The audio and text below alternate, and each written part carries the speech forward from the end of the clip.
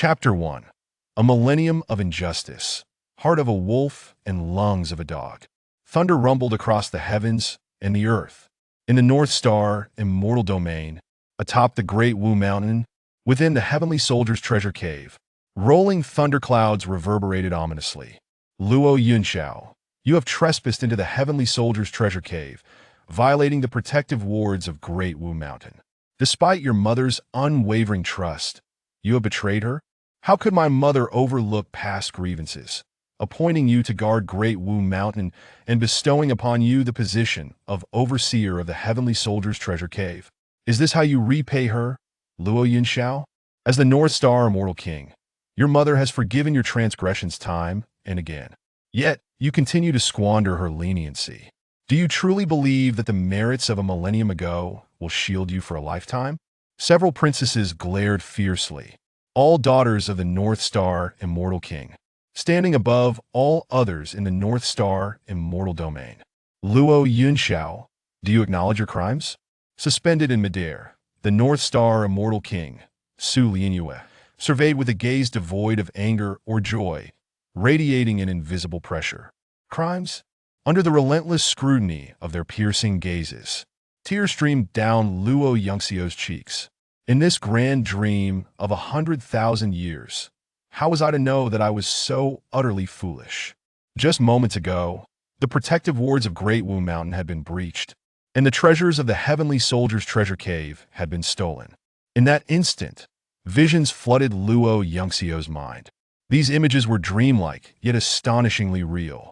He felt like an observer, witnessing the entirety of his life unfold before him. To this day, he vividly remembers the future he glimpsed, where he risked life and limb to retrieve evidence, proving that the treasures within Great Wu Mountain and the heavenly soldier's treasure cave had not been taken by him. Yet, all he received in return from the North Star Immortal King was a dismissive. Does it truly matter? Indeed. Does it matter? A millennium ago, Luo Yunxiao was the strongest prodigy of the North Star Immortal Domain, the cherished disciple of the North Star Immortal King. At that time, the North Star Immortal King regarded Luo Yunxiao as a son. Not only had he conferred upon him the title of Holy Son of North Star, but he had also betrothed his eldest daughter, Su Muin, to Luo Yunxiao as his wife. Yet on the very day of their wedding, an event transpired that altered the trajectory of Luo Yunxiao's entire life. How significant is the heavenly soldier's treasure cave? Mother entrusted you with its guardianship as an opportunity to hone your skills and character. Yet you have committed such a heinous act. Truly irredeemable. Eldest sister is engaged in battle at the heavenly gates with the remnants of the evil clan, while you, in the rear, have plundered the treasures of the heavenly soldier's treasure cave? O Luo Yunxiao, to think that my sister married a man like you is her greatest sorrow. Sorrowful? Perhaps. But it is not Su Muin's sorrow. Rather, it is Luo Yunxiao's lament. On the night of their wedding a millennium ago, the evil clan launched a massive invasion. The unprepared North Star Immortal Domain was driven back relentlessly. As the might of the evil clan surged forth like a tidal wave, it seemed they would breach the Immortal King's city. In that critical moment, it was Luo Yunxiao who stepped forward, using unparalleled secret arts to activate the North Star's supreme treasure, the Haotian Mirror, sealing the entire evil clan within its realm. He himself was left with the tragic fate of becoming a sacrificial pawn, his cultivation sealed entirely. For a millennium, he endured relentless corruption from the evil energy within the Haotian Mirror. His immortal roots decayed. The entire North Star Immortal Domain believed him to be dead. They held a grand funeral in his honor. His fiancée, Su Muin, publicly vowed to never marry again, retreating to the frontier, guarding the heavenly gates. Yet who would have imagined that one who was supposed to be dead would return alive a millennium later from the Haotian Mirror? The world only required a deceased hero, not a living prodigy. Regrettably, the Luo Yunxiao of that time was unaware. He thought that upon his return, everyone would surely rejoice. Yet the reality of his return was met with endless schemes, repeated injustices. Brother Yunxiao, you should bow your head to the princesses. Perhaps they will forgive you this once out of past kindness. Luo Yunxiao looked at his concerned junior disciple, Mu Xuanhu, had it not been for the strange white light flashing in his eyes, and the visions of his life that he had previewed, he might still believe that the other was a good person. Look at him. The junior disciple kindly advocates for him, and he ignores him completely. A person so ungrateful does not deserve forgiveness. The second princess, Su Mingrue, glared with contempt. A millennium ago, Luo Yunxiao was the most powerful holy son of the North Star Immortal Domain, the heir to the North Star Immortal King's legacy. At that time, he truly embodied the essence of a prodigy. However, since Luo Yunxiao emerged from the Haotian mirror, he appeared utterly depleted, on the brink of death. Even the North Star Immortal King declared that Luo Yunxiao would never again tread the path of greatness. From then on, people began to distance themselves from Luo Yunxiao. Coldness enveloped him. Of course, the reasons for their estrangement were not solely due to this. A millennium of time had transformed all. A man who was meant to be dead suddenly reappeared, leaving many feeling disoriented. Moreover, more importantly, we have a new junior disciple. In the North Star Immortal Domain, the newly appointed Holy Son, Mu Xuanhu. The talents of the junior disciple, even compared to the Luo Yunxiao of yore, are deserving of the title of prodigy. Furthermore, the junior disciple is so honest and kind. Unlike him, Luo Yunxiao, who is petty and calculative. He only knows how to rely on past achievements, pressuring others. The princesses wore cold smiles. As the new holy son of the North Star Immortal Domain, even the North Star Immortal King had once proclaimed that Mu Xuanhu was the hope of the North Star Immortal Domain's future. In such a situation, Luo Yunxiao's presence felt superfluous. It's obvious. Luo Yunxiao is envious of the junior disciple's position as holy son, unwilling to accept that he is merely a steward of the Heavenly Soldier's treasure cave at Great Wu Mountain. Thus, he resorts to such despicable means to draw our attention and express his dissatisfaction. The third princess, Su Xianghe, sneered. Luo Yunxiao, do you still not acknowledge your crimes? The North Star Immortal King, Su Lianyue, furrowed her brow slightly. She was beginning to lose patience. Though Su Lianyue concealed it well, Luo Yunxiao still perceived the same disdain in her eyes as in the other princesses.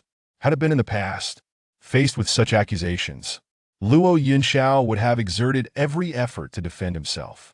But now, after experiencing that vision of a tragic lifetime, Luo Yunxiao had previewed the sorrows of his life. Who could have imagined that the illustrious North Star Immortal Domain, in order to annul a marriage, would resort to such underhanded tactics, framing and slandering the hero who once saved the entire domain? Indeed, the wards of Great Wu Mountain had been breached, and the treasures of the Heavenly Soldier's treasure cave had been plundered. But it was not Luo Yunxiao who had done this. Luo Yunxiao, if you acknowledge now that the theft of the treasures from Great Wu Mountain and the Heavenly Soldier's treasure cave is related to you, I, out of consideration for our past teacher-student bond, will show leniency and allow you to remain in the North Star Immortal Domain. Su Lianyu's words carried a hint of condescension. Yet to Luo Yunxiao's ears, they sounded utterly absurd.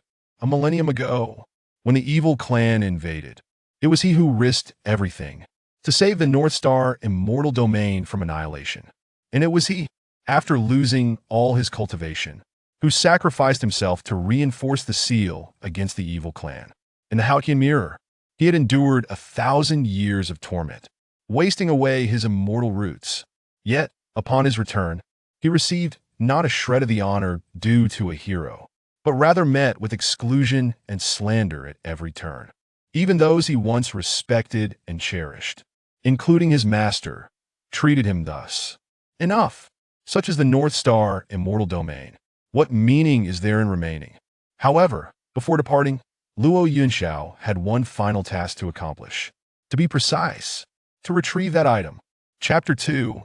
Great Achievements, Unfathomable Pride.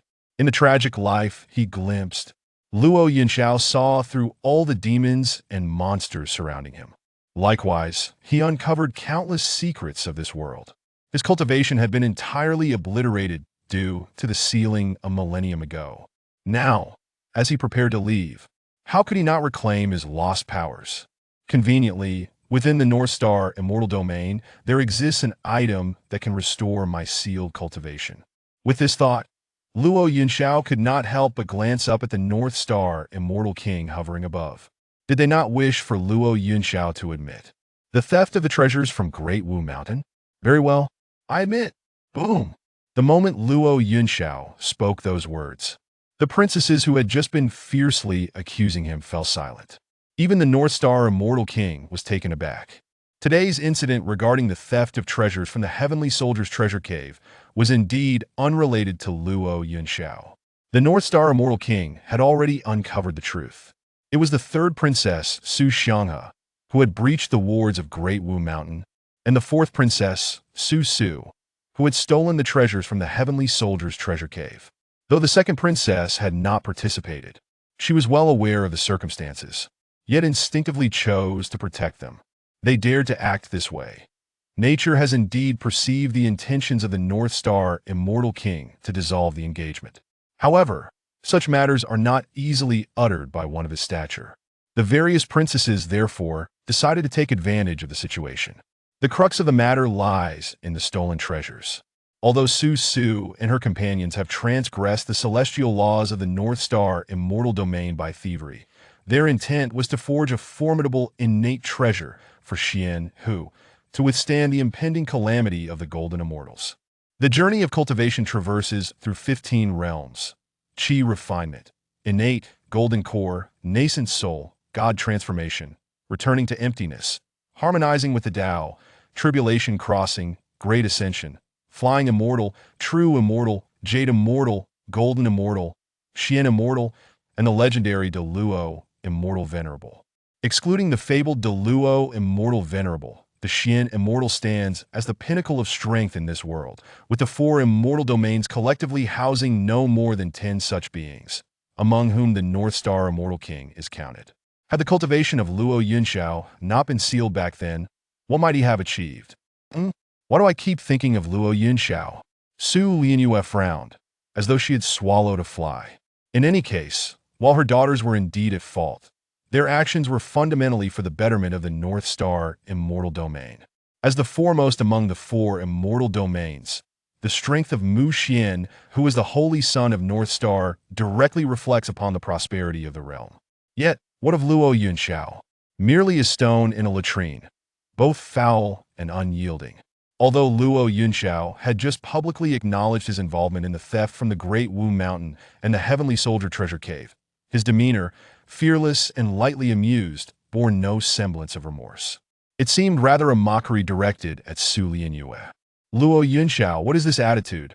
Is this how one admits to wrongdoing? It is clearly a retreat disguised as an advance, feigning acknowledgement while actually pressuring Mother to concede. Is it not? If one is to admit fault, then there ought to be a semblance of sincerity.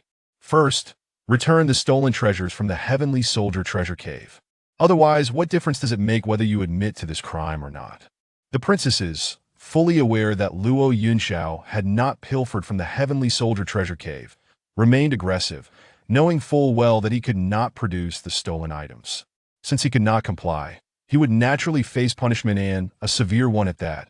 With the talent of our junior disciple, should he successfully overcome the Golden Immortal Calamity, he shall rightfully be the holy son of the North Star Immortal Domain, no longer overshadowed by the name Luo Yunxiao.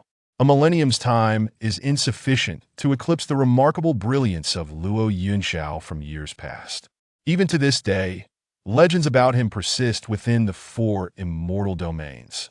The 4 princesses, Su Su included, had stolen treasures to assist Mu Xian, who in swiftly overcoming the Golden Immortal Calamity, lest the mention of the North Star Immortal Domain evokes past grievances. Yet, to Luo Yunxiao, all of this appeared particularly ludicrous. Their extensive discourse was merely a means to compel Luo Yunxiao to acknowledge the thefts from the Great Wu Mountain and the Heavenly Soldier treasure cave. Yet now that he had admitted it, they still persisted in their relentless pursuit.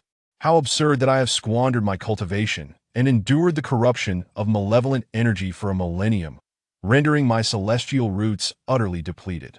Even now, Luo Yunxiao vividly recalls the future he witnessed, where despite his countless efforts, he faced skepticism and betrayal, the heart-wrenching agony still fresh in his mind. Once, a millennium ago, they were a family. How did it come to this? The self within the dream could not fathom it. Yet having glimpsed the tragedy of his own life, Luo Yunxiao has long since awakened to profound enlightenment. The hearts of men are inherently insufficient, even immortals are not exempt. Observing the irritating smile re-emerging at the corner of Luo Yunxiao's mouth, Su Lianyu's expression darkened.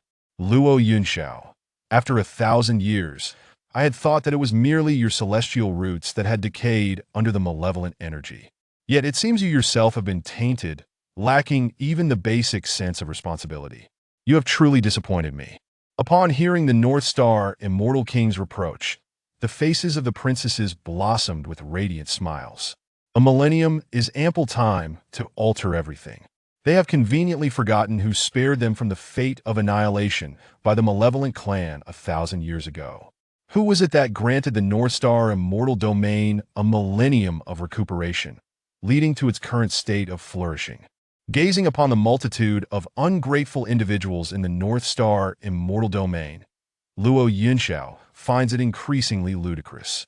He laughs at his own foolishness, and more so at his former naivete.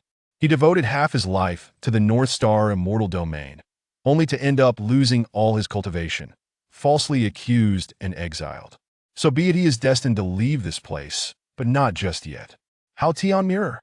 Had he not perused the tragic narrative of his life beforehand, Luo Yunxiao might never have discovered the true secret of the Hao Tian Mirror. All my cultivation was for the purpose of suppressing the malevolent clan, sealed within the Hao Tian Mirror. If I cannot reactivate the Hao Tian Mirror, how can my cultivation return? Since the North Star Immortal Domain shows no gratitude, Luo Yunxiao sees no reason to remain here to be bullied. However, before he departs, he must obtain that item intimately connected to the Hao Tian Mirror. Only then can he fully master the Hao Tian Mirror, unravel the seal, and restore his cultivation. As for the Hao Tian Mirror, let it serve as compensation from the North Star Immortal Domain for my millennium of suffering. The torment of 1,000 years under the taint of malevolent energy is a pain that few can endure. Luo Yunxiao has exhausted all compassion for the North Star Immortal Domain, which has repeatedly failed to appreciate his sacrifices. Haha, Luo Yunxiao, why the silence? Are you feeling ashamed? Your schemes laid bare? Did you truly believe your tricks could deceive Mother? The princesses shamelessly hurled accusations at Luo Yunxiao. Their hearts were solely focused on obtaining Mu Xianhu's innate treasure, never considering the consequences of their actions upon Luo Yunxiao. After all, this fellow has already incurred the displeasure of our sisters and mother with his previous deeds. What's one more offense? This is the perfect opportunity to dissolve his engagement with the eldest sister and rescue her from her suffering. The princesses were singularly focused on severing ties with Luo Yunxiao, their gazes towards him akin to that of looking at a filthy rag in a latrine, filled with utter disgust. Mother, you witnessed Luo Yunxiao's attitude just now. He is boastful, taking advantage of his past achievements to run rampant in our North Star Immortal Domain. Out of jealousy towards our junior disciple, he has resorted to the despicable act of stealing from the very domain he guards, and he has shown disrespect to you, Mother. If we do not impose severe punishment, how can we maintain order? Upon hearing the third princess, Su Xiang's suggestion, the second princess, Su Mingrui, and the third princess, Su Su, all expressed their agreement. At this moment, the North Star Immortal King cast a sidelong glance. Luo Yunxiao, your negligence has resulted in the theft of treasures from the Great Wu Mountain and the Heavenly Soldier Treasure Cave. Effective immediately, you are stripped of your duties regarding the Great Wu Mountain and the Heavenly Soldier Treasure Cave. Go to the Great Snow Mountain and reflect on your past. Master, the climate of the Great Snow Mountain is harsh, and without cultivation, Brother Yunxiao will likely freeze to death there. I implore you and the esteemed sisters to show mercy, considering Brother Yunxiao's past contributions a millennium ago. At that moment, Mu Xianhu rushed forward.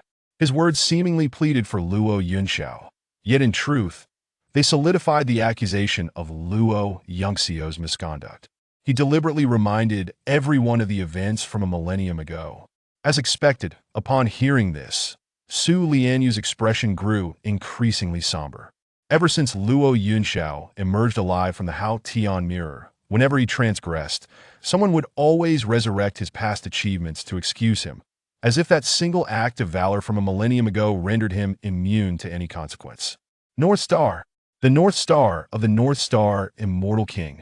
No matter how grand Luo Yunxiao's accomplishments, they could never overshadow the supreme authority of the North Star Immortal King. Indeed, witnessing the North Star Immortal King's reaction, Luo Yunxiao shook his head with a smile once more. He recalled the self in his dreams, who continuously defended himself before the North Star Immortal King. In truth, the North Star Immortal King knows everything, which is why, when Luo Yunxiao fought desperately to retrieve evidence, battered and on the verge of collapse, she uttered those words. Does it matter? Indeed, to her, whether Luo Yunxiao is innocent or not has never been of importance. What has always mattered is the throne beneath her, that of the Immortal King. She never needed to consider what would become of Luo Yunxiao after he faced slander. In their eyes, the North Star Immortal Domain's willingness to provide for Luo Yunxiao, a mere waste with decayed celestial roots, is already a tremendous act of kindness. Chapter 3. Perfectly flawless, fiercely assertive as for Mu Xuanhu. His strategy of leveraging others to achieve his ends is nothing short of exquisite. Not only would no one perceive his malevolent intentions, but they would also regard him as a paragon of sincerity and kindness, especially as Luo Yunxiao has transformed so drastically, yet Mu Xuanhu still cherishes a bond of camaraderie. In truth, even the Luo Yunxiao within the dream mirrors this sentiment. Amidst the ceaseless misunderstandings and slanders surrounding him, there exists a voice that ardently defends him. This feeling is akin to a refreshing spring emerging from an endless, parched desert. Regrettably, this flawless Fade cannot withstand the ravages of time. Luo Yunxiao has gazed through the ages, reflecting upon his squandered existence, and has likewise discerned the hypocrisy and malice within Mu Xuanhu. Xuanhu, you are still young. There are matters you fail to comprehend.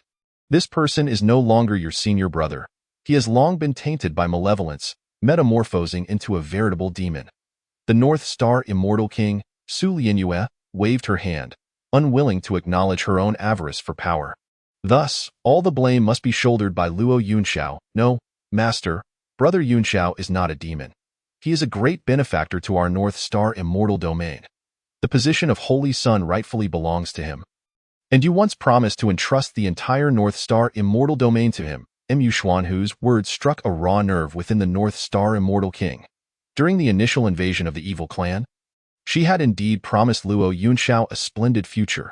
However, upon his return, she had not fulfilled any of those promises, even contemplating a withdrawal from their original betrothal. If Luo Yunxiao were to perish, those promises would naturally become moot, and the North Star Immortal King would bear no burdens. She could continue to exalt Luo Yunxiao as a hero, celebrated throughout the North Star Immortal Domain. But what of a hero, proclaimed for over a millennium, who suddenly re-emerges alive one day? Moreover, he appears right before the North Star Immortal King. The existence of Luo Yunxiao serves as a continual reminder to Su Lianyue of her unfulfilled promises, rendering them mere empty assurances. Each appearance of Luo Yunxiao seems to accuse Su Lianyue of her cold-heartedness. Su Lianyue could only repeatedly remind herself internally that Luo Yunxiao's celestial roots had been shattered, rendering him incapable of cultivation and unfit for great responsibilities. This was not out of her lack of affection. Furthermore, she had repeatedly reassigned Luo Yunxiao to remote locations, akin to the Great Wu Mountain or the Heavenly Soldier Treasure Cave, places distant from daily life yet exuding an air of grace. In truth, it was a deliberate effort to temper his character, preparing him for future responsibilities, as for when that future would arrive. The lifespan of immortals is indeed vast. It all depends on whether Luo Yunxiao can endure. Desiring both face and substance, she sought to position herself at the pinnacle of virtue. It seemed that any deviation from her will was met with accusations of ignorance and ingratitude, as if those who opposed her were merely reaping the consequences of their own folly. In times past, Luo Yunxiao might have begged the North Star Immortal King, believing her intentions were genuinely aimed at his growth, desperately striving to prove himself. However, that sycophantic demeanor had long since become alien to the current Luo Yunxiao. The Great Snow Mountain, indeed, was a serene and splendid refuge. Observing Luo Yunxiao's calm demeanor in the face of punishment, the North Star Immortal King furrowed her brow once more, as if her supreme authority had been publicly slapped. Mother, did you see? Despite your immense grace towards him, Luo Yunxiao dismisses your kindness entirely. Such a cold-hearted and ungrateful individual, to punish him by sending him to the Great Snow Mountain is merely indulgent. Princess Ji Su Xianghe rolled her eyes dramatically. I grant you a 3-day grace period. You shall go to the Great Snow Mountain to receive your punishment in 3 days, the North Star Immortal King declared. Preparing to turn away. Not 3 days, but 1 day suffices. Luo Yunxiao's words halted the North Star Immortal King's steps. She had granted a 3-day period out of lingering affection, hoping to extend Luo Yunxiao some additional time. Yet, how ungrateful he was to contradict her in public. Very well, 1 day it is. Should you not depart by tomorrow, do not blame me for disregarding our years of master-disciple bond. Master-disciple bond? Luo Yunxiao found this notion amusing. Such sentiments may have once existed in the North Star Immortal Domain, but now, before heading to the Great Snow Mountain, I still need to return to Xintian Peak to gather some belongings. Upon hearing this, the North Star Immortal King said nothing further, but the princesses could no longer contain themselves. I told you so. Just moments ago, he was adamantly stating he would go to the Great Snow Mountain in 1 day. And now he is clearly threatening Mother. Now faced with her mother's firm stance, he shamelessly insisted on returning to Xintian Peak to gather his things. Please, Xintian Peak is the residence of the junior apprentice. What belongings could he possibly have there? Xintian Peak has always been the abode of the Holy Sons of the North Star Immortal Domain. Although Luo Yunxiao had once been the Holy Son, that was over a millennium ago. Is that so? Then why does my memory seem to diverge from yours?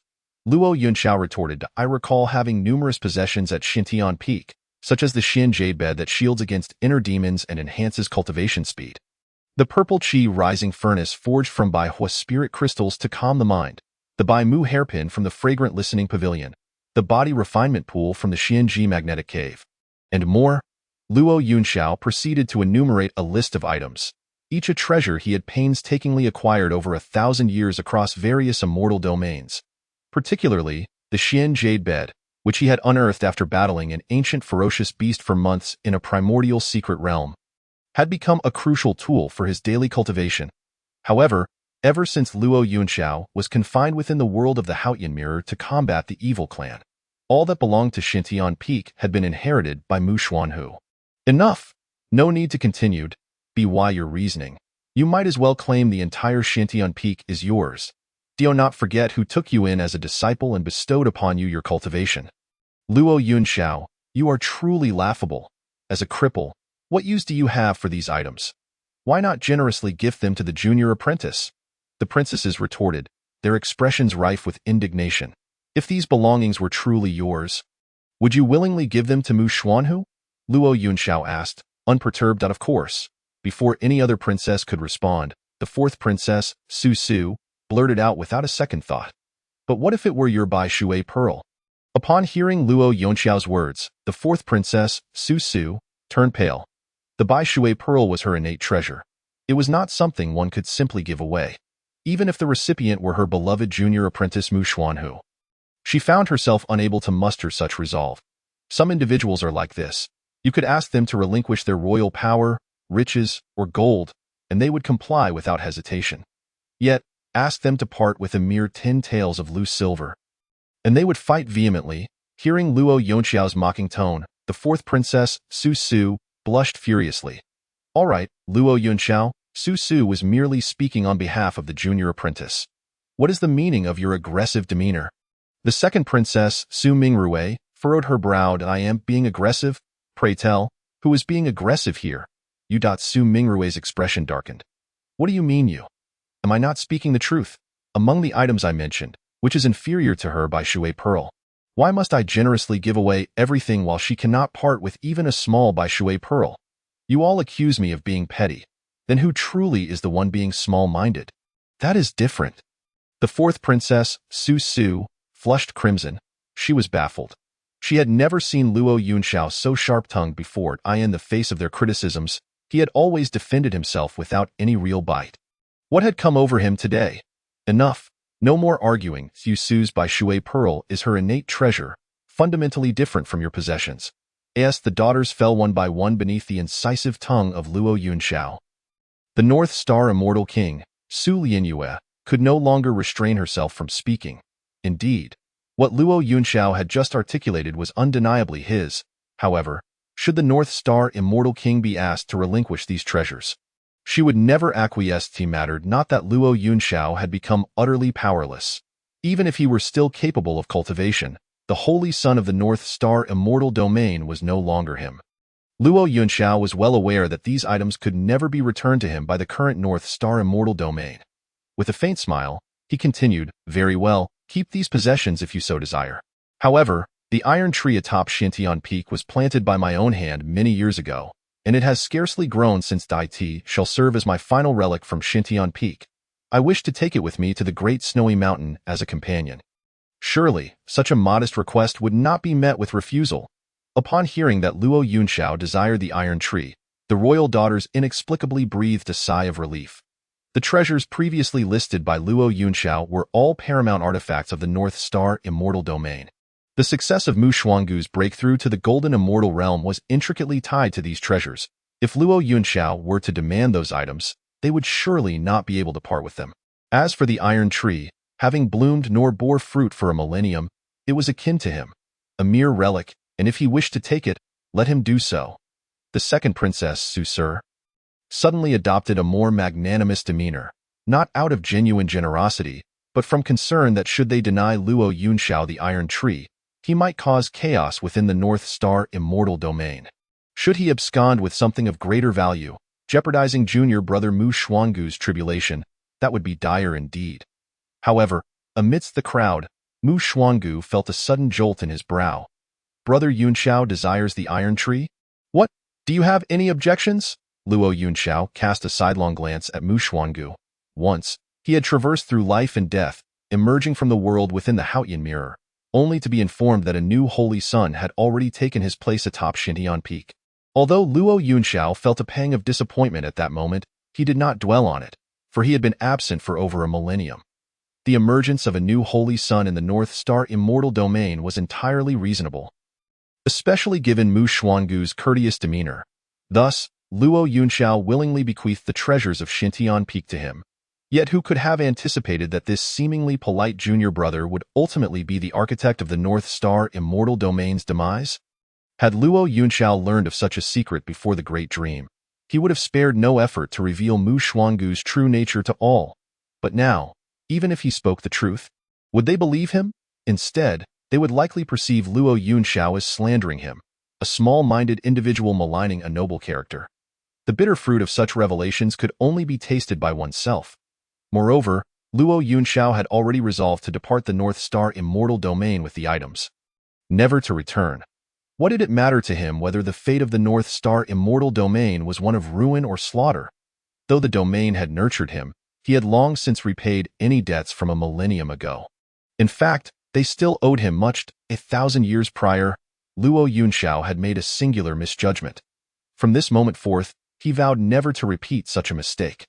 Luo Yunxiao, what is this attitude? Junior brother merely inquired. And you feel it necessary to respond in such a manner? Furthermore, Xintian Peak rightfully belongs to junior brother now.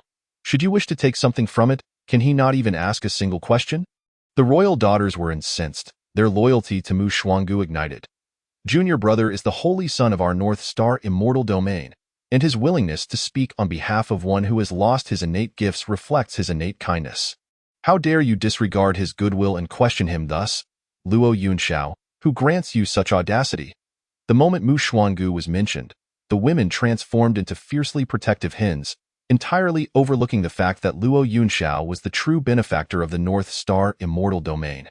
Enough, enough, Su Mingrui coldly scoffed.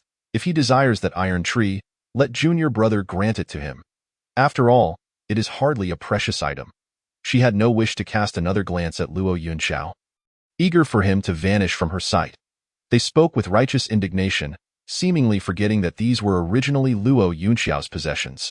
His kindness had led him to refrain from claiming them upon his return from the Haotian mirror.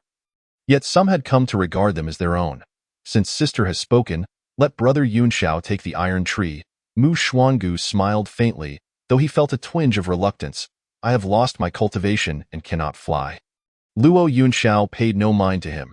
His sole desire was to seize the items and swiftly depart from this parasitic lair. I shall take you. Su Mingrui mounted her cloud and ascended into the sky with Luo Yunxiao. Her willingness to assist him was not born of sentiment, but rather a desire to expedite his departure with the iron tree, ensuring that her sight was no longer troubled by him.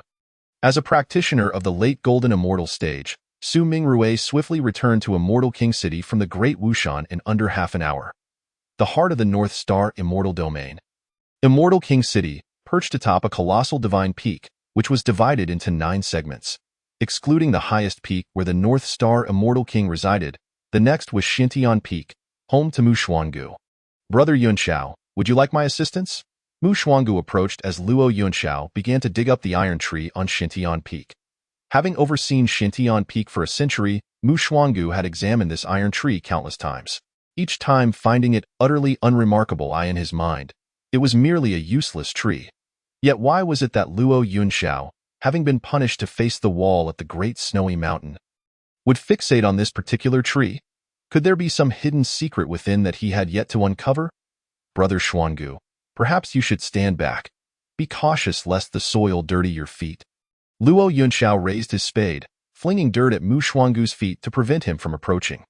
Ever since he had unraveled Mu Xuangu's true nature in that dream, all Luo Yunxiao felt in response to him was a singular thought: retreat? Retreat? Retreat! In the presence of such a duplicitous serpent, the best course of action was to afford him no opportunity for closeness. What are you doing, Luo Yunxiao? This unfolding scene was fortuitously witnessed by several royal daughters arriving atop the mountain. Initially, they had planned to return after escorting Luo Yunxiao to Xintian Peak. However, recalling that only Luo Yunxiao and Mu Xuangu remained atop the mountain, fearing for the innocent junior brother, they chose to retrace their steps. To their astonishment, they witnessed Luo Yunxiao bullying their cherished junior brother. Junior brother approached with kindness, and not only did you refuse to appreciate it, but you also deliberately threw dirt at his feet, staining his garments. This is nothing short of blatant retaliation. Were it not for our own eyes, we would have been unaware of how you typically mistreat junior brother. Observing the royal daughters, fiercely protective as mother hens, Luo Yunxiao chuckled softly. Retaliation? Ha! If you say so, then so be it. He could hardly be bothered to respond, continuing to dig in that dream of 1,000 years. The illusions he once harbored had been ground to dust by a grim reality. Now, all Luo Yunxiao wished was to excavate the iron tree beneath his feet and depart. This iron tree, barely taller than a man, resembled a bush forged of steel. It was a relic he had obtained during his youth within the heart of the North Star Immortal Domain. At that time, he had been unaware of the extraordinary potential hidden within this seemingly inconspicuous iron tree. Indeed, who could have foreseen that this unremarkable iron tree was, in truth, a manifestation of the power of rules from the Haotian Mirror? Had it not been for the catastrophic calamity that befell the North Star Immortal Realm during that fateful rehearsal of life, in a moment of desperation, Luo Yunxiao would not have discovered the hidden secret within the iron tree. Utilizing the power of the rules contained within it, he restored his cultivation and summoned the might of the Haotian Mirror, ultimately saving the entire North Star Immortal Realm. It was unlikely that Luo Yunxiao would have resorted to excavating the iron tree at the very moment he had resolved to depart from the realm. Reflecting on this, a self-deprecating smile played upon his lips. He had unraveled the mystery of the Haotian Mirror and believed that by restoring his powers and saving everyone, he could dispel the misunderstandings. Little did he know that his actions would instead invoke jealousy and suspicion. How could a mere invalid possibly wield control over the most prized treasure of the North Star Immortal Realm and regain his former strength? This incited envy from figures such as the North Star King, while several princesses publicly accused Luo Yunxiao of harboring malicious intent, claiming he had deliberately concealed the secret of the Haotian Mirror. To prove his innocence, Luo Yunxiao even allowed someone to absorb all his cultivation. Had he truly become a mere pawn for another? In that moment, he felt utterly foolish in the dreamlike state he found himself in. As for the fortunate individual who had gained his entire power, that was none other than the seemingly harmless Mu Xuanhua standing before him. At that time, Mu Xuanhua had made grand promises that once Luo Yunxiao regained his innocence, he would return the powers to him. But innocence? In the vast North Star immortal realm, where could one find such a thing? Even if it existed, it surely did not belong to Luo Yunxiao. Now, upon awakening from the dream, he would not repeat his past folly and allow another to seize his opportunities. Chapter 5. I am a demon. I am most malevolent. As Luo Yunxiao's pace in digging quickened, Mu Xuanhua felt increasingly convinced that the iron tree was indeed a remarkable treasure.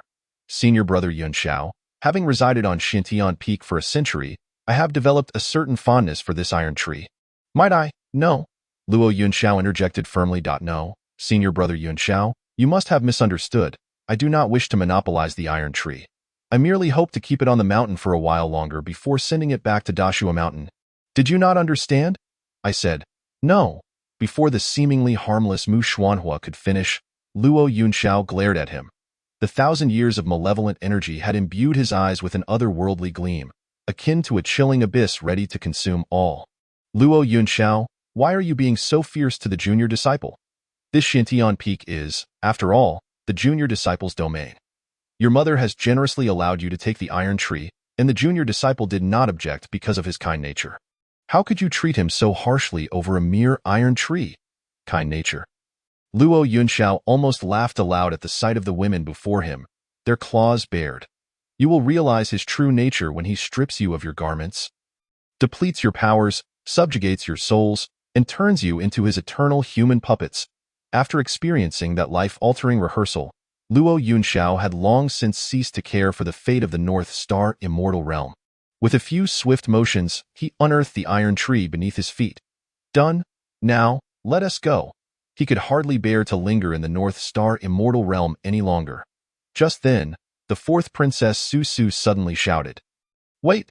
You haven't apologized to the junior disciple. She swiftly blocked Luo Yunxiao's path. Why apologies? But I must take my leave. As Luo Yunxiao effortlessly sidestepped her, Su Su was momentarily taken aback. That was your apology? Something feels off. No, Luo Yunxiao. An apology should carry some sincerity. At the very least, leave the iron tree. Upon hearing this, the other princesses chimed in, insisting, indeed, leave the iron tree. You should go to Dashua Mountain for punishment instead. Since the iron tree was the junior disciple's cherished possession, they could not allow Luo Yunxiao to take it so easily, even if the tree itself held little intrinsic value. Luo Yunxiao rolled his eyes dramatically. Finding these women insufferable, please, do step aside. Thank you. The fourth princess Su Su was taken aback. Are you talking to us? Her disbelief was evident as she gazed at Luo Yunxiao, but soon her expression darkened. Luo Yunxiao, I am a North Star princess. How dare you? Silence. Luo Yunxiao's eyes sparkled with a chilling intensity. By virtue of our kinship, I am your brother-in-law, and it is only natural for a brother-in-law to discipline a younger sister. As for my identity, I am the hero who saved the North Star immortal realm. Had I not sacrificed myself to seal the evil clan, you would still be oblivious to the threats lurking beneath your very throne. Until now, I have refrained from holding your past misdeeds against you out of respect for our shared history. If you no longer wish to acknowledge that bond, then let it be. From this day forth, our paths diverge. Should you dare raise your voice against me again, I will not hesitate to slap you.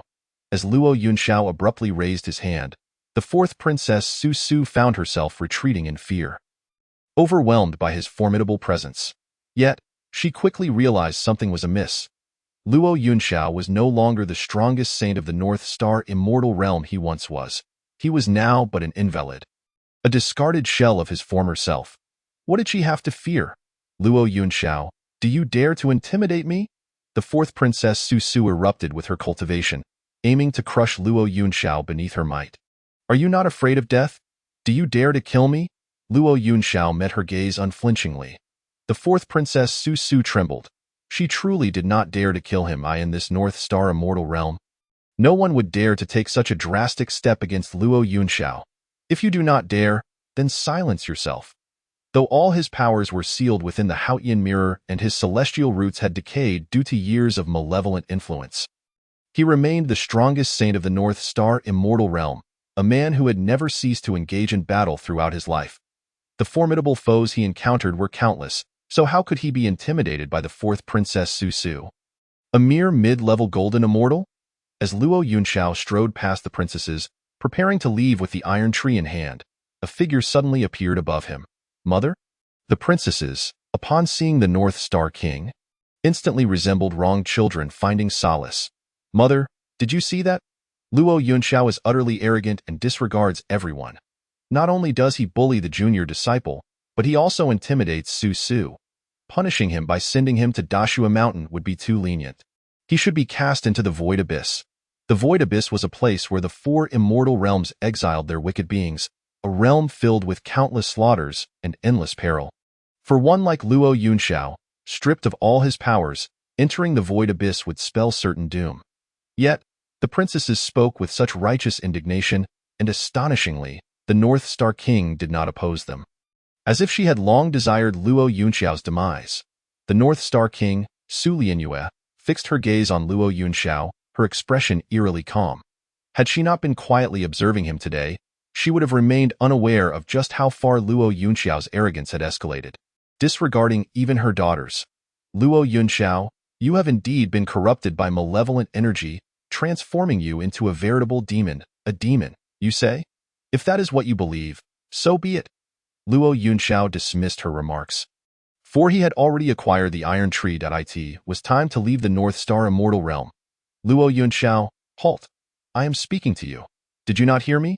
The North Star King, already displeased with Luo Yunxiao's demeanor, felt her disdain intensifying upon witnessing his obstinacy. How could her daughters marry such a wicked soul? Regarding your betrothal to Wanner, I have increasingly felt that you two are not suited for each other. Oh? At last, you can't contain yourself any longer and have voiced it? Luo Yunxiao turned to face the North Star King. Are you suggesting you wish to annul the engagement? You said it. Not I. The North Star King turned her head away. See? Here it comes again. You clearly desire it, yet you insist on denying it. Very well. This engagement has always been a burden to me. It would be better to sever ties with the North Star immortal realm altogether. I, Luo Yunxiao, am but a waste. My celestial roots decayed. I am unworthy of the esteemed position held by your esteemed daughters, who guard the heavenly gates and have rendered meritorious service to the realm. Since you have brought this matter up today, let us dissolve the engagement once and for all. Are you attempting to coerce me? Although the North Star King wished to annul the engagement, such matters could not be disclosed publicly. Moreover, Luo Yunxiao had been the hero who sealed the evil clan 1,000 years ago. Mishandling this situation could severely damage the reputation of the North Star immortal realm. As the reigning monarch, she could not allow such an occurrence. Why does the immortal king speak thus? Luo Yunxiao also chuckled, fully aware that both parties had long harbored intentions. Luo Yunxiao took the initiative to announce the dissolution of the engagement. Yet the North Star immortal king audaciously claimed that Luo Yunxiao was coercing her. Very well. If coercion it shall be, then so be it. I genuinely feel unworthy of the esteemed Princess Su Yun. Given today's auspicious occasion, let us dissolve this ill-matched engagement forthwith. Luo Yunxiao spoke with utmost sincerity, each word emanating from the depths of his heart. He truly intends to break off the engagement? The princesses behind the North Star immortal king looked on in astonishment, soon followed by waves of elation. Humph, see? Luo Yunxiao himself acknowledges the disparity between him and the elder sister. They were worlds apart yet insisted on being together. Now, it is splendid that the elder sister shall no longer be ensnared by this worthless Luo Yunxiao. They had long believed that Luo Yunxiao was unworthy of the esteemed Princess Su Yun. Mother, since Luo Yunxiao has taken the initiative to declare this today, let us annul the engagement between him and the elder sister. The fourth Princess Su Su stepped forward, her face filled with indignation. She had just been thoroughly humiliated by Luo Yunxiao. How could the dignified princess of the North Star tolerate such a brother-in-law? The North Star immortal king had not anticipated Luo Yunxiao's directness, which caught her completely off guard. However, the North Star immortal king Su Lianyue soon regained her composure, her expression darkening. Luo Yunxiao, why are you so cruel? Luo Yunxiao, what nonsense! I have willingly broken off the engagement. How can that be construed as cruelty? Chapter 6. Cruelty and scheming, a complete severance. What does mother mean by this? Is it not a good thing to annul the engagement? The princesses wore expressions of confusion, gazing at the North Star immortal king, with only the second princess Su Mingrue's expression shifting. She was the second only to Su Yun among the princesses. Luo Yunxiao had once sealed the evil clan. Believing him dead, the elder sister had sworn publicly to never marry. This matter had long spread across the 4 great immortal domains. Luo Yunxiao's actions could lead the elder sister to become the target of scorn and ridicule, destined to live a life of solitude. Heaven! The 4th princess Su Su covered her mouth. Is it truly so? Luo Yunxiao, how could you be so malicious, knowing that mother cannot annul the engagement? Luo Yunxiao, are you deliberately trying to coerce us? The princesses were incensed, their chests heaving as they stood together like a row of trembling papayas. Only Luo Yunxiao remained unfazed, genuinely surprised that these women could concoct such slanderous fabrications. Fortunately, from that dream that felt like an eternity, he had already discerned the depths of their depravity. It was only natural for them to dream up such filth. Luo Yunxiao wasted no time. He immediately produced paper and pen, and before the North Star Immortal King and the gathered princesses, he penned a lengthy letter of annulment. This letter was filled with self-mockery and ridicule, yet throughout its entirety, it contained but 3 words: I am unworthy. He truly wrote the letter of annulment. Could it be that he is concocting some sinister scheme in his heart? The princesses gathered closer to read it clearly, while the North Star Immortal King furrowed her brow. Luo Yunxiao, think carefully. Once this letter of annulment is made public, your ties to my Immortal King city shall be severed forever. Luo Yunxiao's immortal roots had decayed, his cultivation lost. He was no longer the North Star's holy son. If this engagement were to vanish, then only the faint bond of master and disciple from a millennium ago would remain between Luo Yunxiao and the North Star Immortal King. Yet for Luo Yunxiao, this was a monumental joy. Without the engagement to Su Yuan, he could completely sever all ties to this blood-sucking den. I am quite clear. From this day forth, I shall no longer be Su Yuan's husband. As for our master-disciple bond, after a millennium, let it be as if I perished long ago.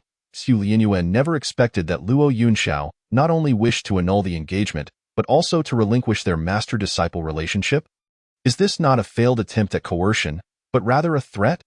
The North Star Immortal King Su Lianyue frowned. Very well, Luo Yunxiao, since you have the audacity to utter such words, then I shall grant your wish today. Convey my immortal decree. From this day forth, Luo Yunxiao shall no longer be Wanera's husband, nor shall he remain my disciple. Do you, Luo Yunxiao, wish to threaten me? Excellent. Today, I shall let you know that once you step beyond the gates of the North Star Immortal Domain, who will still regard you as a treasure. When the time comes, should you find it impossible to survive, you will naturally crawl back, begging for my forgiveness. Thank you, Immortal King. Ignoring Su Lianyue's self-generated assumptions, Luo Yunxiao bowed to the North Star Immortal King. Given our master-disciple connection, let this be the final farewell. Thunder rumbled in the North Border Celestial Pass. The esteemed Princess Su Yuan was leading a contingent to suppress the remnants of the evil clan when, suddenly, a sharp pain pierced her heart, as if she had lost something of great importance. What is this feeling? Just as she clutched her chest, a wave of unease washed over her. The celestial soldiers behind her suddenly pointed into the distance and shouted, "Look, what is that?" Out of curiosity, Su Yuan raised her head and focused her gaze, only to discover that the array sealing the evil clan was indeed showing signs of loosening, emitting mournful wails, as if lamenting something unjust. Can arrays possess emotions? Su Yuan was momentarily taken aback, but soon, as if realizing something, her pupils dilated, and her spear shot skyward, transforming into a streak of light, slaying several key remnants of the evil clan. Suddenly, Su Yuan turned the spear's tip towards the direction of the Immortal King City and sped away. Convey my orders. From this day forth, seal the North Border Celestial Pass. Without my command, no one is permitted to act recklessly. Meanwhile, as the esteemed Princess Su Yuan rushed back to the Immortal King City, Luo Yunxiao, who had already departed from the city, arrived at a desolate mountain nearby. Old friend, long time no see. He pulled at what appeared to be an ordinary dead tree. In the next moment, the decayed stump transformed into a resplendent divine sword in Luo Yunxiao's hand. You, in my grasp, can no longer shine as brilliantly as you did a millennium ago. If understanding Luo Yunxiao's current sentiments, the luster of the sword began to gradually fade. Before long, It transformed into an unremarkable black wooden sword. This form suits me rather well. Luo Yunxiao smiled faintly, sheathing the divine sword. With the restriction of the divine sword lifted, the surrounding illusion array gradually lost its effectiveness. Revealing a cave before Luo Yunxiao, he strode directly into the cave, which housed many items, each evoking memories of his past. A wooden doll. This was a gift from the esteemed Princess Su Yuan.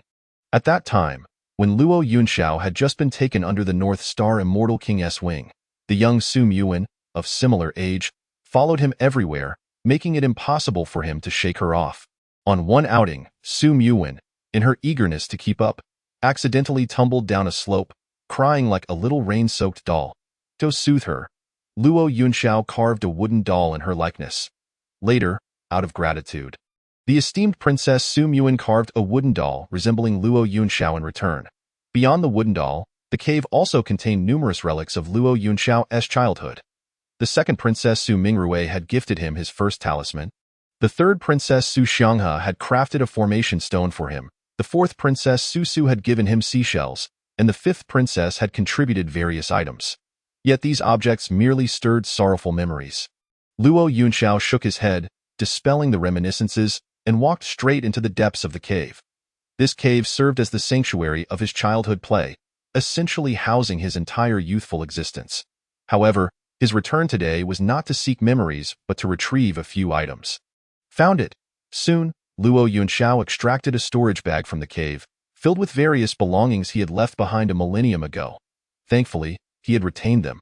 Otherwise, wouldn't he that have been a boon for Mu Xuanhu? After securing the items, Luo Yunxiao did not leave immediately but instead sat cross-legged within the cave, producing the seemingly unremarkable iron tree. This iron tree, like his sword, was entirely black yet concealed profound mysteries. Having experienced that dream spanning an eternity, Luo Yunxiao skillfully unraveled the iron tree's disguise. In the next moment, the iron tree transformed into waves of gentle rule power, surging rapidly into Luo Yunxiao's body. My cultivation has been sealed within the Haotian mirror, and after a millennium of sealing, I have long since fused with the array within the Haotian mirror. This iron tree is, in essence, a manifestation of the rule power from the Haotian mirror. For Luo Yunxiao, merging with it would be the simplest task. Next, it was time to unravel the first layer of the seal. Although Luo Yunxiao has absorbed the Haotian mirror and the iron tree form by the power of rules, he remains, at present, a complete novice devoid of any cultivation. The Haotian mirror is sealed with a total of 14 layers, each corresponding to a level of my sealed cultivation. With the unveiling of each layer, Luo Yunxiao's cultivation can return to its respective level. However, it is not yet the opportune moment for me to unseal these layers. Luo Yunxiao must promptly reach the Great Snow Mountain, for there lies another chance awaiting him. Chapter 7. Discontented. The journey reveals flaws upon Xintian Peak. The few royal sisters who had driven Luo Yunxiao away remained unaware of the impending calamity looming over the North Star Immortal Domain. They were gathered around Mu Xuanhu, with concern etched on their faces. Little junior brother, what troubles you today? Why do you appear so melancholic? Most likely, it was due to Luo Yunxiao. Little junior brother had treated him with utmost sincerity. Yet he had repaid such kindness with disdain. Ultimately, it boiled down to a single truth. Little junior brother was too kind-hearted. In response to the royal sister's consolation, Mu Xuanhu feigned compliance, though his heart was somewhat perturbed. He could not fathom why Luo Yunxiao harbored such intense animosity towards him. Had he inadvertently revealed a flaw? Yet, he swiftly dismissed the thought. After all these years on Xintian Peak, even the North Star Immortal King has never seen through my guise. How could a mere waste like Luo Yunxiao, with his decayed immortal root and lack of any cultivation, possibly penetrate my disguise? Though Luo Yunxiao had once been the most formidable holy son of the North Star Immortal Domain a millennium ago. To Mu Xuanhu, such history felt like ancient lord in his eyes. The current Luo Yunxiao was nothing but a thoroughgoing failure. Yet, that iron tree intrigued him. Mu Xuanhu sensed that within it lay some extraordinary secret. Regrettably, when Luo Yunxiao departed, he had not permitted Mu Xuanhu even a touch, leaving him with an insatiable itch, akin to a swarm of ants crawling over his skin. Regardless, I have already seized nearly everything belonging to Luo Yunxiao. A mere iron tree is of little consequence. After all, in this North Star Immortal Domain, I still require to remain concealed. It suffices to say that once I shed my disguise, I shall return to the Great Snow Mountain, eliminate Luo Yunxiao, and reclaim the Iron Tree. Even if it is indeed a treasure, with his immortal root in decay and his cultivation scattered, how much of its potential could he possibly harness? At that moment, a tremendous sound echoed from the distant sky, originating from the direction of the North Realm's heavenly pass. The royal sister's expressions shifted. Could something be amiss with our eldest sister? The fourth royal sister, Su Su, was filled with worry. Eldest sister Su Mu Wan has long been stationed at the North Realm's heavenly pass, battling remnants of the malevolent tribe. She is the most powerful among us royal sisters. No, it cannot be. Her strength has long reached the pinnacle of the golden immortal stage, and even our mother has remarked that she is on the verge of entering the profound immortal realm. With such prowess, how could she possibly encounter misfortune against mere remnants of the malevolent tribe? However, as the royal sisters wore expressions of concern, on another front, the eldest sister Su Mu Wan, who was hastening back to the immortal king city, suddenly felt dark energies surging above her. What is this? Malevolent energy. Since Luo Yunxiao had fallen into the Grand Formation and sealed the remnants of the malevolent tribe, the North Star Immortal Domain had not witnessed such intense malevolence for many years. The energies were directed towards the immortal king city. This revelation only heightened Su Mu Wan's anxiety. I must return to the immortal king city as swiftly as possible. Time rewinds to half an hour earlier. Luo Yunxiao, in a leisurely manner, arrived above the Great Snow Mountain. This bamboo dragonfly is quite effective. Even as a waste devoid of any cultivation, I can ride it and soar freely, matching the speed of a golden immortal. As he gazed upon the gradually emerging Great Snow Mountain, a spark of joy ignited within him. At last, I have arrived. Luo Yunxiao patted the bamboo dragonfly crafted from purple gold thunder bamboo beneath him. Its wings shimmered with arcs of lightning, gently descending towards the Great Snow Mountain below. This treasure had been gifted to him by a dear friend during his travels across the 4 great immortal domains a millennium ago. But at that time, it had seemed somewhat superfluous to Luo Yunxiao, and thus he had never employed it, leaving it stored in a cave. In retrospect, it appeared as if fate had orchestrated this. These items had remained in the cave, awaiting their true master's return. Upon landing, Luo Yunxiao stowed away the bamboo dragonfly.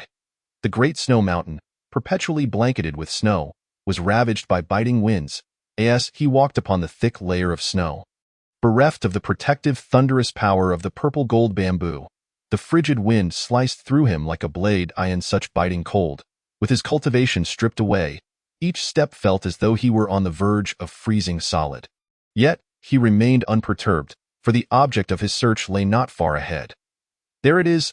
Luo Yunxiao arrived before a smooth, pristine blue ice wall. It was this very wall that, in the near future, would herald the birth of an unparalleled prodigy within the North Star Immortal Domain, rumored to be the younger brother of Mu Xuanhu. Having undergone a vision of 1,000 years in a single glance, Luo Yunxiao understood that this so-called brother was merely a facade. However, the fact that Mu Xuanhu could locate this place spoke volumes about the vastness of his hidden influence within the North Star Immortal Domain. Yet, what did this matter to Luo Yunxiao? In that dream, he had been wronged, and all that rightfully belonged to him had been taken away. Even the cultivation he reclaimed from the Haotian mirror had been completely siphoned away by Mu Xuanhu. Now, reclaiming a portion of what was rightfully his hardly seemed excessive.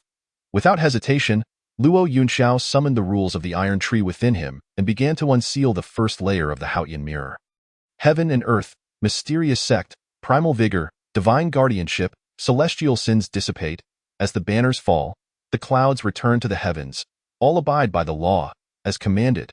Let me be. As Luo Yunxiao executed the incantations, a crack suddenly appeared in the seal of the Haotian mirror. Pure cultivation surged forth like a startled swan, soaring through the crack and vanishing in an instant. What was that? At the North Realm's heavenly pass, the guarding North Star Immortal generals were left in utter disbelief. Yet, before they could react, a torrent of dark energy erupted from the seal of the Haotian mirror. Malevolence. That is malevolence. Could it be that a powerful being of the malevolent tribe sealed within was about to awaken? Quickly, send word back to the Immortal King City, requesting reinforcements. as they felt the celestial formation upon the city walls dimming under the onslaught of malevolence.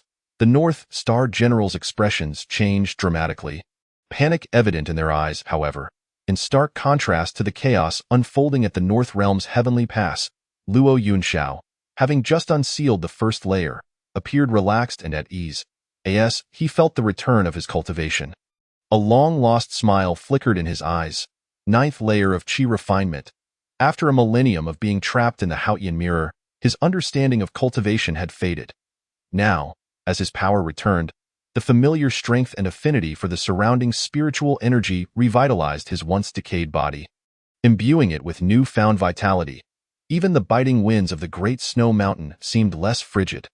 Having endured so much, suffering from the malevolent energy's torment for 1,000 years, and having lost his immortal root, what was the purpose of such hardship?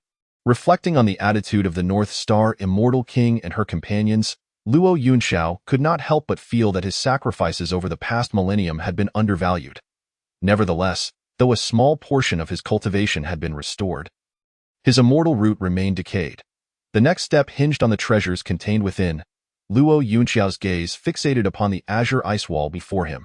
Chapter 8. The Golden Fruit, Origins and Consequences with a mere cultivation of the ninth layer of Qi refinement. Luo Yunxiao still possessed sufficient power to perform basic spells. He extended his fingers, piercing through the ice wall with the precision of a steel fork. In an instant, countless shards of ice cascaded like stones, accumulating beneath his feet. Now's the moment. After approximately the span of half a tea's brewing time, Luo Yunxiao gazed at the ice tunnel he had created and drew a deep breath, inhaling as if a great whale consuming water. Streams of golden light surged from the ice tunnel in response to his call. The golden light, sensing the force pulling it from outside, initially resisted. Yet, after Luo Yunxiao unleashed several incantations, it gradually settled into tranquility. Before long, a fruit, radiant with golden brilliance, appeared in the palm of Luo Yunxiao's hand. Who could have imagined that such a coveted treasure, the golden fruit capable of forging an unparalleled foundation of Tao, would arise in a place as frigid as the Great Snow Mountain? A subtle smile graced Luo Yunxiao's lips. Although the golden fruit was a rare and coveted gem in the hearts of cultivators, it bore a rather impractical limitation. It could only truly bestow the opportunity to forge an unparalleled foundation of Tao if consumed during the Qi refinement stage, i.e. the timeless dream of the future that is Liangxiu. The reason Mu Xianzhu allowed his false brother to consume the golden fruit lies in the existence of this boundary of cultivation. However, this clever fellow, unable to use it directly, simply sought out a tool. This false brother of Mu Xianzhu possesses a celestial root and spiritual vein that matches at least 80% with Mu Xianzhu himself. By having the tool consume the golden fruit first to forge an unparalleled foundation of Tao. He plans to seize the foundation when the opportune moment arises. Initially, this tool, masquerading as Mu Xuanzhu's brother, enjoyed a brief period of glory in the North Star Immortal Domain. Alas, being merely a tool, his ultimate achievement would be nothing more than sewing garments for another. Now, with Liangxiu having acquired this golden fruit in advance due to his ability to foresee the future, one could say he has saved a life. Perhaps? Liangxiu chuckled inwardly. Having just merged with the power of the Haotian mirror from the iron tree, he had managed to unlock the first layer of its seal, which was already his limit. It would take him at least another half-month to unravel the second seal upon him. Nevertheless, Liangxiu was not in a hurry. He intended to use this time to cultivate his unparalleled foundation of Tao. Meanwhile, the regal Princess Su Yuan, racing back from the northern heaven's gate, finally returned to the Immortal King City. "Where is Liangxiu?" she asked, her face filled with urgency as she rushed up Xinyan Peak. However, upon seeing her few younger sisters, she was instantly taken aback. For at that moment, her sisters were all gathered joyfully around the young disciple Mu Xianzhu. "Big sister, you're back. We were just worried that something might have happened to you at the northern heaven's gate." Indeed, we were quite concerned. Gazing at the vibrant array of spiritual fruits and delicacies spread before her, resembling a pleasant tea gathering among sisters, she thought, "This is what you call worry?" However, the regal Princess Su Yuan did not dwell on this. She quickly inquired, "Where is Liangxiu? Where is he?" Hearing her question, her sisters were momentarily stunned. "Liangxiu? He is doing quite well." Upon hearing this, Su Yuan felt a hint of relief. Yet, If Liangxiu was well, then what was the matter with the loosening of the seal at the northern heaven's gate? Bring him to me. I have questions for him, Su Yuan stated calmly. To her surprise, her sisters were once again taken aback. Big sister, is there something you need to discuss with him? Yes, a matter of some importance. Su Yuan replied, not shying away. That might pose a problem. He isn't at Xintian Peak, replied the third princess, Su Xianghe. Not at Xintian Peak. Su Yuan paused once more. Although Liangxiu was no longer the holy son of the North Star immortal domain, he was nonetheless a hero who had greatly benefited the realm. Thus, upon his return, the immortal king of the North Star had arranged for him a residence halfway up Xintian Peak, a gesture of gratitude from the king. Oh, I almost forgot. Big sister, your last expedition was 3 years ago. Much has transpired in that time, and it is only natural that you are unaware. The fourth princess, Su Su, hurriedly interjected, grasping Su Yuan's hand. As for Liangxiu, he has been punished by our mother to the Great Snow Mountain. What? Mother has cast him into the Great Snow Mountain, Su Yuan exclaimed, her face filled with shock. The Great Snow Mountain is a place of relentless cold and perpetual snowfall. How could Liangxiu, a person whose cultivation has been rendered void and whose celestial roots have decayed, survive there without being frozen to the core? Big sister, where are you going? Just as Su Yuan, who had just returned to the Immortal King City, had spoken a few words, she turned and soared into the sky towards the Great Snow Mountain, leaving her sisters dumbfounded. Surely, she isn't heading to the Great Snow Mountain to find Liangxiu? Hemph! All because of that Liangxiu, the fourth princess, Su Su, gritted her teeth. Big sister has only just returned from the Northern Heaven's Gate. We haven't even had the chance to embrace her properly. Indeed, Liangxiu is truly despicable. He left and now brings us so much trouble. The third princess, Su Xianghe, rolled her eyes in disdain. Big sister probably doesn't even know that her engagement with Liangxiu has been dissolved. Oh well, once Big sister sees Liangxiu, she will naturally understand everything. On the other side, Liangxiu, having been punished to the Great Snow Mountain, felt a warm sensation coursing through his meridians after absorbing the power of the golden fruit. Now, he awaited the successful condensation of his unparalleled foundation of Tao to unlock the second layer of the Haotian Mirror's seal. After accomplishing this, his gaze inadvertently wandered to the boundless dark expanse beyond the Great Snow Mountain, the Void Abyss. The golden fruit found within the Great Snow Mountain is indeed rare, but within the Void Abyss lies an even more precious treasure. It is the perfect opportunity to take advantage of his journey and gradually digest the power of the golden fruit. With this thought, Liangxiu unhesitatingly traversed the Great Snow Mountain and plunged into the dark realm of the Void Abyss. Not long after his entry into the Void Abyss, the regal princess Su Yuan, having departed from Xintian Peak, finally arrived at the Great Snow Mountain, wielding her spear. However, after circling the Great Snow Mountain several times, she could not find Liangxiu's figure. Liangxiu? Liangxiu, where are you? She was perplexed as to why her mother had been so harsh as to punish Liangxiu to the Great Snow Mountain. After searching for so long without success, could he have already succumbed to the freezing cold? The already anxious Su Yuan was startled. She hastily employed secret methods to search for Liangxiu's residual soul. But to her astonishment, she found nothing. Could it be that Liangxiu had not perished? This revelation eased her tense heart somewhat. As long as he was safe, that was sufficient. Outside the Northern Heaven's Gate, with the seal of the evil clan loosening, and being the only one in the North Star immortal domain who had ever commanded the Haotian Mirror, Liangxiu surely possessed a means to reinforce the seal. After all, the Haotian Mirror was a divine artifact that even her mother, the immortal king of the North Star, had not fully comprehended. If Liangxiu was not dead, where could he have gone?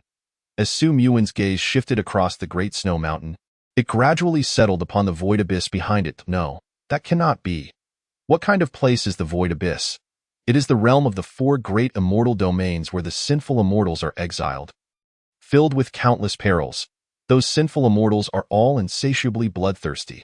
How could Liangxiu, a man of void cultivation, possibly venture into such a place?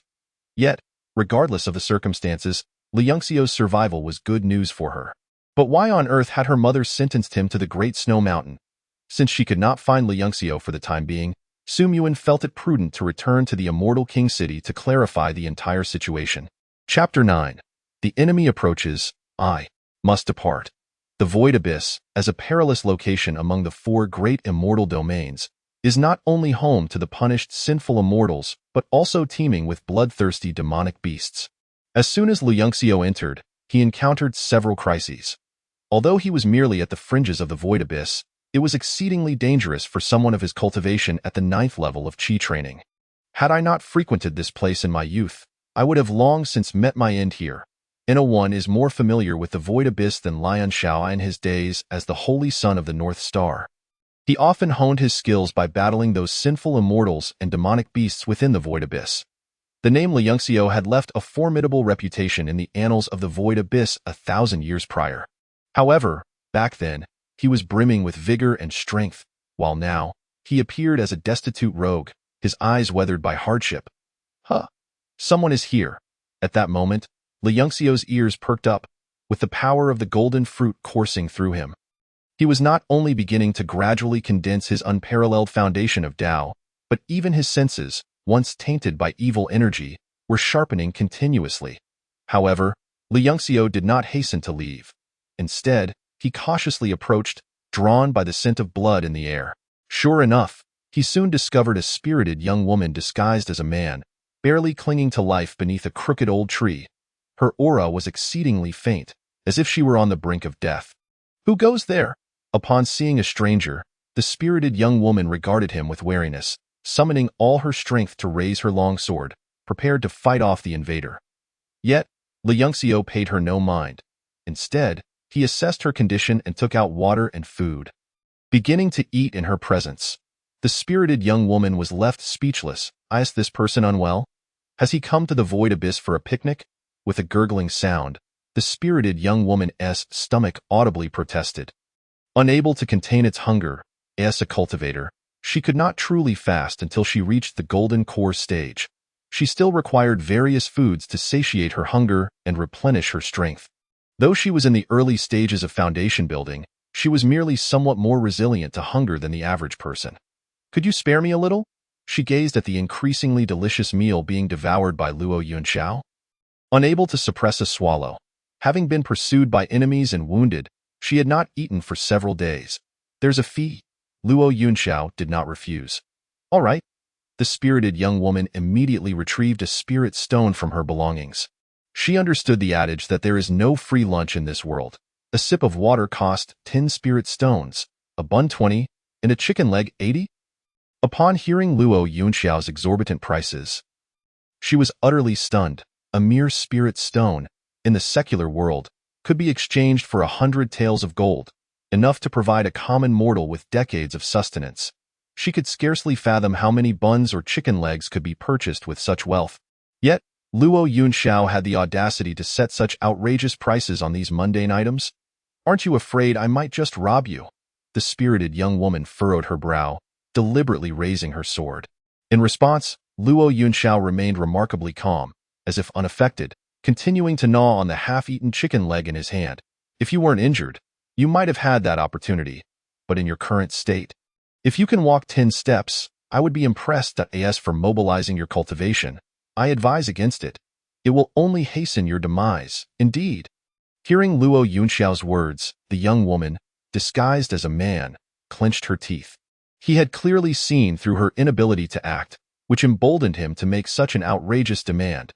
"I am a disciple of the Heavenly Serpent Manor from the Southern Underworld Immortal Domain. If you could save me, not possible?" The spirited young woman was taken aback, stunned by Luo Yunxiao's immediate refusal before she could finish her sentence. The Heavenly Serpent Manor was a renowned power in the Southern Underworld Immortal Domain. How could someone at the 9th level of Qi refinement show her no regard? Was it because he was too weak to recognize the Heavenly Serpent Manor? As she pondered this, Luo Yunxiao had already finished eating and began to gather his belongings. "Where are you going?"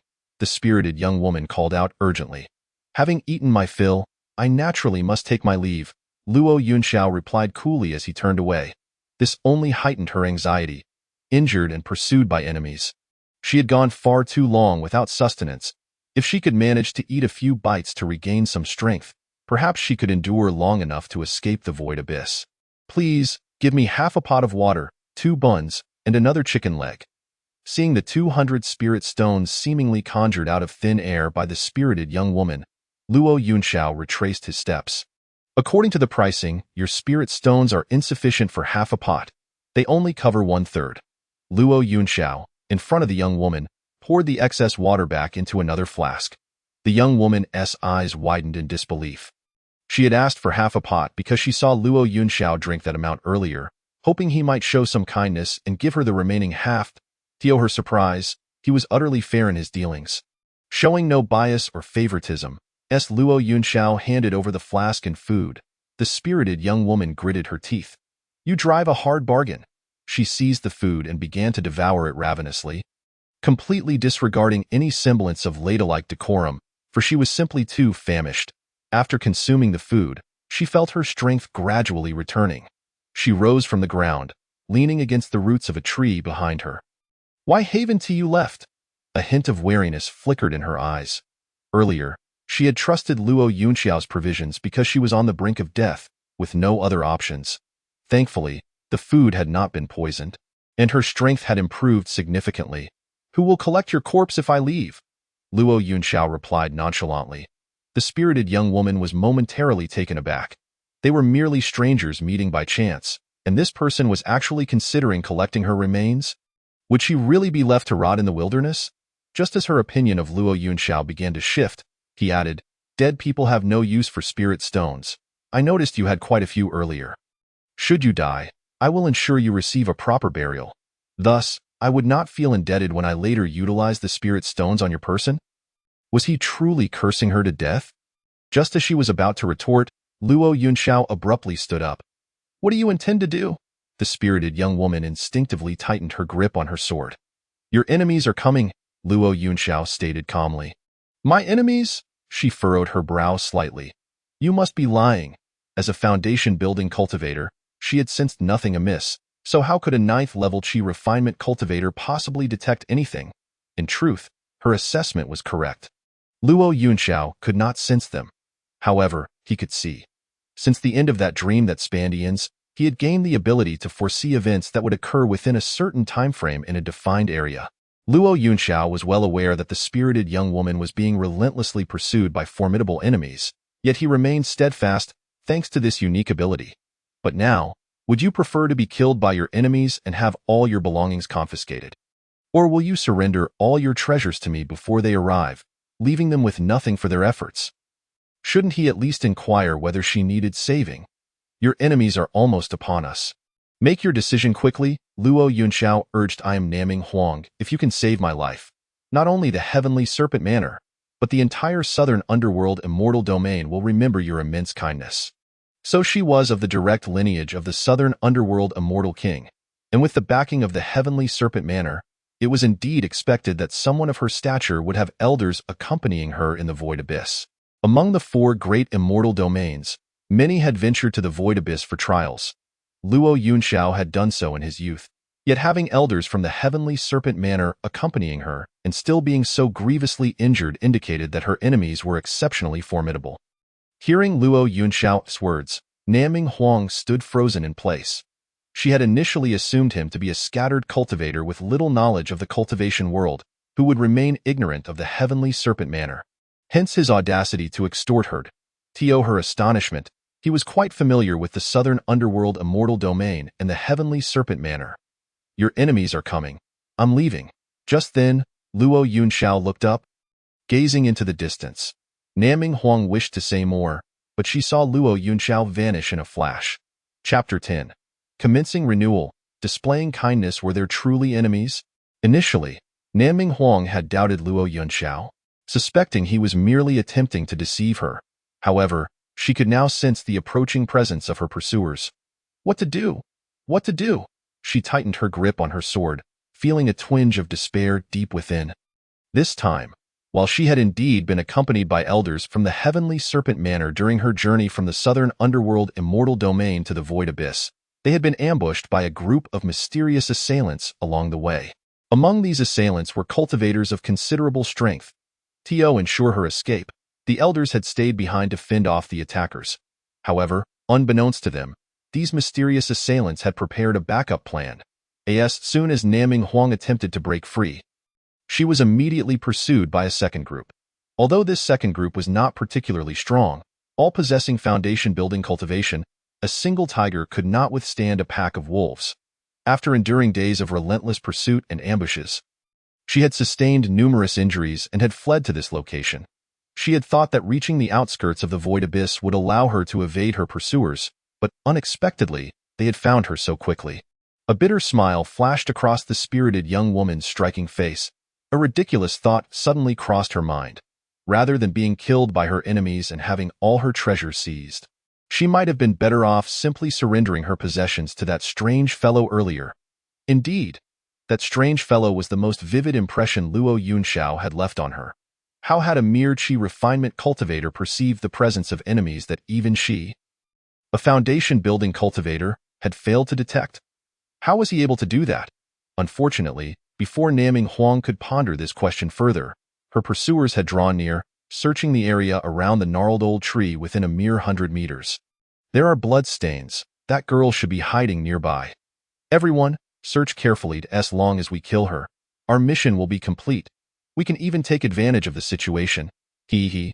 Listening to the lascivious laughter emanating from her enemies, Naming Huang's resolve to unsheath her sword and take her own life crumbled in an instant. Would even the dead not be spared? As a member of the royal bloodline of the Naming immortal domain, how could she allow her corpse to be left behind, subjected to humiliation? Yet now, she truly found herself incapable of conjuring even the slightest spell, let alone incinerating her own remains after death. Just as her face contorted in terror and her heart raced in chaos, the brush of grass before her was suddenly parted by someone. "Big brother, over here."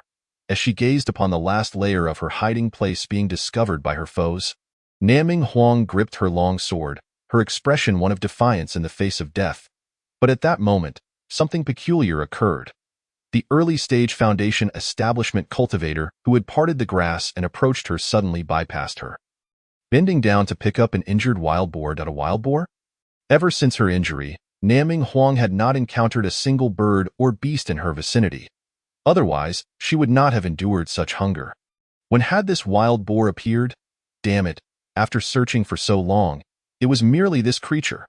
The leader of the pursuers, witnessing the situation, was furious. After searching for such an extended period, they had found nothing but a pig. In a fit of rage, he crushed the injured wild boar, tossing its carcass aside. Continue searching. Why could they not see her at all? Observing her enemies moving about her, completely oblivious to her presence, Naming Huang's expression was one of astonishment. However, at that very moment, a familiar voice echoed in her mind. Experience time has ended. Why illusion technique? From now on, charges will apply, 50 spirit stones per breath. If you agree, nod your head. If not, upon hearing the suddenly familiar voice in her mind, Naming Huang's heart surged with joy, and she hastily nodded. He left. He had not departed. Under normal circumstances, she would never consent to such a heartless transaction of 50 spirit stones per breath. She was no fool. But now, the situation was dire. If her enemies discovered her, death would be the least of her worries. Her corpse would be subjected to humiliation. A fate Naming Huang could never accept. Ultimately, her enemies searched the vicinity, finding nothing, and were forced to turn away. Feeling the presence of her foes gradually receding, Naming Huang's anxious heart finally found some solace. Wait, was he still counting? Just that brief moment, her enemies had searched for nearly half a cup of tea's worth of time. The rate of Luo Yunxiao's exorbitant charges, it was likely. Enough. More than enough. I thought you might want to experience a bit longer, came the voice of Luo Yunxiao as he slowly revealed himself, leaving Naming Huang beside him utterly flabbergasted. Experience? What kind of nonsense was that? With such outrageous charges, even her considerable wealth would not suffice to satisfy his greed. With a clatter, Naming Huang poured out all the spirit stones she possessed, over 5,000 of them. Truly, she was from the Tian Snake Mansion. Her wealth considerable, Luo Yunxiao then began to sit down and count them. A millennium ago, he had been the strongest saint son of the Beichen immortal domain, and spirit stones had never been a concern for him. With a mere utterance, countless admirers would rush to present him with offerings. Yet now, having established his own path, spirit stones had become a scarce commodity for him.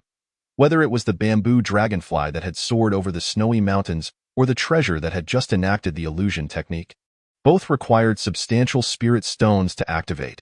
Otherwise, how could a mere ninth-layer Qi cultivator wield such powerful artifacts? After a millennium of sealing, the corrupting evil had already taken over everything I once held at Xintian Peak. The spirit stones I had previously possessed had likely long been squandered by Mu Xuanhu. This had led to Luo Yunxiao's current predicament of spirit stone scarcity. Given the consumption from earlier, he had exhausted his entire stockpile of spirit stones. Were it not for the spoils he had recently acquired from Nangong Huang, Luo Yunxiao might not have been able to sustain such prolonged use of the illusion array. His previous high standards for treasures had rendered them prohibitively expensive to utilize. Fortunately, as long as he had spirit stones to replenish them, these treasures could be freely used. Otherwise, he would not have recklessly ventured into the void sky abyss with his ninth-layer Qi cultivation. 5,000 spirit stones should just about suffice. After concluding his counting, Luo Yunxiao prepared to depart once more. Wait, where are you going? Naming Huang felt a surge of anxiety. Didn't you say you were out of spirit stones? Since there's no profit to be made, why should I stay? Naming Huang felt utterly speechless for the first time in her life. Did this guy possess no sense of compassion? After extracting so many spirit stones from her, could he not show a shred of kindness? Help her? Rescue her? Wait. As she watched Luo Yunxiao walk further away, Naming Huang realized he was not joking this time. I truly have no spirit stones. But I have this. Chapter 11. The Ruthless Rules of Beichen Supreme Spirit Stones. Gazing at the pure crystal shimmering with radiant light in Naming Huang's hand, Luo Yunxiao returned with a smile. Now, this is worthy of your name. Upon hearing Luo Yunxiao's words, Naming Huang finally realized she had once again been outmaneuvered by this insufferable man. She had exposed her identity, and he was aware of her royal lineage.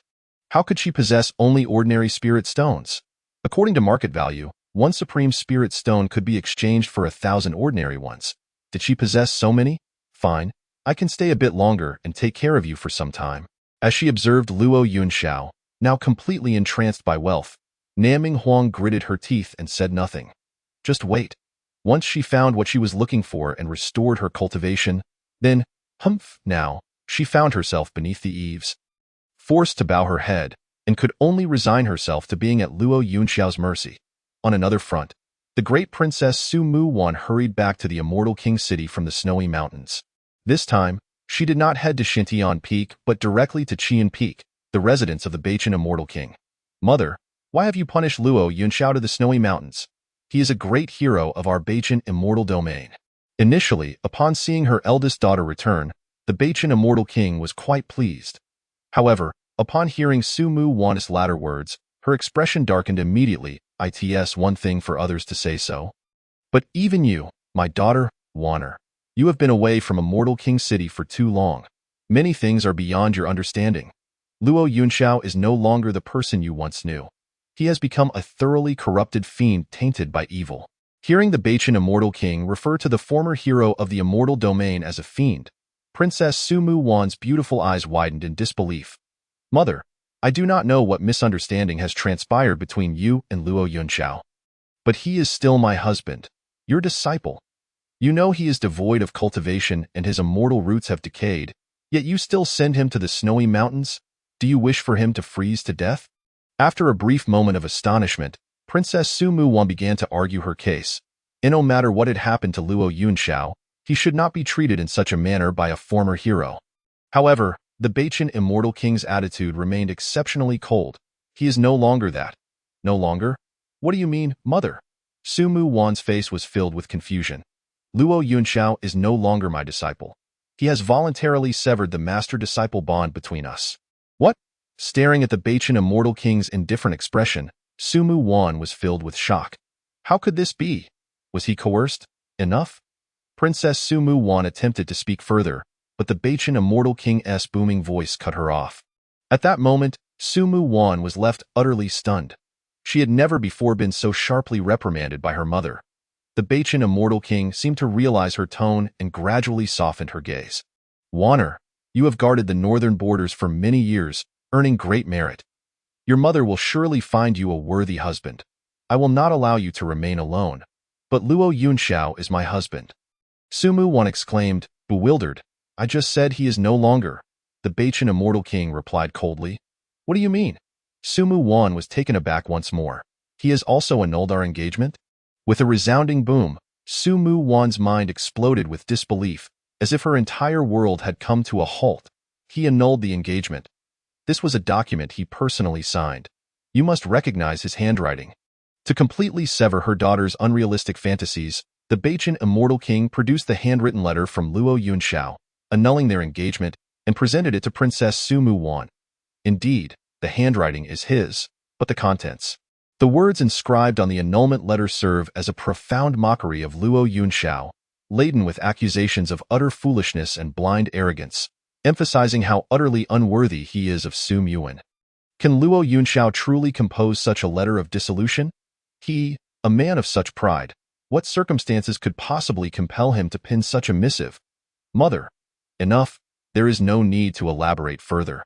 The esteemed Princess Su Yuan intended to voice more thoughts, but was interrupted by the North Star Immortal King, who stated, this matter is entirely Luo Yunxiao's own decision. Did you not also venture to the Great Snow Mountain? How did you find him, so dismissive and brazen? It appears that the esteemed princess's journey to the Great Snow Mountain had long been communicated to the North Star Immortal King by her sisters. I did not encounter him atop the Great Snow Mountain. What? At this, the North Star Immortal King furrowed his brow.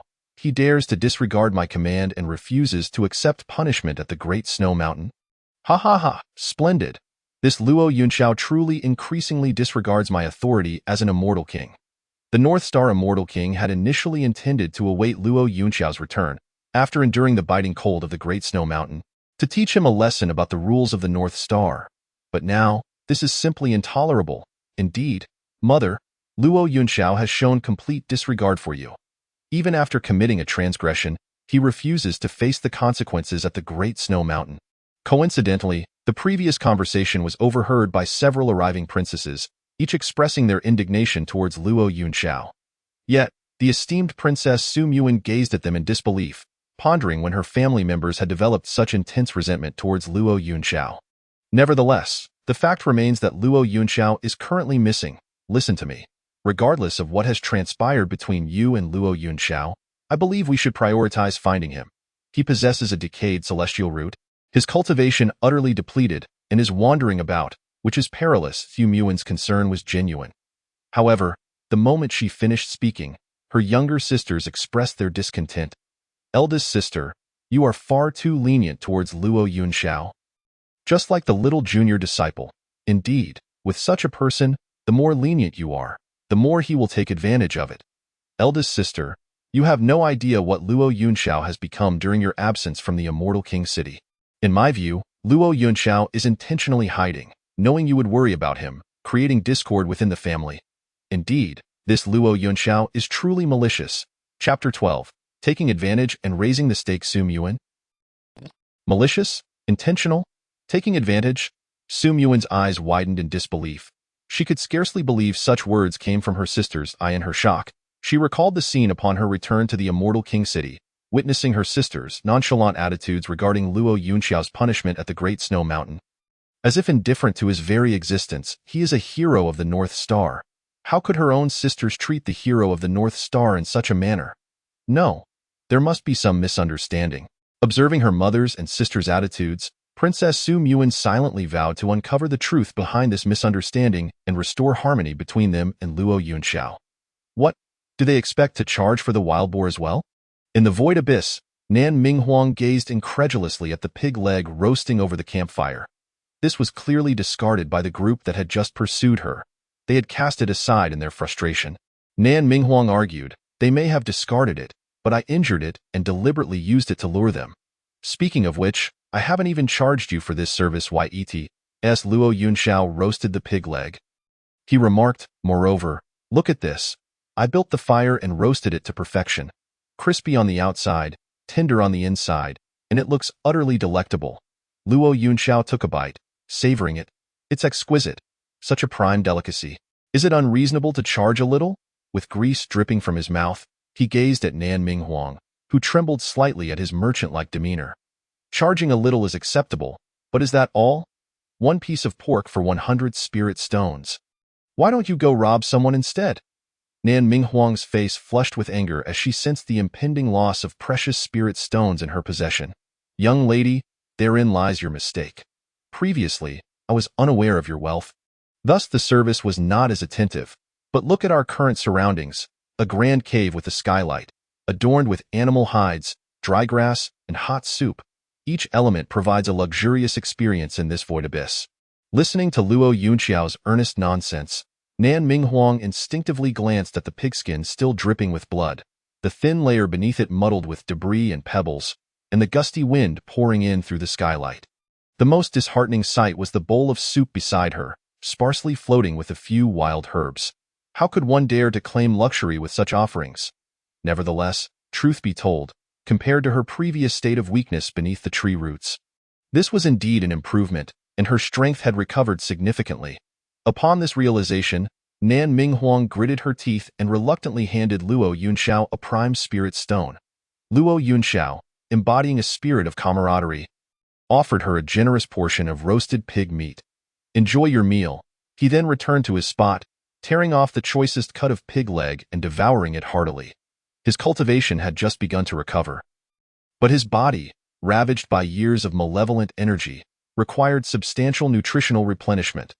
This roasted pig meat was undoubtedly an excellent source of nourishment.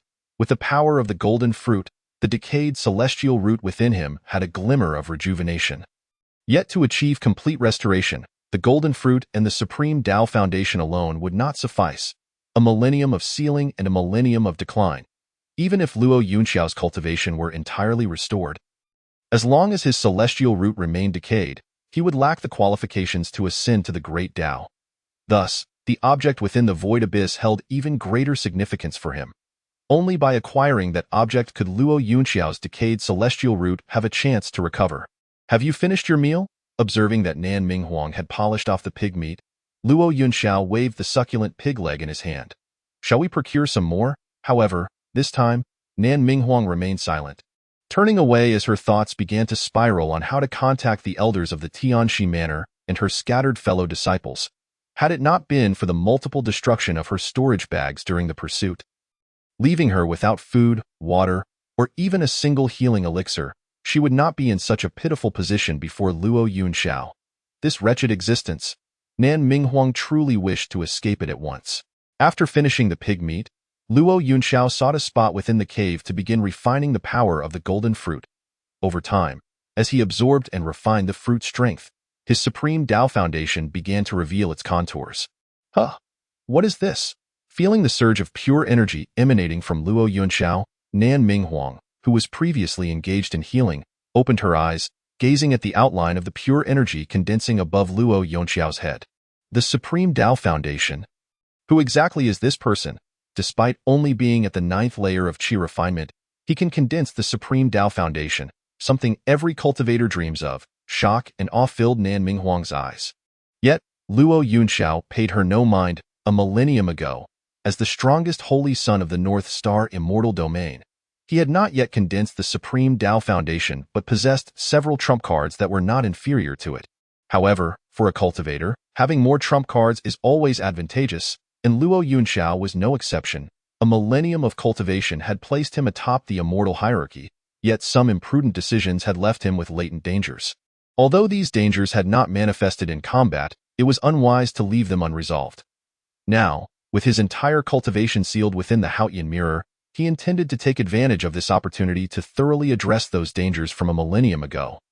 Refining his path to perfection, this individual displayed a mastery that belied his first experience in cultivation. The more Nan Minghuang observed, the more profound her astonishment towards Luo Yunxiao grew. Each time he reached a critical moment in condensing the supreme Tao foundation, his decisiveness and impeccable timing surpassed even that of her master. The master of Naminghuang is none other than an elder of the Tian Snake Mansion, wielding significant power and standing above all others. Her faith in Luo Yunxiao as an ordinary cultivator is increasingly dwindling. Could it be that she has encountered some reincarnated ancient being? As Naminghuang scrutinizes Luo Yunxiao with keen interest, he suddenly opens his eyes while refining the essence of the golden fruit and declares, I need water. Naming Huang turns her head aside to conceal her embarrassment. Very well, one mouthful of water will cost you 20 spirit stones, he states with a nod. Naming Huang is taken aback. What on earth? Wasn't it 10 just a moment ago? How can the cost of a drink in a common setting compare to that of a lavish suite? It's the same drink, yet the scenario has changed. And so must the price. Chapter 13. The water is depleted, yet a life is saved. Ultimately, Naming Huang relents, for she is in dire need of water. After operating her cultivation technique for so long, she has completely depleted her fluids, leaving her in a state of exhaustion that requires substantial rehydration for her body to recover swiftly. Do you still have enough top-grade spirit stones? Luo Yunxiao inquires, observing Naming Huang, who is gulping down 3 jugs of water in one go. You truly lack any compassion. Have you never been injured yourself? With your disposition, should you find yourself in peril, can you still expect others to come to your aid? In frustration, Naming Huang thrusts a handful of top-grade spirit stones towards him. Yet her words plunge Luo Yunxiao into a lengthy reverie. A millennium ago, he had been a fiery youth, one who could not stand idly by when witnessing injustice. During his time in the North Star Immortal Domain, countless individuals had benefited from his kindness. Yet, upon emerging from the world of the Haotian Mirror, how many remembered his past kindness? It is more prudent to charge for services rendered. The efforts expended should yield commensurate rewards. No one owes anyone anything. It is far better than the hollow proclamations of virtue and righteousness. Seeing that Luo Yunxiao has fallen silent, Naming Huang assumes her words have struck a nerve. Just as she prepares to speak again, he abruptly pulls her up from the stone bed. Caught off guard, Naming Huang tumbles into his embrace, her tender form pressed against his broad chest. Unfortunately, this sudden movement exacerbates her wound, sending a jolt of pain through her, causing her to inadvertently kiss the side of Luo Yunxiao's face. What are you doing? Naming Huang exclaims, ready to scold him, only to notice a black bone arrow, unbeknownst to her until now, has pierced through the cave's ventilation, landing where she had just been lying. Has he just saved my life once more? As her cheeks flush, Luo Yunxiao's brusque voice cuts through the moment. 3,000 spirit stones. Naming Huang is taken aback. The atmosphere she had so painstakingly cultivated dissipates in an instant. This man is not unattractive, yet his appreciation for emotional value is astoundingly low. Does he not understand the concept of cherishing a delicate flower? Before she can respond, a cacophony of footsteps echoes from outside. Heh, so you were hiding here. Let us see where you can run this time, brother. It seems there is more than one person in the cave. Ah, so there are additional accomplices. No wonder that little lady, despite her injuries, could escape so far. The footsteps belonged to those who had previously pursued Naming Huang. They had searched the periphery of the void sky abyss for ages, convinced that a severely injured individual like her could not have ventured far. Consequently, they retraced their steps, only to discover her trail in this nearby cave. Dio, you need to pay again? Hearing Luo Yunxiao's words, Naming Huang nods without hesitation. Luo Yunxiao, not one to linger, produces a vibrant green pearl, its surface shimmering with a faint glow. The two of them walk straight out of the cave, unnoticed by the ambushers lurking outside, who remain oblivious to their presence. Brother, we've set up formations all around. That little lady won't be able to escape today. Can we kill her before we proceed? No. Our orders are to kill her. And after that, do as you please. However, she must not live. The leader, a burly man, commands, and the other foundation-building cultivators nod in agreement. Fine, since you insist, I have had my eye on that pretty little thing for some time. Even if she dies, I shall enjoy her thoroughly. Naming Huang, concealed by the illusion, slips past these men. She overhears their vile remarks, inciting her fury. She swiftly kicks towards their groin. A resounding crack echoes as one of them collapses to the ground. Groaning in agony, the burly leader and the other foundation-building cultivators are left speechless. What just happened? Only Naming Huang wears a triumphant expression. However, just as she prepares to deliver another blow, Luo Yunxiao pulls her away swiftly. You just broke the rules. Once they feel entirely secure, Luo Yunxiao dispels the surrounding illusion. That single action had cost him 200 spirit stones, which could have been saved had Naming Huang not acted impulsively, resulting in an additional 50 spirit stones spent to evade the foundation-building cultivator scrutiny. I'll pay. Nam Minghuang declares resolutely. After the recent events, she has come to a clear conclusion. With her grievous injuries and the imminent dangers of the Void Sky Abyss, it is wiser to be generous and directly secure Luo Yunxiao's assistance to escort her to her sect's elders and senior brothers. Seeing her decisively produce the top-grade spirit stones, Luo Yunxiao contemplates saying something further but ultimately discards the notion. Well done, you are gradually embodying the spirit of a contract, as long as she is willing to offer spirit stones, and it does not hinder him from pursuing the opportunity within the Void Sky Abyss. He is indifferent to her antics. By the way, what kind of treasure was that pearl you had earlier? It seems quite formidable. Nam Minghuang, who had been internally critiquing Luo Yunxiao's pricing standards, begins to understand why he is so fixated on spirit stones after witnessing the pearl's astonishing consumption rate. Best not to pry into worldly matters, Luo Yunxiao replies nonchalantly. All right, where to next? Nam Minghuang inquires, still not fully recovered to undertake a long trek. Let us wait until the coast is clear, then return. Nam Minghuang is taken aback. Is that possible? She feels as if she has gained newfound insight. Upon further reflection, Luo Yunxiao's reasoning is not without merit. The mysterious pursuers, having scoured the cave with no success, would undoubtedly seek other locations. Ironically, this cave, just searched, has now become the safest sanctuary in the area. Moreover, there still remains half a roasted pig inside. Previously, Nam Minghuang had never considered herself fond of meat, yet after her recent injuries, she discovers that meat significantly aids her recovery. Once we return, I shall buy more. At this recovery rate, in no more than 3 days, I shall be fit for action. I in the North Star Immortal Domain, having bid farewell to her sisters and the North Star Immortal King. The royal princess Ji Suan departs from Immortal King City once more. Regarding Luo Yunxiao's alleged theft of treasures from the Great Wu Mountain and the Heavenly Soldier's Cave, she has heard her mother and sisters discuss it. Yet Suan remains unconvinced that Luo Yunxiao would commit such an act. Not only because he had lost all his cultivation and could not breach the Great Wu Mountain's restrictions, but also due to her unwavering faith in his character. Since Luo Yunxiao had been punished to the Great Snow Mountain for this incident, if she could clear his name, would he not be able to return? Chapter 14. A fortuitous day, yet malevolent energy abounds soon. Suan arrives above the Great Wu Mountain, where the Heavenly Soldier's Cave is located. The broken restrictions have since been restored, leaving scant clues behind. The treasures within the cave have all been stolen, rendering it eerily emptied. To her surprise, however, she discovers a thatched hut within.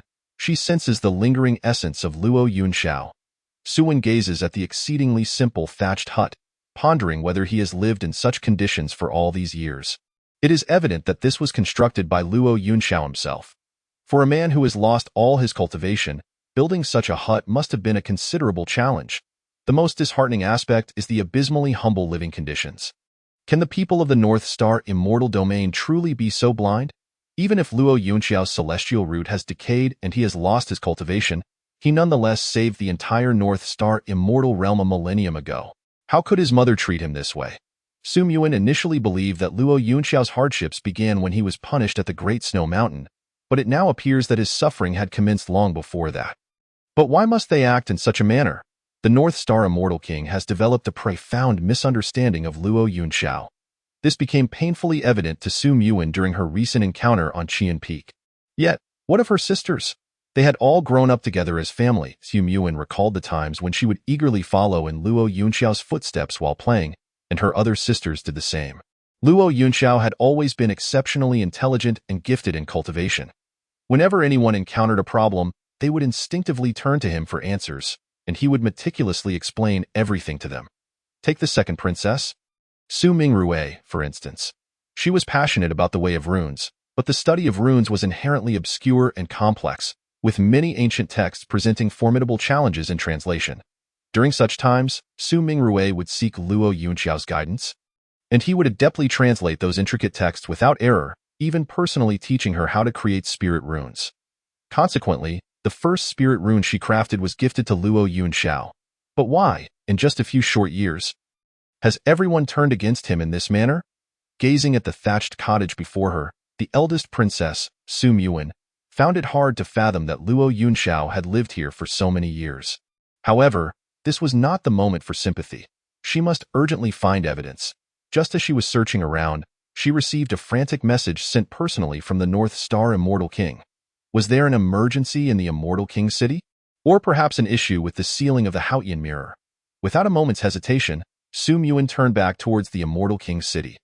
Yet, upon her return, she discovered her mother, the North Star Immortal King Su Lianyue, laughing and chatting with several of Su Muin's younger sisters atop Shantian Peak.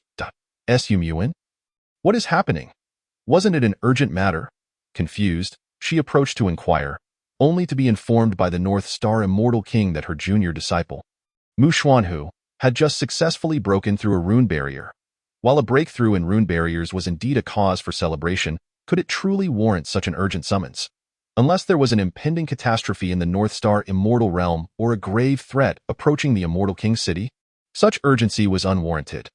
Yet, the North Star Immortal King had called her back from the Great Wushan Mountain due to Mu Xuanhu's breakthrough. As for the rune barriers, when Luo Yunxiao broke through 3 layers in a single day years ago, no one had sent such an absurdly urgent message. The eldest princess, Su Muin, suddenly felt a wave of incredulity wash over her. If her mother and sisters were indeed untroubled, she might as well take her leave. Untroubled? How could that be? If there were no issues, why would I summon you back? Hearing the North Star Immortal King's words, the eldest princess blinked in surprise. Had she indeed misunderstood her mother? The urgent summons from the Immortal King city was not due to the rune barriers. Rather, after a discussion among her younger sisters, they had decided to host a celebratory feast for Mu Xuanhu that very night, and each sister was to select a gift for him to present during the banquet. Just that, listening to the North Star Immortal King's words, Su Muin stumbled back a few steps, feeling dizzied. Oh dear sister, you have no idea how perfect this breakthrough of the rune barrier was. If I hadn't called you back, you certainly wouldn't have had adequate time to prepare. What if our gifts pale in comparison?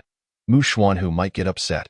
Su Muin had already been overwhelmed by their incessant chatter. And now, surrounded by the cacophony, she could no longer restrain herself. Enough! Have you not thought of Luo Yunxiao at all? Luo Yunxiao? The 4th princess, Su Su, paused. What about him, dear sister?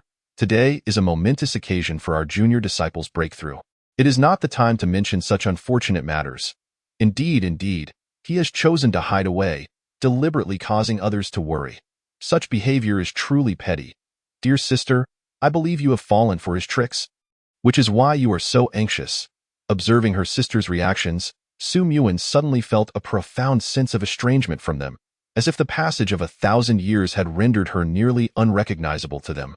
But have you considered that one day, if the seal of the evil clan were to reopen, what then? Su Muin's words left everyone momentarily speechless. The evil clan breaking through the seal? Ha ha ha, dear sister. You truly jest. The evil clan is already sealed away. How could they possibly break free? That seal was forged from the Haotian mirror. The mere notion of the evil clan attempting to breach it is utterly absurd. Moreover, is there not a dear sister safeguarding the North Border's heavenly pass? Dear sister, are you not being excessively alarmist? Even if the seal of the Haotian mirror were to be compromised, what could a useless Luo Yunxiao do upon his return? Ha ha ha! As Su Muin watched her sisters mock Luo Yunxiao, she staggered back a few steps. You all at this critical moment, the North Star Immortal King interjected. Wanner, you have been stationed at the Heavenly Pass for too long.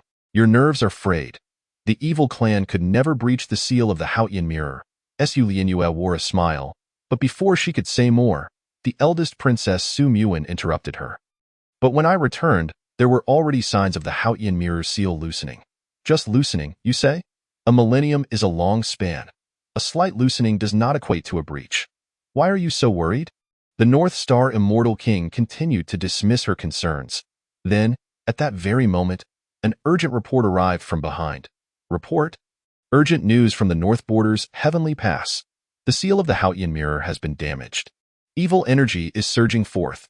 Strong individuals from the evil clan show signs of breaking through the seal of the Haotian mirror. Please, Immortal King, hasten to provide assistance. Chapter 15. Hesitation, words of poison, boom. The North Star Immortal King froze in place. She had just stated that it was merely a loosening, not a breach, and now she found herself swiftly proven wrong. If the seal is indeed damaged, why was the plea for assistance only now being sent? In response to the North Star Immortal King's inquiry, the messenger hesitated. We have sought assistance from the Immortal King's city numerous times, but all our messages were intercepted by the evil energy leaking from the seal. This energy seems to be controlled by powerful individuals from the evil clan, who are relentlessly assaulting the North Border's Heavenly Pass, resulting in significant damage to the protective formations on the city walls. We risked our lives to break through in order to relay this message back to the Immortal King's city. Gazing at the bloodied and battered soldiers from the North Border, Su Muin could no longer contain herself. She raised her spear skyward. I will return to the North Border's Heavenly Pass first. Mother, if there is any news regarding Luo Yunxiao, please contact me at once. Su Muin had not anticipated that she would leave the North Border's Heavenly Pass for such a brief time, only to encounter such a grave situation. The seal of the Haotian mirror had actually developed a crack, but the celebratory banquet for her junior disciple, the fourth princess, Su Su, wished to say something. But alas, the eldest princess had already soared away, leaving her with no chance to be heard. In the void sky abyss.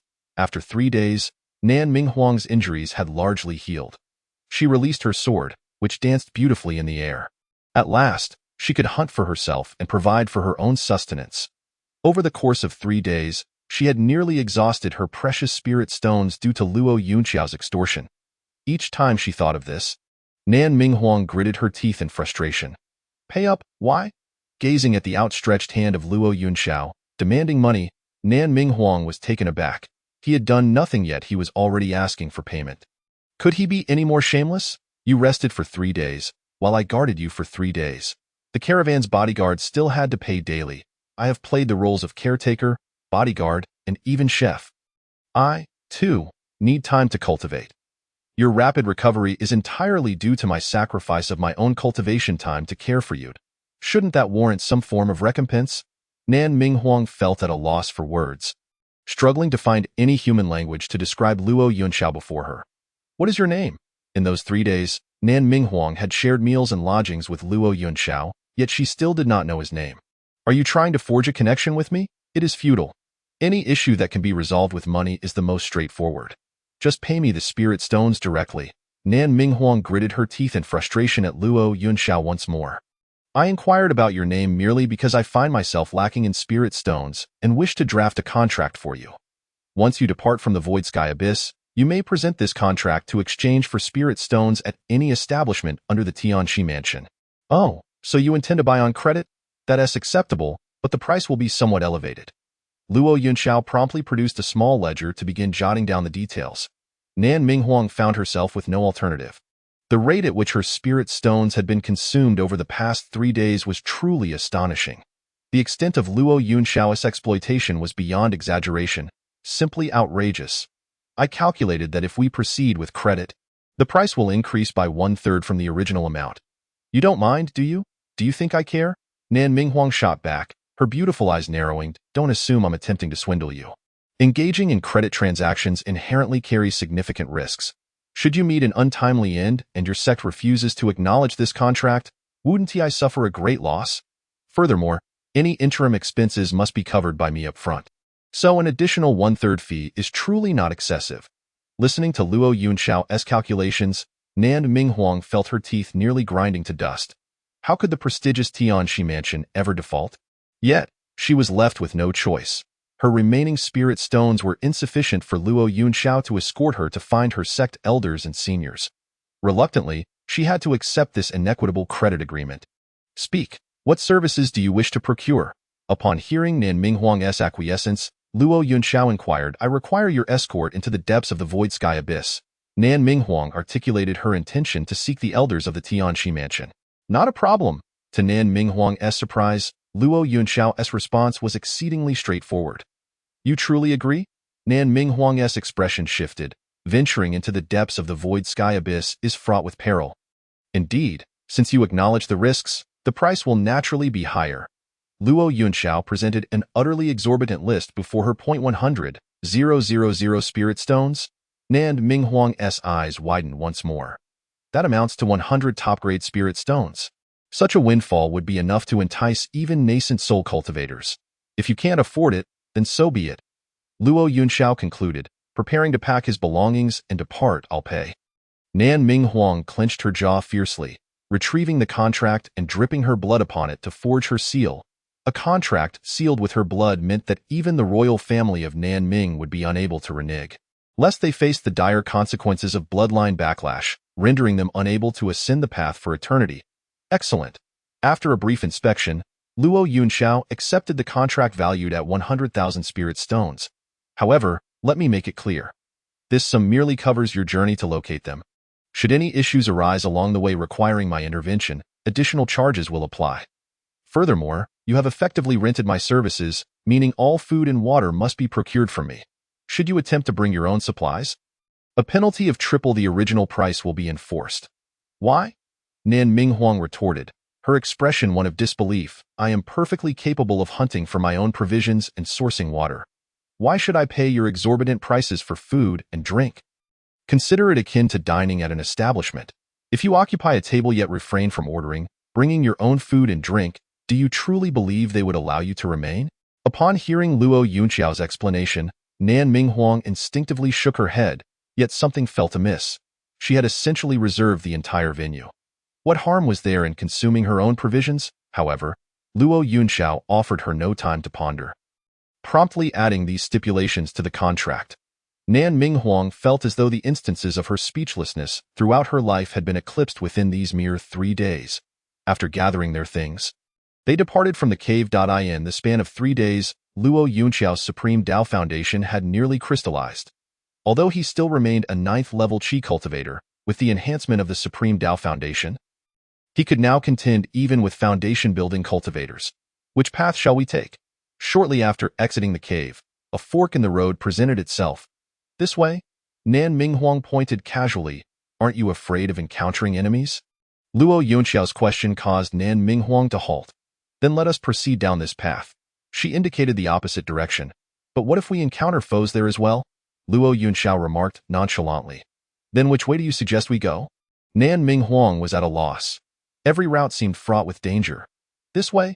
Luo Yunxiao strode confidently toward the direction Nan Minghuang had initially indicated. Wait, didn't you just say there were enemies that way? I was speaking hypothetically, Luo Yunxiao replied with an air of indifference. Well, if even a 1 in 10,000 chance leads me, Nan Minghuang, to encounter danger, then, before she could finish her thought, a strange disturbance rippled through the surrounding forest. Ha ha ha, brothers, after waiting for so many days, we've finally caught up with them. As the pursuers emerged from the shadows, Nan Minghuang cast a peculiar glance at Luo Yunxiao. Do you have a knack for attracting trouble? Chapter 16. Supreme Dao Foundation. A swift strike of the sword. The bearded leader was a late-stage foundation-building cultivator, the very individual who had led the ambush against Luo Yunxiao and the others outside the cave last time. So it's just a 9th-level Qi cultivator. Tell me how you escaped last time. Will telling us allow you to pass? Luo Yunxiao replied coolly. Ha. As long as you disclose that information, I can assure you that when my brothers strike, I will see to it that you remain whole. A smirk crossed the bearded man's face. He was bewildered. Last time, the area surrounding the cave had been laden with formations, yet their prey had inexplicably vanished. After returning, he had pondered this mystery endlessly, but reasoning suggested that with Nan Minghuang's injuries, they could not have fled far. Thus, he set traps along various paths, waiting for their quarry to fall into his grasp. They had waited for 3 full days, and finally, they had their chance. Brother, why waste words with them? Let me cleave them in two. A bandaged-eyed cultivator, barely a foundation-building beginner, had been the one whom Nan Minghuang had previously sent rolling in the dirt.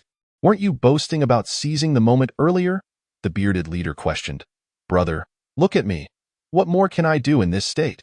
The bandaged-eyed cultivator gestured to his injuries, his lower half rendered incapacitated. His resentment was palpable, not just toward Nan Minghuang, but also toward Luo Yunxiao. How could I not have taken advantage of the situation? And yet, this brat was cooped up with her for 3 days. Alone in a cave, could nothing have transpired? He scoffed at such a notion. Ignoring the hostile glares from the pursuers, Luo Yunxiao turned to Nan Minghuang and calmly asked, Would you say these individuals fall outside the bounds of our contract? At this juncture, Nan Minghuang had been feeling increasingly anxious. Yet, she suddenly recalled the mystical pearl that Yixian had used to invoke the illusion array. Yes, if he activates the illusion array again, we can escape swiftly, but this time, Luo Yunxiao did not retrieve the pearl as she had envisioned. Instead, he walked straight toward the bandaged-eyed cultivator. What does he intend to do? Both the bandaged-eyed cultivator and Nan Minghuang shared a look of confusion. Kid, you're the first to voluntarily walk to your death after having slain so many. As the bandaged-eyed cultivator raised his weapon, an ominous glint flickered in his eyes, just as he prepared to strike Luo Yunxiao. An unexpected occurrence transpired. What is happening? Why can't I exert any strength? The bandaged-eyed cultivator, with his weapon raised, gradually lowered his gaze only to discover that his chest had been pierced by a dark wooden sword. A wooden sword? Is it truly capable of killing? The same thought raced through Nan Minghuang's mind. Yet, the following moment, she witnessed a fountain of blood erupting from the bandaged-eyed cultivator's chest. Am I being slain by a 9th-level Qi cultivator? This was the final thought that crossed the bandaged-eyed cultivator's mind. The surrounding companions, who had been jeering, awaited the moment the bandaged-eyed cultivator would bring down his blade upon Luo Yunxiao, but upon witnessing their comrade's demise, the expressions of all the pursuers, including the bearded leader, froze in disbelief. Especially the bearded leader, his face contorted with shock. How could a 9th-level Qi cultivator slay a foundation-building cultivator? Such occurrences are not without precedent. However, those capable of slaying opponents far beyond their level are invariably renowned prodigies under the banners of the 4 great celestial domains. Unlike the present figure of Luo Yunxiao, who appears rather shabby, his movements in killing seem excessively fluid, devoid of any superfluous gestures, merely a single stroke of his sword. Even the bearded man had not the time to discern how that sword was thrust. Meanwhile, Luo Yunxiao's voice resounded once more. I forgot to mention, I charge by the head for my services. For this initial stage of foundation establishment, I shall grant you a discount of 5,000 spirit stones. Damn it, does he take us for invisible? Brothers, attack! The bearded man, gradually regaining his composure, grimaced as he issued commands to the other foundation establishment cultivators around him. The dual golden tridents in his hands crackled with arcs of lightning as he soared into the air, aiming to strike down upon Luo Yunxiao. Be careful. As the bearded man and his subordinates surged towards Luo Yunxiao, Nan Minghuang promptly drew her long sword and plunged into the fray. Despite her severe injuries, after 3 days of recuperation, she had recovered significantly, able to wield 60 to 70% of her strength. In an instant, she intercepted the bearded man's dual tridents. The swordsmanship of the Tianxi mansion? Indeed impressive. Alas, you are injured. The bearded man's dual tridents whirled, radiating lightning. Being in the late stage of foundation establishment, he naturally held an advantage over the injured Nan Minghuang. Were it not for her innate talent, combined with the techniques of the Tianxi mansion and various secret arts to assist her, she would not have been able to engage the bearded man for so long. However, just as the bearded man pressed his advantage, his subordinates began to emit cries of agony one after another. What is happening? The bearded man whirled around to the source of the screams, only to find 3 corpses lying on the ground. Appearing without warning, hiss, he has killed 3 foundation establishment cultivators. How could this be possible? Is this fellow truly at the 9th level of Qi training? Don't look around, your opponent is me. Seizing the bearded man's diverted attention, Nan Minghuang launched a fierce assault upon him, her dual-wielded swords executing the Qianxi sword technique. The bearded man's expression shifted as he felt as though countless venomous snakes were entwining around him. In contrast to Nan Minghuang's agile and unpredictable swordplay, Luo Yunxiao's style was starkly simplistic. Yet, every thrust resulted in another adversary falling. The sword technique he employed, known as the instantaneous sword, was acquired during his youth in a secret realm, striking with such swiftness that it was nearly impossible to guard against. Coupled with the unique properties of his divine sword, no spell or treasure could withstand its might, slicing through defenses as if they were mere paper. Within just a few breaths of combat, the bearded man's side had already seen 6 or 7 foundation establishment cultivators fall, all of whom were in the early stages. Yet this was enough to instill a profound dread in the hearts of the remaining fighters. This lad is devious.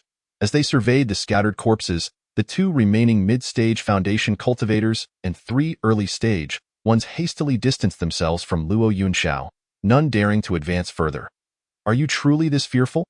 How utterly dull, Luo Yunxiao mused, adapting to the might of his unparalleled foundation, paired with the prowess of the instantaneous sword. Since you do not wish to indulge me in swordplay, then perish, with a casual flourish. A peculiar bamboo tube appeared in the palm of his hand. In the next moment, a swarm of dark, writhing insects surged forth, devouring the 3 early-stage and 1 mid-stage foundation cultivators in the blink of an eye. Only 1 mid-stage cultivator, marked by a black mole at the corner of his mouth, remained, paralyzed by fear. Without a word, he summoned his flying treasure and fled into the sky in a panic. What a pity, Luo Yunxiao reflected. Why current cultivation is insufficient to command these insect swarms. I must rely on spirit stones to awaken their instincts for combat. He glanced at the fleeing mid-stage cultivator, lacking any intention to pursue. The previous action had already consumed over 100 spirit stones. Fortunately, killing also proved profitable. Counting the heads, Luo Yunxiao noted 11 in total, 10 early stage and 1 mid-stage. Ah, right, there's one more. His gaze fell upon the bearded man, who was locked in combat with Naming Huang, causing the latter to tremble in fear. He had contemplated fleeing, yet Naming Huang had ensnared him too tightly to escape. What manner of monster is this? At the 9th level of Qi training, wielding but a wretched wooden sword, he dispatches foundation cultivators as though they were mere vegetables. The most terrifying aspect is the swarm of insects he unleashed. Even a trace upon a foundation cultivator would reduce them to bones in an instant. The bearded man's trepidation grew.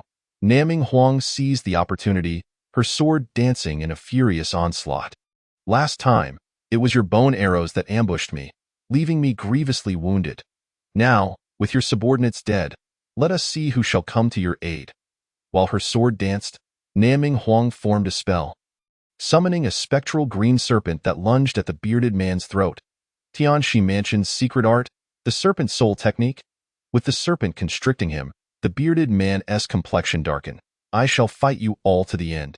Yet, just as he prepared to unleash his trump card to perish alongside Naming Huang, a dark-hued wooden sword pierced through his chest. 12, Chapter 17. Seal the breach, infinite calamity. 5,000 for an early stage, 6,000 for a mid-stage. Although this late-stage cultivator fell to your spell, he still perished by my sword, thus you must compensate. Let us say a bargain of 8,000 up. Luo Yunxiao solemnly collected the storage bag from the bearded man, as well as those from the previously slain early-stage cultivators. Absolutely, Naming Huang responded with remarkable decisiveness. After being pursued for over half a month, she finally obtained her revenge, feeling immensely satisfied. The key was that Luo Yunxiao's earlier actions had truly taken her by surprise. Foundation establishment cultivators were utterly powerless before him. That bizarre sword technique had even eluded her comprehension, particularly the swarm of insects he had unleashed, the very aura of which was terrifying. Naming Huang even felt that, should her master encounter such swarms, he too would be reduced to nothingness. My master is a true celestial being. How could he possibly be bested by mere insects? Only Luo Yunxiao remained seated on the ground, quietly counting the contents of his storage bags. The 11 slain, plus the bearded man's bag, totaled over 30,000 spirit stones, including a dozen top-grade spirit stones, quite fitting for the status of foundation establishment cultivators. After all, not every foundation establishment cultivator hailed from the royal lineage of the 4 great celestial domains, nor could anyone possess a handful of top-grade spirit stones like Naming Huang. As for the foundation establishment elixirs and treasures, Luo Yunxiao couldn't even be bothered to glance at them. Once he exited the void sky abyss, he would find a place to sell them, ensuring at least some spirit stones in return. There was no helping it. His standards were simply too high to value such items. In just 10 days, I will be able to unlock the second seal within the Haotian mirror. At that time, I shall attain the consummate late stage of foundation establishment. Even golden core cultivators shall be within my grasp. Thus, these foundation establishment items held little allure for him. Given half a year, Luo Yunxiao was confident he could break all seals within the Haotian mirror and fully return to his original cultivation. It was regrettable, however, that this formidable Kunming insect, capable of battling golden immortals, had been employed against mere foundation establishment cultivators. If its master, the Kunming Elder, were to learn of this, one could only imagine the fury that might compel him to rise from the earth. The Kunming Elder was once a notoriously ruthless golden immortal rogue a millennium ago, who ultimately crossed paths with Luo Yunxiao and was slain by his sword. The Kunming insect, which had brought him fame, naturally fell into Luo Yunxiao's possession. Yet, due to the insect's perilous nature, he resolved not to utilize it lightly until he had complete confidence. Just moments ago, these Kunming insects had nearly gone out of control, primarily due to Luo Yunxiao's insufficient cultivation to keep them in check. Should they escape their confinement, they would undoubtedly wreak havoc throughout the void sky abyss. The critical concern was that it would delay his opportunity to seize that coveted item. 10 early stage, 1 mid stage, and 1 late stage. That totals 64,000 spirit stones. Following your previous pricing, an increase of 1/3 brings us to 85,400 spirit stones. This is the contract I have drafted. Take a look, gazing at the black and white text before him, along with Naming Huang's blood oath seal. Luo Yunxiao nodded in satisfaction. Very well. Having established a long-term and stable partnership, the speed at which one accumulates spiritual stones is indeed astonishing. I have a question for you. Did you not discover them long ago? On her way out, Naming Huang felt increasingly uneasy. She distinctly recalled that the last time, before the bearded men even approached, Luo Yunxiao had already noticed them and activated the illusion array. There was no reason for him to have noticed them then, but not this time. How could she travel with peace of mind if she did not eliminate them? Especially with a group trailing behind?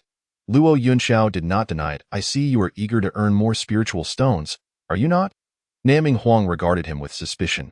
If you say so. It must be true. Meanwhile, at the northern heavenly pass, after 3 days and nights of fierce combat, the great princess Su Muin finally eradicated all the malevolent energy that had seeped from the seal. And together with the tardy Northern Star Immortal King and the other princesses, they sealed the breach in the Haotian Mirror's seal. I have said it before. This is not a major issue. Why then, do you still rush about, deliberately avoiding your junior brother's celebration? Having resolved the issue at the Northern Heavenly Pass, the Northern Star Immortal King inquired on their return journey. I did not intentionally avoid it. Rather, the seal of the Haotian Mirror is crucial to the survival of my Northern Star Immortal Domain, allowing for not the slightest error. Upon hearing Great Princess Su Muin's response, the Northern Star Immortal King smiled slightly. Understanding your concern for the Northern Star, thus I do not blame you for this matter. Once we return, choose a treasure for yourself to make up for your junior brother's congratulatory gift. And what of Luo Yunxiao? Has he returned to the Immortal King City during this time? Hearing Su Muin mention Luo Yunxiao again, the Northern Star Immortal King's expression darkened. Luo Yunxiao, could you refrain from mentioning this person's name incessantly before me? But mother, back then, Luo Yunxiao used the Haotian Mirror Array to seal the evil clan.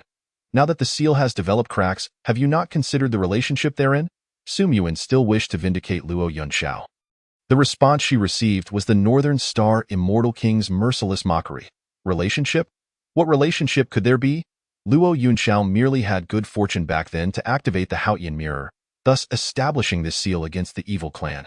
Even if there is merit, it is the accomplishment of the Northern Star Immortal Domain's supreme treasure, the Haotian Mirror, and has nothing to do with Luo Yunxiao. Su Muin widened her eyes, gazing at the Northern Star Immortal King. She had initially believed that the tension between Luo Yunxiao and the Northern Star Immortal King was merely a misunderstanding. However, it now appeared that the matter was far more complex than that. Was her mother perhaps envious of Luo Yunxiao? Envious of his ability to wield the Northern Star's foremost treasure, the Haotian Mirror? Or was she envious of Luo Yunxiao's past achievements in sealing the evil clan? Goodness, is this still the Northern Star Immortal King that Su Muin knows? Is this truly the mother she remembers? Nonetheless, this time, Great Princess Su Muin resolutely chose not to continue the argument with the Northern Star Immortal King regarding Luo Yunxiao. Upon returning to the Immortal King City, she selected a gift to personally deliver to Xintian Peak, hoping to silence the Northern Star Immortal King and her several younger sisters. However, Su Muin was not content. Without finding Luo Yunxiao, their misunderstandings could not be resolved. Since he was not at the Great Snow Mountain, might he be among the nearby human cities? Without a moment's hesitation, Great Princess Su Muin promptly set off. She spent 8 days scouring nearly all the mortal cities within the Northern Star Immortal Domain, yet still found no trace of Luo Yunxiao, as a person devoid of cultivation. Where else could he go besides these mortal cities? Just as Su Muin was feeling anxious, a sudden inspiration struck her. She seemed to remember something. The cave. That cave where she had played during her childhood. Due to the passage of time, it took considerable effort for Su Muin to recollect it. How could I have forgotten such crucial information? Filled with regret, Su Muin hurried towards the cave. But when she arrived at the very spot where Luo Yunxiao had played in his youth, she was once again taken aback. Chapter 18. The Divine Sword Breaking the Army, full of spirit. The sword, the one he had thrust at the cave entrance, was gone. Su Muin recalled that when Luo Yunxiao was sealed a millennium ago, his divine sword, breaking the army, had stood guard at the entrance of this cave as a barrier. Yet now, the sword that could vanquish 1,000 armies had vanished, and the illusion array concealing the cave had also disappeared. He truly had been here. Without a moment's hesitation, Great Princess Su Muin rushed into the cave, only to be struck by the scene within. For there was no trace of Luo Yunxiao. Not only that, but even the interior decor remained exactly as it had been before. The wooden doll. Su Muin remembered that this wooden doll had been a gift she had personally given to Luo Yunxiao. Did he come here only to take the sword? Su Muin suddenly clutched her chest and staggered back 2 steps. Aside from the wooden doll, everything else stored here remained untouched. The talismans of the second sister, the array-breaking stone of the third sister, the seashell of the fourth sister. These items were clearly the most cherished tokens of affection for Luo Yunxiao, each representing a story between him and the Northern Star. Yet now, Luo Yunxiao had returned, but had only taken his sword. Was he truly intending to cast aside everything from his past? At this moment, Su Muin finally grasped the severity of the situation. She had thought Luo Yunxiao had merely quarreled with everyone in the Immortal King City, leading to misunderstandings that prompted him to leave in anger. However, it was evident now that Luo Yunxiao had grown utterly disheartened. Otherwise, why would he take his divine sword, breaking the army, yet abandon all else within this cave that symbolized their shared bond?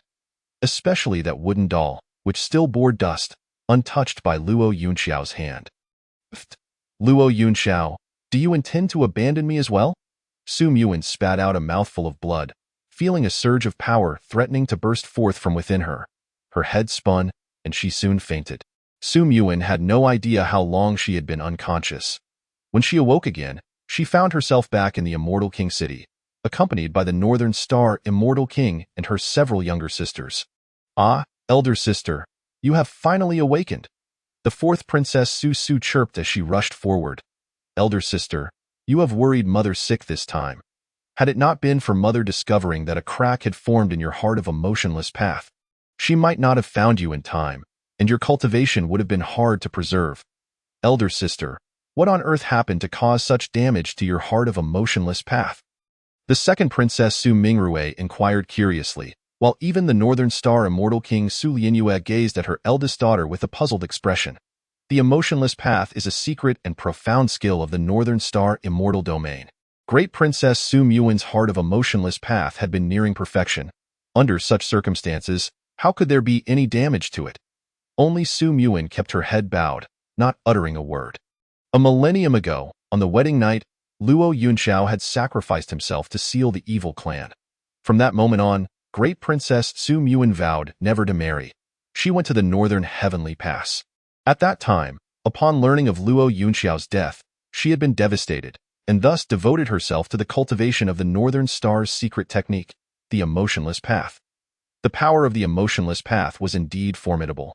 For 1,000 years, it had assisted Su Muin in exterminating countless remnants of the evil clan at the Northern Heavenly Pass, allowing her to solidify her heart of a motionless path. Originally, if things continued at this pace, within another century at most, Su Muin would have broken through to the pinnacle of the Golden Immortal Realm, completely reaching the Xian Immortal Realm. Yet at a critical moment, she was informed that Luo Yunxiao had returned. A person she had thought to be dead had actually come back to life. The key was that Luo Yunxiao's reappearance had caused Su Muin's nearly perfected heart of a motionless path to waver. It was precisely this wavering that led her to journey to the Heavenly Pass, struggling for many years without making a decision. Only when the seal against the evil clan at the Northern Heavenly Pass faltered did Su Muin rush back to the Immortal King City.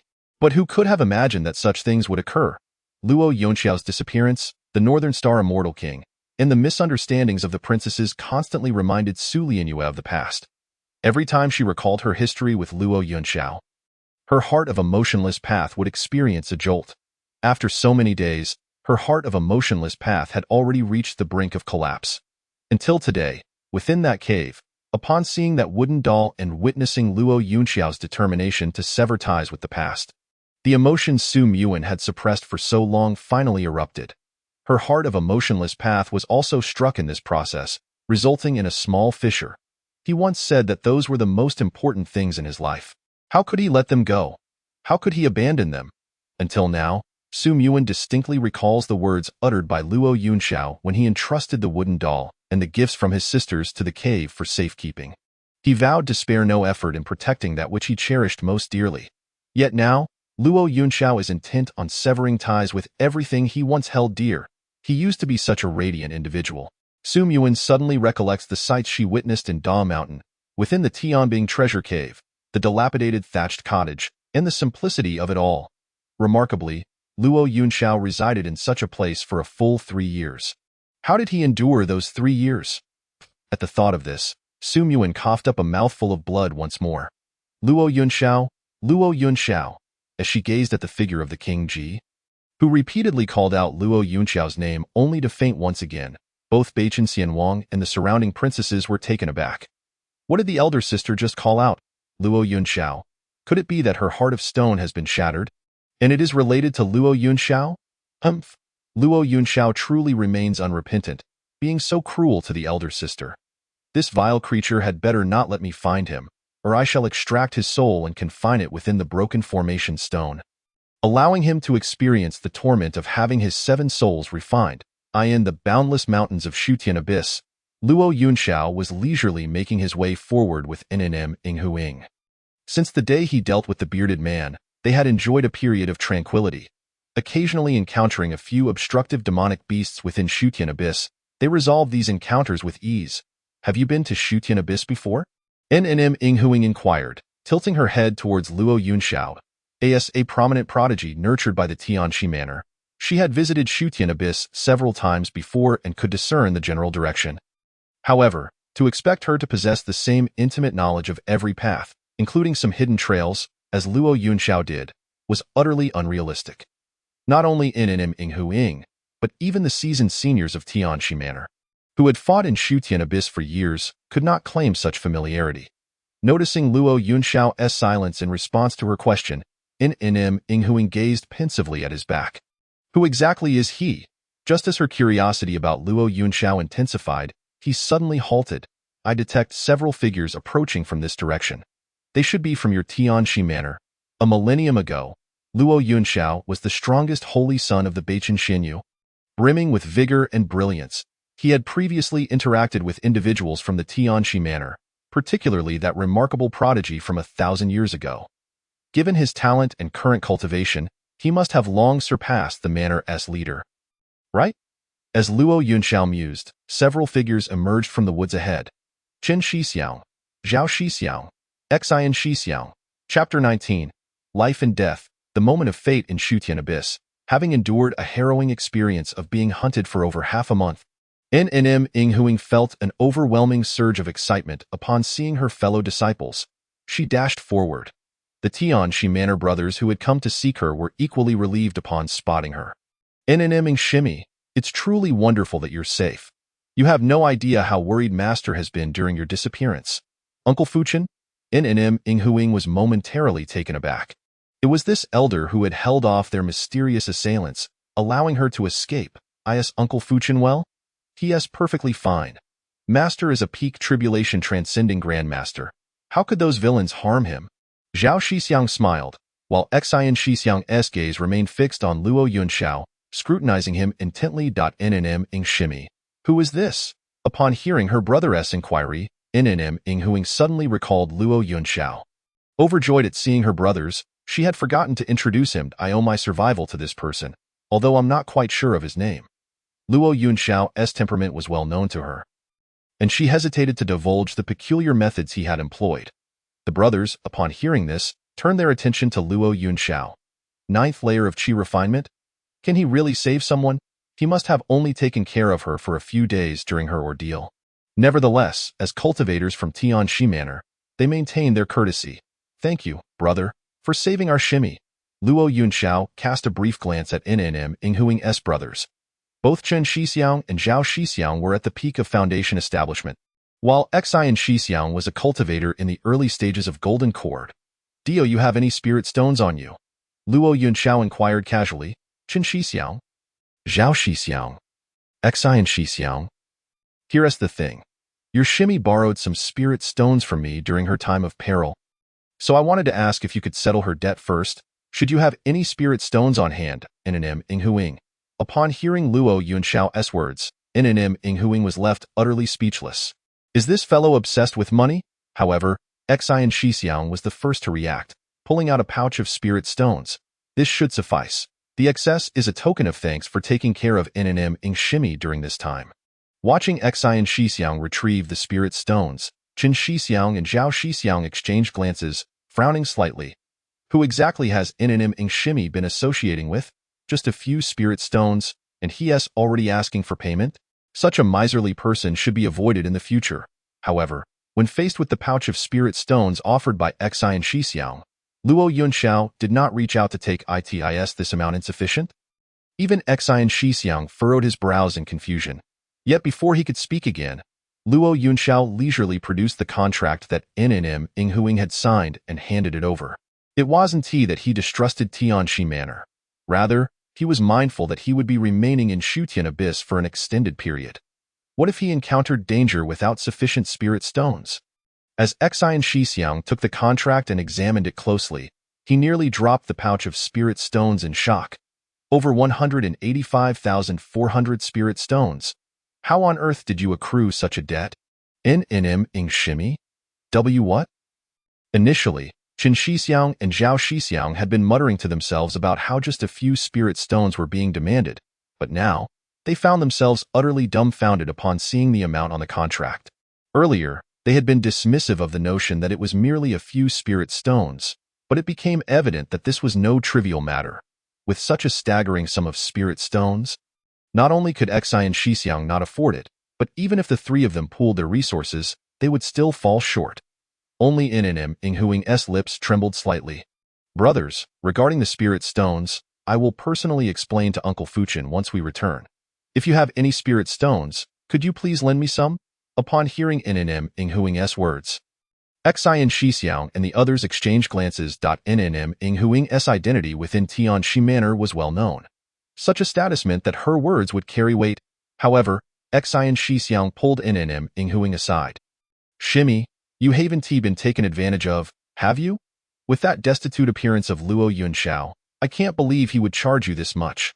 Xi and Shixiang, this matter is complicated and cannot be explained in just a few words.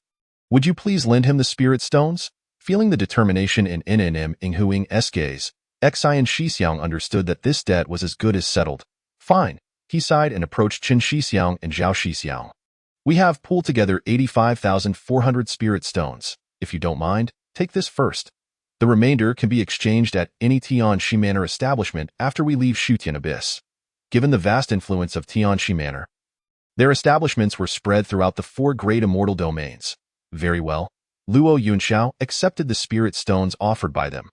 With the addition of over 80,000 spirit stones, Luo Yunxiao felt more secure regarding his upcoming endeavors in Shutian Abyss. "Nm Ing Shimi, your disappearance has caused Master great concern for many days. Now that we have found you, you should hurry back with us to reunite with Master." Upon hearing Xi and Shixiang's words, Nm Inghuing nodded gently. "By the way, Xi and Shixiang, please wait a moment." She ran up to Luo Yunxiao. "Are you coming with us?" Hearing Nm Inghuing's question, Luo Yunxiao shook his head lightly. "I have other matters to attend to." His response, Nm Inghuing's eyes revealed a hint of disappointment. "All right, but when you emerge from Shutian Abyss, do remember to visit Tianxi Manor.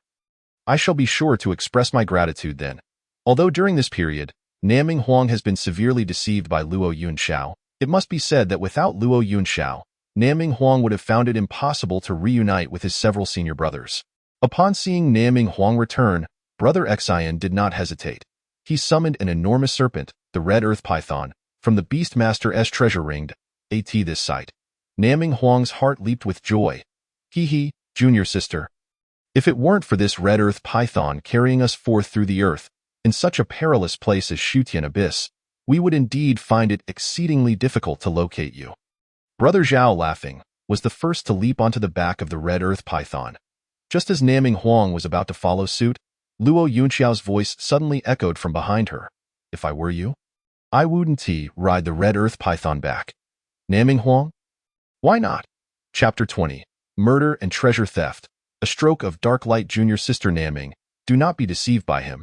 He is merely at the 9th level of Qi training and likely knows nothing about the red earth python. Brother Zhao quietly conveyed to Naming Huang while perched atop the serpent.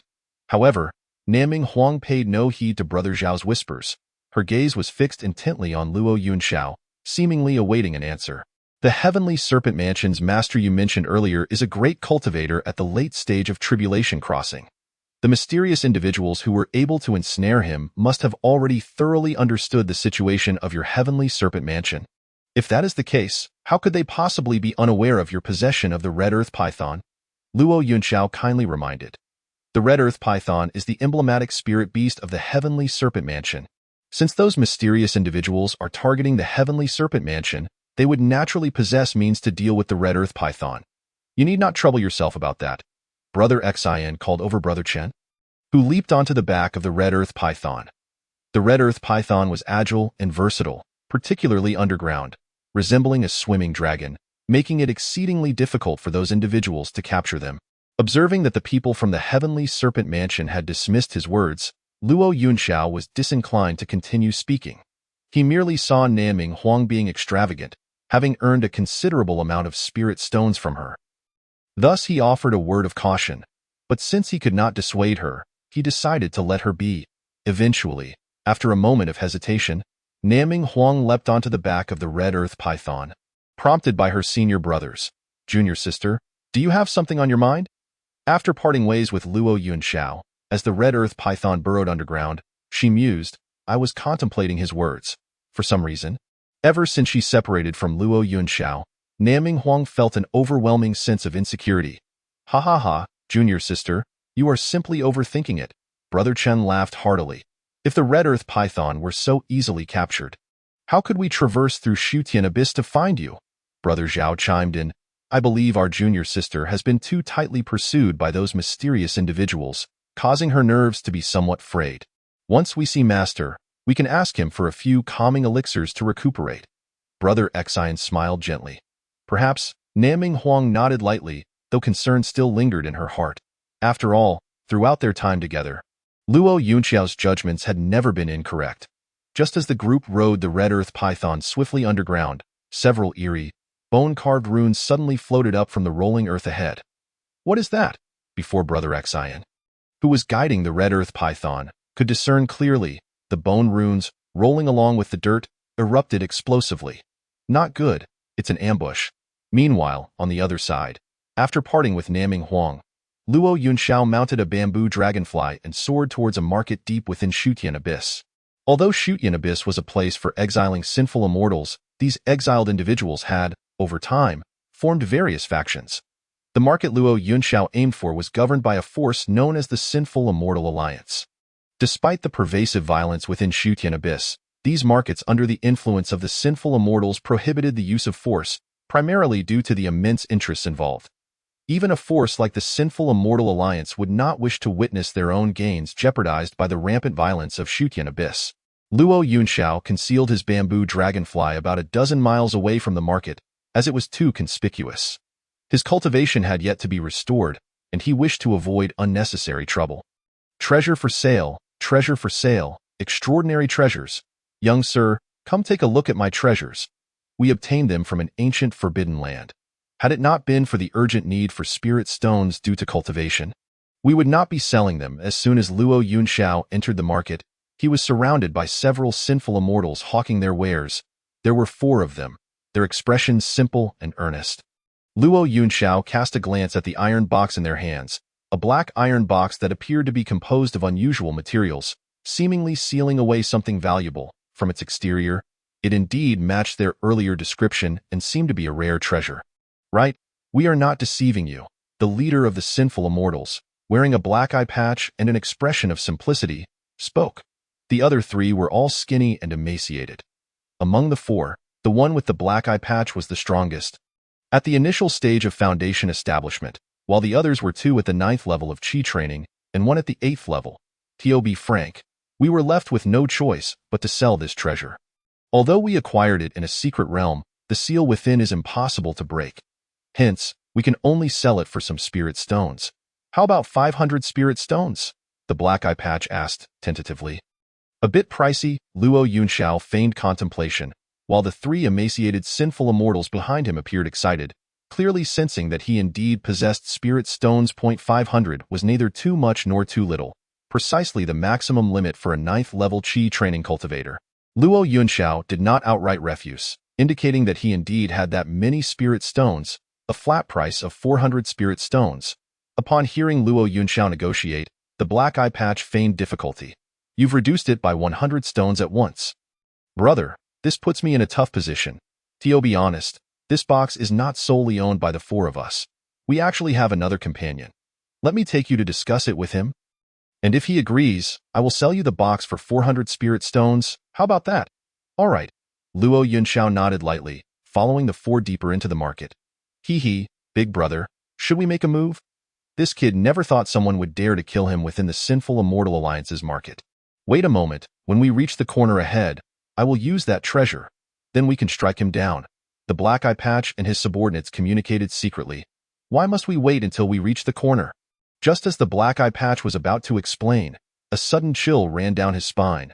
For that voice did not belong to his subordinates, but to Luo Yunxiao. Damn! Our secret communication. How could he hear us? The black eye patch and his 3 companions turned in horror to face Luo Yunxiao, who wore a smile. Attack! In an instant, the black eye patch produced a treasure resembling a water bottle. And the next moment, the world around Luo Yunxiao plunged into darkness. It turned out to be a treasure that blocked breath. No wonder they not only dared to steal from the Sinful Immortal Alliance, but also had the audacity to commit murder within its territory. Hearing Luo Yunxiao's words, the black eye patch, who was about to swing his axe to kill, paused in shock. How do you know this is the Sinful Immortal Alliance's treasure? Come, let me tell you. The iron boxes that the Sinful Immortal Alliance uses to store treasures are all forged from a special meteorite iron. Although you scraped off the surface markings indicating they belong to the Sinful Immortal Alliance and deliberately disguised it, making it pitch black, the seal inside is the 9 profound Star River Yin Yang 5 elements reversal formation commonly used by the Sinful Immortal Alliance. Luo Yunxiao explained languidly. Since you know, why did you follow us for? The black eye patch asked, his expression grim. Of course, it's to kill and seize treasure. Luo Yunxiao's eyes narrowed, a stroke of dark light flickering in his hand. Chapter 21. Killing with a wooden sword. Slaughter him, wooden sword? Watching his 3 subordinates pierced through by Luo Yunxiao's sword, the black eye patch's eyelids twitched violently. As a cultivator at the initial stage of Foundation establishment, he had failed to perceive the speed at which Luo Yunxiao acted just now. Could it be that this person was concealing his cultivation?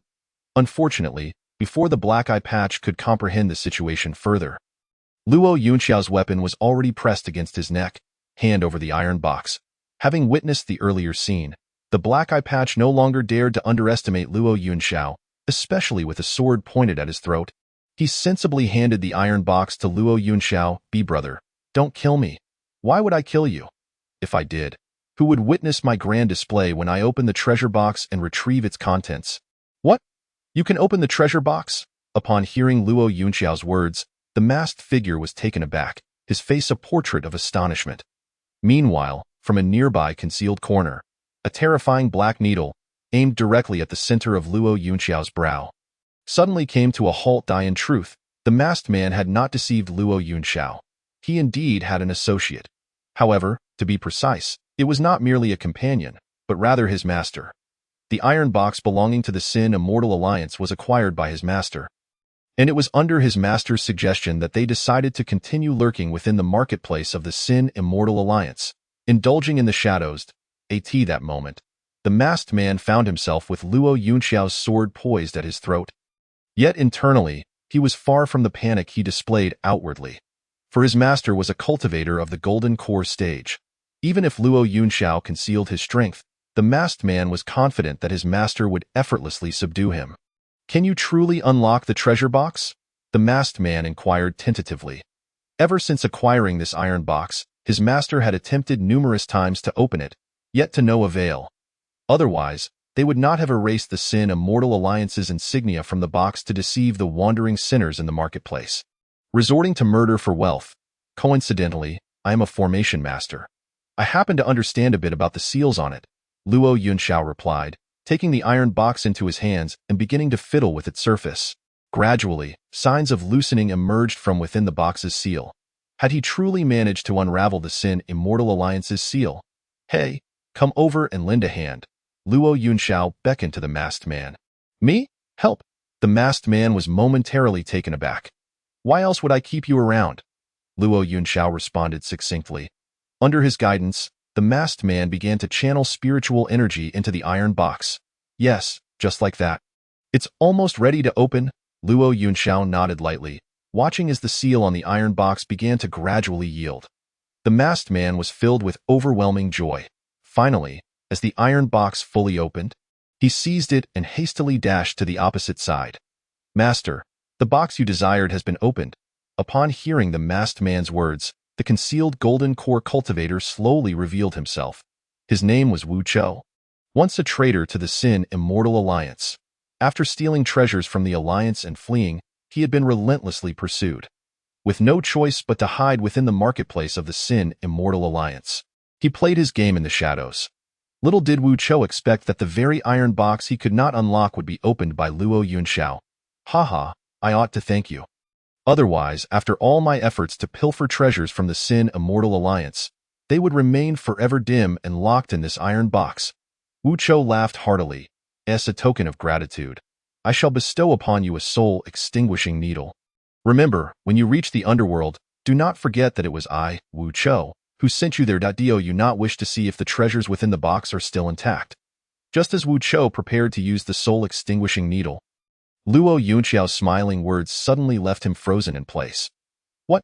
Did you take the treasures? Wu Chou exclaimed, his face a mask of shock. He hurriedly opened the box to realize, oh, they are still here. Yet the next second, with a resounding boom, Wu Chou's head was blown clean off. The masked man was left dumbfounded. What? A dignified golden core cultivator was decapitated by an iron box. Are you perplexed as to how this occurred? Luo Yunxiao smiled slightly, turning to the astonished masked man.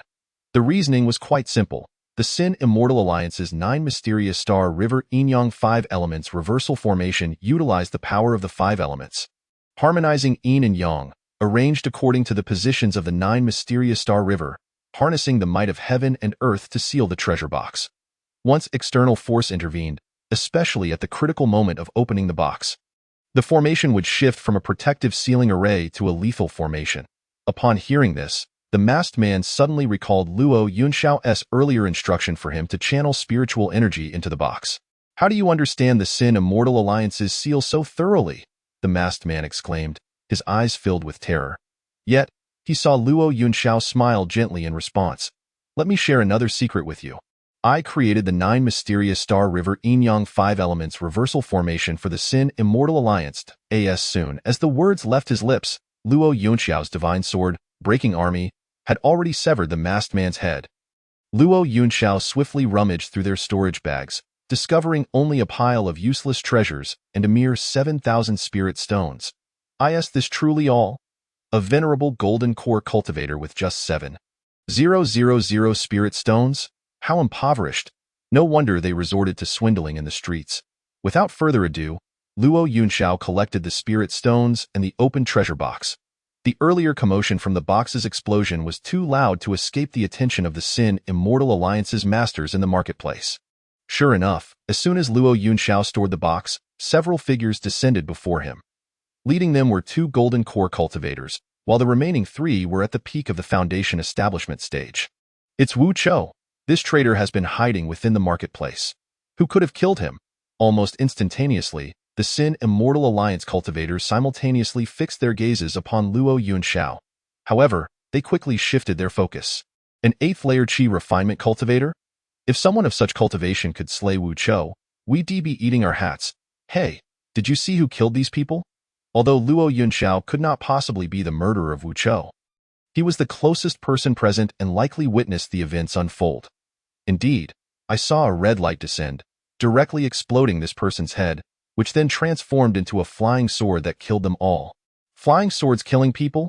Upon hearing Luo Yunxiao's words, the two leading golden core cultivators furrowed their brows slightly. The evidence from the scene did indeed align with Luo Yunxiao's account. Subsequently, they began to search Wu Chao's body. The items are not on him. Take the corpse back for higher-ups to decide. Without a moment's hesitation, one of the golden core cultivators collected the corpse, preparing to return it to the Sin Immortal Alliance. The other golden core cultivator, accompanied by two Peak Foundation establishment cultivators, proceeded to investigate the vicinity, while the remaining Peak Foundation establishment cultivator stayed behind to guard the scene. You, come here. Just as Luo Yunxiao was about to leave, the Foundation establishment cultivator guarding the scene suddenly pointed at him, in the next moment, for earthen walls materialized around Luo Yunxiao, trapping him within. Humph, you may deceive others, but not me. You claim that red light could slay them and snatch treasures. Yet surely it wouldn't have taken the storage bags from several Qi refinement cultivators as well? Hand over the storage bags from those people, or I shall slay you. Chapter 22, Blood Soul Bell. Heading straight to the void sky, alas, a miscalculation, Luo Yunxiao silently lamented. The primary issue was his current poverty, plucking feathers as the wild geese pass. Even the storage bags of several Qi refinement cultivators were not spared, leading to a vulnerability that allowed him to be caught. Yet, you cannot kill me, Luo Yunxiao replied with a faint smile. The Sin Immortal Alliance's Foundation establishment cultivator, drawing his long knife, was first taken aback, then sneered, Humph, such bravado from a mere 8th-layer Qi refinement cultivator. As he beheld the token in Luo Yunxiao's hand, the long knife clattered to the ground. Within the Sin Immortal Alliance, only individuals of elder rank and above were entitled to bestow the Sin Immortal token. All who bore the token were esteemed guests of the Sin Immortal Alliance and were not to be treated lightly. How could a mere 8th-layer Qi refinement cultivator possess such a token?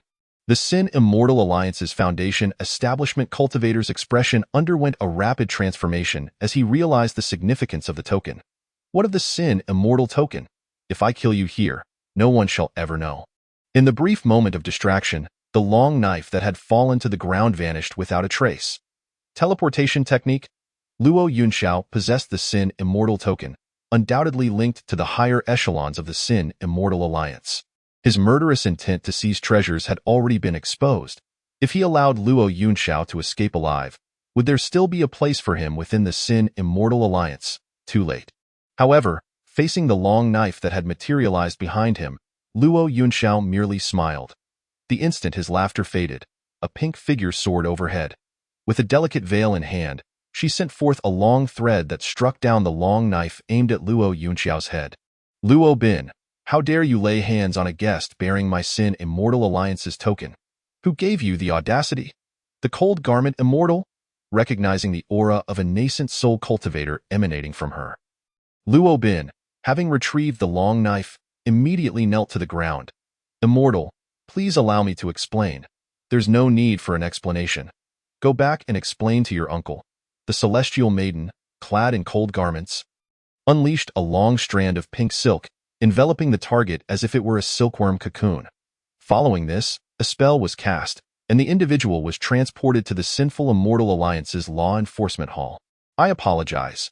It is my Sinful Immortal Alliance that has failed to provide proper hospitality.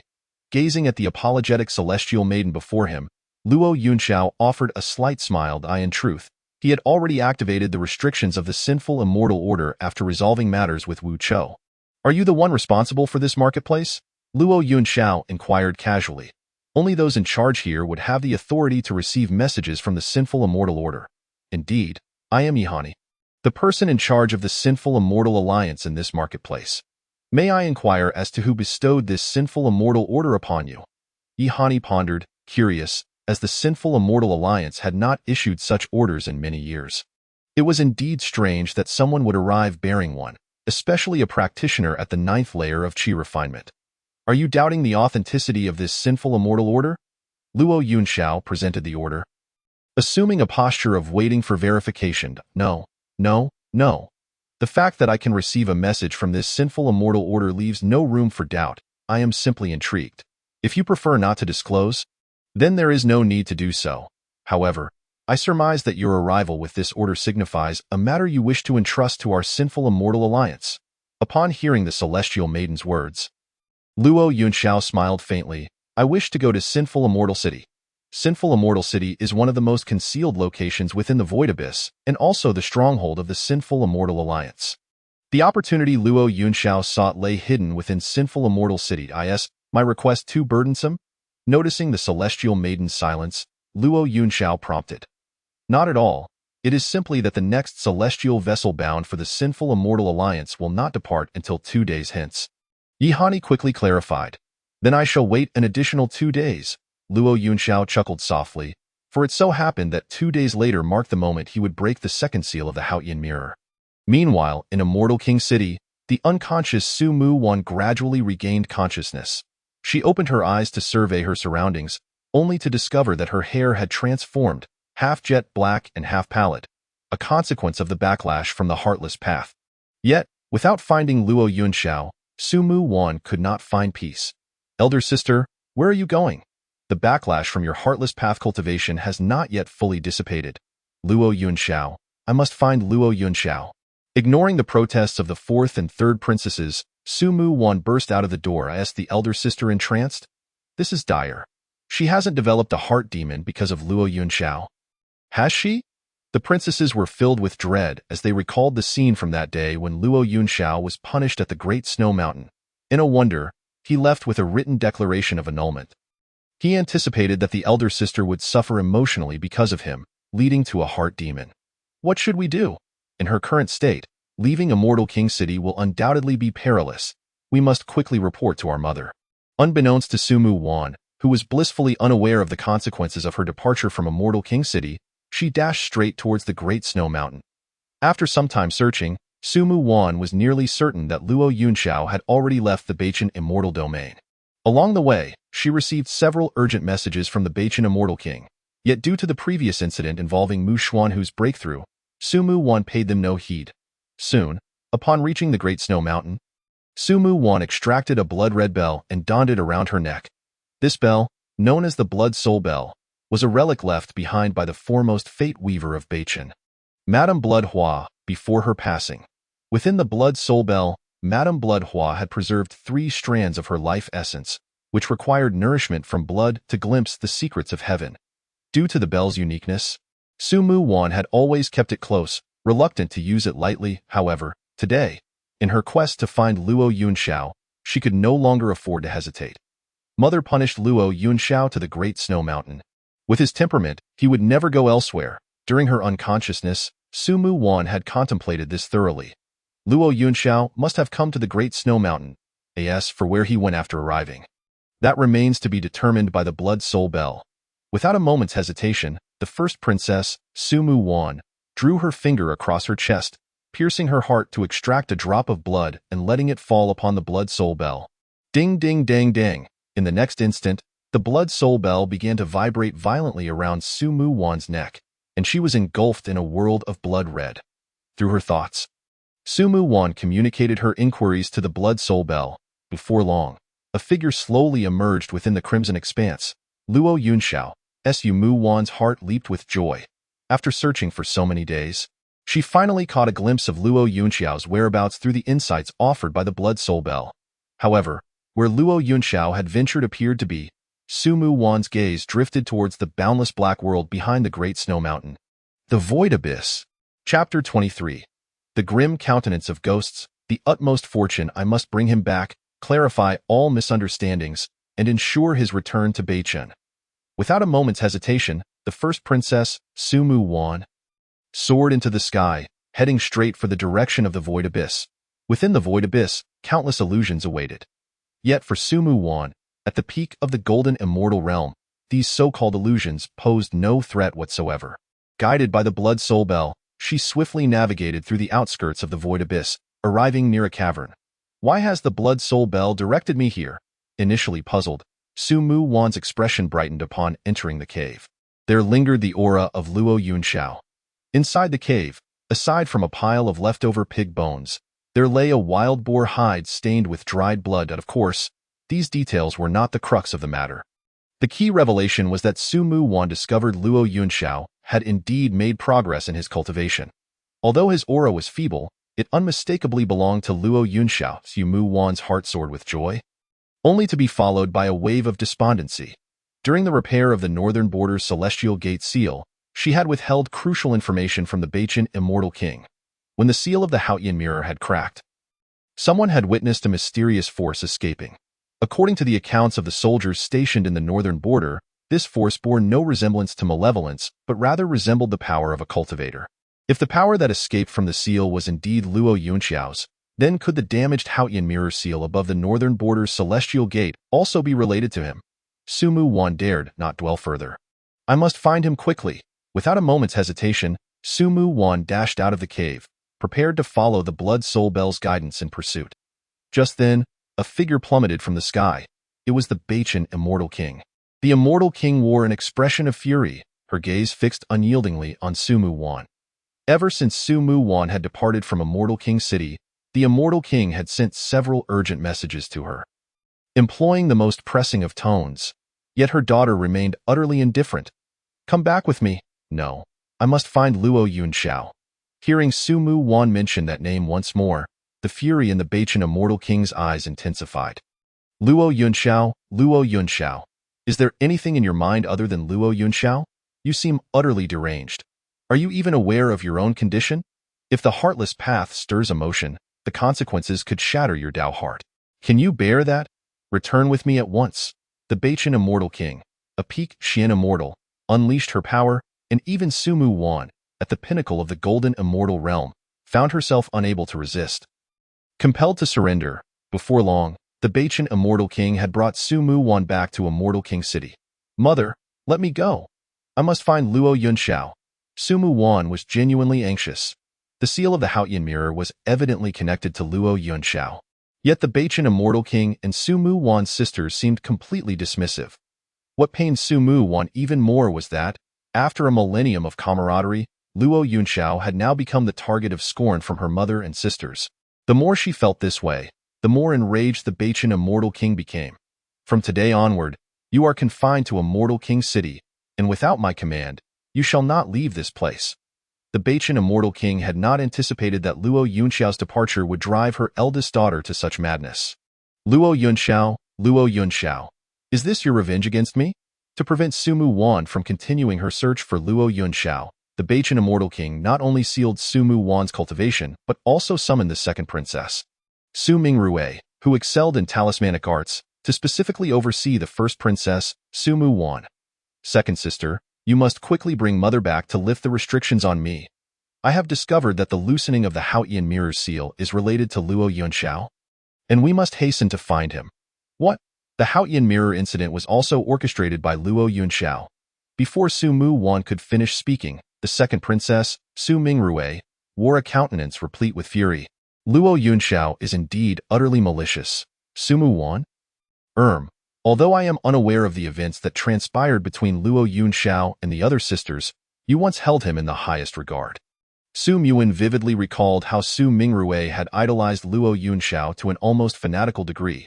Otherwise, she would not have gifted him the very first rune she had crafted. Yet, why?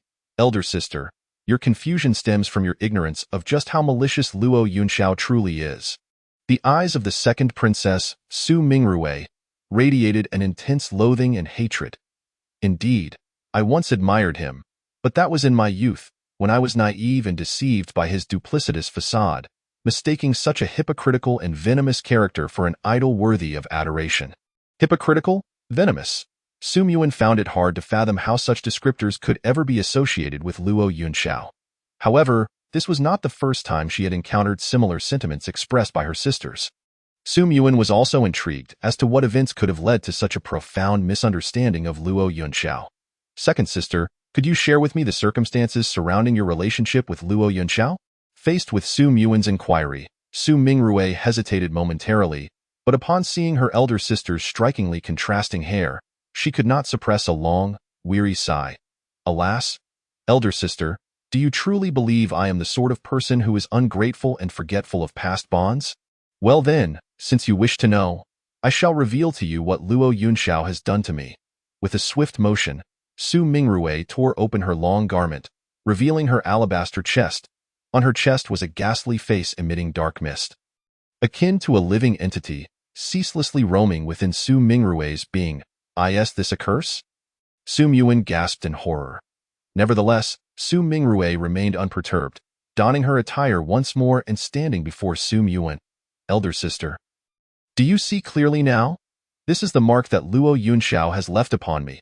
Su Mingrui's words were chilling to the bone. In that moment, Su Yuan seemed to grasp at last why Su Mingrui harbored such overwhelming animosity. But the question remained.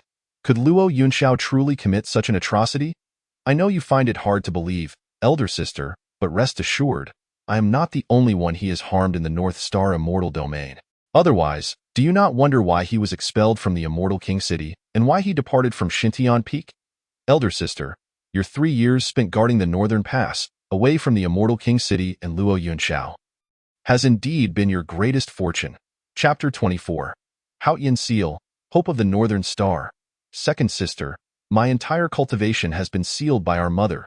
If you trust me, could you allow me this one opportunity to uncover the truth behind it all? Although Su Mingrui had already revealed the curse upon her, Su Yuan still found it hard to believe that Luo Yunxiao could commit such deeds. Investigate? How could we even investigate? Su Mingrui was initially irritated, but then recalled the state of the eldest princess, Su Yuan, who had also been harmed by Luo Yunxiao, leading her to madness. Sigh. Very well. Let this be a means to help my elder sister rid herself of this internal demon. Elder sister, how may I assist you? The eldest princess, Su Yuan, wasted no time and promptly produced a blood soul bell from her possession. This is the blood soul bell, a relic left behind by Madame Xuehua. You must have heard of her name. She was renowned as the foremost diviner of our Northern Star. She left behind 3 blood threads within this bell, which must be activated with one's own blood. We need only to summon it and inquire what Luo Yunxiao has done during his time in the Northern Star. The truth shall be revealed. Observing the blood soul bell handed to her by Su Yuan, Su Mingrui's brow furrowed slightly. Naturally, she had heard of Madame Xuehua, the greatest diviner of the Northern Star. However, elder sister, did you not mention that she left behind 3 blood threads? Why are there only 2 remaining?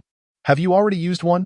Upon hearing Su Mingrui's question, Su Yuan did not conceal the truth. I once used one while searching for Luo Yunxiao in the Great Snow Mountain. Elder sister, you are being foolish. Su Mingrui exclaimed. Diviners reveal heavenly secrets and are consequently shunned by the heavenly way. Otherwise, Madame Xuehua, as the foremost diviner of our Northern Star, would not have met such an untimely demise. The blood threads she left behind are undoubtedly intertwined with heavenly secrets and will carry heavy karmic consequences. You used one merely to seek out Luo Yunxiao. Do you not realize that the heavenly way often retaliates against those who unveil its secrets, sometimes even imposing divine punishment? But what choice did Su Yuan have? Upon her return from the northern border, all she had seen and heard was the endless disdain and hatred of her mother and sisters towards Luo Yunxiao. He had vanished without a trace. And it was indeed exceedingly difficult for Su Yuan to dispel the misunderstandings among them alone. Was there any alternative to employing the blood soul bell? Second sister, this is the only approach I have found. I implore you to comply. Looking at the steadfast elder princess before her, Su Mingrui contemplated several times whether to dissuade her, but ultimately held her tongue. It was clear that her elder sister would not relent until she achieved her goal. Very well, if you insist that we have misunderstood Luo Yunxiao, then today, I shall accompany you to see whether we have indeed erred in our judgment. Without a hint of hesitation, Su Mingrui hung the bell around her neck and then drew a drop of her blood. Infusing it into the blood soul bell, second sister, Su Yuan wished to intervene. But it was too late. I am already cursed and shall never advance in my cultivation. Elder sister, let us witness how the Luo Yunxiao you speak of has poisoned the Northern Star Immortal Domain. As soon as Su Mingrui's words fell, they found themselves enveloped in the crimson world of the blood soul bell. What is this? The seal of the Haotian mirror. Within the blood-red realm conjured by the blood soul bell, Su Yuan and Su Mingrui not only beheld the Haotian mirror's seal but also witnessed a blood-soaked figure emerging from it. This was the sight of Luo Yunxiao just as he had emerged from the seal. Su Mingrui remarked with an air of indifference. At this moment, Luo Yunxiao still bore some semblance of the Northern Star's hero. The sudden activation of the Haotian mirror had drawn the attention of the Northern Star Immortal King and the various princesses. Elder sister, now observe closely how he, Luo Yunxiao, is ungrateful and has poisoned the Northern Star. However, before Su Mingrue could finish her sentence, she froze in shock. For within the world of the Blood Soul Bell, she saw that upon Luo Yunxiao's emergence from the seal, not a single soul had come forth to welcome him. How could this be? Su Mingrue distinctly remembered that she had been refining a formidable ancient talisman at that time. And thus, she had not immediately rushed over upon sensing the movement of the seal. But if she did not go, did that mean the Northern Star Immortal King and her other sisters had also failed to show up? Only Su Muwen, gazing at the bloodied and battered Luo Yunxiao, who staggered alone along the bloodied path, felt tears streaming down her cheeks involuntarily. This is how you welcomed him, elder sister. Were you not also absent at that time? Su Mingrue's face flushed crimson, yet her words struck Su Muwen like a dagger, causing her heart to ache profoundly. For she too had sensed the disturbance of the Haotian mirror, but due to her duties in the Northern Pass, where she was exterminating the remnants of the evil clan, she had not returned in time. Realizing that her previous words might have been inappropriate, Su Mingrue hastily shifted the conversation. Perhaps Mother and the other sisters were similarly preoccupied with pressing matters? Su Mingrue gently shook the Blood Soul Bell and continued to observe. They saw Luo Yunxiao, bloodied and swaying, arrive at the gate of the Immortal King City, only to collapse thereafter. It was the junior apprentice. Su Mingrue could hardly believe it. The first to discover Luo Yunxiao in the entire Immortal King City was actually Mu Xuanhu. The kind-hearted junior apprentice must have been the first to rush to Luo Yunxiao's aid. Su Mingrue thought with certainty. The junior apprentice had saved Luo Yunxiao's life. Yet on that day at Xintian Peak, Luo Yunxiao had treated the junior apprentice in such a manner. The thought ignited another wave of anger within Su Mingrue. This is what you call assistance, however. The slap of reality came too swiftly.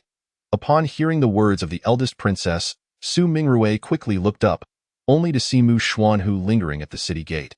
Turning to leave. Perhaps the junior apprentice simply did not recognize Luo Yunxiao?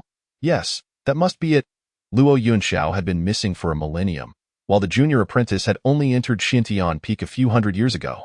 It was quite natural that he would not recognize Luo Yunxiao. Just as Su Mingrue attempted to rationalize the situation, the Northern Star Immortal King also arrived at the city gate. However, upon laying eyes on Luo Yunxiao for the first time, the Immortal King did not express joy, but rather, concern.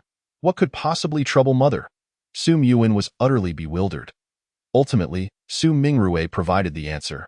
Mother is worried about the junior apprentice. Are you worried about the younger disciple? Shouldn't the focus be on Luo Yunxiao in this situation? The esteemed princess Su Muwen furrowed her brow. After Luo Yunxiao emerged from his seal, he was drenched in blood, and his condition was far more concerning. Yet the North Star Immortal King chose to fret over the perfectly fine Mu Xuanhu instead of Luo Yunxiao. Recalling the previous matters regarding the Dao patterns, Su Muwen felt an increasing unease within her heart. Dear sister, you must understand our mother. After a millennium, the North Star has already welcomed a new Saint Son. With Luo Yunxiao's return, how can the younger disciple find his place? Seemingly sensing the rift between Princess Su Muwen and the North Star Immortal King, Su Mingrue hastily offered an explanation. However, her words fell upon Su Muwen's ears like mere whispers, devoid of power. In any case, dear sister, you should continue to observe. Our mother may not have paid timely attention to Luo Yunxiao due to the younger disciple, but everything that has transpired afterward only serves to validate her stance. Only the younger disciple embodies the true hope of our North Star. Luo Yunxiao? Su Mingrue activated the Blood Soul Bell. Seemingly eager to validate her assertions, fast-forwarding through the events surrounding Luo Yunxiao outside the Immortal King City. Chapter 25. This symbol harms, obsession leads astray. Luo Yunxiao's return did not garner the hero's welcome he deserved. The entire process was met with indifference. That night, when the North Star Immortal King revived Luo Yunxiao, he merely prepared a simple family feast. Their mother even refrained from announcing Luo Yunxiao's return to the world. Su Muwen distinctly remembered that she, the esteemed princess, received the North Star Immortal King's message only half a month after Luo Yunxiao's return.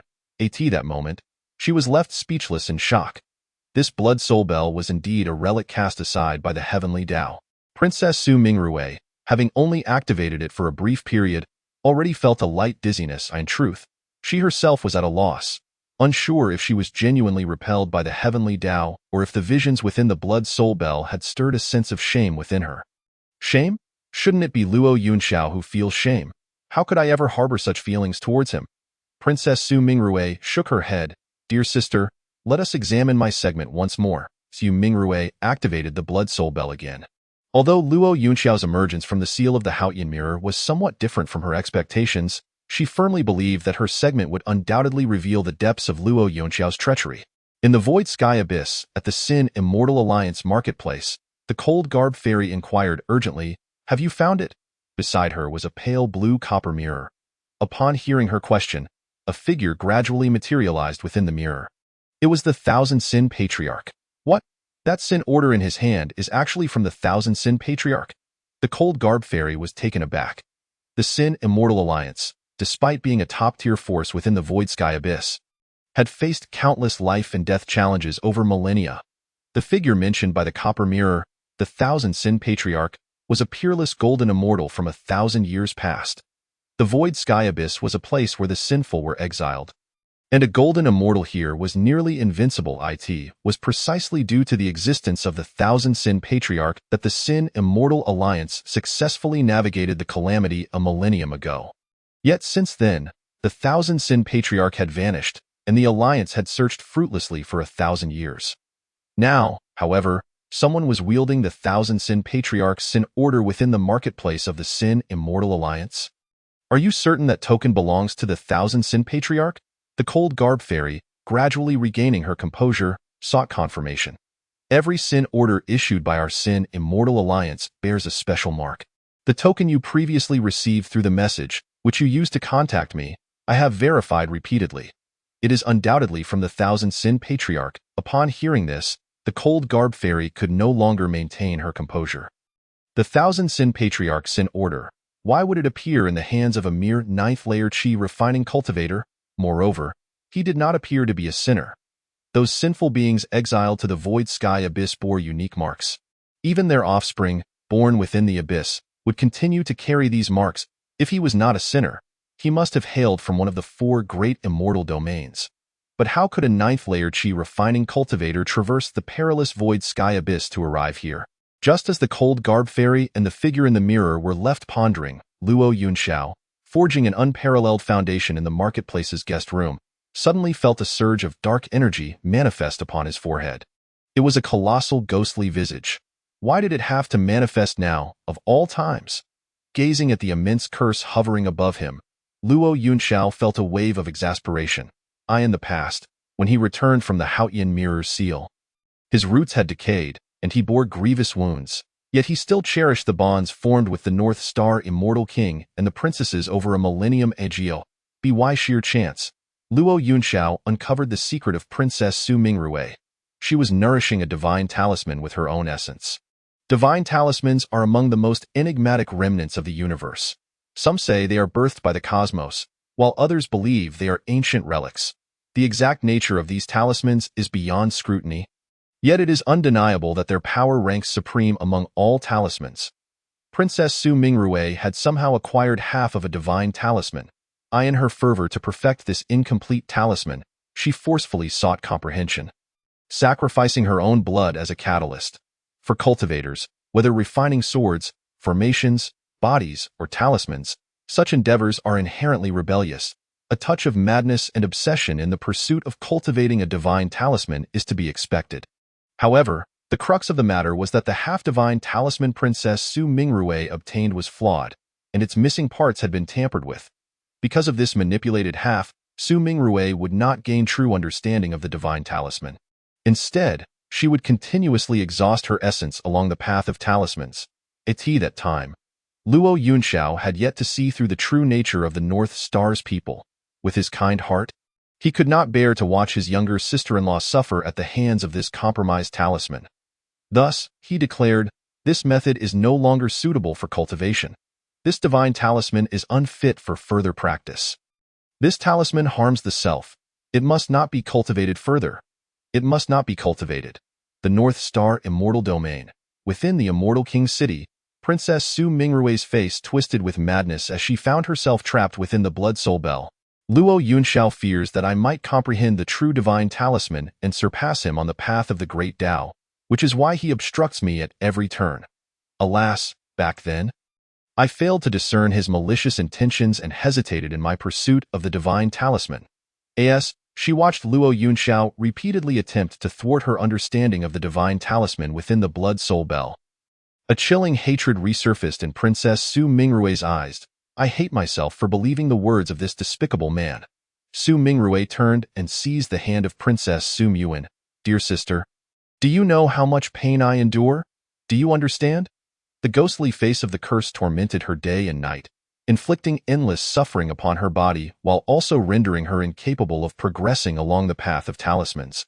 All of this was because of him, because of Luo Yunxiao. Second sister, calm yourself. Within the Blood Soul Bell, I see that although he has continuously hindered your understanding of the divine talisman, it seems there are underlying reasons. Princess Su Muan endeavored to soothe Su Mingrue's tumultuous emotions. Dear sister, why do you remain so obstinate? If Luo Yunxiao did not wish to harm me, why would he repeatedly obstruct me? The attempts of Princess Su Muan to calm her only intensified the madness in Su Mingrue's gaze. Very well, if dear sister refuses to believe, let us continue to observe and see how Luo Yunxiao gradually brings harm to your beloved younger sister. Chapter 26. Good words are hard to convince. Irredeemable cough. In the guest room of the Void Sky Abyss Marketplace, Luo Yunxiao spat out several mouthfuls of fresh blood. Good words are hard to convince. Those who seek their own demise are beyond saving. Now, reflecting on that rainy night when he sacrificed himself to save another, Luo Yunxiao felt almost weepingly foolish for his naivety. If she was intent on dying, then let her perish. Why the relentless obstruction? Some individuals are like this. You save them, even at the cost of transferring the curse upon yourself, yet in the end, a bitter smile crossed Luo Yunxiao's face. Even he was beginning to blur the lines. Over the course of a millennium, had he truly safeguarded the North Star, or had he merely been brainwashed by this group of women? Gazing at the curse continuously battering within him, Luo Yunxiao's complexion grew increasingly pale. The power of the curse was overwhelming. Each onset relentlessly tormented and consumed his body. Had it not been for the timely ingestion of the golden fruit, he might have been unable to withstand it any longer. Luo Yunxiao, long imprisoned within the celestial mirror, has endured the insidious erosion of malevolent energy for over a millennium. His ethereal roots have decayed, and his body is but a shadow of its former strength. Now, he finds himself burdened with yet another curse. With a bitter smile, Luo Yunxiao swiftly begins to channel the power of the golden fruit to suppress the curse within him. Meanwhile, far away in the city of celestial kings, the Grand Princess Su Muan, alongside Su Mingrue, witnesses the fateful night of rain that Luo Yunxiao had condemned as foolish through the Blood Soul Bell. Chuyun Peak. Su Muan's gaze flickers. Chuyun Peak, one of the 9 peaks of the city of celestial kings, was once the residence of the Grand Princess Su Muan. However, since her departure to guard the northern frontier, it has become the domain where the second princess, Su Mingrue, diligently studies the path of talismans. Amidst a world drenched in crimson, Su Muan observes her younger sister Su Mingrue braving the downpour to pursue her studies. Under normal circumstances, a cultivator would be shielded by their cultivation, impervious to even the fiercest rain. Yet Su Mingrue allows the torrential downpour to soak her garments, the delicate fabric clinging to her form, accentuating her exquisite curves. Dear sister, you have indeed chosen to continue deciphering the divine talismans. Aspiring to reach the pinnacle of the path, this has ever been my lifelong dream. Su Muan concedes without concealment. Luo Yunxiao emerged from the celestial mirror with his ethereal roots decayed and cultivation extinguished. Nothing like the figure he once was. How could I abandon my lifelong aspirations based on the words of one rendered powerless? But if this is your own choice, why then do you blame Luo Yunxiao? The Grand Princess Su Muan's eyes brim with confusion. Ha, my dear elder sister, you are too naive. Do you truly believe that the entirety of this tale is confined to what you have just witnessed? Continue watching and see how Luo Yunxiao, upon failing to dissuade me, resorts to underhanded means. As if on cue, the moment Su Mingrue's words fade, Su Muan observes a figure ascending from the foot of Chuyun Peak. Luo Yunxiao? Could it be that, as her younger sister claimed, Luo Yunxiao had come to harm her? This thought barely flickered in Sumu Wan's mind before she cast it aside. No, Luo Yunxiao is not that kind of person. The Grand Princess Sumu Wan's eyes remained fixated on the shadowy figure in the Crimson World, fearful of missing any critical detail. At last, she sees Luo Yunxiao approaching the secluded chamber where Su Ming Rue is engrossed in her talisman studies. This is it. Luo Yunxiao's gaze seems to make a significant decision as he forcefully intrudes into Su Ming Rue's secluded space. Luo Yunxiao? What brings you here? Su Ming Rue, her gossamer garment tightly wrapped around her, furrows her brows slightly. Second junior sister, there is something amiss with this talisman. You must cease your cultivation at once. Unfortunately, before Luo Yunxiao can step forward, Su Ming Rue's body suddenly convulses, dark energy surging from beneath Luo Yunxiao's feet. What have you done to me? Su Ming Rue feels as if she has been ensnared by the talisman, utterly immobilized. Just then, Luo Yunxiao lunges towards her, striking at her chest. A colossal, ghastly visage erupts above their heads. Elder sister, what can you possibly say now? Were it not for Luo Yunxiao, would I have been afflicted with this unbearable, eternal curse? Tears of resentment glisten in Su Ming Rue's eyes as she tears away her thin garment, revealing the monstrous visage upon her chest.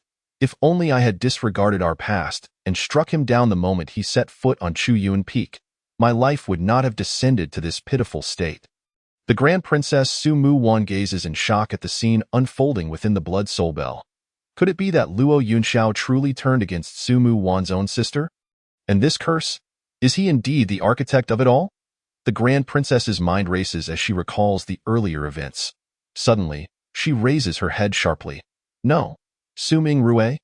She had risked divine retribution by using the Blood Soul Bell to allow Sumu Wan to witness everything Luo Yunxiao had done that night. Yet, despite the gravity of the situation, her elder sister still clings to defending Luo Yunxiao. Sister, do you recall what Luo Yunxiao muttered to himself just before he rushed towards you? The Grand Princess Sumu Wan suddenly turns to Su Ming Rue. Regarding the scene Sumu Wan mentioned, Su Ming Rue had indeed seen it, but the issue remains. Can a mere phrase alter the truth of his actions against her? Su Ming Rue, unwilling to yield, rewinds the scene. This time, they utilize the power of the Blood Soul Bell to amplify Luo Yunxiao's words. Indeed, as I suspected, since I cannot prevent it, let me bear the burden of this malicious curse on her behalf. Upon hearing this, both the Grand Princess Sumu Wan and the second Princess Su Ming Rue stand frozen in place. What? Luo Yunxiao acted to save me, especially for Su Ming Rue, who had clearly seen the curse emanating from beneath Luo Yunxiao's feet. How could he, the instigator of it all, possibly choose to bear the curse for her? This is false. It is all a fabrication. Elder sister, did you not see? Even now, he continues to feign noble intentions. The curse unmistakably emerged from him, yet he pretends to come to my aid. How ludicrous! As she gazes at the increasingly deranged Su Ming Rue before her, the Grand Princess Sumu Wan refrains from further argument, instead continuing to observe the unfolding scene within the Blood Soul Bell. All have branded Luo Yunxiao as a scourge upon Beichen, yet Sumu Wan has always believed in him, a hero who sacrificed himself for Beichen. Enduring a millennium of malevolent corruption could never harm another. Look, what is that? Chapter 27. Disappearing for a millennium, the buried place following the Grand Princess Sumu Wan's exclamation. They witness, amidst the torrential rain, Luo Yunxiao's hand, which had struck Su Ming Rue's chest, begin to tremble violently. Convulsing blood-red talismans float forth from the palm of his hand. The crying blood curse? Sumu Wan gasps in astonishment. Even Su Ming Rue, who had been angrily condemning Luo Yunxiao's pretentiousness, stood aghast. The crying blood curse, as its name suggests, is a spell nourished by one's own essence blood. Luo Yunxiao, with his ethereal roots decayed and cultivation extinguished, is incapable of wielding any spells. The sole method of transferring the curse lies within the crying blood curse. It requires no cultivation level. It merely demands one's essence blood to nurture it, drawing upon the natural energy of the heavens and earth. Luo Yunxiao's ability to perform the crying blood curse indicates that he must have begun nurturing the curse long ago, preparing for this moment. Suddenly, Sumu Wan clutches her heart and stumbles back a few steps, overwhelmed by pain. even bereft of power and with his ethereal roots in decay, for the sake of Beichen and their past bond. Luo Yunxiao remains selflessly devoted, unwavering in his commitment. Luo Yunxiao, I must find you and restore you to Beichen. However, the second princess Su Ming Rue stands utterly still, for the ghastly visage curse that had erupted above her head caused her to lose consciousness before she could grasp the events that followed. He is truly helping me transfer the curse within me? Su Ming Rue's eyes brim with disbelief. The man they had labeled despicable, treacherous, and accused of stealing from Dawu Mountain and the Heavenly Soldier's Cave had not harmed her, but if he had indeed helped her transfer the curse, then what of the ghastly visage upon her chest? In the void sky abyss, within the guest room, the power of the golden fruit finally subdued the ghastly visage upon Luo Yunxiao's chest. To be outmaneuvered, such a feeling is most unpleasant, indeed. While the dark energy of the curses had surged from beneath Luo Yunxiao's feet at Chuyun Peak, he was not the orchestrator. Someone had anticipated his movements and laid the curse in advance, resulting in the scene witnessed by Su Ming Rue before her fainting spell. Alas, even though he had extracted the curse from her, she foolishly persisted in her pursuit of the talisman, even splattering the filth of the curse upon him. The machinations of those with ill intentions are certainly despicable, yet they have also unveiled the true nature of the women of Beichen to Luo Yunxiao. When I was endowed with extraordinary talent and formidable strength, they naturally gravitated towards me. Yet, upon my return to Beichen, stripped of my cultivation, their true faces were revealed one by one. Enough of these vexations. Why dwell on them? Luo Yunxiao had spent 2 days in the guest room, and it was time to lift the second seal. Suddenly, a series of knocks reverberated through the door of Luo Yunxiao's room. Mr. Luo, this is Li Hani. The latest celestial vessel destined for Zhuaxian City has now docked above the market. If you are prepared, you may accompany me aboard the celestial vessel at this moment. Ever since discovering that the Zhuaxian order seal upon Luo Yunxiao was an artifact of the Grandmaster of Thousand Crimes, Hani had treated him with utmost courtesy. Not only had she arranged for him to stay in the finest guest room of the market, but she had also personally come to invite him upon the arrival of the celestial vessel. It was indeed an impressive gesture to invite a mere 9th-layer Qi practitioner to join a dignified initial-stage nascent soul cultivator. Should word of this circulate, it would undoubtedly leave many astounded. Have we arrived so soon? Luo Yunxiao smiled gently. He had initially intended to unlock the second layer of the Haotian mirror seal before heading to Zhuaxian City, but it appeared that he would have to do so en route instead. Under Hani's guidance, he approached the location where the celestial vessel was anchored in the market. Before him floated a colossal celestial vessel, meticulously crafted from divine wood. Mr. Luo, have you previously encountered the celestial vessels of the Zhuaxian Alliance? Hani inquired cautiously. While celestial vessels were not exclusive to the Zhuaxian Alliance within the void sky abyss, any cultivator, particularly those of lower ranks, would invariably be awestruck upon seeing such a magnificent craft for the first time. Yet, Luo Yunxiao's demeanor suggested an unremarkable reaction, as if the celestial vessel held little allure for him. Is this merely my misconception? Hani pondered, perplexed. Luo Yunxiao, however, did not respond immediately to her inquiry. Instead, he cast a glance at the throng of individuals queuing beneath the celestial vessel. Are all these people headed to Zhuaxian City? He asked. Hani nodded in affirmation. Whenever the celestial vessel traverses various markets, many individuals seize the opportunity to return to Zhuaxian City. Would you mind assisting me aboard? Luo Yunxiao requested.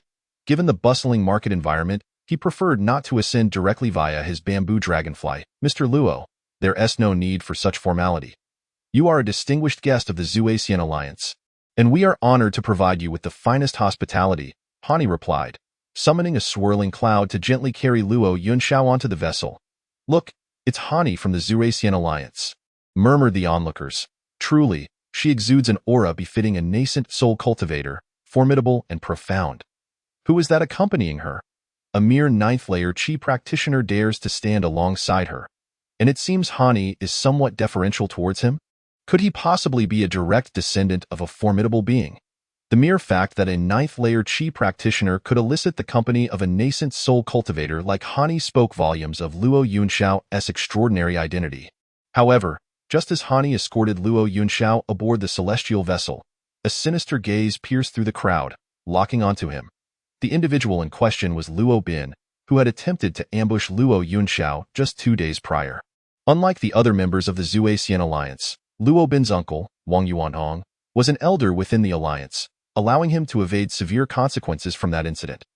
Nevertheless, the Zhuai-Xian alliance had imposed certain penalties upon him, stripping him of his position overseeing the market and assigning him to escort the celestial vessel will not let this slide. Luo Bin seethed, having thoroughly investigated the origins of the Zhuai-Xian order seal in Luo Yunxiao's possession.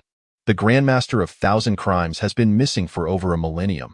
How could her seal possibly end up in the hands of a mere 9th-layer Qi practitioner? The long-standing rumors regarding the demise of the Grandmaster of Thousand Crimes had circulated within the Zhuai-Xian alliance for ages. Now, the seal of the Grandmaster had inexplicably fallen into the hands of an obscure individual. This only served to validate Luo Bin's suspicions. This brat must have inadvertently discovered the resting place of the Grandmaster, thus acquiring the seal. With this realization, Luo Bin's eyes blazed with fervor.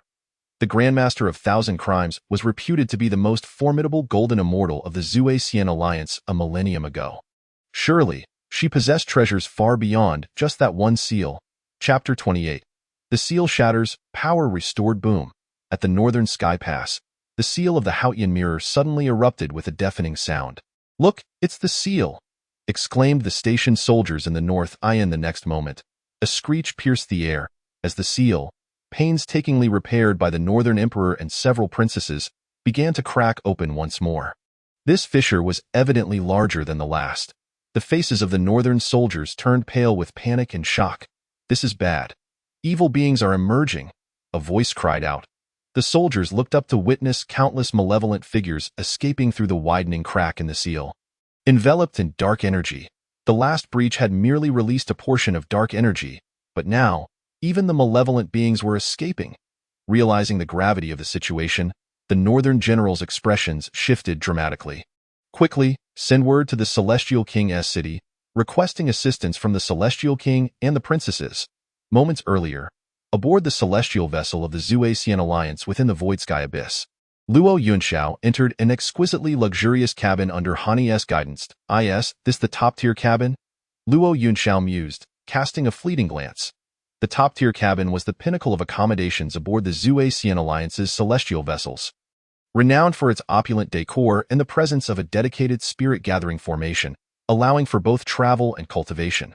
The rarity of such cabins meant that only individuals of significant status were deemed worthy to reside within them. Hani's arrangement underscored her regard for Luo Yunxiao. "Mr. Luo, the journey back to Zhuai-Xian City is long. Should you require anything, please do not hesitate to command me," Hani offered before gracefully exiting the cabin. This woman possesses some talent and exhibits commendable hospitality. She may well ascend to a position of great influence within the Zhuai-Xian alliance in the future. A compliment from Luo Yunxiao regarding her abilities would have resonated far and wide a millennium ago. But now, who among the current generation would even recall her name? A bitter smile graced Luo Yunxiao's lips as he settled into a cross-legged position. With the power of the rules within the Haotian mirror now accessible once more, it was time for him to reclaim the cultivation he was owed. 9 radiances in harmony, primordial beginnings roaming, brilliant essence illuminating, descend upon me. Release stagnation and open my heart. Let me abide in the glorious radiance. All things in the world, obey my command. As Luo Yunxiao chanted incantations, the second layer of the Haotian mirror seal began to slowly lift. However, just as he was on the verge of unlocking the seal, a ruckus erupted outside his door. "A mere 9th-layer Qi practitioner can reside in the top-tier cabin, yet you expect me to settle for a middle-tier one? Am I not worthy of such accommodations due to my status as a member of the Tao family?" "Young Master Tao, we certainly did not intend that," the steward of the celestial vessel stammered, clearly distressed. Opposite him stood a young nobleman clad in finery, known as Tao Zhan, from a prominent family within the alliance. This particular young master was infamous for his difficult demeanor. "How about this? We can arrange a separate middle-tier cabin just for you.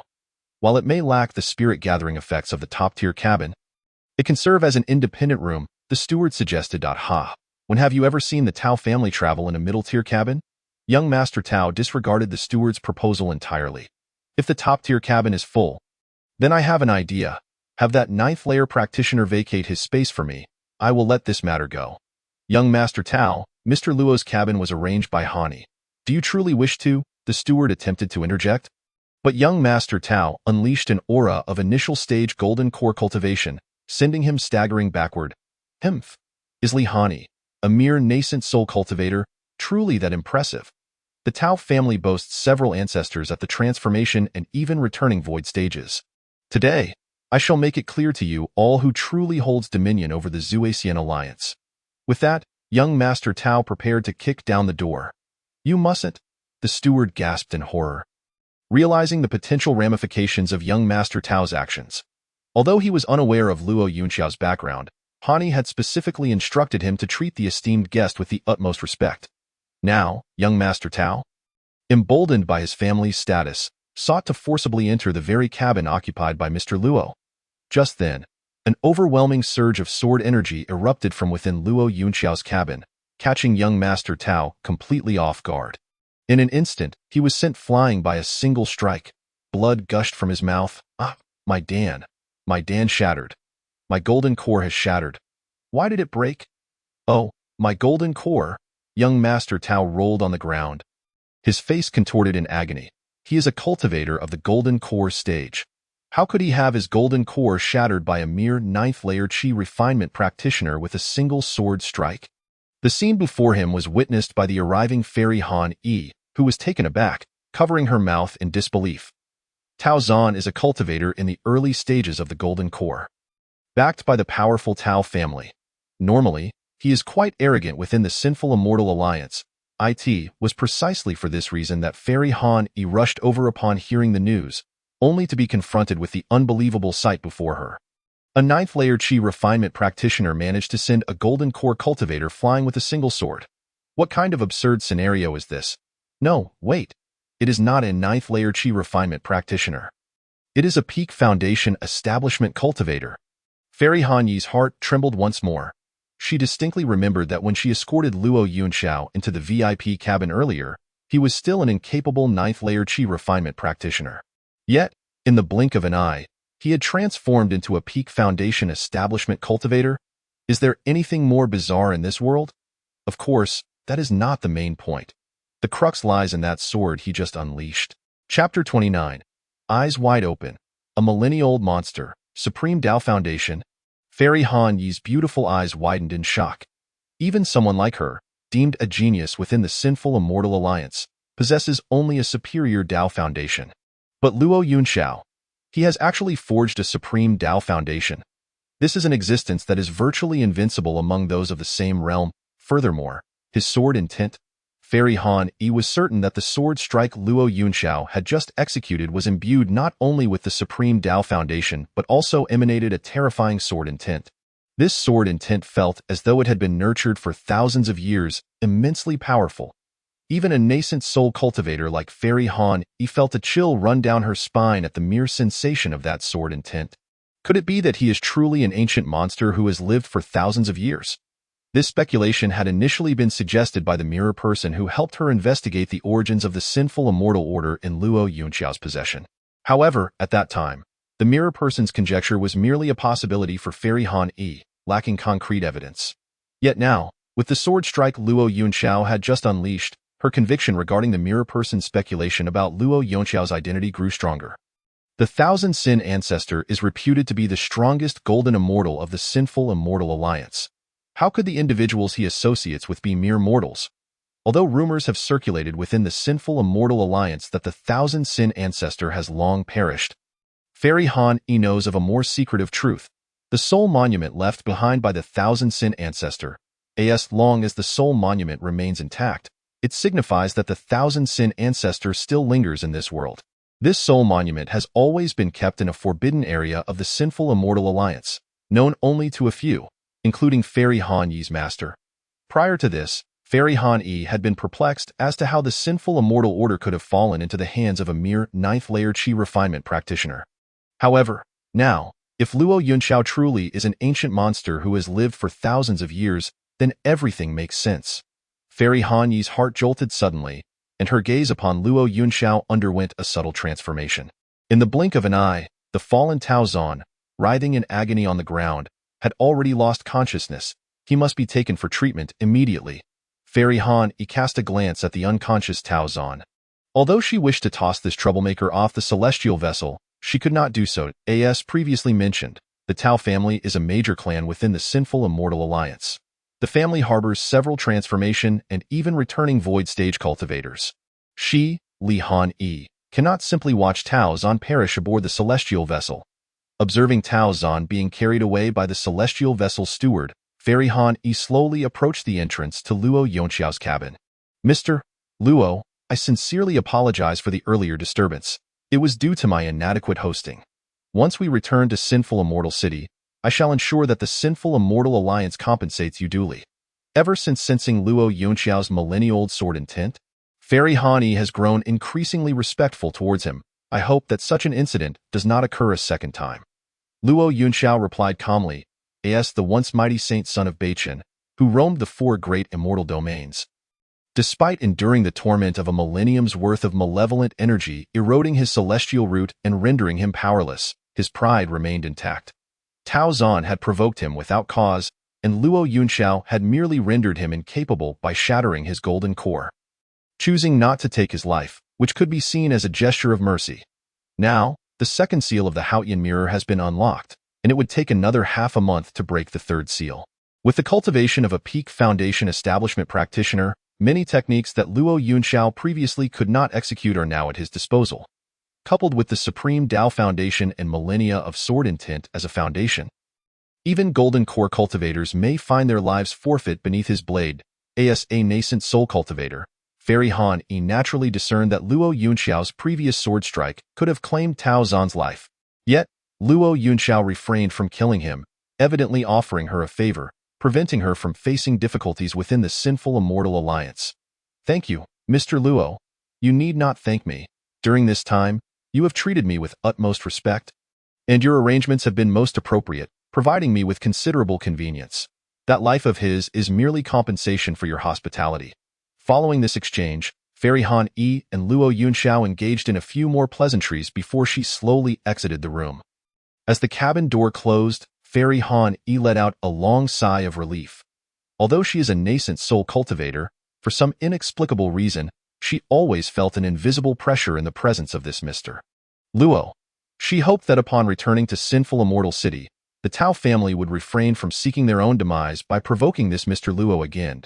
An ancient being who could be associated with the Thousand Sin ancestor is certainly no ordinary individual. While the Tao family is a major clan within the Sinful Immortal Alliance, provoking such a being would likely lead to dire consequences. However, shortly after Fairy Han-yi turned to leave, a shadowy figure stealthily appeared near Luo Yunxiao's VIP cabin.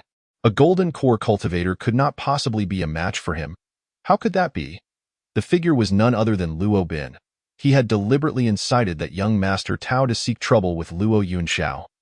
Under the assumption that a golden core cultivator could easily deal with a mere 9th layer Qi refinement practitioner.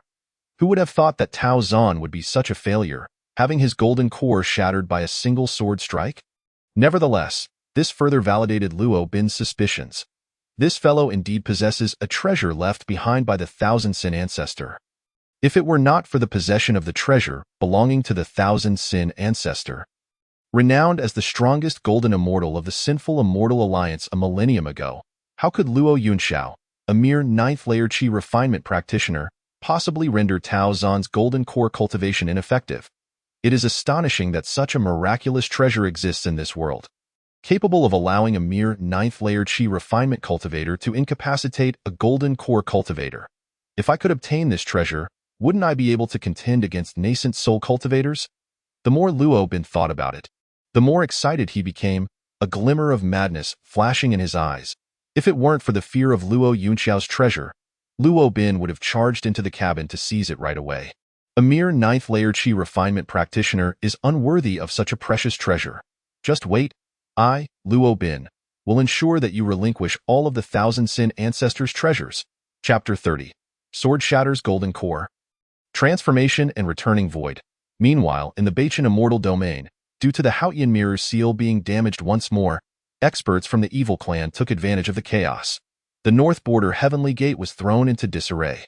When the Beichen Immortal King and several princesses received the news and rushed to the North Border Heavenly Gate, many soldiers from the North Border had already perished at the hands of the evil clan's experts. The Haotian mirror seal, which was meticulously repaired by their mother, why has it broken again? The princesses wore expressions of astonishment, while the Bachin immortal king's face darkened ominously. It was as if she had received a heavy slap to the face. Her delicate features burned with pain. Luo Yunxiao had sacrificed himself to seal the evil clan for a millennium, yet the seal she had painstakingly repaired had only lasted a few days before it cracked again. The Bachin immortal king felt as though she had been dealt a heavy blow. All soldiers, follow this king and slay the enemies. With her anger boiling and nowhere to vent, the Bachin immortal king could only focus her wrath on the evil clan experts who had escaped through the Haotian mirror seal. The battle raged on for several hours. After the Bachin immortal king had slain all the escaping evil clan experts and repaired the damaged seal, the north border heavenly gate had suffered unimaginable devastation. Mother, the Haotian mirror seal has remained intact for 1,000 years. Why does it now repeatedly suffer cracks? The inquiries from her daughters made the Bachin immortal king recall the words spoken by the great princess Su Mu Wan on that day. Could it truly be because of Luo Yunxiao? The ridiculous notion was almost immediately dismissed by the North Star immortal king, for she could not fathom how a decrepit being, whose celestial roots had rotted away and whose cultivation had been utterly squandered, could possibly influence the illustrious Haotian mirror, the supreme treasure of the North Star. Yet, just as the North Star immortal king parted her lips, preparing to utter something, a sudden tremor flickered across her brow. As if a grave event had transpired. Hasten back to the immortal king's city with me. What is the matter, mother? Inquiring with concern, the various princesses gazed at Su Lianyue, who was hastily making her way back to the immortal king's city. Their expressions awash with confusion. Could it be that something has occurred in the immortal king's city? This thought had scarcely taken root when the countenance of the princesses present shifted dramatically. Without uttering a word, they promptly followed the North Star immortal king.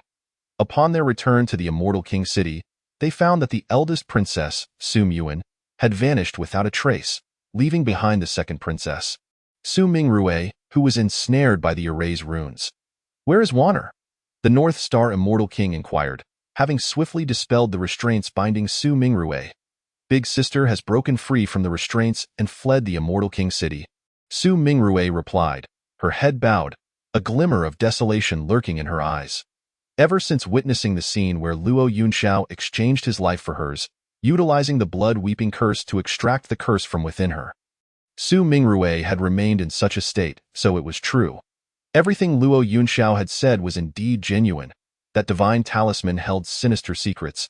According to the blood soul bell, had she not awakened and continued to forcefully comprehend the divine talisman? How could she have invited the curse upon herself once more? Yet the crux of the matter was, this talisman had been gifted to her by her junior brother. Could it be that he would wish her harm? As if sensing Su Mingrue's gaze upon him, Mu Xuanhu, who had hurriedly caught up to Chu Yun Peak, paused momentarily. Second sister, is there something amiss?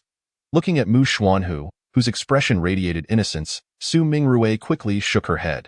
No, it cannot possibly be my junior brother. Though this talisman was given to me by him, it does not imply that he wishes me ill.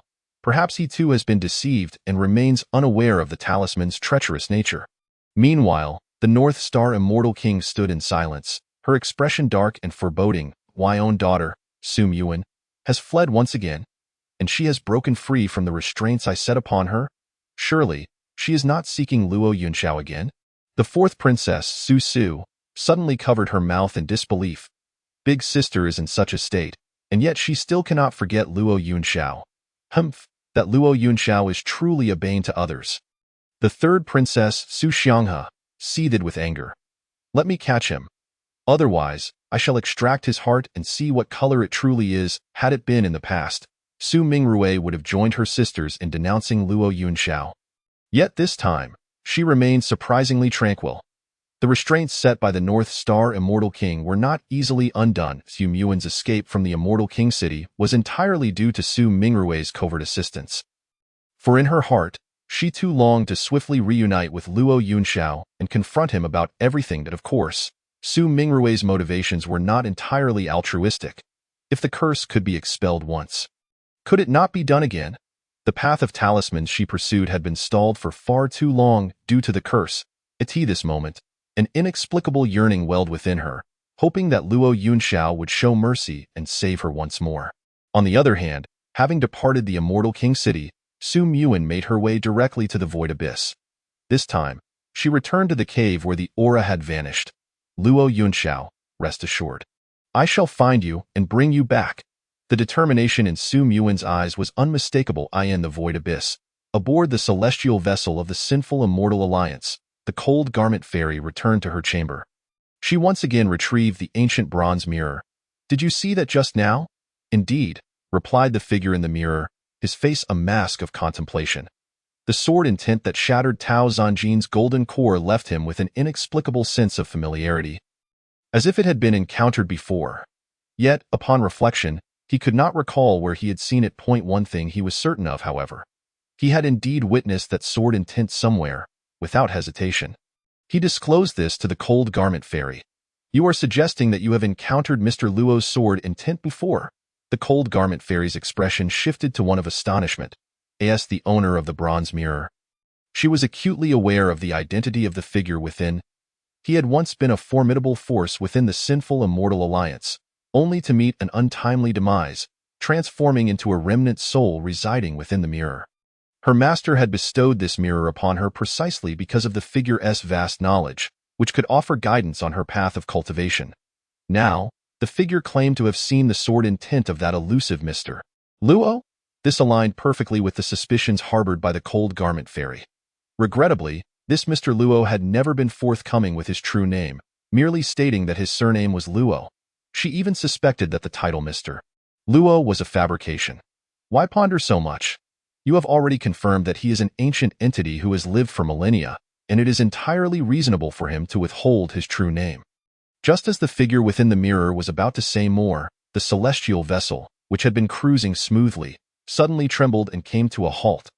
What is happening? Chapter 31. Envy and Jealousy. Restless hearts ahead lies a formation. The abrupt stop of the vessel caused many to rush onto the deck. However, upon discerning the situation before them, everyone stood in stunned silence. Before the vessel loomed a colossal golden tree, resembling a mountain, which completely severed the vessel's route. I just traversed this path a few days ago, and there was no such tree then. Could it be that someone has intentionally intercepted us? Although there were numerous sinful factions within the Void Abyss, those who could rival the sinful immortal alliance were exceedingly rare. Who could possess such audacity to obstruct the vessel of the sinful immortal alliance? As the crowd on the deck exchanged glances, their expressions shifting, the vessel's steward hurriedly ascended to the deck. Everyone, do not panic. The cold garment fairy is aboard our sinful immortal alliance's vessel, along with esteemed guests in the top-tier cabin. Each of them possesses extraordinary skills that can surely ensure our safety. Barely had the steward finished speaking when the cold garment fairy, accompanied by several distinguished guests from the top-tier cabin, stepped onto the deck. Apart from Luo Yunxiao, there were 5 other top-tier cabins on the vessel, each occupied by individuals of notable stature. A rotund gourmand, a drunken reveler, a noblewoman, and 2 frail twin elders. All 5 individuals bore significant status, with the gourmand and the reveler possessing the highest cultivation levels, both at the mid-stage of the nascent soul realm. The noblewoman and the twin elders ranked slightly lower. At the peak of the golden core realm, gazing at the towering golden tree blocking their path, the 5 could not help but furrow their brows. Meanwhile, the cold garment fairy continued to scan the crowd, seemingly in search of something. After searching for quite some time, she found no trace of Luo Yunxiao. Truly, what an ancient anomaly! Such a significant event aboard the vessel, and he could not even be bothered to take a glance. Yet, the more elusive he was, the more extraordinary he appeared in the eyes of the cold garment fairy. Little did she know, the extraordinary Mr. Luo, whom she admired, was currently within the cabin, grappling with the backlash of the curse. Why did it have to erupt now, of all times? A wry smile of resignation played at the corners of Luo Yunxiao's lips. Just as the colossal tree obstructed their path, the curse within him suddenly surged forth, leaving him no time to react. His chest was marked by 2 intersecting fissures. Fortunately, after consuming the golden fruit and forging his supreme foundation, remnants of its power lingered within him, helping to suppress the overwhelming curse. Yet, the color of his hair, what had once been dark and flowing now gleamed a brilliant gold. This was a manifestation of the curse's backlash, a sign that the residual power of the purple golden fruit was instinctively protecting its master. Thank heavens it was not green. Otherwise, Luo Yunxiao would have had no choice but to hide from the world. It seemed he must quickly acquire the opportunity that awaited him within sinful immortal city. The purpose of his visit was to seek that very chance, the antidote to the curse within him. Mu Xuanhu, I truly owe you my gratitude. Had it not been for your incessant scheming and that dream of 1,000 years, how would I have uncovered so many treasures? Reflecting on that dream, a self-deprecating smile once again graced Luo Yunxiao's lips. Humanity. One must always pay the price for their own foolishness. Once one has acted foolishly, clarity ensues. A sneeze escaped him as Mu Xuanhu, seated upon the Xian Jade bed atop Xiantian Peak in the North Star Immortal Realm, found himself unable to attain tranquility. The gaze of his second senior sister today was perplexing. He felt as though he had been laid bare, yet when he sought to probe further, Wang Jisu Mingrui reverted to her previous warmth. Though that glance was fleeting, it stirred an inexplicable vexation within Mu Xuanhu. When a thief has long practiced his craft, he perceives all as thieves. No, I must find an opportunity to further test her resolve. Just as Mu Xuanhu solidified his determination, a faint silhouette emerged from the seemingly mundane black chamber pot beside him. In truth, it was not merely a chamber pot, but a communication artifact disguised as one. Young master, we have located what you sought. Upon hearing the apparition's announcement, an unprecedented thrill ignited in Mu Xuanhu's eyes. Is this true? The figure within the pot wasted no time and began to relay information in detail. I have confirmed that the coveted golden fruit, discovered by the illustrious Lieli Fairy, lies within an icy cliff of the Great Snow Mountain. The Lieli Fairy, a fallen celestial, had inadvertently uncovered this fruit prior to her banishment to the Void Abyss. Alas, the precise location remained elusive, and she met her demise at the hands of assailants in the Void Abyss. By chance, Mu Xuanhu learned that before her descent into the Void Abyss, the Lieli Fairy left behind a record detailing the fruit's whereabouts, which is why he dispatched someone to seek it. Years of effort have finally borne fruit. However, the location of the golden fruit is the Great Snow Mountain.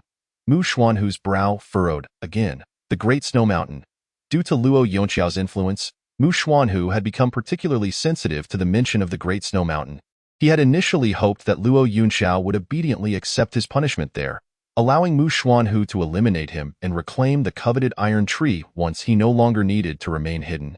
To his astonishment, Luo Yunxiao had not gone to the Great Snow Mountain for his punishment.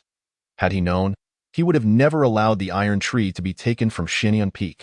Fortuitously, the news of the golden fruit had somewhat quelled the fury simmering within Mu Xuanhu. You must hasten to the Great Snow Mountain and ensure the golden fruit is retrieved and delivered into my hands. For the supreme foundation of the Tao that the golden fruit could bestow, Mu Xuanhu had long sought individuals with spiritual veins akin to his own. Now, after years of pursuing this ambition, he could hardly contain his anticipation for the joy of attaining the supreme foundation of the Tao. Your command shall be fulfilled. Chapter 32. The Gluttonous Ascendant and the Triple Wine Fire. Meanwhile, aboard the celestial vessel, the Cold Garment Fairy was engaged in discussion with others regarding the means to dismantle the colossal tree ahead when she witnessed Luo Yunxiao, crowned with golden hair, emerge from the cabin. Mr. Luo, your hair color? It's nothing. Quite healthy. In fact, observing the astonished expression of the Cold Garment Fairy, Luo Yunxiao offered a gentle smile. The change in hair color induced by the golden fruit was not permanent. Once the internal curse was thoroughly dispelled, his golden locks would naturally revert to their original hue. Luo Yunxiao had no cause for concern. However, the other 5 esteemed guests in the premium cabin could not help but cast lingering glances at him. Initially, they had paid little heed to Luo Yunxiao. After all, a mere 9th-level Qi refining cultivator hardly warranted their attention, even with the connection to the Cold Garment Fairy. Yet, after witnessing Luo Yunxiao shatter Tao Zan's golden pill with a single astonishing sword strike, they began to regard him with newfound respect. The supreme foundation of the Tao, a millennium of sword intent, and his mysterious cultivation level. Before boarding the celestial vessel, he had clearly been a 9th-level Qi refining cultivator. Yet in the blink of an eye, he had transformed into a pinnacle foundation establishment cultivator. They found it difficult to believe that anyone could leap an entire realm in such a short span. Surely, He must be concealing his true cultivation with some artifact. Despite Luo Yunxiao possessing the supreme foundation of the Tao and a millennium of sword intent, the 5 individuals in the premium cabin only regarded him with mild curiosity. After all, each of them held a distinguished status. Although Luo Yunxiao had some peculiarities, at the end of the day, he was merely a Pinnacle Foundation establishment cultivator. As for the millennium of sword intent, it was likely a gift from an elder in his family. Otherwise, how could a mere Pinnacle Foundation establishment cultivator possibly cultivate a sword intent spanning a millennium? Even a golden core cultivator might not survive for a millennium. Among the crowd, Luo Bin's envy deepened. Originally, he had been green with jealousy after witnessing Luo Yunxiao utilize the artifact left by the Grandmaster of 1,000 Sins to obliterate Tao Zan's golden pill. Now, seeing Luo Yunxiao's cultivation level, he was certain that the Grandmaster of 1,000 Sins was indeed behind it. How else could a mere 9th-level Qi refining cultivator transform into a Pinnacle Foundation establishment cultivator in such a brief time? A torrent of emotions, envy, jealousy, and hatred, erupted from Luo Bin's reddened eyes. Yet, at that moment, no one paid attention to him, for all eyes were fixed upon the colossal tree obstructing the celestial vessel ahead. This towering tree, resplendent in golden hues, was ensconced in swirling azure energy. This must be the energy of the wood element, the gluttonous foodie declared, his judgment swift. Moreover, it became apparent that this peculiar giant tree appeared to be operating some powerful formation. Only Luo Yunxiao regarded the tree with a peculiar gaze. Could this be mere coincidence? Esteemed guests, the art of formations is not within the Cold Garment Fairy's expertise. Should any of you succeed in dismantling the formation upon this colossal tree, our sinful celestial alliance would be pleased to bestow 3 treasures upon you, guaranteed to be of utmost value to each of you. Upon hearing the Cold Garment Fairy's words, the 5 esteemed guests from the premium cabin revealed expressions of unyielding determination. The promise of 3 treasures from the sinful celestial alliance carried significant weight, especially when those treasures were assured to be of great utility. My brother and I are willing to give it a try. 2 frail, twin elders stepped forth from the crowd. With a swift motion, they propelled themselves to the base of the towering tree. One emanated a soft golden radiance, while the other radiated a silvery glow. Golden Devourer, Silver Swallower technique. Is this not the famed technique of the twin demons of Yunding? Could they truly be the legendary twin demons of Yunding? The twin demons were a pair of unique golden core cultivators within the Void Abyss. As twins, they shared a deep connection, and with their mastery of the Golden Devourer, Silver Swallower technique, their combined strength could rival that of a nascent soul cultivator. Notably, their technique was a legacy of the Boundless Ancestor, specifically designed to counter the 5 elements. Given that the azure energy surrounding the giant tree was the wood element, it would be a matter of moments before they could dismantle the formation. This is going to be a success, the crowd aboard the deck rejoiced. Heh? Hearing their remarks, Luo Yunxiao chuckled lightly. Mr. Luo, what brings you to laughter? The Cold Garment Fairy, closest to him, was the first to notice his smile. While the twin demons technique was indeed exceptional, capable of countering the 5 elements, the energy surrounding the giant tree was not ordinary wood element energy. It was wood element energy. Wood element energy? The Cold Garment Fairy paused momentarily. As a nascent soul cultivator, she was well versed in the concepts of yin and yang within the 5 elements. The wood element, fire element, metal element, earth element, and water element are the most commonly encountered forms of the 5 elements, also referred to as yang elements. However, few are aware that beyond the yang elements, there exists a complementary set known as the yin elements. Although the yin elements superficially resemble their yang counterparts, their celestial orientations and intrinsic properties differ fundamentally. If this colossal tree indeed embodies wood element energy, then, regardless of the yin or yang elements, the twin demons of Yunding have long been renowned in the Void Abyss. Could they possibly be outmatched by you, a mere Foundation establishment cultivator? A haughty noblewoman among the crowd shot an arrogant glare at Luo Yunxiao. Her name was Li Yunhuan, commonly referred to as Lady Yunhuan. Lady Yunhuan's grandfather was a renowned figure within the Void Abyss, known as the Spring and Autumn Recluse, and even the sinful Celestial Alliance held her in high regard in the brief moment of distraction. The azure energy surrounding the colossal tree began to dissolve under the pressure of the twin demons technique. Observing this, Lady Yunhuan's smirk grew ever more pronounced. She seemed to revel in the opportunity to flaunt her superiority. tilting her chin towards Luo Yunxiao. See that? This is the method of achieving the great perfection of the later stage of the Golden Core. Just at the moment when Madame Yunhuan wore a triumphant expression, the originally subdued Qingqi on the surface of the gigantic tree, which had been restrained by the Jinshi Intuan technique, suddenly caused a change in the countenance of the Yunding heir Sha. With a sudden spurt of blood, he was violently repelled by the Qingqi erupting furiously from the gigantic tree. To their astonishment, the Qingqi swirling around the tree's surface was even more ferocious than before Yunding heir Sha had made his move. The expressions of those aboard the celestial vessel shifted dramatically. Madame Yunhuan's face flushed, as if she had received a stinging slap across the face. Just moments ago, she had been mocking Luo Yunxiao regarding the concept of the 5 yin and 5 yang elements, only to find herself swiftly countered. The crucial point was that after being countered by the gigantic tree, the surrounding Qingqi had intensified its blockade even further, making the task of unraveling the tree's defenses significantly more arduous. To think that I, a distinguished mid-stage nascent soul cultivator, could have misjudged. The Qingqi on this gigantic tree is indeed not merely the power of the wood element, but rather embodies the 5 yin elements that Luo Yunxiao had mentioned earlier. You, young one, have quite the discerning eye. The rotund glutton finished devouring the last chicken leg in his hand, and with a flicker of his figure, he appeared above the gigantic tree. The rare appearance of the 5 yin elements in such a place, in my view, would be best tackled with the two of us joining forces for a more reliable approach. The besotted drinker also flickered his form, joining the rotund glutton above the gigantic tree. The conditions proposed by the Cold Garment Fairy of the Sinful Immortal Alliance were enough to stir even their hearts as mid-stage nascent soul cultivators. The pivotal issue was that the gigantic tree had obviously become more formidable following the chaos caused by Yunding heir Sha.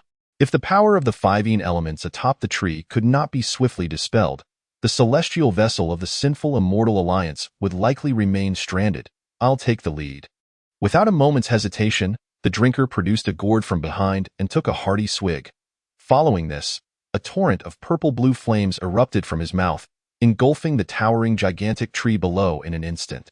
With the constraint of the wine flames, the rotund glutton suddenly produced a massive iron pot from his person. How could we have fire without a pot? Ha ha ha!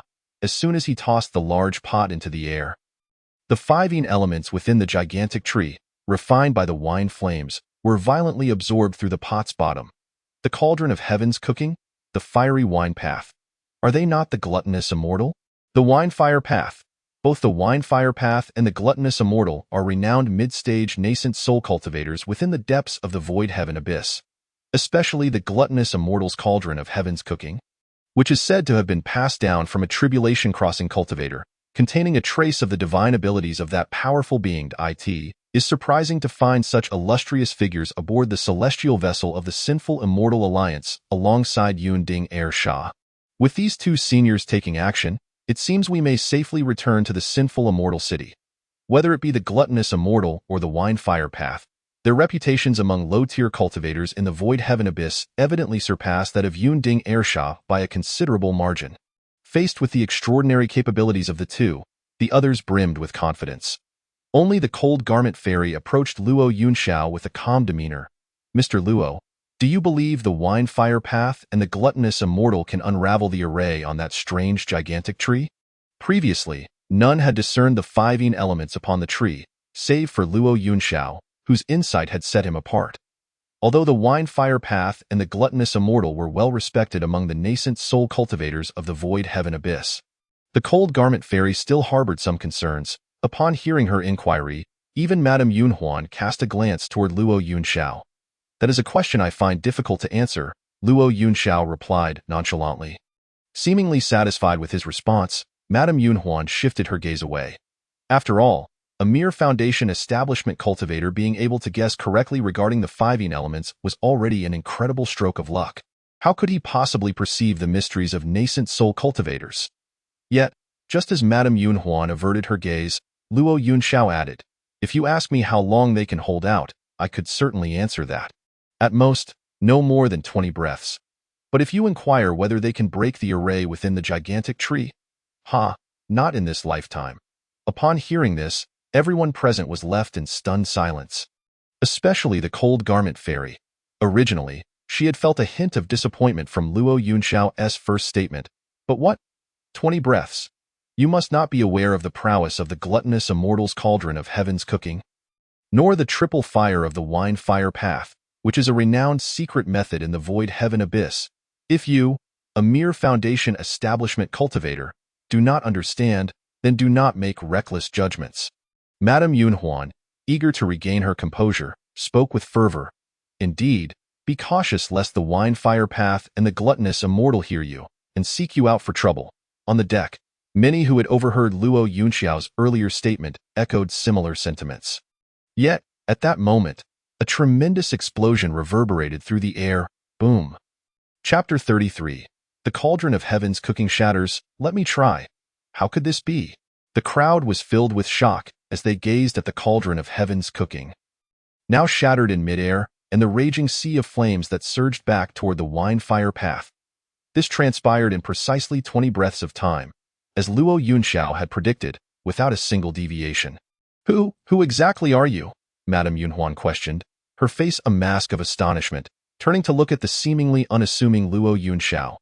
Whether it was regarding the earlier 5 yin elements or the current gluttonous immortal and wine fire path, Luo Yunxiao had spoken with uncanny precision, far exceeding her understanding of a mere foundation establishment cultivator, especially when she witnessed the wine fire path, now battered and scorched by her own flames, and the gluttonous immortal, weeping inconsolably while clinging to the shattered cauldron of heaven's cooking. Her curiosity about Luo Yunxiao reached its zenith. In contrast, the cold garment fairy maintained a far more composed demeanor. She had already suspected that Luo Yunxiao was an ancient being who had lived for a millennium. The insight and knowledge he had just displayed perfectly aligned with her conception of such a being. He truly did predict everything, and no wonder he is called an ancient being. As they observed the defeat of even the mid-stage nascent soul gluttonous immortal and wine fire path, despair spread across the faces of those aboard the celestial vessel. What do we do? What am I to do? If even the gluttonous immortal and the wine fire path cannot handle the gigantic tree ahead, is there truly no other way? My spirit herb seeds must be planted in the 7-colored orchid pool of the sinful immortal alliance on the night of the full moon in 3 days to sprout the 7-colored grass. I have an agreement with a major client in sinful immortal city to trade my North Cloud ice crystal in 2 days.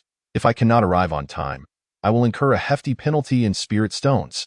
The heart-tempering elixirs I have painstakingly prepared for 10 years are now likely to go to waste. The crowd wore expressions of despondence. In truth, their anxiety was mirrored by the sinful immortal alliance. This time, the cold garment fairy had been tasked with escorting a critical shipment back to sinful immortal city. Should they fail to return on time, the losses for the alliance would be immense. It was precisely for this reason that the cold garment fairy had previously offered the promise of 3 treasures. Yet, regrettably, even the gluttonous immortal and the wine fire path had failed. Must we resort to that method? Just then, as the cold garment fairy's thoughts took that turn, the figure within the mirror began to wear a bitter smile. He shared a mental connection with the cold garment fairy and understood her intentions. I fear you have overestimated my abilities. Even if you merge with the bronze mirror and leverage my methods, you may still be unable to break through this gigantic tree. Is it truly that difficult? The cold garment fairy stood frozen in place.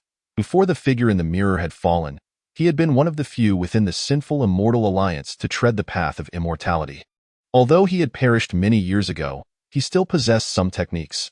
Yet, even he claimed that he could not breach the gigantic tree before them. Had I not fallen, in my prime, it would have been no issue. However, now the figure in the mirror bears a look of despair. If we cannot breach this gigantic tree, the celestial vessel of the alliance must take a detour. Should the course be altered, it would not only delay our journey but also significantly escalate the losses for the sinful immortal alliance. At worst, it could lead to the destruction of the ship and loss of life. The void heaven abyss, as a place of exile for the 4 great immortal domains, harbors dangers far more complex than what is visible on the surface. Many areas, even entities as powerful as the sinful immortal alliance, do not dare to explore lightly. Should they deviate from their originally safe course, the risks incurred would be too great for the cold garment fairy, a mere mid-stage nascent soul cultivator, to withstand. Perhaps I can give it a try. At that moment, a voice suddenly rang out. The cold garment fairy turned sharply to see Luo Yunxiao stepping forward. You, Madame Yunhuan looked at him with skepticism. How could a mere foundation establishment cultivator tackle a gigantic tree array that even golden core and nascent soul cultivators could not resolve? Are you jesting? The others aboard the celestial vessel regard Luo Yunxiao's words as mere folly, scoffing derisively. Yet, only the cold garment fairy's eyes gleam with intrigue. Indeed, as a millennium-old creature, Luo Yunxiao perceives the secrets that even the gluttonous sage and the wine-fire Dao cannot fathom. Does this imply that Luo Yunxiao, this ancient being, possesses the means to break the formation? I would suggest you refrain from embarrassing yourself. Do not risk your life in the process of failure. The lady of cloud hair let out a cold laugh. Although Luo Yunxiao accurately identified the issues concerning the Yin 5 elements with the gluttonous sage and the wine-fire Dao, breaking the formidable wooden formation ahead requires true skill. Can a mere foundation establishment cultivator truly dismantle a formation that even golden core and nascent soul cultivators struggle against? A lowly foundation establishment cultivator dares to utter such bravado. You seem oblivious to the terror of this formation. In this day and age, there truly is no shortage of audacious individuals unafraid of the consequences of their grandiose claims. The crowd on the deck continued to mock Luo Yunxiao. However, he remained unfazed. If Mr. Luo is willing to take action, that would be most splendid. The cold garment fairy eagerly anticipated Luo Yunxiao's intervention, though she had previously hesitated to voice her thoughts. Now that he was willing to step forward, it was a development she welcomed wholeheartedly. Rest assured, Mr. Luo, as long as you can breach the towering wooden barrier, the promise of 3 treasures will not be forgotten by my sinful immortal alliance. I do not require any treasures, Luo Yunxiao replied nonchalantly. What treasures could possibly catch the eye of Luo Yunxiao in this void sky abyss? Were it not for the opportunity to restrain the curse of the ghost face within him, he would not have even set foot here. And no treasures? The cold garment fairy was momentarily taken aback. Could it be that this ancient being, filled with benevolence, intends to work for free for their sinful immortal alliance? Convert the treasures into spirit stones for me. Luo Yunxiao extended his hand directly. At this, the individuals aboard the celestial vessel grew increasingly anxious. The gluttonous sage and the wine-fire Dao, as nascent soul cultivators, would first take action and only then seek compensation from the sinful immortal alliance if they managed to dismantle the wooden formation. Yet here was Luo Yunxiao, who hadn't even made a move, already demanding spirit stones from the cold garment fairy. Fairy, this person is likely a fraud. Do not fall for his tricks. Indeed, fairy, if no one aboard the celestial vessel can dismantle the formation, it would be prudent to send a message to the sinful immortal alliance, requesting skilled individuals to assist. We cannot allow someone like him to take advantage of the urgent situation. The crowd's impatience was palpable. Already anxious due to the obstruction of the celestial vessel, and now they had to endure the mockery of someone like Luo Yunxiao? Naturally, their sentiments toward him were far from favorable. However, Luo Yunxiao remained entirely unperturbed.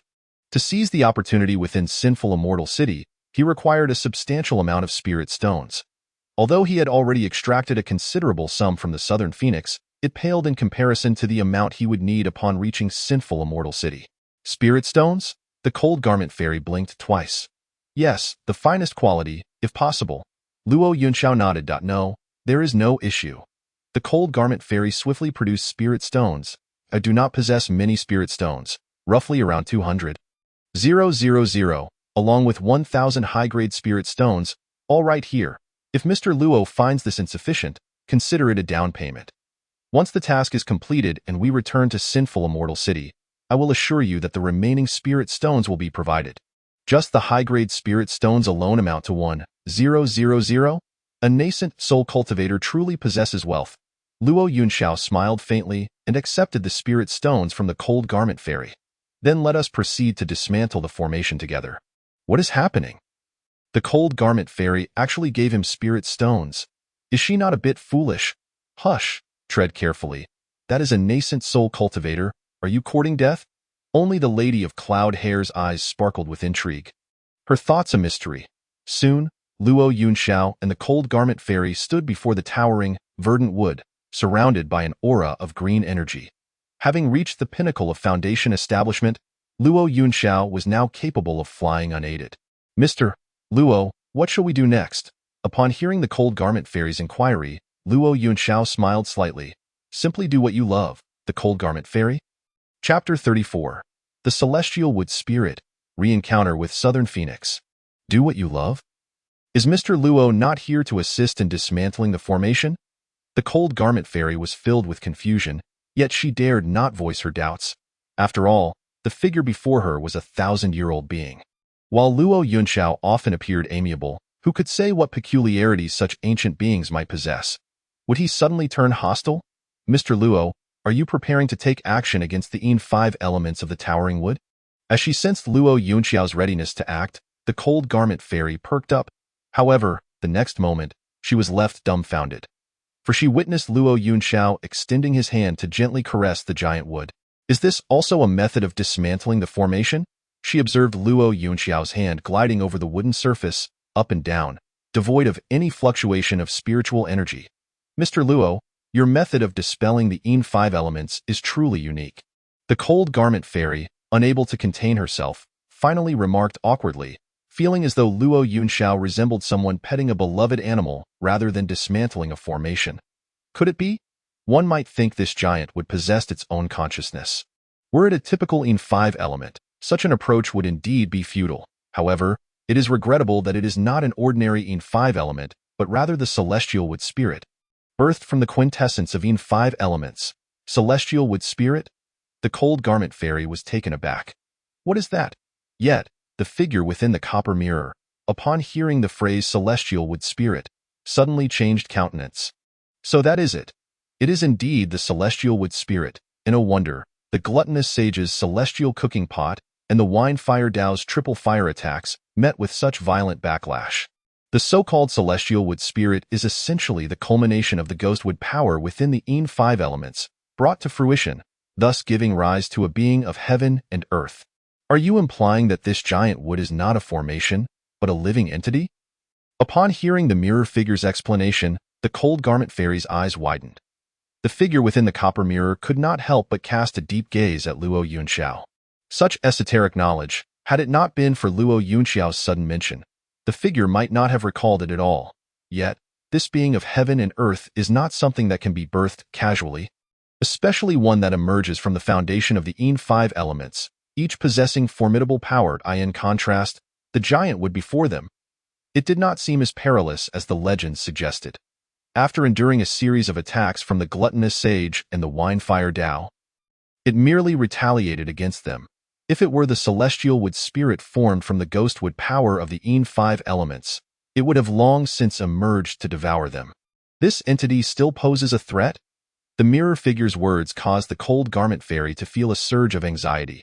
After all, beings birthed from heaven and earth are overwhelmingly powerful, with many possessing strength comparable to that of tribulation transcending cultivators from the moment of their birth.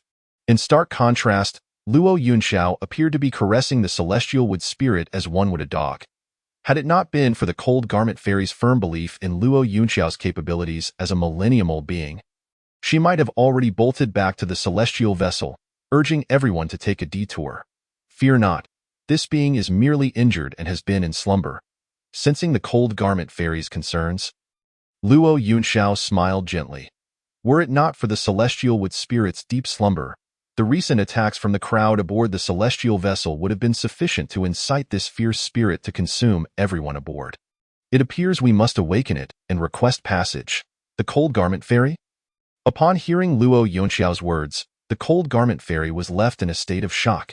Initially, upon learning that the Celestial Wood Spirit was asleep, she felt a sense of inexplicable relief. But now, Luo Yunxiao intended to reactivate the Celestial Wood Spirit, to rouse this fierce being from its slumber. Unfortunately, before the Cold Garment Fairy could voice her objections, Luo Yunxiao had already unleashed his millennium-old sword intent once more. Following this, an astonishing scene unfolded. The Celestial Wood Spirit, upon coming into contact with Luo Yunxiao's sword intent, trembled violently, as if sensing something profoundly terrifying. Heh, has it learned its lesson? In truth, even Luo Yunxiao was not expecting to encounter an old acquaintance within this void sky abyss after so many years. Mr. Luo, this giant wood seems to be quite fearful of you. The Cold Garment Fairy could no longer contain her curiosity and posed the question. It certainly fears me, for I was the one who put it to sleep originally. Luo Yunxiao smiled faintly. While the Cold Garment Fairy remarked, "Good news. The Cold Garment Fairy was right. Luo Yunxiao is indeed an ancient being of a millennium. Moreover, it is fortunate that the skyboat of the Sinful Immortal Alliance no longer needs to take a detour. No wonder this Mr. Luo has remained so composed from beginning to end. It turns out he was already acquainted with the Celestial Wood Soul in the blink of an eye. The Celestial Wood Soul transformed into a small wooden stick. Resting in the palm of his hand, before their very eyes, the colossal obstruction that had left everyone else powerless was subdued by a mere Foundation establishment cultivator, Luo Yunxiao. The crowd aboard the skyboat was left utterly dumbfounded. Jaws dropping to the ground. "No, this is impossible. It cannot be," Lady Yunhuan exclaimed incredulously. Even the grand mid-stage nascent soul cultivators, Juhua Dao and the gluttonous immortal, failed to decipher the massive wooden formation, yet Luo Yunxiao managed to dismantle it. Her alluring lips parted wide enough to accommodate a large eggplant, in stark contrast to the astonishment of those aboard the skyboat. Luo Bin's face contorted with jealousy. The ancestor of thousand sins. This brat must have relied on a treasure left by the ancestor of thousand sins to successfully break this wooden formation. Even the likes of the gluttonous immortal and Juhua Dao, mid-stage nascent soul grandmasters, could not unravel it, which only highlights the enigmatic nature of the treasure left behind by the ancestor of thousand sins. But why did it fall into the hands of this brat? Why was I not the one to obtain the treasure of the ancestor of thousand sins?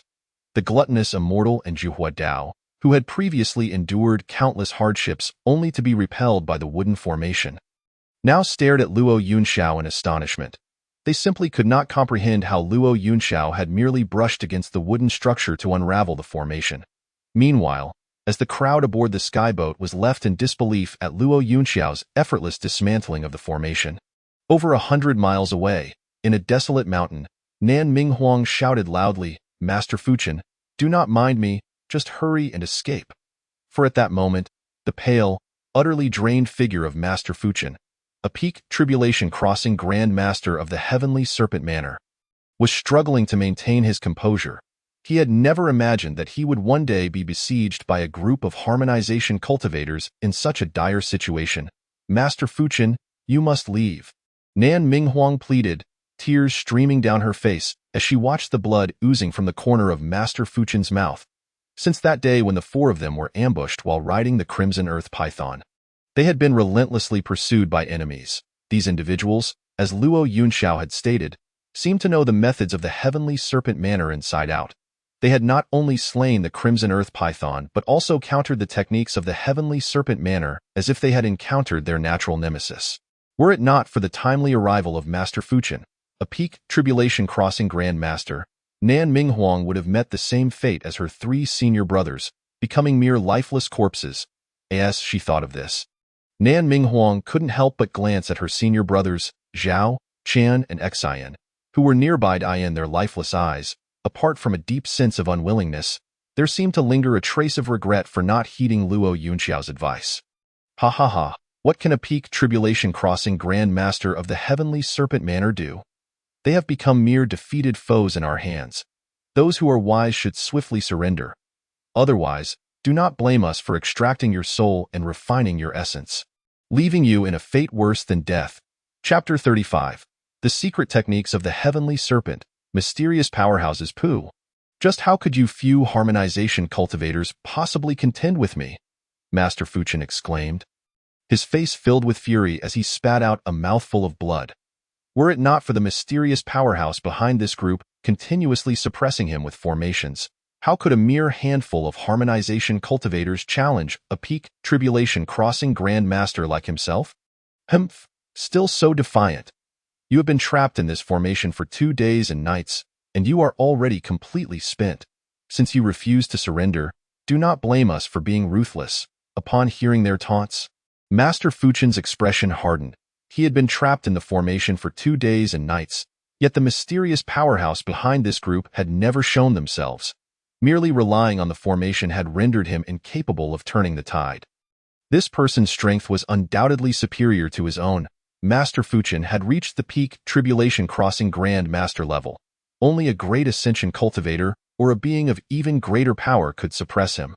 In the blink of an eye, Those harmonization cultivators who had ambushed the heavenly serpent manor began launching fierce assaults. Had it not been for the suppression of his cultivation, how could mere harmonization cultivators be so audacious before him? These attacking harmonization cultivators were not only vicious in their strikes, but also hurled various vulgar insults to disrupt Master Fuchin's concentration. Hee, that girl is quite the catch. After we finish off this old geezer, how about we share her? It's been ages since I've tasted such tender flesh. Old man, you want to get to enjoy it. If you had surrendered earlier, perhaps we might have allowed you a taste. Letting you go out with a full belly. Ha ha ha. The scene of an elder from the heavenly serpent manor in an illicit affair with a female disciple should be quite delightful, wouldn't it? Finally, after exerting every ounce of strength to repel the enemies once more, Master Fuchin coughed up a mouthful of old blood. I am sorry, Manor Lord. I cannot fulfill my promise to bring back the hopes of the heavenly serpent manor. Just as the enemies had stated, he had been trapped in the formation for 2 days and nights, and he was utterly drained. Had the formation ceased at this moment, Master Fuchin might have summoned the last vestiges of his strength to employ the secret techniques of the heavenly serpent manor to protect Nan Minghuang. However, the individuals behind this formation would not be so benevolent as to grant him that opportunity. Huanger, Master cannot continue to protect you. Just as Master Fuchin wore a bitter smile and prepared to deliver his final words, suddenly, the formation that had been suppressing him vanished without warning. Huh? What is happening? Realizing the formation had dissipated, the harmonization cultivators surrounding Master Fuchin were momentarily taken aback. Not only were they stunned, but Master Fuchin also froze in place. Could it be that the mysterious powerhouse who had set the formation to trap him had suddenly experienced a change of heart, wishing to fulfill his final wish before death? Unfortunately, the current situation did not allow Master Fuchin to ponder further, for he had to seize this fleeting opportunity to employ the secret techniques of the heavenly serpent manor to secure a final glimmer of hope for Nan Minghuang. Stop him. By the time those harmonization cultivators reacted, it was already too late. Master Fuchin had successfully activated his secret technique. A brilliant golden giant python spiraled into the air from Master Fuchin's body, quickly coiling to a height comparable to that of a small mountain, firmly shielding Nan Minghuang. The heavenly serpent manor's protective secret technique, the coiling serpent technique. As they gazed at the activated coiling serpent technique before them, the harmonization cultivators gritted their teeth in frustration. Meanwhile, within the coiling serpent technique, Nan Minghuang was already in tears. Master Fuchin has activated the coiling serpent technique. Master Fuchin had exhausted the last remnants of his cultivation, and his body began to visibly dissipate. Yet a faint smile graced his lips. Silly child, do not cry. This is all I can do for you. As his words fell, Master Fuchin's physical form completely vanished, in the span of just 2 days. 3 senior brothers had perished, and now even Master Fuchin, the peak tribulation crossing Grand Master, was gone. An overwhelming anguish erupted within Nan Minghuang. I, Nan Minghuang, swear that I will not rest until I avenge this grudge. Her crimson eyes brimmed with a fierce hatred. However, against the coiling serpent technique unleashed by Master Fuchin in his final moments, the harmonization cultivators present were rendered powerless. The coiling serpent technique, a protective secret technique conceived by the First Lord of the Heavenly Serpent Manor, utilized blood as a medium and soul as a guide. To break the coiling serpent technique, they would require an increase in cultivation by 2 major realms. The critical issue was that, at the moment the formation was shattered, they had also lost contact with the mysterious powerhouse they had summoned. Without the aid of this enigmatic figure, how could they hope to dismantle the coiling serpent technique of the heavenly serpent manor? Meanwhile, as the harmonization cultivators grew increasingly frantic, the mysterious powerhouse was racing toward the direction where the celestial wood soul had vanished, astonished. Why has my celestial wood soul, which I have painstakingly cultivated for years, suddenly gone missing? This time, the group of mysterious individuals had expended considerable resources to enlist him in the ambush against the cultivators of the heavenly serpent manor. They had assumed that dealing with a peak tribulation crossing Grand Master would be a simple task, requiring no effort on his part. They believed that releasing the 5 elemental beings born of Yin and 5 elements would suffice to successfully form a grand formation and exhaust their target. Yet the mysterious powerhouse had never anticipated that his celestial wood soul would lose contact at such a critical moment. Without the celestial wood soul, how could the other 4 spirits on his person form a formation to assist him in slaying enemies and achieving a fearsome reputation? Celestial wood soul, whoever has stolen my celestial wood soul, I vow to grind you to dust and make you wish for death. Chapter 36. The Unparalleled Battle Armor, the Ruthless Sisters' Second Sister. Hurry, hurry! In the Xianwang City, atop the Tuyan Peak, the 4th princess, Su Xianghe, and the 5th princess, Su Su, were dragging the 2nd princess, Su Mingrui, towards the depths of the Earth Fire Cave. The gift we have prepared for our little junior brother is about to be refined. The 5th sister and 6th sister are currently in the final stages of the crafting process. What do you think, 2nd sister? Are you pleased to hear this news? If it were in the past, upon hearing her sisters say such things, Su Mingrui would undoubtedly share their excitement. However, at this moment, she pondered, soon, it will be your time to shine. 5th sister has specifically instructed that the treasure we are crafting for our little junior brother must be inscribed with runes at a critical moment to enhance its grade. If we succeed in refining this treasure for our junior brother, his chances during next month's Golden Immortal Tribulation will be significantly bolstered. As one of the 9 divine peaks of Xianwang City, Suiyin Peak conceals an entire vein of earth fire spiritual energy, which is typically overseen by the 5th princess, Su Qingyu, and the 6th princess, Su Qian. Both are masters of weapon refinement, and many divine weapons and armor in the North Star Immortal Domain are products of their craftsmanship. Treasures forged with the earth fire spiritual vein possess superior quality and might compared to ordinary refinement techniques. It is certain that this treasure, crafted by the 5th and 6th sisters, will one day stand among the revered armaments of the 4 great immortal domains. Before long, upon entering the Earth Fire Cave, the princesses beheld 2 figures, drenched in sweat. Though slender in frame, they wielded hammers weighing tens of thousands of pounds. With each strike, intricate formations emerged from the earth fire, refining the treasures they cast into the flames. In no time, a resplendent battle armor began to take shape under their hands, radiating a cascade of multicolored light throughout the cave. 5th sister, 6th sister. Truly, you are masters of refinement. Even before the armor is completed, it already exudes such formidable power. This is undoubtedly a treasure of unparalleled excellence.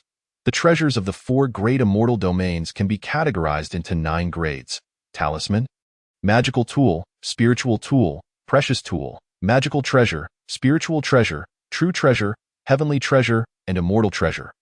Among these, immortal treasures are further divided into common immortal treasures, superior immortal treasures, and unparalleled immortal treasures.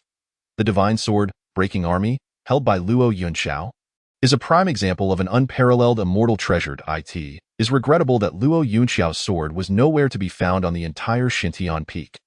Otherwise, incorporating it would surely enhance the strength of our junior brother's armor.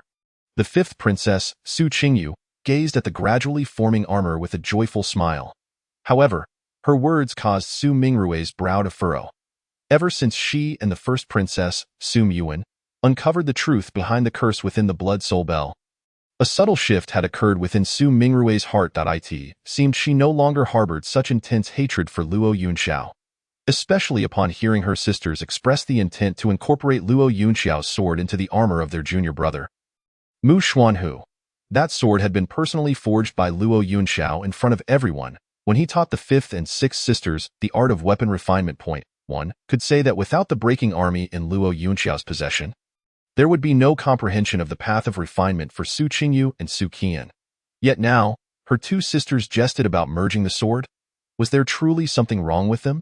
Su Mingrui couldn't help but recall the words of the 1st princess, Su Muan, during her moment of despair.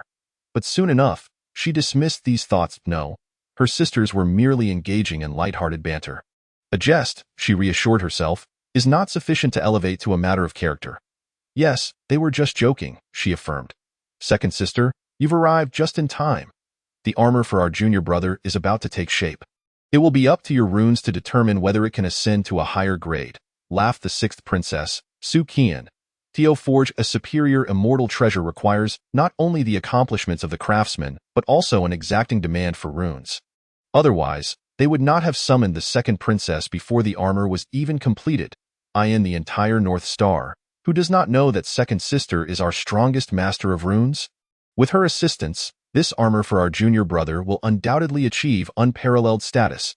As the princesses engaged in mutual flattery, the seemingly harmless Mu Xuanhu also entered the Earth Fire Cave. Today, Mu Xuanhu was in particularly high spirits.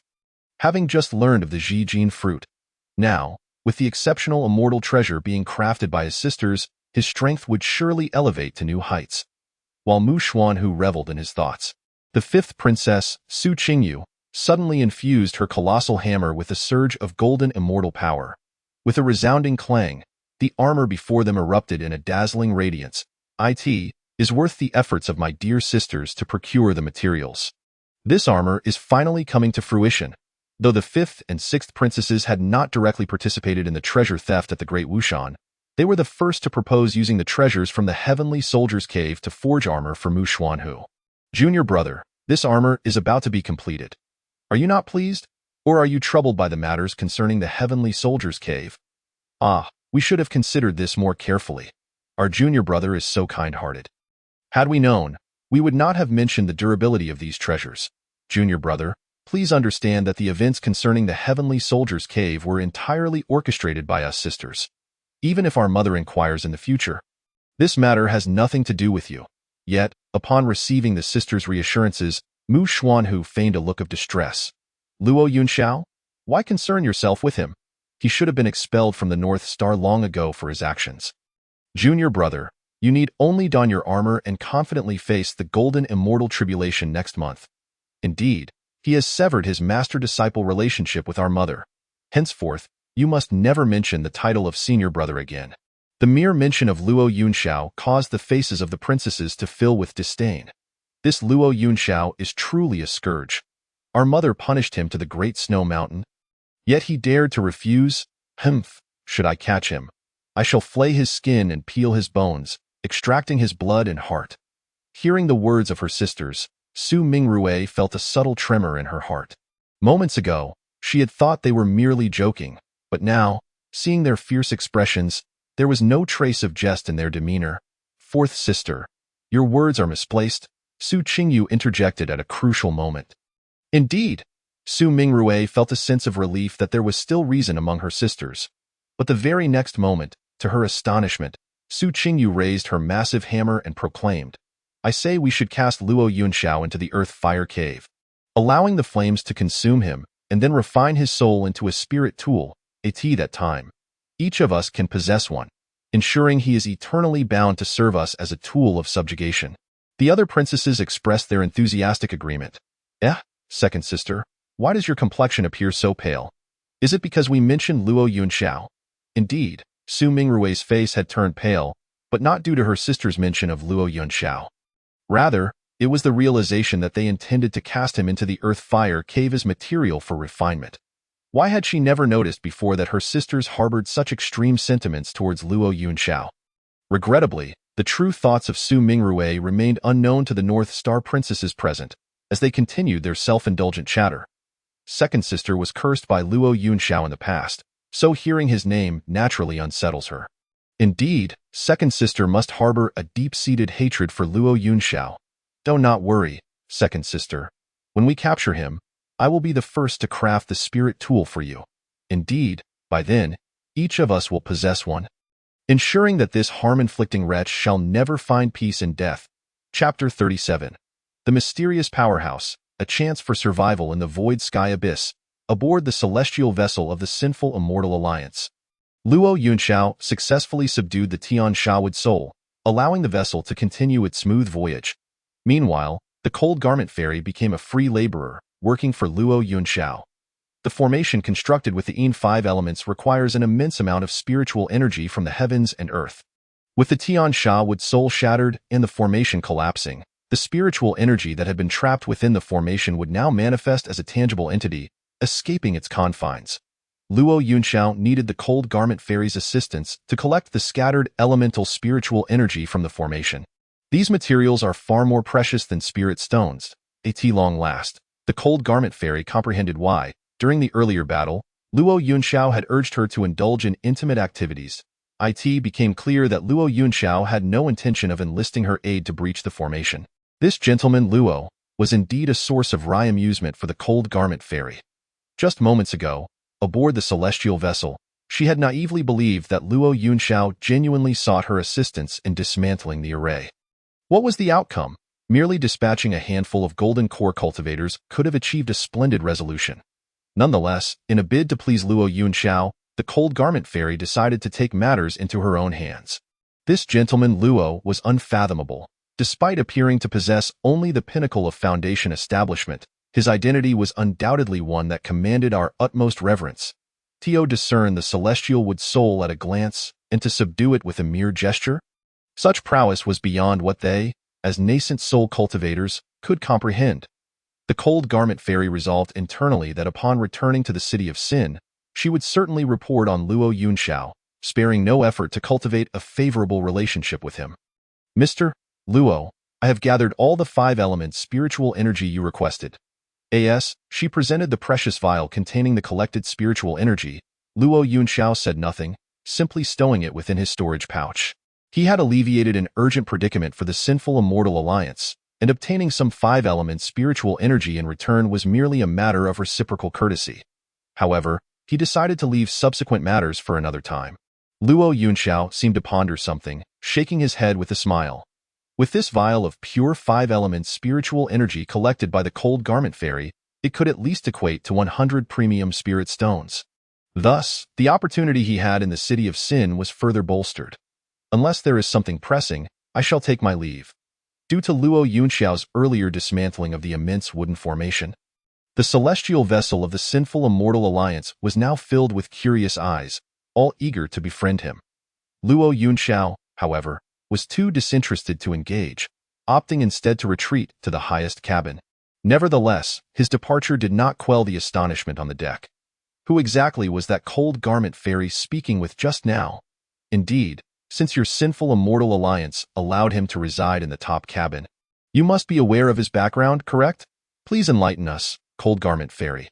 Faced with the inquiries from those around her, the Cold Garment Fairy could only smile bitterly. If she had known Luo Yunxiao's background, would she have been engaging in idle speculation with the reflection in the mirror all day? As for cultivating a relationship, the Sinful Immortal Alliance yearned to befriend Luo Yunxiao as well. How could they disclose any information pertaining to him without permission? Everyone, Mr. Luo has returned to rest. You should all promptly return to your respective cabins. We have already delayed our journey considerably. The celestial vessel will soon resume full-speed travel. After speaking, the Cold Garment Fairy turned and departed, leaving behind a throng of cultivators on the deck, engulfed in endless conjecture and contemplation regarding Luo Yunxiao's identity. However, not long after the celestial vessel had departed, a mysterious figure appeared at the location where the celestial wood soul had gone missing. Hemph, having stolen my celestial wood soul, do you think you can escape so easily? In an instant, the enigmatic figure vanished, pursuing the direction in which the celestial vessel had disappeared. Unbeknownst to the Cold Garment Fairy, she remained oblivious to the powerful pursuer behind her. Due to Luo Yunxiao's influence, after the celestial vessel resumed its course, many individuals sought her out, including notable figures such as the Gluttonous Immortal and the Wine-Fire Taoist, both of whom were formidable nascent soul cultivators. It was no surprise. As mid-stage nascent soul cultivators, if they could not subdue the celestial wood soul, how could Luo Yunxiao have accomplished such a feat? Their astonishment and curiosity regarding Luo Yunxiao's identity likely surpassed that of the entire vessel combined. Fairy, the Lady Yun Huan seeks an audience. What does she desire? The steward's announcement made the Cold Garment Fairy's brow furrow. Earlier on the deck, this Lady Yun Huan had been quite disrespectful towards Luo Yunxiao. Had it not been for her grandfather, the Spring and Autumn Wanderer, she would have expelled her from the celestial vessel long ago. Now, why did she come to seek her out? Soon enough, the Cold Garment Fairy found herself in the presence of Lady Yun Huan. I wish to see that young man who just took the giant tree. Lady Yun Huan's chest puffed out, pride radiating from her like a peacock. Mr. Luo is not someone just anyone can meet. Lady Yun Huan, I advise you to treat Mr. Luo with respect. After all, he is a valued guest of our Sinful Immortal Alliance. Otherwise what? My grandfather is the Spring and Autumn Wanderer. Do you think your Sinful Immortal Alliance would dare to make things difficult for me over a mere Foundation establishment cultivator? Just as Lady Yun Huan was about to dismiss the warning, the celestial vessel, now traveling at full speed, seemed to be suddenly bound by an unseen force. What is happening? The cold garment fairy's expression grew serious. But the next moment, a deafening voice resonated in their minds. All of you on the ship, get out. In an instant, the cold garment fairy felt as if struck by lightning, a wave of suffocation washing over her. Lady Yun Huan, at the peak of Golden Core, was directly thrown back, spitting blood upon her rounded chest. If a Golden Core cultivator was affected thus, the others aboard the celestial vessel fared no better. All bleeding from their orifices and grievously wounded. How terrifying! Who could that be? The astonishment on the faces of the wine-fire Taoist and the gluttonous immortal reflected the gravity of the situation. As the two highest cultivators aboard, they had nearly experienced a significant drop in their realms from that singular moment of shocked eye and fear. They hurriedly ascended to the deck, knowing that the owner of that terrifying voice was beginning to stir in anger. If they were slow, they might provoke the wrath of this formidable being, risking the annihilation of the entire celestial vessel. Upon reaching the deck, they beheld a mysterious figure hovering in midair, cloaked in black robes. A wide hood concealed his visage, but it could not obscure the terrifying aura emanating from him. Predecessor, my grandfather is the spring and autumn wanderer. Might I ask if you would consider sparing him some face? Before Lady Yun Huan could finish her plea, the mysterious figure shot her a glared. A blood-curdling scream echoed as, with a mere glance, Lady Yun Huan's cultivation plummeted to the early stage of Golden Core. What gives you the right to speak in my presence? The scene left both the gluttonous immortal and the wine-fired Taoist in shock. The spring and autumn wanderer was a harmonization cultivator. Yet this enigmatic powerhouse did not even acknowledge his authority. Could he be a tribulation-level expert? In an instant, everyone held their breath, terrified of provoking this mysterious figure and facing a fate akin to that of Lady Yun Huan. Who was responsible for this ship? The mysterious figure glared at the celestial vessel. The pale-faced cold garment fairy stepped forward from the crowd. I am Li Hani, the person in charge of this celestial vessel. Though the mysterious figure's earlier outburst had not caused her to lose her cultivation, it had inflicted considerable harm on the cold garment fairy. Did you see a giant tree earlier? Gulp. The moment the mysterious figure posed the question, every heart in the vicinity trembled simultaneously. Could it be that the obstructive giant tree belonged to this enigmatic figure? The cold garment fairy's breath quickened at the realization that since he mentioned the giant tree, it must be in pursuit of the celestial wood soul, which had already been claimed by Luo Yunxiao. If she were to disclose this, it would be tantamount to betraying Luo Yunxiao. However, even if she chose silence, the reactions of those present had already spoken volumes. It seems you have encountered it. The mysterious figure slowly raised a finger. Whoever stands forth first to tell me shall be granted a chance at survival. At this, the celestial vessel erupted into chaos, the implication of his words unmistakable. He intended to slaughter everyone aboard. I know. In a critical moment, Luo Bin scrambled forth from the crowd. Luo Bin, the cold garment fairy glared in furious disbelief. She had never anticipated that the first to betray Luo Yunxiao would be from her own sinful immortal alliance. Is it wrong for me to seek my own survival? Luo Bin disregarded the cold garment fairy's threatening gaze. If it weren't for your insistence on bringing that man aboard, we wouldn't have offended this esteemed predecessor, Li Hani. You have brought doom upon us all in his treachery. Luo Bin ensured that all blame fell squarely on the cold garment fairy. Predecessor, this woman is in league with the one who stole your giant tree. You must not let her escape. Although Luo Bin's uncle is an elder within the sinful immortal alliance, the master behind the cold garment fairy wields considerable influence within the same organization. Should Li Hani return alive to Sin City, Luo Bin, even if he survives, would likely face the alliance's retribution. Hence, he resolved to leave no one alive here. In contrast, the enigmatic figure hovering in midair appeared remarkably composed at this moment. Now that it had been confirmed that the individual who had stolen his heavenly destruction wood soul was aboard this celestial vessel, he had no reason to spare the opponent's life. Tell me, who is he? The mysterious figure inquired indifferently. Senior, he is a Foundation establishment cultivator, Luo Bin responded, searching the crowd in vain for Lu Yunxiao's silhouette. Strange, could this boy have been stunned into silence by that earlier roar? However, in the next moment, Luo Bin noticed the mysterious figure's expression darkening rapidly. Are you mocking me? What jest is this? A Foundation establishment cultivator capable of seizing my heavenly destruction with soul. Senior, I assure you. Every word I speak is true. If you don't believe me, you may ask them. They all witnessed it. That boy is indeed a Foundation establishment cultivator. Yes, the mysterious figure displayed skepticism towards his claims. Luo Bin broke into a cold sweat. Yet, despite his pleas, no one aboard the celestial vessel stepped forward to attest to Lu Yunxiao's identity. It was not that the people aboard were devoid of loyalty, like the Cold Garment Fairy, but rather that the mysterious figure had previously stated that only one person would be allowed to live. If they spoke up for Lu Yunxiao, that opportunity for survival would undoubtedly fall to Luo Bin. Conversely, should they wait until the mysterious figure eliminated Luo Bin before revealing themselves, it would mean that the chance at life would instead become their own. Luo Bin quickly realized this predicament and turned his gaze towards the mysterious figure above. Senior, I swear, if any part of what I just said is false, may I be struck down by heavenly retribution and meet an untimely end. Does your life hold significance? What matters is my heavenly destruction with soul. The mysterious figure retorted, visibly enraged. Just moments ago, he sensed that his heavenly destruction with soul had been refined by someone. Not only had it been stolen, but it had also been subjected to refinement. Did he truly think I would hesitate to kill? The mysterious figure glared menacingly at the Cold Garment Fairy. With such a defiant tongue, you shall be the first. Feeling the weight of the mysterious figure's gaze, the Cold Garment Fairy's heart raced with anxiety, yet she remained silent.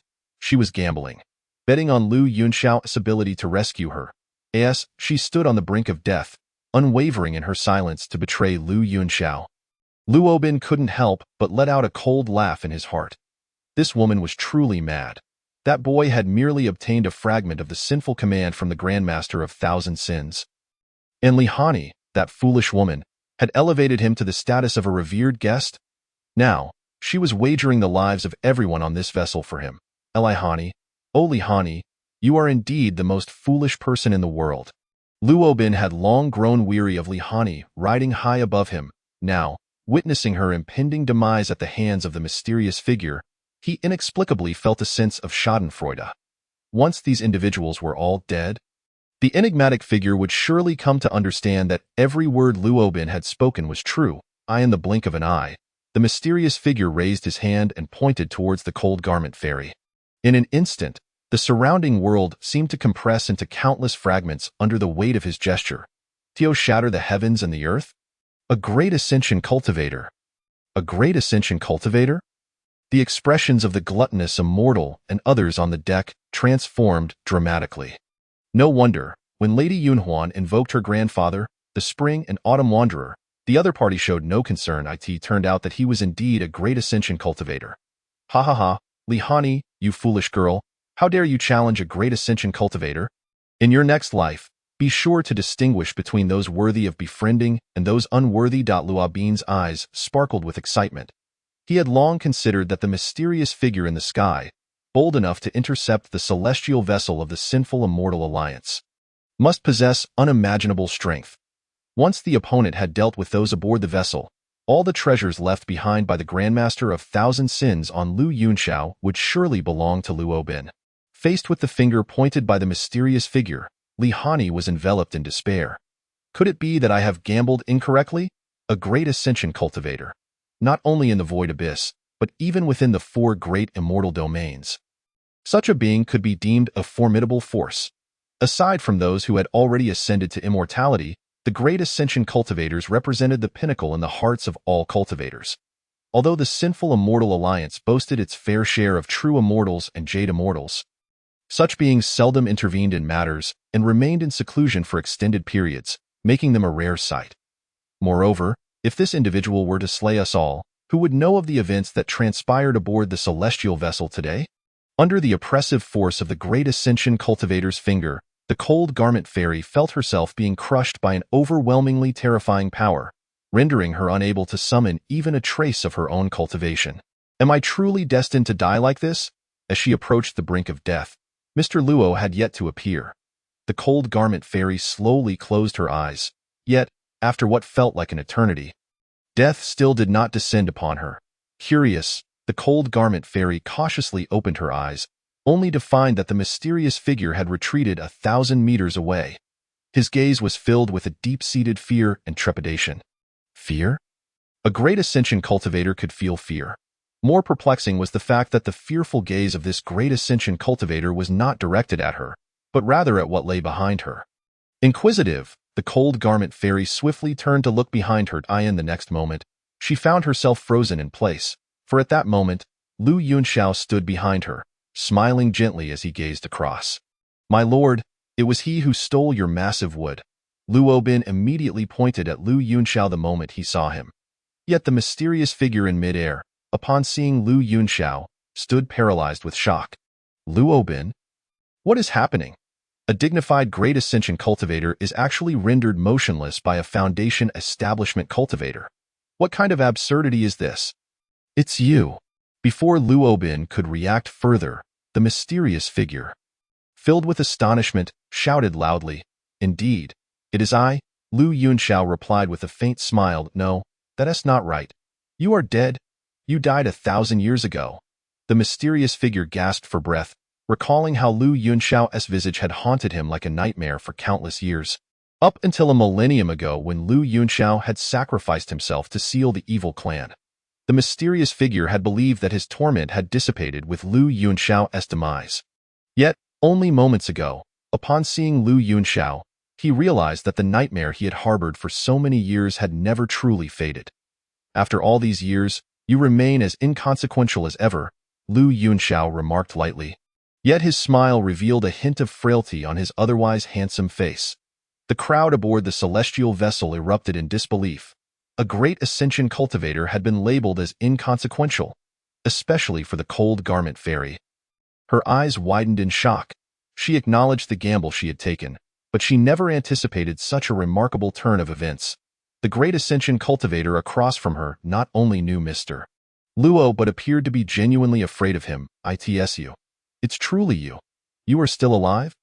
The mysterious figure stumbled back several paces. Although Lu Yunxiao had emerged from the confines of the Haotian Mirror, the news of his return had not been made public throughout the entire North Star Immortal domain.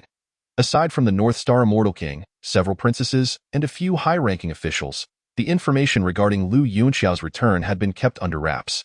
Therefore, to others in the 4 great immortal domains, Lu Yunxiao had perished a millennium prior. Now, witnessing Lu Yunxiao alive once more, the mysterious figure's long-buried fear erupted uncontrollably. He sought to flee, but did escape truly hold any merit in Lu Yunxiao's presence? Just as the mysterious figure was at a loss for how to proceed, he suddenly fixed his gaze. "Your cultivation? Peak Foundation establishment, great perfection." The mysterious figure confirmed repeatedly before bursting into laughter. "A Foundation establishment cultivator, indeed. Looking back at Luo Bin's earlier claims, I feel as though I've won the lottery. Ha ha ha, who would have thought you would face such a day? Truly, heaven assists me, once upon a time." The 3 characters Luo Yunxiao loomed over him like an immense boulder, suffocating him with their weight. The enigmatic powerhouse, named Nangong Fong, was originally the prodigy of the Nangong family from the Lindong Immortal Domain. In his youth, he obtained a fragment of an ancient, forsaken technique. Following the tenets of this method, not only did he cultivate formidable beings of heaven and earth through the 5 elements, but his prowess also rendered him nearly invincible among his peers. However, just when he believed that he could look down upon his contemporaries thanks to this technique, he unexpectedly encountered Luo Yunxiao. At that time, Luo Yunxiao was not yet as invincible as he would later become, and both were at the nascent stage of tribulation. As a result, Luo Yunxiao, wielding merely a sword, utterly decimated Nangong Fong, leaving him powerless to retaliate, shattering even the 5 fierce spirits that Nangong Fong took pride in, rendering them all into a deep slumber. Years later, Nangong Fong painstakingly gathered the 5 spirits once more, and his own cultivation reached the true immortal realm. He fortuitously coincided with the 4 great prodigies from the immortal domains, who united to challenge Luo Yunxiao. Nangong Fong believed he had finally found an opportunity for vengeance. Little did he know, after merely casting a distant glance, his cultivation plummeted to the initial stage of the Great Ascension realm, and he never progressed again.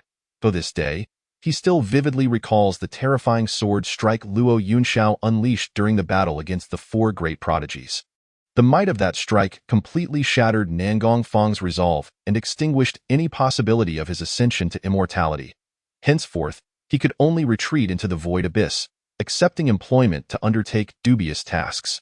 Now, this nightmare that had plagued him for half a lifetime re-emerged, yet his cultivation was no longer what it once was. Ha ha ha, it seems heaven has eyes. After a millennium, I encounter you once more. Today, I shall use your life to shatter the demons that have imprisoned my heart for over 1,000 years. Chapter 40. The seven-colored battle armor, inscribed with runes. What are you still standing there for? Come, kill me! Luo Yunxiao spread his arms and smiled faintly. The moment he laid eyes on the celestial destruction with spirit, he recognized the opponent immediately. To his surprise, after a millennium, you remain so insignificant. Relying on the fierce spirits forged from the Yin 5 elements to commit your misdeeds, my assessment of you back then was indeed spot on. Nangong Fong's expression shifted between shades of green and purple. What do you mean? If you have the ability, come and kill me. Do you think I would shy away? Faced with Luo Yunxiao's continued provocation, Nangong Fong surged forward. However, when he was less than 100 meters away from Luo Yunxiao, he suddenly halted. Something was amiss. This fellow's aura is far too stable, not at all resembling someone whose realm has fallen. Could it be that he is intentionally pretending? Upon this realization, a cold sweat broke out on Nangong Fong's brow. The ambition for revenge he had just moments ago vanished entirely, causing him to retreat several hundred meters. What is the truth of your cultivation? Is it real or fake? Nangong Fong inquired, suspicion etched across his face. Yet, Luo Yunxiao maintained his smile. What do you think? Guess. Is he trying to lure me into taking action? Realizing this, Nangong Fong retreated a few hundred meters more. My lord, you need not fear this fool. He is merely putting on an act to intimidate you. A mere foundational cultivator, my lord. All you need do is move a finger to crush him. Watching as Nangong Fong's aura grew increasingly chaotic, Luo Bin beneath the celestial vessel shouted loudly. He was utterly baffled, having anticipated that this great ascension cultivator would dispatch Luo Yunxiao, thus claiming the treasures of the Thousand Crimes ancestor. Who would have thought that such a dignified great ascension cultivator would be intimidated by a mere foundational cultivator? Damn it! Has the world become so cowardly? You know nothing, get lost. Nangong Fong's face flushed with rage, waving his hand dismissively. The previously boisterous Luo Bin instantly transformed into a mist of blood, dead beyond recovery. Luo Bin? Even in death, Luo Bin remained clueless as to the reason for his demise. Point 1 ultimatum. Either die or roll away. Luo Yunxiao was disinclined to continue the banter. Are you trying to intimidate me? Nangong Fong furrowed his brow. Had it been the Luo Yunxiao of a millennium ago, he would not have hesitated for a moment. However, if this present Luo Yunxiao were truly just a foundational cultivator, would he not be missing the once-in-a-thousand-year opportunity to eliminate him? It seems you truly seek death. As the divine sword, Break Army, materialized in Luo Yunxiao's palm, the last vestige of hesitation in Nangong Fong's heart evaporated entirely. Especially as he sensed the overwhelming sword intent emanating from Break Army, Nangong Fong dared not harbor any doubts. In the blink of an eye, he vanished without a trace. Upon arriving at the City of Sin, do not forget to account for this reward. I require spirit stones, the more exquisite, the better. With that remark, Luo Yunxiao returned to the cabin, leaving the crew on deck in a state of shock. Their minds reeling. A distinguished great ascension cultivator. How could he be so easily frightened away by Luo Yunxiao? Throughout the entire ordeal, he lacked even the courage to strike. Lady Han Yi, who is this Mr. Luo? The gluttonous master of delicacies, intoxicated with astonishment, inquired. Even the previously haughty Lady Yun Huan, who had feigned superiority in front of Luo Yunxiao, was now visibly shaken. Only Han Yi wore a slight smile, continuing to steer the ship. Luo Yunxiao merely drew his sword, and the great ascension cultivator capable of determining their lives and deaths was scared off. This revelation was akin to Han Yi discovering a new continent. Although she had long suspected Luo Yunxiao to be an ancient being, one must ask, how many ancient beings could intimidate a great ascension cultivator merely by their presence? Our sinful immortal alliance has truly struck gold this time. Meanwhile, in the desolate mountains, several harmonious path cultivators had been attacking the serpent of the celestial snake for ages without making a dent. Damn it. This thing is like a turtle shell, this time. The master personally issued the order to encircle and eliminate the celestial snake palace. If we allow anyone to escape from the void abyss, we shall bear the consequences. The problem is that while others have perished, we are left with the pivotal target, Nanming Huang. If we return empty-handed, shall we not be subjected to soul extraction and bone stripping? It is to blame that the individual summoned for assistance from above is not even a great ascension cultivator. If they had not fled halfway through, we would have long since captured everyone from the celestial snake palace, thus preventing that old fellow from unleashing the serpent of the celestial snake.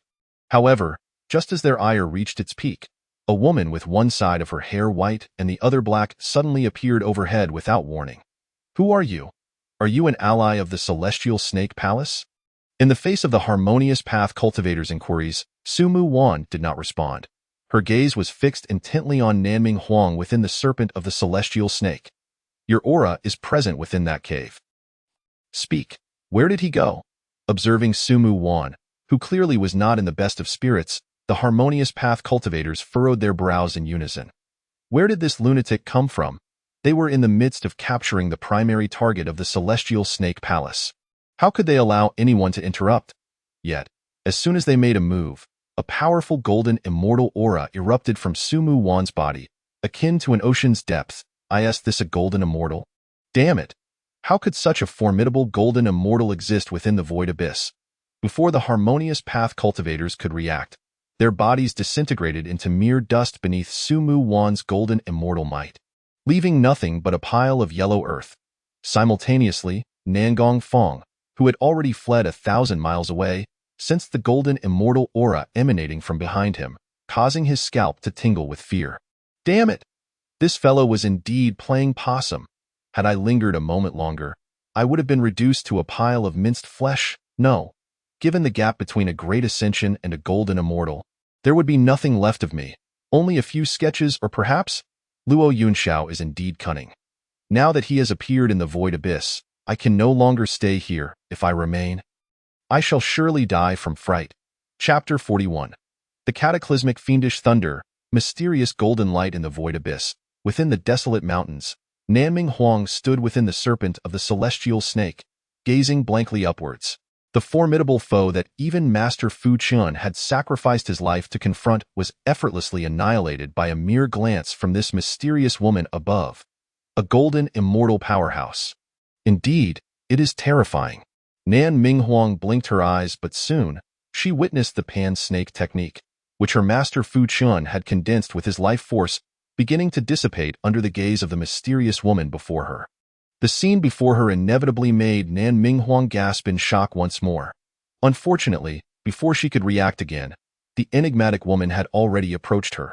Indeed, within this cave, there are two presences. One is you, and the other is him.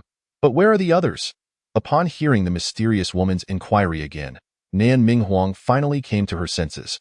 Recently, she had been with several of her senior brothers and Master Fu Chun. Clearly, the woman before her was not searching for her brothers and masters. Moreover, since the other party had just mentioned the cave, it could only be him. The image of Luo Yunxiao unconsciously surfaced in Nanming Huang's mind. Senior, is the person you seek someone with long hair, looking rather frail? Nanming Huang endeavored to describe Luo Yunxiao. Frail? Not in the slightest. Su Muan recalled Luo Yunxiao, who had become the saint son of Beichen. Brimming with vigor. Then, senior, you may have made a mistake. The person you seek is not the same as the one I encountered. The individual I met only possesses the cultivation of the 9th layer of qi refinement. 9th layer of qi refinement? Upon hearing Nanming Huang's words, Su Muan's expression turned subtly complex. How could Luo Yunxiao only possess the cultivation of the 9th layer of qi refinement and be so eager to delve deep into Shutian abyss? How desperately did he want to distance himself from Beichen and from her? Senior, why does your demeanor seem pained? Because I have lost the most important person in my life. At that moment. In Xianwang City, at the Tailian Peak, a radiant multicolored light soared into the heavens. Following closely, a suit of 7-colored battle armor materialized before the eyes of several princesses. Princess Wu, Su Qingyu, and Princess Lu. Su Qian gazed at the masterpiece in their hands, drenched in sweat, their eyes filled with indescribable delight. Why Junior Brothers' battle armor has finally been completed. Is this the legendary celestial treasure? Upon hearing the inquiry from Princess Su, Princess Wu shook her head. This is merely the embryo of a celestial treasure. Subsequently, Princess Wu's gaze fell upon Su Mingrui. Second sister, the next step is yours. My Junior Brothers' battle armor has just taken shape. It is the prime moment for inscribing the runes. Almost instantaneously, everyone's attention shifted to Princess Su Mingrui. Second sister? Second senior sister? Huh? What is it? As she was abruptly called back to reality by Mu Xuanyu and the other princesses. The onlookers couldn't help but exchange puzzled glances. Second sister, your state today seems somewhat off. Princess Su approached Su Mingrui with a face full of suspicion. Su Mingrui's condition was indeed unusual. She had initially thought that her sister's anger towards Luo Yunxiao was merely temporary, leading them to utter those extreme words. However, to her astonishment, her sisters intended to use Luo Yunxiao for crafting. Moreover, such a bloody matter was spoken of so casually by them, particularly when Su Mingrui recalled that she had once shared the same guilt as her sisters before her. A wave of remorse surged over her like an ocean tide. Second sister, what are you hesitating for? This is the best time to inscribe runes for my junior brother's battle armor. If we miss it, we may never be able to forge a true celestial treasure. The words of Princess Su Qian, instantly sent Mu Xuanyu into a state of anxiety. His eyes fixated intently on Su Mingrui. Second senior sister, feeling the intensity of Mu Xuanyu's gaze, Su Mingrui jolted back to attention. Right. Today is the day my junior brother forges the celestial treasure. I cannot let my personal feelings delay the crafting. Despite the guilt she felt towards Luo Yunxiao due to the influence of Princess Su Yuan and the Blood Soul Bell, all of that paled in comparison to her junior brother Mu Xuanyu's needs. Without a moment's hesitation, Princess Su Mingrui quickly retrieved the materials and tools for inscribing the runes, beginning to meticulously draw them in the air. Second sister, truly worthy of being the foremost rune master of Beichen. With just a few strokes, you can depict the principles of the universe so perfectly, if I may say. Second sister's mastery of runes has long surpassed that of Luo Yunxiao from back in the day. As soon as the words of the princesses fell, Su Mingrui's hand suddenly trembled in midair, causing the runes she had just begun to inscribe to scatter in all directions. The princesses? Mu Xuanyu. What happened? Just as Su Mingrui was about to inscribe the runes onto the battle armor, he had felt a flicker of excitement in his heart. But now, was it that second sister had failed? Heavens! How could second sister fail?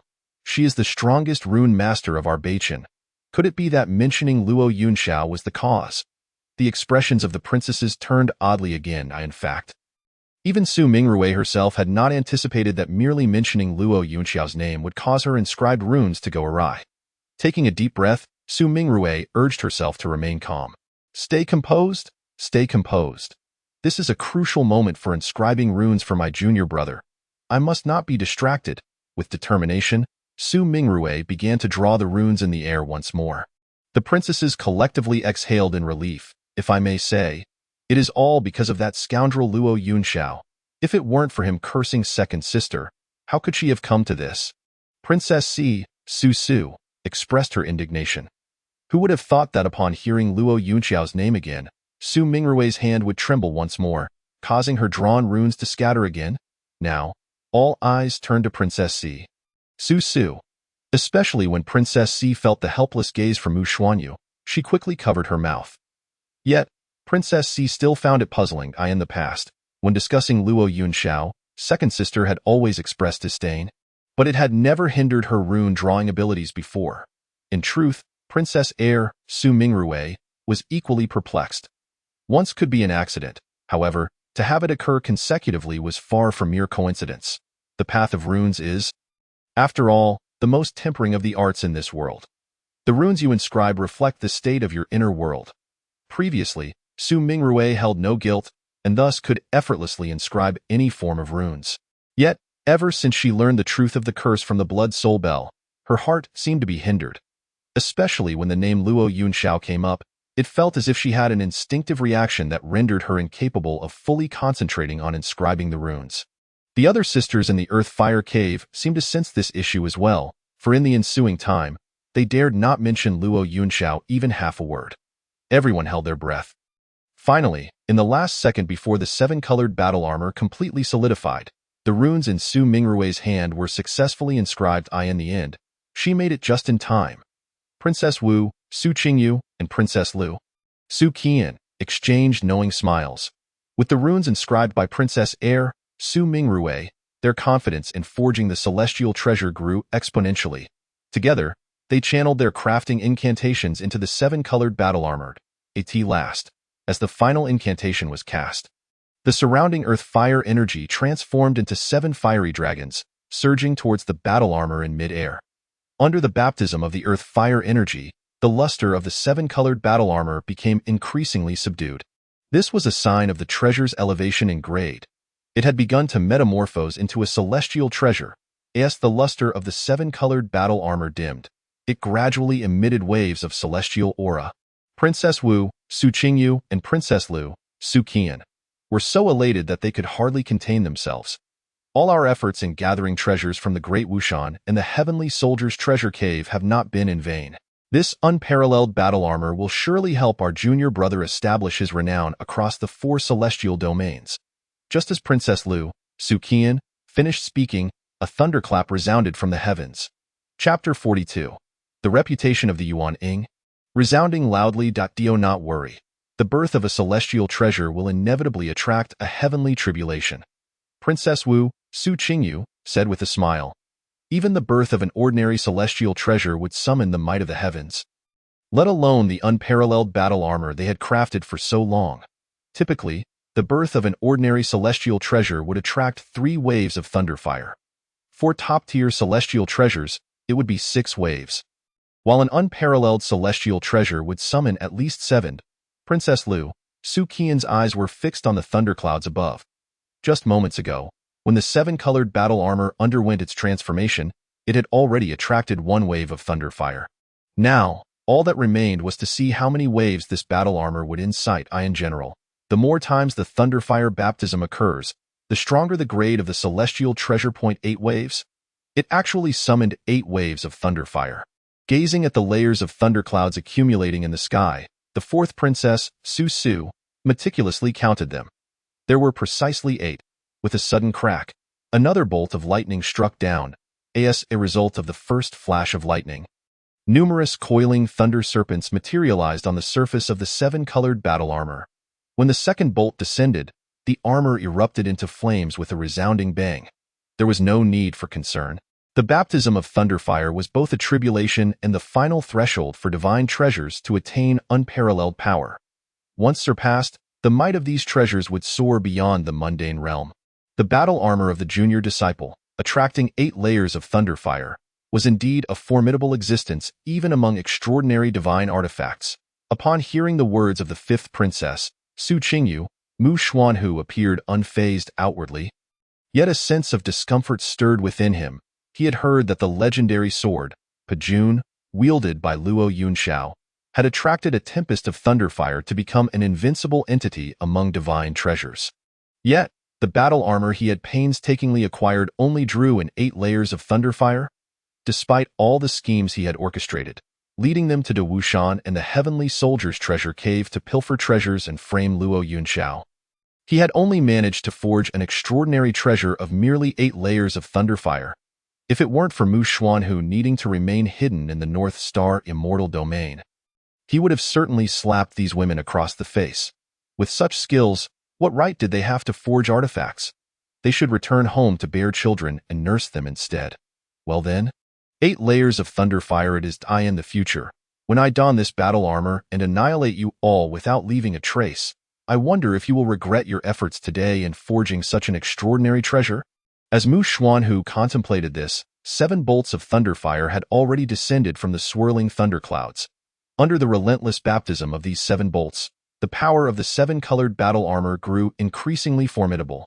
However, just as everyone awaited the 8th bolt to descend and complete the transformation of the armor into an extraordinary divine treasure, the thunderclouds above suddenly turned pitch black. What? What is happening? Why have the thunderclouds turned black?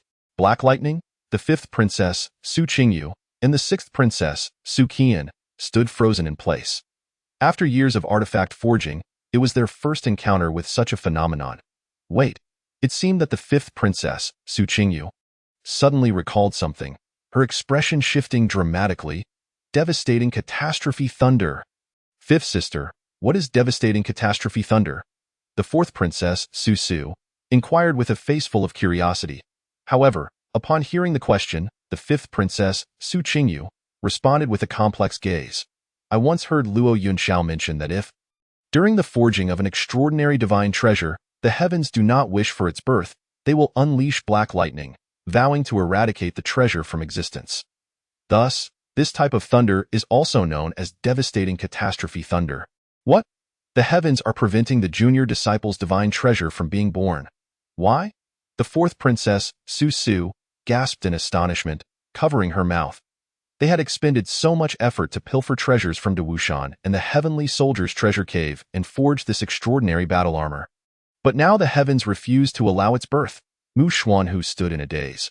Although this impending extraordinary divine treasure could not compare to Luo Yunxiao's sword, Pajun, in terms of thunderfire refinement, it was still a divine treasure of great significance.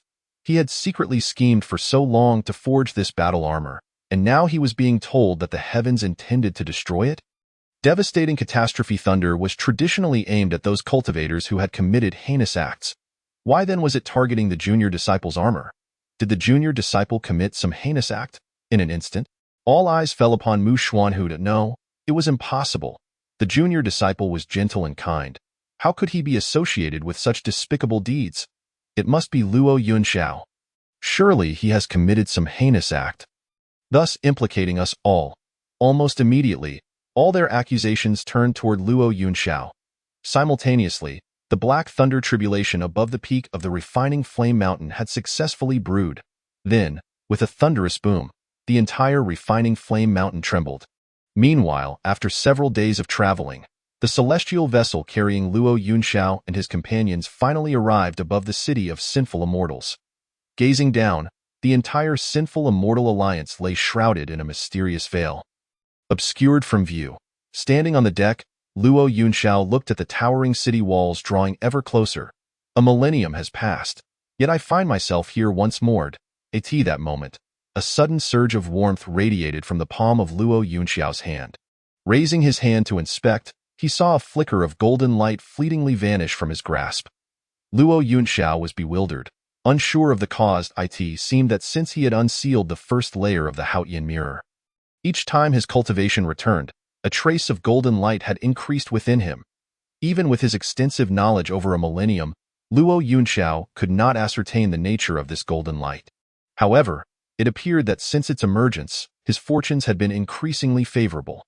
Not dwelling on it further, as the celestial vessel of the sinful immortal alliance gently descended, Luo Yunxiao, along with the other passengers on board, prepared to disembark. Unexpectedly, at that moment, a divine consciousness swiftly swept toward the celestial vessel. Who has crippled my son's golden core? As soon as the words fell, a nascent soul cultivator appeared unexpectedly atop the mast of the celestial vessel. Chapter 43. Not quite perfect. Taking the lead, this individual was none other than Tao Zhan's father, Tao Guangming. Due to the crippling of his golden core, Tao Zhan had lain on the celestial vessel for a full 3 days, consumed with thoughts of revenge. As a dignified golden core cultivator, how could he have been shattered by a mere 9th-layer Qi practitioner with a single sword strike? This was an immense humiliation for Tao Zhan. Father, you have arrived. You have finally come. Upon seeing Tao Guangming, Tao Zhan cried like a child weighing over 100 pounds. Father, you must seek justice for me. My child, you have suffered. I have come too late. And I am sorry. Gazing at Tao Zhan, who was being carried out of the cabin, pale and weak, Tao Guangming felt as though his heart was being pierced by needles, an unbearable agony. Quickly tell me. Who was it? Who has inflicted such harm upon you? I will avenge you at once. Tao Guangming's face was filled with fury. It was him. Father, it was this Luo fellow. He shattered my golden core with a single sword strike. Following the direction of Tao Zhan's finger, Tao Guangming's gaze quickly locked onto Luo Yunxiao. Peak Foundation establishment? Tao Guangming was momentarily taken aback. His son had been defeated by a Foundation establishment cultivator. What a farce, son. Are you certain that your golden core was shattered by him? The incredulous Tao Guangming confirmed once more with Tao Zhan. Indeed, father, it was him. With Tao Zhan's golden core crippled, his animosity toward Luo Yunxiao was matched only by his resentment toward Luo Bin. That scoundrel had clearly told him that the target was merely a ninth-layer Qi practitioner. But what was the reality? A peak Foundation establishment cultivator, a whole realm above him. Moreover, this Luo Yunxiao clearly was no ordinary Foundation establishment cultivator. It was no wonder Tao Zhan had fallen into such a predicament. Had it not been for Luo Bin's untimely demise, he would have made him pay with his life for this insult. Since Luo Bin was dead, all hatred naturally fell solely upon Luo Yunxiao. I will give you 3 breaths to take your own life. Tao Guangming held up 3 fingers toward Luo Yunxiao on the deck. In his eyes, Luo Yunxiao was merely a small Foundation establishment cultivator, not worthy of provoking a nascent soul cultivator. However, Tao Guangming soon realized something was amiss, for the gazes of the crowd on the celestial vessel were filled with incredulity. As though they were regarding a fool. Tao Guangming? Am I not a dignified nascent soul cultivator? Do I truly resemble a fool? Unfortunately, before Tao Guangming could react, a figure clad in red silk robes, the immortal Lady Han Yi, gracefully stepped out from within the celestial vessel. Tao Guangming, cease your insolence. Mr. Luo is a distinguished guest of our sinful immortal alliance. As a member of the alliance, how can you treat our esteemed guest with such disrespect? Esteemed guest? Tao Guangming scoffed. When did our sinful immortal alliance fall to the point of honoring a mere Foundation establishment cultivator as a guest? Li Han Yi, you demean yourself. I have no concern for that. But my son's golden core was crippled on your watch aboard the celestial vessel. You cannot escape responsibility for this matter. Tao Guangming was already seething with anger over the incident involving his son Jin Dan's disgrace. Now, upon encountering the cold garment fairy attempting to intervene, old grievances and new animosities flared up, igniting his fury like oil on a blazing fire. Tao Guangming, I hold your family in esteem as a prominent clan within our alliance, which is why I have repeatedly extended you courtesy. Your son's downfall is of his own making. I have already communicated this to the alliance. As for you, if you continue to be unreasonable, I shall not hesitate to show you my true colors.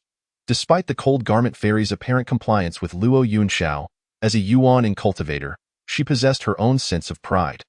Now, with someone daring to provoke her and disturb Luo Yunxiao, how could she allow such an affront to someone she had painstakingly tried to win over?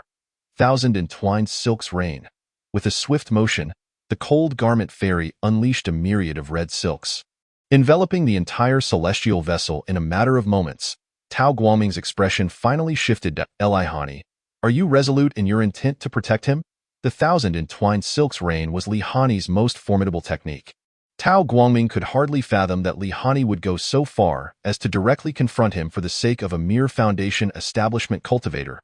As I have stated, Mr. Luo is a distinguished guest of our sinful immortal alliance, and no one is permitted to offend him. Having witnessed Luo Yunxiao's ability to frighten a great ascension cultivator into retreat aboard the celestial vessel, the cold garment fairy had resolved, deep within her heart, that regardless of what transpired in the future, the sinful immortal alliance must unconditionally cultivate a relationship with this esteemed Mr. Luo. Ah, what a lively scene. Are we to engage in battle? Count me in. A figure with a red-nosed visage, the wine-fire Taoist, staggered forward with a gourd of wine in hand. How could you possibly exclude me, you old drunkard? The gluttonous ascendant, carrying a recently repaired cooking heaven cauldron, followed closely behind. Are you certain this is a fight and not a coordinated assault against me? Upon sensing the simultaneous focus of the wine-fire Taoist and the gluttonous ascendant, Tao Guangming's brows furrowed. This is a family matter of the sinful immortal alliance. Do you both wish to intervene? Naturally, we cannot meddle in the affairs of the sinful immortal alliance, the wine-fire Taoist replied, stroking his nose. However, it is rather unfortunate that I owe Mr. Luo a tremendous favor. A kindness received should be remembered for 1,000 years. Though I am gluttonous, I also understand the principle of repaying one's debts. The gluttonous ascendant slammed the cooking heaven cauldron onto the ground. Are you too resolute in opposing my Tao family? If you are willing to withdraw today, I, Tao Guangming, can likewise promise you a favor. To his surprise, as soon as Tao Guangming finished speaking, both the wine-fire Taoist and the gluttonous ascendant erupted into hearty laughter. What kind of favor could possibly outweigh our lives? If it weren't for Luo Yunxiao, the entire crew aboard this vessel would have long since perished at the hands of that mysterious great ascension cultivator. Indeed, the appearance of the wine-fire Taoist and the gluttonous ascendant was not merely for the sake of returning a favor. Consider this. An individual capable of scaring off a great ascension cultivator would undoubtedly possess a significant identity. To seize the opportunity to align themselves with such a powerful figure would be an immense stroke of luck for them. Though the two brothers had yet to coalesce their Yuan Ying, they were eager to join in the fray. The two, known as the twin fiends of Cloud Cauldron, began to circulate their internal technique, the gold-devouring silver-swallowing art. Madness, madness. Before long, the entire crew of the celestial vessel had rallied to Luo Yunxiao's side. Lying on a stretcher, Tao Zan was utterly bewildered, having been incapacitated for an extended period due to his shattered golden core. He was unaware of the great ascension cultivator's earlier attempt to intercept the celestial vessel. Now, witnessing the scene before him, not only Tao Zan but even his father, Tao Guangming, was left in a daze. Wanli Hani was already a source of immense headache. Now, two mid-stage Yuaning cultivators had emerged, and then there were the twin fiends of Cloud Cauldron, who, while mere golden core cultivators, had earned a fearsome reputation for their ability to contend with Yuan Ying opponents. Very well, very well. So you have all chosen to stand against my Tao family. Tao Guangming's aura erupted, his eyes blazing with fury. Chapter 44. These foolish women, thwarting my plans. Today, I shall spare you, but rest assured, my Tao family will not let this matter rest so easily. His son, Tao Zan, still bore injuries from his shattered golden core, and it was ill-advised to prolong this situation. Moreover, with the cold garment fairy, wine-fire Taoist, gluttonous ascendant, and the twin fiends of Cloud Cauldron all aligning with Luo Yunxiao, even if Tao Guangming wished to take action against him, the opportunity had slipped away, with time flowing like a river. We shall see what unfolds. As Tao Guangming and Tao Zan departed, the cold garment fairy finally breathed a sigh of relief. After all, the Tao family was a prominent clan within the alliance. Should a conflict arise here, resolving it would not be a simple task. Tao Guangming was merely a Yuan Ying cultivator. Above him were numerous elders of the Tao family, including transformation and void return cultivators, even those of the harmonized Tao realm. Yet, even so, what could it matter? Mr. Luo fears not even great ascension cultivators. Would he truly be intimidated by a few insignificant opponents? The cold garment fairy's greatest concern was that the Tao family's actions might instill disdain in Luo Yunxiao towards the sinful immortal alliance, leaving him with an unfavorable impression. If that were to happen, how could she ever hope to promote the alliance and win over this esteemed gentleman? Meanwhile, as this minor episode unfolded aboard the sinful immortal alliance's celestial vessel, at the Tsueron Peak of the northern city Immortal Domain, calamity struck. The devastating calamity thunderbolts unleashed by the sudden disaster obliterated the battle armor crafted by various princesses for Mu Xuanhua, leaving not a trace behind. How could such a thing occur? What had led to this misfortune? Was someone scheming against the junior disciple from the shadows? Could it be that Luo Yunxiao was behind this chaos? The princesses had endured countless hardships, from stealing treasures from the Great Wushan and the Heavenly Soldier Treasure Cave to framing Luo Yunxiao. Princess Su Qingyu and Princess Su Qian had even toiled for half a month in the Earth Fire Cave to forge this armor. Yet now, this collective effort had vanished into thin air. Moreover, the recent calamity thunderbolts had even carved away a significant portion of Tsueron Peak. The Earth Fire's power within the Earth Fire Cave was now in disarray due to the tumult caused by the calamity thunderbolts. At this rate, it would be quite some time before they could harness the Earth Fire's strength to continue forging divine armaments. Without the battle armor, how would the junior disciple survive the impending golden immortal calamity? The princesses were in a state of panic, akin to ants on a hot stove. It's all right, dear sisters, it's merely the loss of a piece of armor. You have all toiled for months on my behalf. That sentiment is what truly matters to me, Mu Xuanhua said, attempting to reassure them. However, internally, he was cursing profusely. These useless, foolish women. How could something as simple as forging a weapon attract such devastating calamity thunderbolts? What a stroke of bad luck! Yet, the princesses remained oblivious to Mu Xuanhua's true feelings, each one moved to tears by his words. Our junior disciple is simply too kind-hearted. Even after losing the battle armor, he still prioritizes comforting you. Yes, all that Luo Yunxiao's fault. Had it not been for his ill fortune, our junior disciple's armor would never have attracted calamity thunderbolts.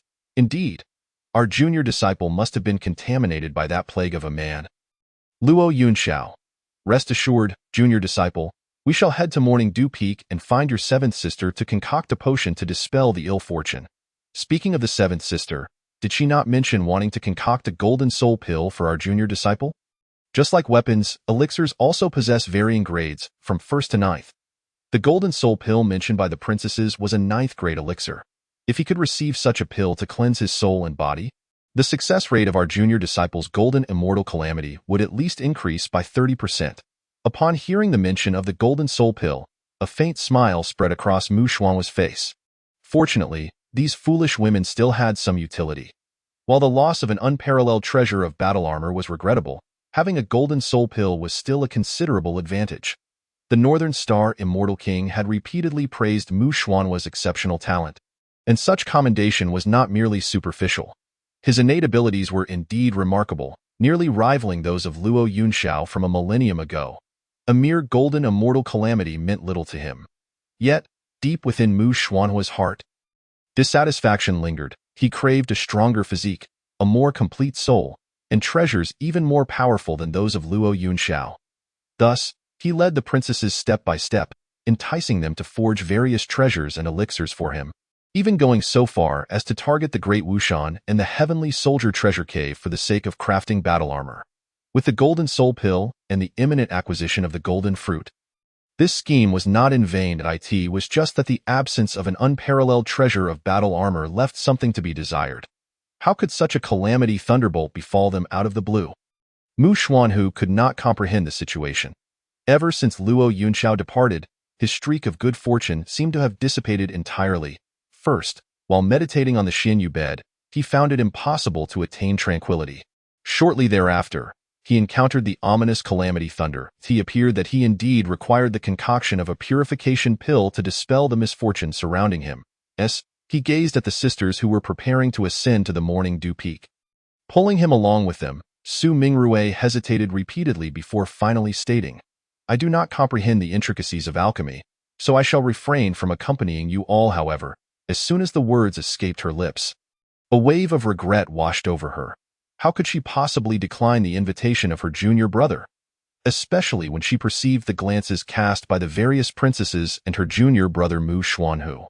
The emotions within Su Mingrui intensified profoundly. Yet, she ultimately restrained herself, asserting, I must return to Chuyun Peak to study talismans. I shall take my leave first. Watching Su Mingrui depart in solitude, the gathered princesses exchanged astonished glances. What has come over second sister today?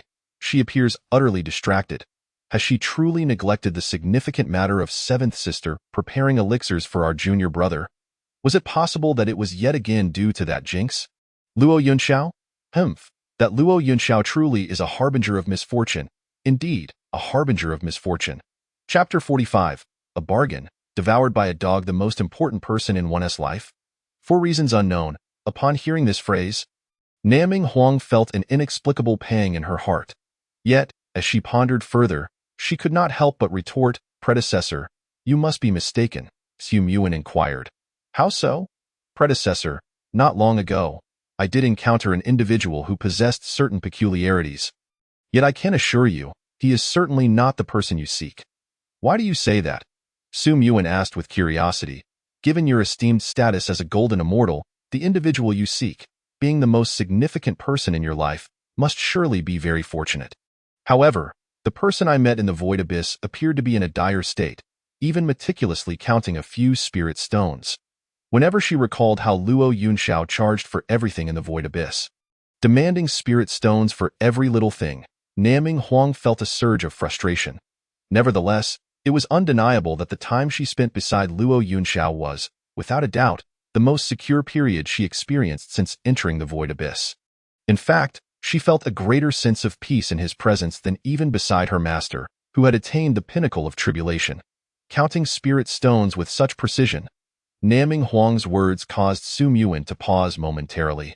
Although Luo Yunxiao was no longer the holy son of Beichen, given his role overseeing the Great Wushan and the treasure cave of heavenly soldiers, he should be lacking in spirit stones. Or so she thought. In a moment of clarity, Su Muin recalled the humble thatched cottage she had seen in the Great Wushan and the treasure cave. If not for dire circumstances, why would Luo Yunxiao confine himself to such an environment? This aligned perfectly with Naming Huang's description of his plight. Suddenly, Su Muin clutched her chest, stumbling back several steps. Luo Yunxiao? Luo Yunxiao? What have you endured in Beichen these years? Predecessor, are you all right? Sensing Su Muin's distress, Naming Huang rushed to support her. I feel intense pain. Here, it hurts so much. Su Muin's chest throbbed with agonizing pangs, especially as she recalled Naming Huang's remark about the most important person in her life. Surely he must be very happy. Is he truly happy? Or has Luo Yunxiao ever known happiness? A millennium ago, he was the most exceptional genius of the Beichen immortal domain.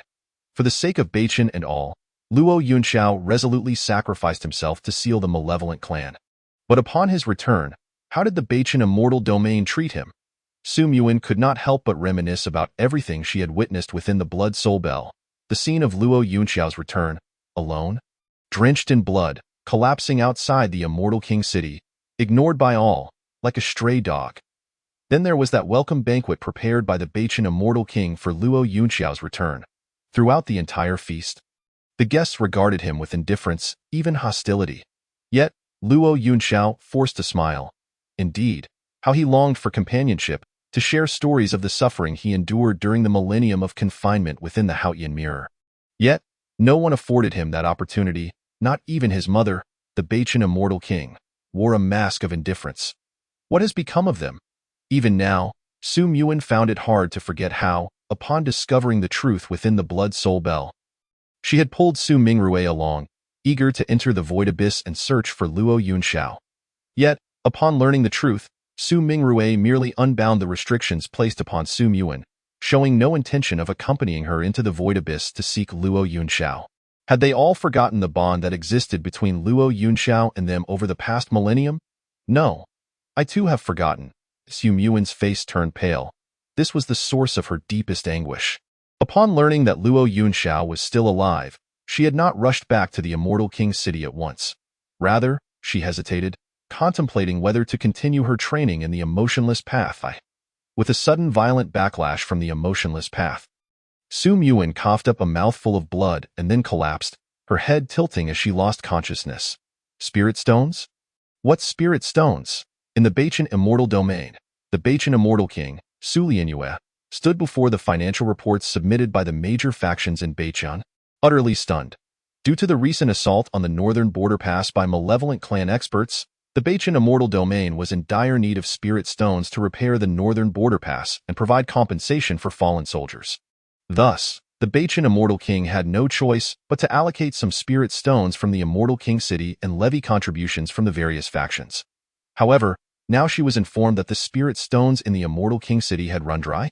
Confess, where have the spirit stones of the immortal king city gone? Su Lianyue felt a surge of anger rise within her.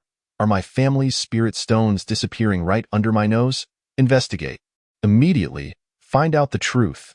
This immortal king wishes to see who has the audacity to embezzle the spirit stones from the immortal king city. Before the wrathful Beichen immortal king, the steward in charge of the temporary warehouse for spirit stones remained kneeling. Unable to rise, Su Lianyue questioned, Do you, a mere warehouse steward, dare defy this king? No, I do not dare. Your Majesty, you need not investigate. I have detailed accounts right here. Accounts? Why did you not present them sooner? Su Lianyue's expression darkened. Yet, as she opened the ledger, her entire being froze in disbelief. Year 1023 of the Immortal King calendar, June 25th, summer. Fourth princess expended 1 million spirit stones from the inventory to aid the holy son Mu Xuanhu in refining body-tempering elixirs. Year 1023 of the Immortal King calendar, July 4th, summer. Fifth princess expended 900,000 spirit stones to create a foundational soul pearl for the holy son Mu Xuanhu. Year 1023 of the Immortal King calendar. August 16th Autumn. Third princess expended 2 million spirit stones to construct a spirit gathering array for the holy sun Mu Xianhu. Just 1 year. Her daughters had expended over 30 million spirit stones to prepare various tools, elixirs, and arrays for the holy sun Mu Xuanhu. And this was merely the year with the least expenditure recorded in the entire ledger. That moment, the Bachan Immortal King finally understood why the steward in charge of the Spirit Stones warehouse had appeared so distraught earlier. Ahem, since the accounts are clear, there is no need for further investigation. By the way, how has your progress been on the optimization of the Spirit Stone expenditures for the various departments since I last instructed you to address the bloated functions? Since Su Lianyue assumed power over the past millennium, various factions had continuously filled positions, resulting in an increasingly bloated Bachan immortal domain. Even a small pit required dozens of stewards with varying functions to manage it, while only 1 or 2 were actually diligent, with the rest merely idling and collecting pay. Su Lianyue had long desired to rectify this situation, and seizing the opportunity presented by the repairs to the northern border pass and the spirit stone shortage in the Immortal King City, she aimed to eliminate unnecessary positions, redirecting those funds to cover the deficits of the Immortal King City. For instance, this Luo Yunxiao. Su Lianyue's gaze fell upon Luo Yunxiao's name in the meticulously organized account.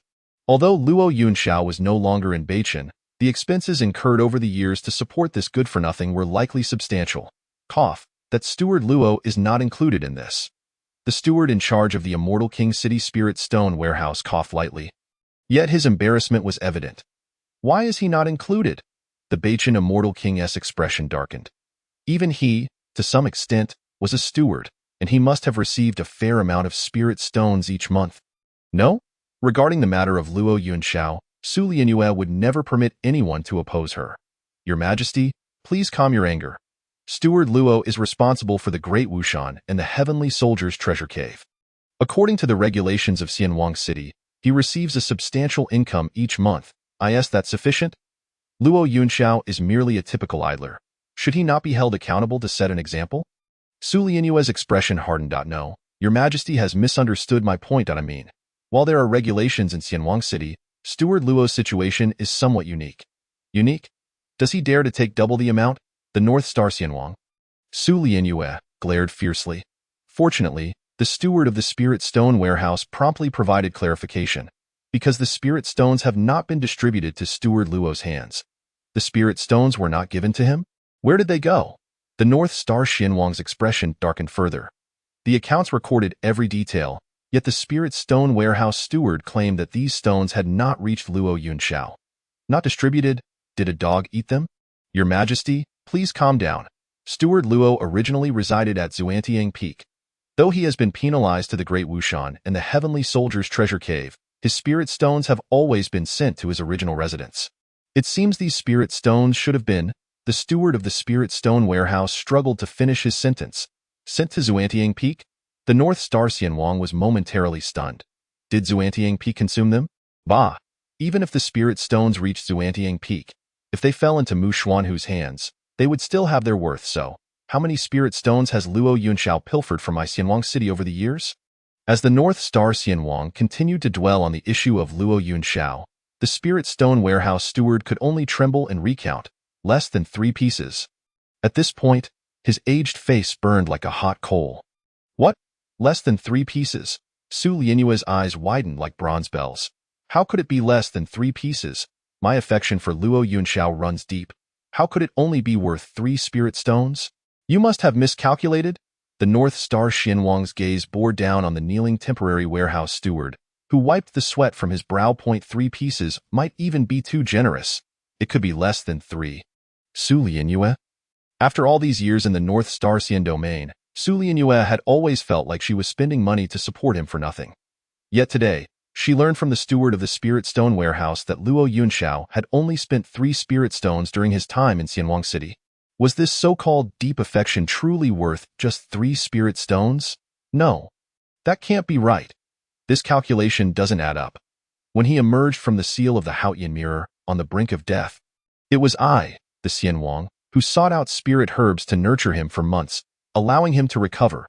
I recall personally approving the allocation of 500,000 spirit stones for his treatment.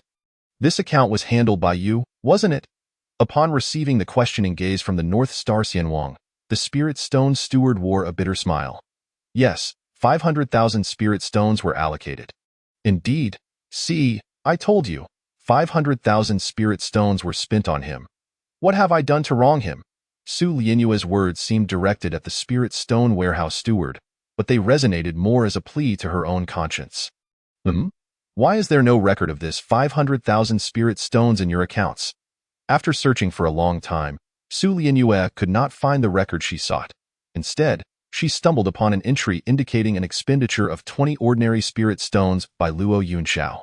As the situation unfolded to this extent, the spirit stone warehouse steward could no longer remain silent.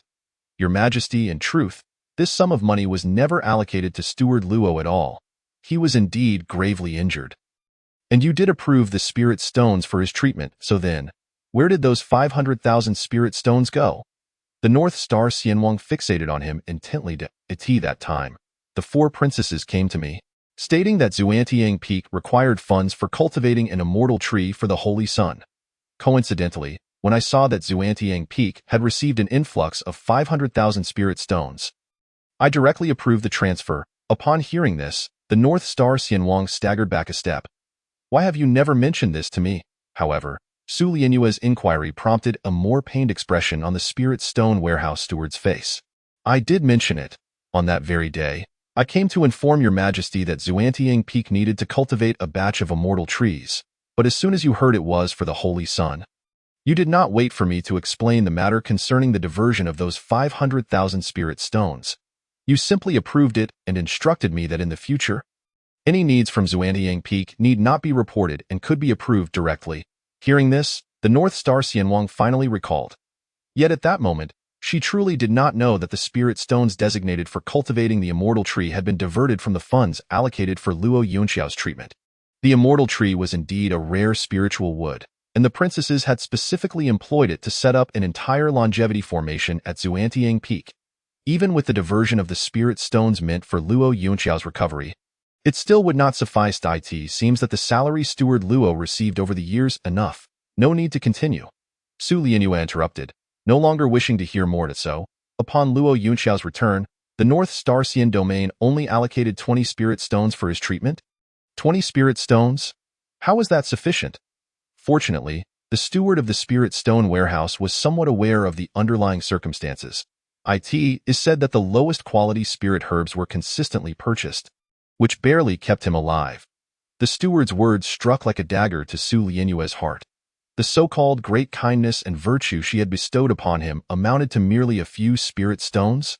Meanwhile, at the headquarters of the Sinful Immortal Alliance in the Void Sky Abyss, Li Hani, what crime do you deserve? My nephew Luo Bin has merely made a minor mistake. The Alliance has already punished him. Why do you still resort to such cruelty against him? You've poisoned him? And the Tao family. The Tao family is a prominent clan in our alliance, with many high-ranking cultivators serving in key positions. You actually dared to offend the Tao family for the sake of a mere foundation-building cultivator, allowing the perpetrator who harmed Tao Zhan to roam free. Li Hani, is this the attitude you display as the market leader? Faced with the reprimands from the upper echelons of the Sinful Immortal Alliance, especially from Luo Bin's uncle, Wang Yuantong, Hani remained silent. Hani, you need to provide an account of this matter to the Elder Council. Even Hani's greatest supporter in the alliance, her master, Yu Qiong, could not help but speak up. The Sinful Immortal Alliance is divided into 3 branches: the First Gate, the Second Council, and the Third Hall.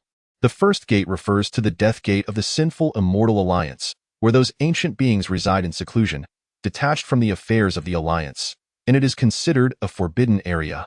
However, it cannot be denied that these ancient beings hold significant influence within the Alliance. The Second Council refers to the Elder Council, which oversees punishments, and the Third Hall, which handles daily commerce and market affairs. Yu Qiong is one of the heads of the Commercial Hall. Though she appeared to be punishing her disciple, she did not believe her apprentice could act without reason. I assure you, Master and esteemed elders, that my actions are without any ulterior motives. Mr. Luo is someone with whom our Sinful Immortal Alliance must cultivate a good relationship at any cost. Just because he possesses the sinful immortal order of the Thousand Crimes Master? Ha! What a joke! The Thousand Crimes Master has been missing for many years. Who knows how that lad came by the sinful immortal order? Wang Yuantong scoffed, dismissing the notion. He had long heard his nephew mention the matter regarding the sinful immortal order of the Thousand Crimes. However, Wang Yuantong's judgment of Luo Yunxiao was similar to Luo Bin's. The two had secretly conspired on how to seize the Thousand Crimes Master's relics from Luo Yunxiao. Who would have thought that before Wang Yuantong could await his nephew's return, he would receive news of Luo Bin's demise? In his grief and anger, this provided him with the rationale to attack Luo Yunxiao and Hanyi. Why nephew must not die in vain? Li Hani. Provide an explanation. If you cannot offer a reasonable account of this matter, even your esteemed master cannot protect you within the alliance. The Elder Council oversees the alliance's punishments. Li Hani, you had better honestly disclose your relationship with that Luo fellow. Chapter 47. Unyielding yet not arrogant, truly ridiculous. Hani had already stated, what I have done is in accordance with my conscience, for my master, for the alliance, and can withstand the scrutiny of the Elder Council. The Cold Garment Fairy, neither humble nor arrogant, stood firm as Wang Yuantong, an elder of the alliance, wielded considerable influence within the Council of Elders. Upon her return to the sinful immortal alliance, she was immediately besieged by these individuals, who did not afford her a moment to defend herself. Were it not for her mentor, the Jade Xiong Fairy, arriving just in time, it is likely that the elders of the council would have swiftly apprehended her and commenced their inquiries. Cold Garment, the elders will not wrong you. Regarding this matter, both I and the council await your explanation, since you claim that everything you have stated is just and true to the alliance and to all. Please elucidate your reasoning. The tacit understanding between the master and disciple, cultivated over many years, became evident in that moment. Seizing the opportunity her mentor had procured for her, Li Hani spoke without hesitation. The reason I propose that the alliance earnestly court Mr. Luo is not merely due to the token left by the Thousand Crimes ancestor. Mr. Luo possesses a celestial demeanor. If the sinful immortal alliance can attract him with goodwill, it would undoubtedly represent the greatest opportunity for our alliance in nearly a century. Ridiculous. A mere foundation establishment cultivator could become an opportunity for our sinful immortal alliance. If that were the case, our alliance would have filled the entirety of Immortal King City with opportunities long ago. Before the Cold Garment Fairy could finish her statement, Wang Yuantong stepped forth to mock her.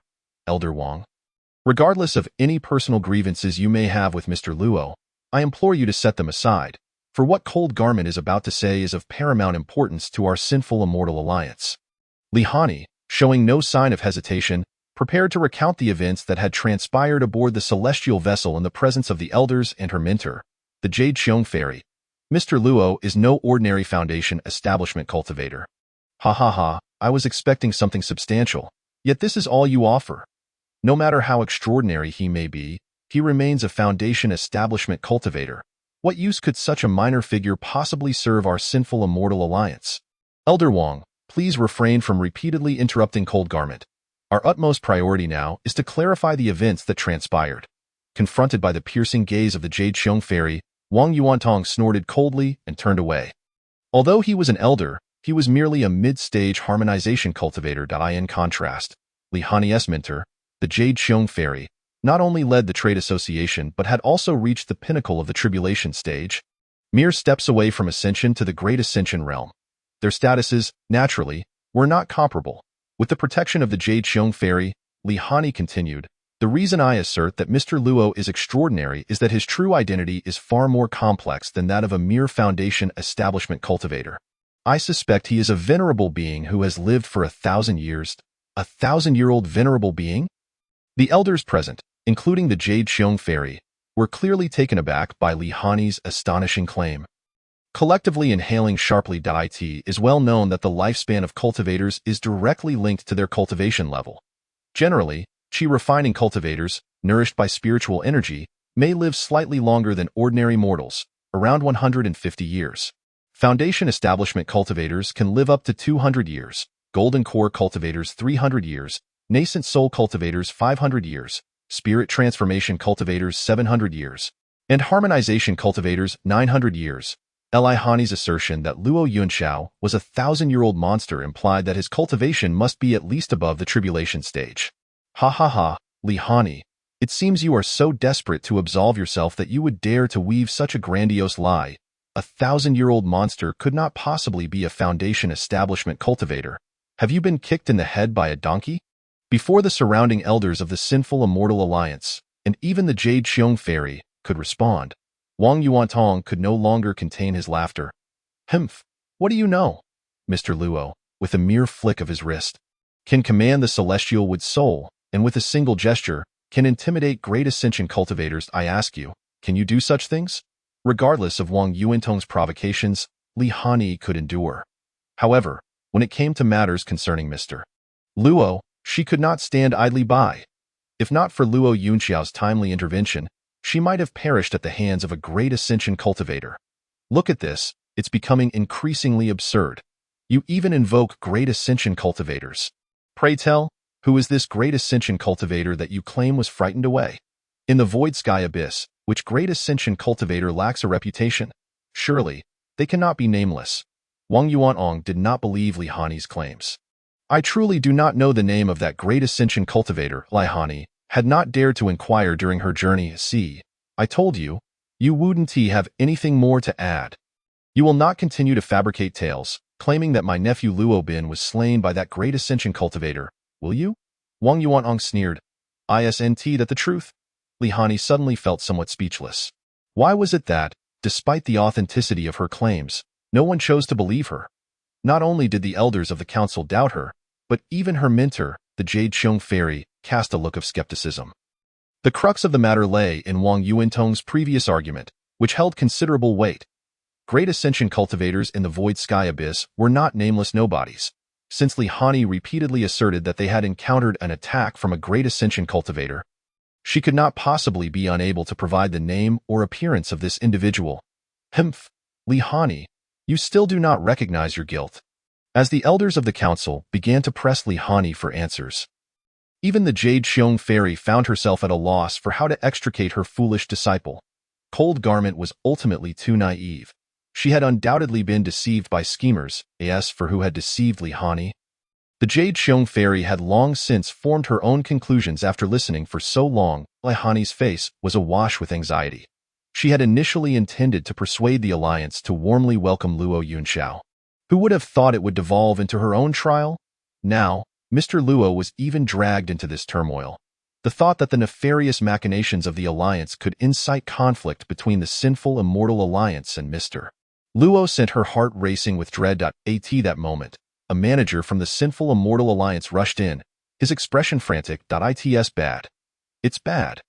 The Tao family has mobilized numerous spirit transformation and even harmonization cultivators, all heading towards the reception hall due to the matter of Tao Zan's ruined golden core. Upon hearing this, Li Hani's complexion changed drastically. The reception hall was where the Sinful Immortal Alliance hosted distinguished guests. However, that was not the main concern. The critical issue was that Luo Yunxiao was currently residing in the Sinful Immortal Alliance's reception hall. See? It was all going smoothly. All we had to do was hand this Foundation establishment cultivator over to the Tao family. Yet, because of you, Li Hani, you have stirred the dissatisfaction of the Tao family. If the Sinful Immortal Alliance becomes internally divided over this, you, Li Hani, will be the greatest culprit. Enough. This is not the time to dwell on these matters. We must swiftly proceed to the reception hall to deal with that Foundation establishment cultivator and quell the anger of the Tao family, which is of utmost importance. Deal with Luo Yunxiao? Quell the Tao family's anger? Gazing at the decision made by the council and the higher-ups of the Sinful Immortal Alliance, Li Hani felt her rage boiling to the point of tears. The monumental opportunity she had painstakingly secured for the Sinful Immortal Alliance was now being cast aside. They even wished to deal with Luo Yunxiao. How absurd. Truly, it was laughable. Chapter 48. The Sinful Immortal Three Halls. Utterly absurd in the Sinful Immortal City. Within the reception hall, Luo Yunxiao sat cross-legged in his chamber. Counting the spirit stones he had previously acquired from the Cold Garment Fairy, he now possessed over 200,000 ordinary spirit stones and nearly 1,200 top-grade spirit stones. Yet, It was still insufficient. As he pondered this, Luo Yunxiao took out the treasure box he had obtained from the Sinful Immortal Alliance market. He had opened this box previously at the market, revealing 3 4th-grade spiritual pills, 2,000 top-grade spirit stones, and various precious spiritual herbs and materials. The 4th-grade spiritual pills were sufficient to significantly enhance the cultivation of an ordinary spirit transformation cultivator, and even returning to the void cultivators would find them somewhat beneficial. Thus, their market value was considerable, often being priceless. For that wretched golden core cultivator, this was an immense fortune. It was no wonder he betrayed the Sinful Immortal Alliance. In the face of profit, loyalty and righteousness become mere illusions. After all, this was the void sky abyss, where all manner of sinful immortals from various celestial domains had been exiled. Even if all these pills and materials were sold, he would still be lacking in spirit stones. Fortunately, during their previous journey on the celestial vessel, the Cold Garment Fairy still owed Luo Yunxiao 2 payments of spirit stones, having scared off Nangong Fong and saved the lives of the entire ship's crew. Those individuals were not saved for free. Li Hani, as the primary person in charge of transporting the celestial vessel's cargo, naturally needed to settle the accounts for the Sinful Immortal Alliance. There was also the outstanding payment for the celestial wood soul that Luo Yunxiao had subdued. Adding these together, he should have gathered a small sum for the remaining spirit stones, just as Luo Yunxiao was lost in thought. Contemplating his plans to amass wealth, the furious Tao Guangming, accompanied by numerous spirit transformation and void returning cultivators from the Tao family, stormed towards the reception hall. Just ahead is the one who crippled my son's golden core. Residing within the city's reception hall, upon hearing Tao Guangming's words, the members of the Tao family behind him wore expressions of disdain. They had obliterated the golden core of one of their own, yet dared to swagger into the reception hall of the Sinful Immortal Alliance. Such audacity is a blatant affront to the Tao family, and that Li Hani, who, for the sake of an outsider, has chosen to oppose the Tao family, does he truly believe that the Tao family is without defenders? Once we deal with that foundation-building cultivator in the reception hall, we shall promptly petition the Elder Council to execute Li Hani. The honor of the Tao family must not be tarnished. Almost instantaneously, the high-ranking cultivators of the Tao family, under Tao Guangming's leadership, surged towards the skies above the reception hall. What is happening? Is a great battle about to unfold? Who dares to engage in combat within the sinful immortal city? The lower-ranking cultivators beneath the reception hall were filled with trepidation, particularly upon witnessing the multitude of high-ranking cultivators above, each exuding an aura of lethal intent. All at once, they scattered, creating a vacuum of space around the reception hall. Although there are regulations forbidding combat within the sinful immortal city, such rules have never been effective in restraining high-ranking cultivators. Moreover, the sheer number of them gathered here is remarkable. It appears that these individuals belong to the Tao family, a low-ranking cultivator of the Sinful Immortal Alliance, observing from a distance, immediately recognized Tao Guangming and his companions. The Tao family? The very same clan that, a millennium ago, joined the Sinful Immortal Alliance and boasts several Tao integration cultivators, with a peak tribulation ancestor at their helm. The Sinful Immortal Alliance is divided into 1 sect, 2 councils, and 3 halls. The Life and Death Gate serves as the deterrent force within the alliance, typically aloof and unconcerned with mundane affairs. The Elder Council oversees punishments, while the Merchant Association manages trade and markets. The 3 halls were originally formed from various prominent cultivation families that joined the alliance at its inception, with the Human Hall being the weakest. Yet, even the weakest Human Hall requires families with at least 1 Transformation Realm cultivator to gain entry. The Tao family not only possesses a multitude of Transformation and Return to Void Realm cultivators, but is also bolstered by the presence of Tao integration, representing peak combat power. Their strength and foundation have long since reached celestial levels. The Tao family's mobilization to the reception hall must indicate that there is a formidable enemy within. Otherwise, why would so many Transformation and Return to Void Realm cultivators be present? It is known that, in this city, it is rare for lower-ranking cultivators to even catch a glimpse of a nascent soul cultivator. Yet now they find themselves surrounded by so many who surpass that realm. I have heard that the eldest son of the Tao family, Tao Zan, was rendered unable to cultivate his golden core aboard the Alliance's celestial vessel. Who possesses the audacity to act against a member of the Tao family aboard the Alliance's very own ship? The Tao family is indeed one of the major cultivation families within the three halls of the Sinful Immortal Alliance, wielding substantial power. The safety of the markets under the Alliance's jurisdiction, including the entire Sinful Immortal City, is largely overseen by the Tao family. Yet now, their eldest son has been incapacitated on the Alliance's grounds. This is precisely what infuriates the Tao family at this moment. Tao Guangming's eyes were fixed intently on the reception hall below. Fellow clansmen, my son Tao Zhan, with unparalleled talent, condensed his golden core before the age of 20, and even our ancestor has proclaimed that he possesses boundless potential. Yet now, he has had his path severed by a mere foundation-building cultivator. In this light, I implore you all to avenge my son Tao Zhan. Tao Guangming's eyes burned with fury. Although he had hastily returned Tao Zhan to the family, how could a shattered golden core ever be restored? Currently, his son Tao Zhan was suffering immensely due to the destruction of his golden core, while the instigator, that insignificant foundation-building cultivator, brazenly resides within the reception hall of the Sinful Immortal Alliance. Have we uncovered the details about this fellow? One of the Return to Void cultivators standing behind Tao Guangming inquired. I have inquired, and it turns out he is merely a rogue cultivator. Li Hani, in a bid to absolve himself, has cunningly bribed those aboard the celestial vessel and concocted a ludicrous tale, claiming that this young man single-handedly repelled a great ascension cultivator. Tao Guangming scoffed derisively. Ha!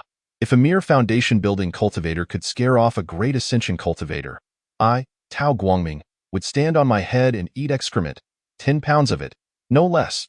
The members of the Tao family present also found this tale utterly absurd. What manner of being is a great ascension cultivator? No one understands better than they do. It is no exaggeration to assert that beneath immortals, the great ascension cultivator is invincible. How could they possibly be intimidated by a mere foundation-building cultivator? Li Hani's attempts to shift blame are indeed preposterous. Chapter 49. The hand of soul-shattering, a full-strength strike. Now that the situation has become clear, it is time for those who dare to offend the dignity of the Tao family to pay the price they deserve. Almost instantaneously, the gazes of the high-ranking cultivators of the Tao family converged on the reception hall where Luo Yunxiao resided. Have they come? Inside the reception hall, sensing the simultaneous focus of over a dozen high-ranking cultivators, Luo Yunxiao smiled lightly. In truth, he had anticipated this. Li Hani, as a nascent soul cultivator, could hardly provide adequate protection against the deeply entrenched Tao family and the Elder Council. Yet Luo Yunxiao still chose to stay, for he had devised a solution to resolve everything, and perhaps even profit from it. With a slight smile, Luo Yunxiao retrieved the Kuan Miao insects he had previously sealed with a formation, restoring them to their containment. Since the last encounter with Nan Minghuang, when he had been forced to unleash a portion of the insects in a moment of desperation, the Kuan Miao insects had been unusually agitated. Although he currently possessed only peak foundation-building cultivation and struggled to suppress them, the newly laid formation should suffice to pacify them for a time. As for the Tao family members outside? With a smile, Luo Yunxiao took out a yellow crystal resembling amber from his storage bag. Within the crystal, a single drop of blood could be seen, still vibrant and translucent despite the passage of a millennium. Luo Yunxiao gently infused a trace of his spiritual energy into the blood drop within the crystal. The next moment, within a massive divine peak in Sinful Immortal City, an elderly man with hair as white as snow suddenly opened his eyes. His gaze was filled with an incredulous light. The benefactor? The benefactor is still alive. Almost instantaneously, the old man transformed into a stream of light, soaring into the sky. Huh? Why has the ancestor, who has been in seclusion for many years, suddenly awakened today? Several Dao integration cultivators simultaneously cast their gazes toward the radiant stream of light shooting skyward from the divine peak. They were influential figures within the Tao family, holding significant sway in the three halls of the Sinful Immortal Alliance. And they were also the spokespeople for the entire Tao family within the Alliance. It seems the ancestor is headed toward the reception hall. The reception hall? Is that not the place where Guangming and the others seek retribution? How could a mere foundation-building cultivator warrant such a response from so many transformation and return to void realm cultivators, and now even stir the ancestor? This only further illustrates the ancestor's deep affection for Guangming and his son. Several Dao integration cultivators from the Tao family wore expressions of delight. The ancestor has disregarded worldly affairs for many years, Yet now he emerges for the sake of a junior. Let us follow suit. It would be inappropriate not to accompany him. Ha ha ha. Guangming and the others will undoubtedly be moved to tears upon realizing that the ancestor has personally intervened on Tao Zan's behalf. Almost instantaneously, these Dao integration cultivators from the Tao family followed suit. Meanwhile, outside the reception hall in Sinful Immortal City, the Tao family members targeting Luo Yunxiao began to prepare for action. A mere foundation-building cultivator dares to be so brazen. To insult the Tao family? Today, I will let him experience the taste of my family's soul-shattering hand and the sensation of having his soul snatched away. Among the Tao family crowd, a transformation realm cultivator summoned a sinister green glow in his hands. You are practicing the soul-shattering hand incorrectly. Just then, Luo Yunxiao unexpectedly stepped out from the room. The Tao family members? The transformation realm cultivator, who had just used the soul-shattering hand, named Tao Zishu, was the only individual in the Tao family to have mastered this technique over the past several centuries. He was virtually unmatched among his peers. Yet now, he was being corrected by a foundation-building cultivator? This is madness. This young man is simply insane. We have come here to take his life, and he dares to provoke us in such a manner. The soul-shattering hand is our family's ancestral secret art. Could there be anyone outside our lineage who understands the cultivation methods better than we do? This fellow is clearly seeking his own demise. However, in the face of the mocking jests from the Tao family surrounding him, Luo Yunxiao merely smiled indifferently. The soul-shattering hand is predicated on the unity of form and spirit, refined through spiritual consciousness and nurtured by one's own essence. Upon achieving mastery, the hand emanates a brilliant white light, capable of shattering a person's 7 souls and fracturing their 3 spirits. Yet, his soul-shattering hand exhibited a green hue. It was evident that a mishap had occurred during the process of refining his spiritual consciousness. And furthermore, his essence was not particularly stable. I surmised that he had undoubtedly taken shortcuts, thereby injuring his own essence, resulting in the difficulty of fully forming the soul-shattering hand. Upon Luo Yunxiao's utterance, the others remained nonchalant, but Tao Zishu's countenance transformed in shock. Who are you? How do you possess such profound knowledge of my Tao family's soul-shattering hand?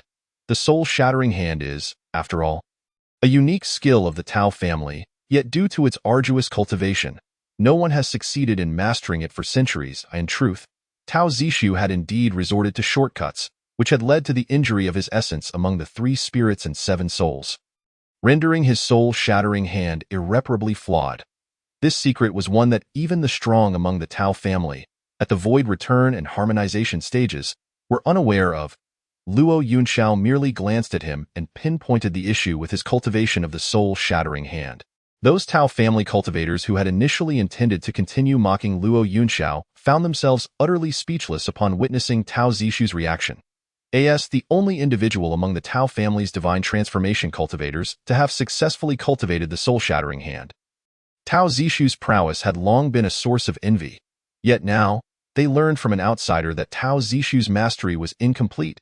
Furthermore, this outsider was merely a foundation establishment cultivator. Do not heed this boy's nonsensical ramblings. He is merely stalling for time, Tao Guangming interjected, his expression stern.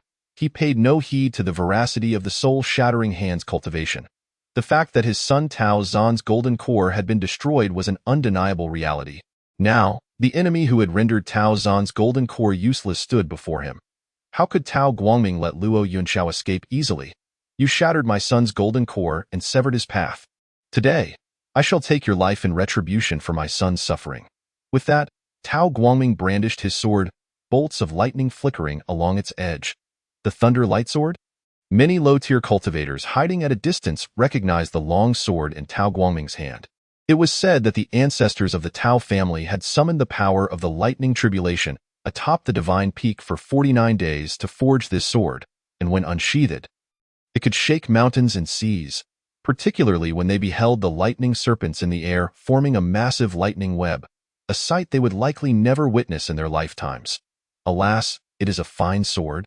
But you cannot kill me. Facing the Thunder Light Sword wielded by Tao Guangming, Luo Yunxiao smiled lightly. Ha! You insolent wretch, do not be arrogant. Witness how I shall cleave you under my blade today.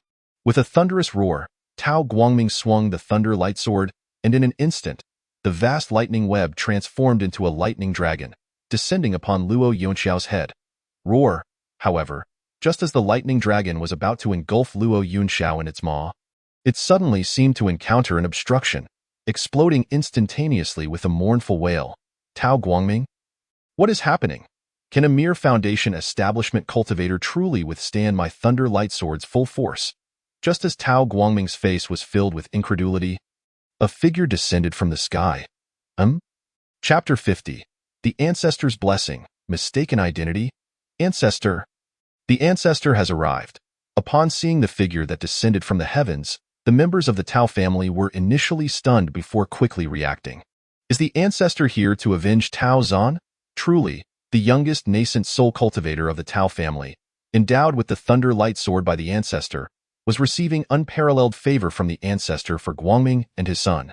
The Tao family's Ancestor had long been in seclusion, neglecting worldly affairs for many years, yet now, he emerged for the sake of Tao Zian. In an instant, all gazes turned toward Tao Guangming. Filled with envy, Tao Guangming himself was equally immersed in the joy of envy. Guangming pays respects to the Ancestor. He was about to kneel, only to see the Tao family's Ancestor swiftly pass by him. The Ancestor began, but before he could finish, Luo Yunxiao shook his head at him. Was the Ancestor reluctant for others to recognize his identity? The Tao family's Ancestor was momentarily taken aback. Having not seen Luo Yunxiao for a millennium, one can only imagine the excitement in his heart. However, since this was Luo Yunxiao's wish, the Ancestor felt it inappropriate to contradict him and could only suppress his emotions once more. After all, the name Luo Yunxiao had been nothing short of astonishing 1,000 years ago, bearing a weighty significance. After a millennium apart, your grace remains unchanged, Ancestor. Gazing at the composed and carefree Luo Yunxiao before him, the Tao family's Ancestor could not help but feel a surge of emotion deep within. Yet, was that golden hair also meant for concealing his identity? The Tao family's Ancestor unconsciously glanced at Luo Yunxiao's flowing golden locks. In that brief moment of distraction, several harmonization cultivators from behind had already rushed over. Guangming, the Ancestor has personally emerged from seclusion to avenge you and your son. What an honor! Kneel before the Ancestor without delay. Tao Guangming had initially intended to kneel before the Ancestor, but the Ancestor's earlier reaction had been somewhat peculiar, leaving him momentarily dazed. Now, upon hearing the reminders from several harmonization cultivators of the Tao family, without hesitation, Tao Guangming knelt down before the Ancestor. Guangming and his son thank the Ancestor for your kindness. The Tao family's Ancestor? Just moments ago, upon seeing Luo Yunxiao, the Tao family's Ancestor had been overly excited, failing to notice that so many members of the Tao family had gathered in midair. Now, seeing Tao Guangming kneeling, the Tao family's Ancestor slowly began to realize. He vaguely recalled that when he landed, someone had been attacking Luo Yunxiao. Thus, the Ancestor intervened to halt the attack. Could it be that the one who had attacked my benefactor was from the Tao family? With this thought, the Tao family's Ancestor's expression darkened. Especially when he noticed the seemingly amused glint in Luo Yunxiao's eyes, the Ancestor felt an urge to strike down Tao Guangming. However, Tao Guangming, who had just finished kneeling, was completely oblivious. Ecstatically, he pointed at Luo Yunxiao, saying, Ancestor, it is this man who colluded with Li Hani to cripple my son Tao Zan's golden core. I beseech the Ancestor to seek justice for my son. With the Tao family's Ancestor stepping in, even Emir Li Hani would have to yield to the Ancestor's authority. You just said you wanted me to seek justice for your son? The Tao family's Ancestor narrowed his eyes.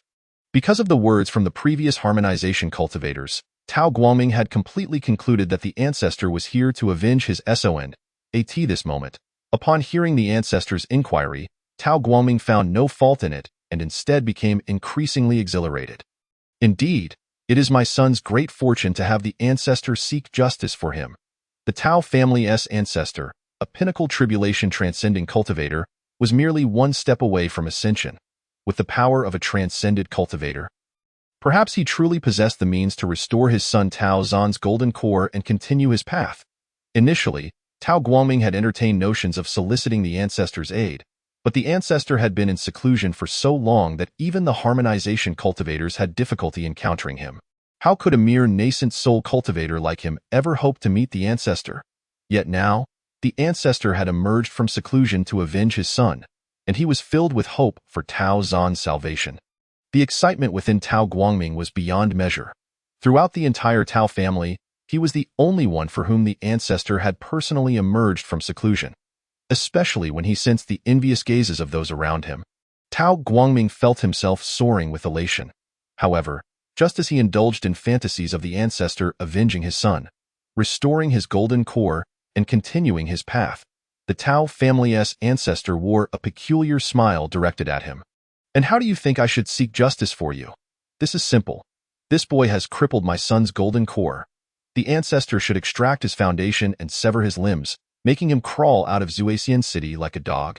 In such a perilous place as Su Tianyuan, ruined foundation and severed limbs would render one a mere cripple, likely to be devoured by the ferocious beasts beyond the city walls in no time. Death would be inevitable." Tao Guangming's heart was filled with venomous hatred for Luo Yunxiao, not only for Luo Yunxiao, but also for Li Hani. "All those who had wronged my son must suffer a fate worse than death." Upon hearing this, the Tao family's ancestor nodded gently. "Since you have such a request, I shall grant it." "Thank you, ancestor." Just as Tao Guangming's face gleamed with excitement, he suddenly felt a sharp pain radiating from his nascent soul. My nascent soul. In the midst of excruciating pain, Tao Guangming wore an expression of disbelief as he beheld his primordial spirit rapidly withering away within him at a visibly alarming pace. "Ancestor, my primordial spirit is gone."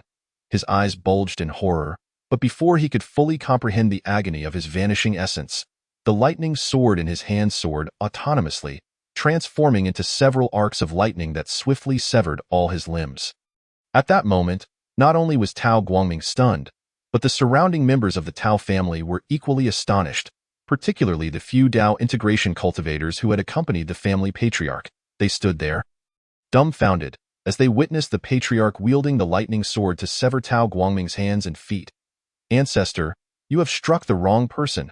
The one who humiliated our Tao family, the wretched boy who crippled Tao Zan's golden core, is right over there." However, before they could finish their protest, they found the patriarch's icy gaze directed at them. "Speak another word, and you shall share his fate." Gazing upon the ground where Tao Guangming lay, his severed limbs causing him to wail in torment, the Tao family members collectively fell silent. In that fleeting moment, they could all sense the murderous intent emanating from the patriarch's eyes. The ancestor was not jesting. He truly harbored intentions of slaughter against them. Chapter 51. The culprit, unbelievable, but why? Wasn't he the ancestor here to avenge Tao Zan and his son? Why was the boy who had crippled Tao Zan's golden core unharmed, while Tao Guangming had his primordial spirit destroyed and limbs severed? "Ancestor, why?" Crumpled on the ground like a dog, Tao Guangming howled in agony, yet his eyes were filled with deep resentment and confusion. "Did you not just say that I would act on behalf of you and your father? This is the outcome of my decision, entirely in accordance with your previous expectations. Are you satisfied?" Upon hearing the patriarch's emotionless words, Tao Guangming's eyes bulged with despair, and he fainted. From this day forth, Tao Guangming and his son are expelled from the family and shall no longer be considered members of the Tao clan. Additionally, the patriarch continued, casting a sweeping glance at all present, including the Dao integration cultivators who had joined them. "Those present today shall return to the family and each receive 200 lashes with the lightning whip in the punishment hall from now on. You are forbidden from stepping outside the family premises. Those holding positions within the Sin Immortal Alliance are to resign immediately. Go contemplate your actions." Upon hearing this, all present, including the Dao integration cultivators, stood frozen in shock. Yet, as they felt the patriarch's oppressive gaze, they could only swallow their indignation and confusion, bowing in submission. For in that brief moment, they had all sensed the murderous intent in the patriarch's eyes, and none doubted that uttering even a single word would lead to a fate akin to that of the prostrate Tao Guangming. As the Tao family members dispersed, the patriarch shielded the surroundings, rendering the entire reception hall seemingly invisible to the others. "Tao Zue, I pay my respects to the benefactor." If outsiders were to witness the esteemed patriarch of the Tao family bowing in reverence to a mere foundation establishment cultivator, they would surely be left agape in disbelief. Yet, this astonishing scene unfolded before them. "You have done well. After a millennium, You still remember my kindness towards you. Hearing the gentle words of Luo Yunxiao, the patriarch dared not lift his head. Were it not for the benefactor's intervention all those years ago, saving my Tao family and bringing us to the void abyss, my clan would have long since perished at the hands of formidable foes. How could we have endured in Sin Immortal City until now? This was the root of the patriarch's previous fury. His descendants had failed to appreciate the benefactor's kindness from a millennium ago and had even sought to sever his limbs and cripple his foundation.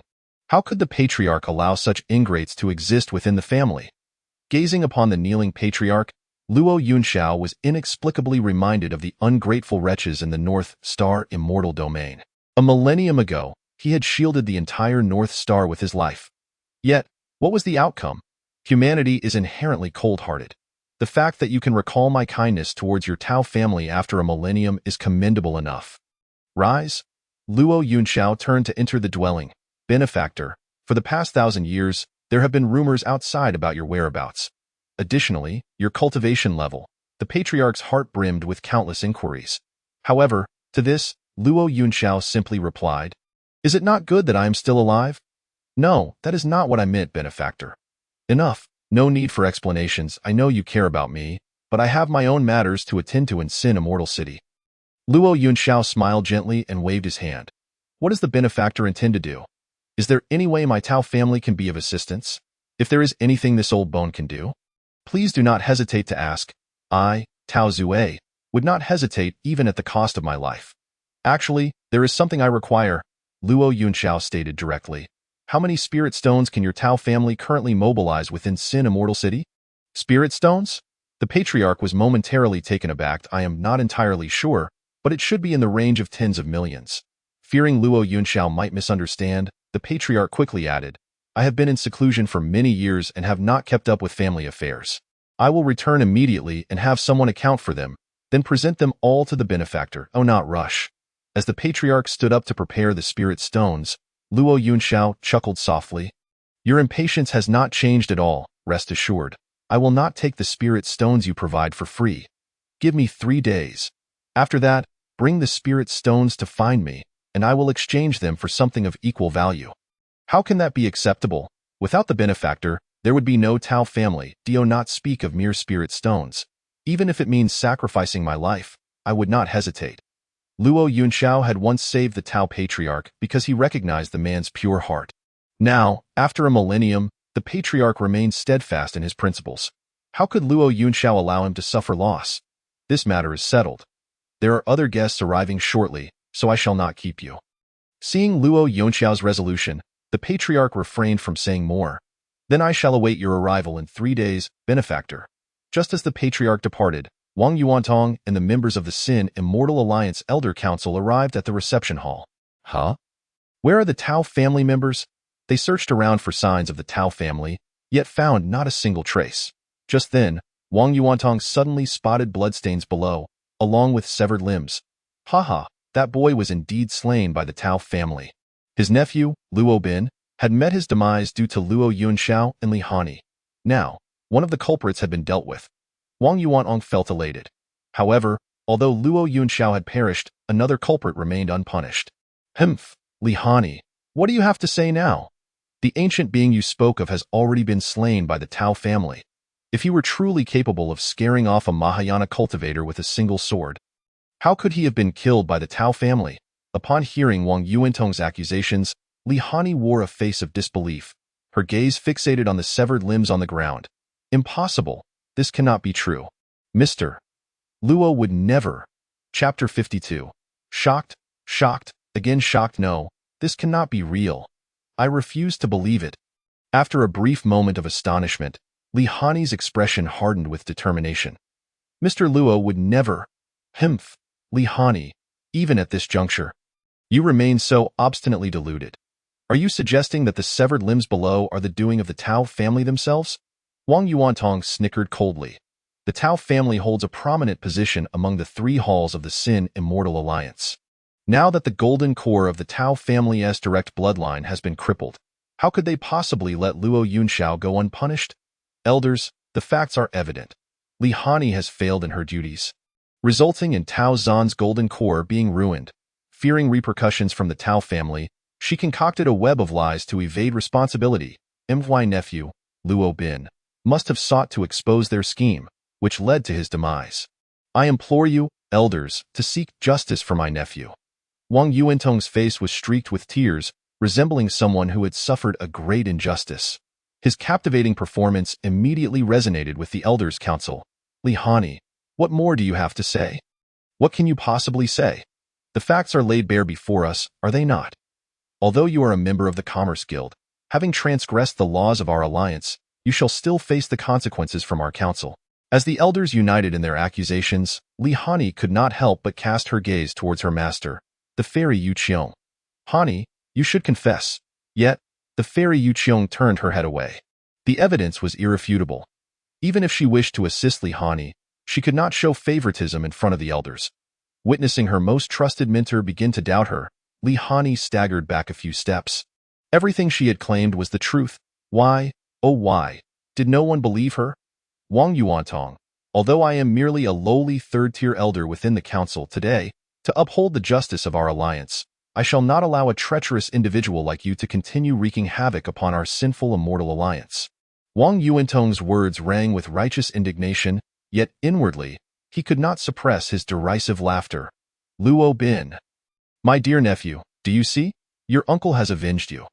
However, as the elders convened to discuss the expulsion of Li Hani and her imprisonment in the dungeons of the sinful immortal alliance, a figure unexpectedly emerged from the opposite reception hall.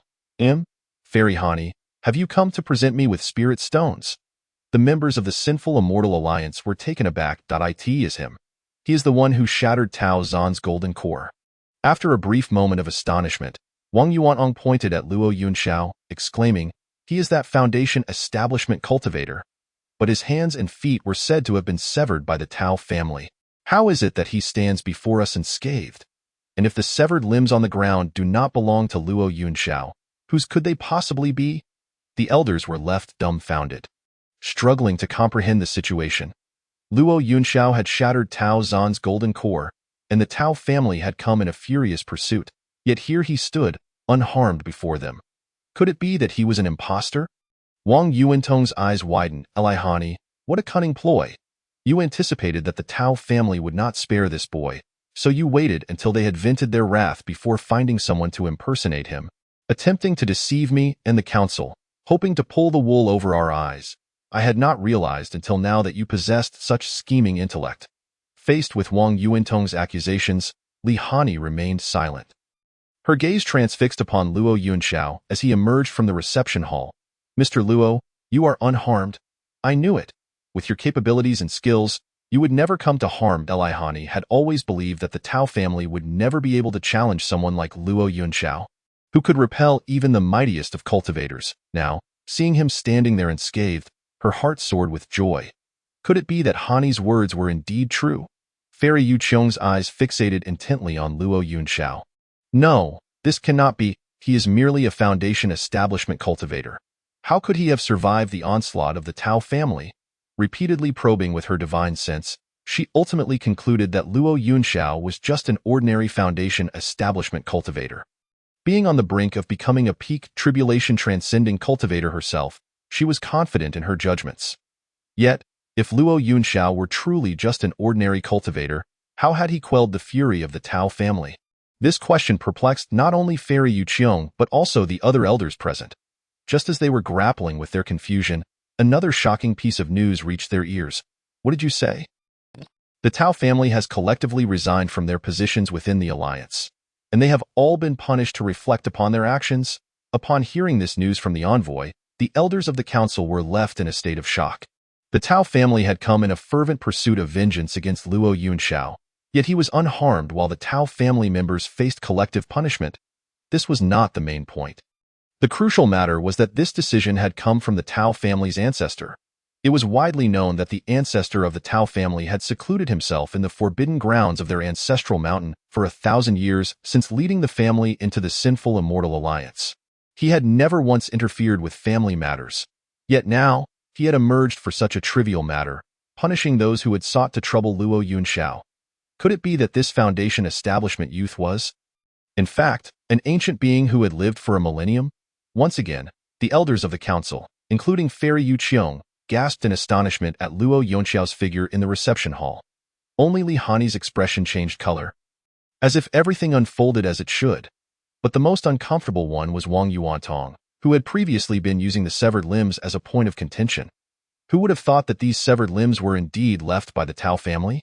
The ancestor of the Tao family had actually severed Tao Guangming's limbs and rendered him incapable of cultivating, casting him out beyond the sinful city. All of this is a deception, a mad charade. This is all a fabrication, Wang Yuantong exclaimed, gazing at the seemingly deranged expression on his face. The other members of the council looked at him with a mix of incredulity.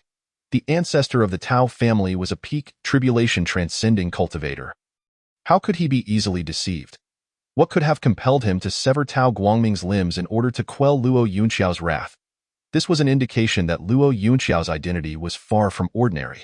Coupled with Li Hani's earlier accounts of the events that transpired on the heavenly vessel, the attitude of the entire Elders' Council underwent a complete transformation. Seize Wang Yuantong. Wang Yuantong? Seize me? Why would you seize me? It is clearly this boy who colluded with Li Hani. Do not let their treachery deceive you. As the situation reached this critical juncture, Wang Yuantong continued to shout in vain. The elders, having grown weary of his incessant protests, swiftly approached and sealed his cultivation. They even placed a thick layer of sealing upon his mouth, banishing him to the dungeons. From henceforth, he was no longer a member of our council. Having come this far, the elders of the council were all shrewd individuals. Even the ancestor of the Tao family had resorted to severing Tao Guangming's limbs to quell the incident.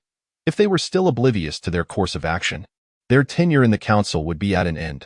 Fairy Yuqiong, too, flicked her fingers to release the restrictions on Li Hani. Hani, forgive me for your suffering. Faced with the sudden warmth between master and disciple. Had it been in the past, Li Hani would have surely been moved to tears. Yet now, she merely replied, "Thank you for your concern, master." For she understood that it was not her master who had cleared her name before the council. Rather, it was all due to Luo Yunxiao. In truth, Mr. Luo could have remained a detached observer, watching as she was taken away, yet he chose to stand up for her. Meeting Luo Yunxiao's gaze filled with gratitude, she felt compelled to express her appreciation. Luo Yunxiao smiled faintly, not taking the matter to heart. Having experienced everything that transpired in the Northern Star immortal domain, he was no longer the meddlesome person he once was. His intervention stemmed from his recognition of Li Hani's behavior and attitude throughout their journey, coupled with another important reason. The spirit stone she had promised him. That debt remained unsettled. What if Li Hani had perished? Would not his spirit stones be wasted? Do not think that a mere glance will absolve you of your debt. I now present you with a list. Within 3 days, you must gather the items on it. Acquire as much as you can. As Luo Yunxiao's words fell, a list floated from his hand, landing before Li Hani. She glanced at the contents and gasped in shock. What? Is it too difficult? Luo Yunxiao inquired nonchalantly. Rest assured, Mr. Luo, I will find a way to gather the items on the list as swiftly as possible.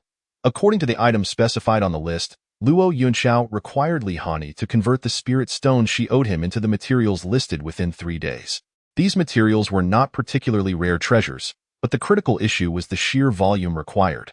Particularly, exceptionally grand, even for an entity as formidable as the Sin Celestial Alliance, gathering all the materials listed in one go would undoubtedly pose a significant challenge.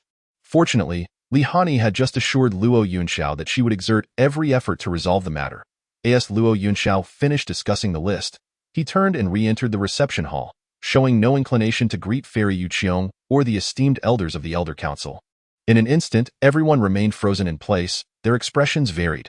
Hani, you must ensure that you fulfill the tasks assigned by Senior Luo, the elders urged. Fairy Yuqiong pondered for a while. She could perceive no anomalies in Luo Yunxiao's cultivation level. It could not be attributed to Luo Yunxiao. Perhaps it was her own insufficient cultivation that prevented her from comprehending his immense power. Yes, that must be it. Otherwise, how could one explain the actions of the Tao family patriarch? The patriarch was not a native cultivator of Sin Celestial City. It was rumored that he hailed from the outside world, which might explain how he recognized the identity of this esteemed Senior Luo. Nevertheless, it is an undeniable fact that Luo Yunxiao is a 1,000-year-old monster. It is surprising that our elder council could ever misjudge such a figure. Like Fairy Yuqiong, the elders of the council were left in frustration, lamenting their misjudgment. Despite Li Hani having revealed the truth to them, they chose to believe Wang Yuantong's deceitful words, thus missing the opportunity to befriend this powerful thousand-year-old figure. When I return, I will surely make mincemeat of Wang Yuantong and feed him to the dogs. How could a formidable thousand-year-old monster be in cahoots with Li Hani, as Wang Yuantong claimed, to frame and harm his so-called nephew? The truth is as Li Hani stated. Luo Bin betrayed them in the heat of battle, nearly leading to the annihilation of everyone aboard the Tianzhou. At the critical moment, Luo Yunxiao stepped forward, driving back the formidable enemy with a single sword strike. Ultimately, Luo Bin met his own demise. Fairy Hani, we apologize. It was all a misunderstanding on our part. We hope you can speak well of us in front of Senior Luo.as for our prior transgressions. The Sin Celestial Alliance will certainly make amends. Indeed, whether we can restore the image of the Sin Celestial Alliance in Senior Luo's eyes rests upon you. Being capable of repelling a Mahayana cultivator with a single sword strike, and causing the patriarch of the Tao family to shed tears in despair, such a being. He can undoubtedly be compared to the ancient monsters of the Life and Death Gate. Rarely would he venture into the world. The thought that this once-in-a-lifetime opportunity to ally with a thousand-year-old monster to strengthen the Sin Celestial Alliance was squandered by Wang Yuantong filled the elders present with a seething resentment. As for Li Hani, she initially intended to approach the Sin Celestial Alliance in a bid to recruit Luo Yunxiao. However, her thoughts had completely shifted. Such a Sin Celestial Alliance simply did not befit a person as transcendent as Mr. Luo. Ever since Luo Yunxiao single-handedly drove away that terrifying Mahayana expert aboard the Tianzhou, the name Luo Yunxiao had become synonymous with legendary immortals in Fairy Hani's mind. Especially after experiencing the collective slander from the Elder Council within the Sin Celestial Alliance.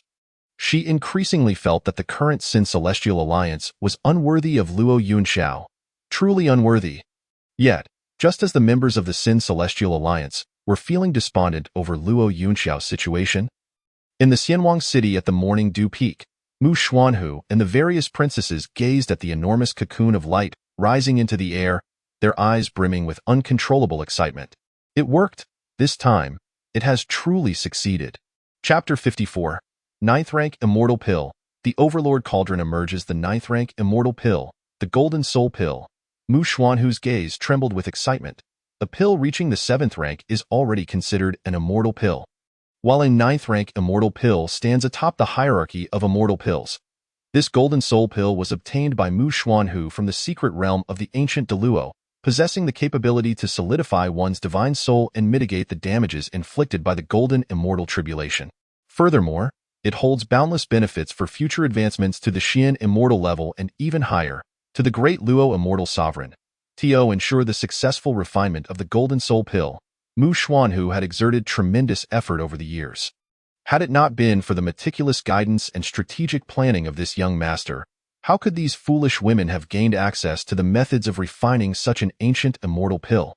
Similar to the Great Wushan and Heavenly Soldier Treasure Cave, the Golden Soul Pill was also forged under Mu Xuanhu's covert leadership through the efforts of several princesses from the North Star Immortal Domain.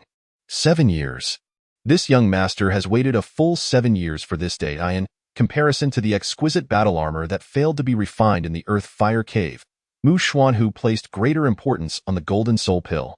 After all, while the exquisite immortal treasure armor can only serve as protection, the Golden Soul Pill not only aids Mu Xuanhu in successfully surviving the Golden Immortal Tribulation, but even offers a glimmer of hope for advancement beyond the Xian Immortal level towards the Great Luo.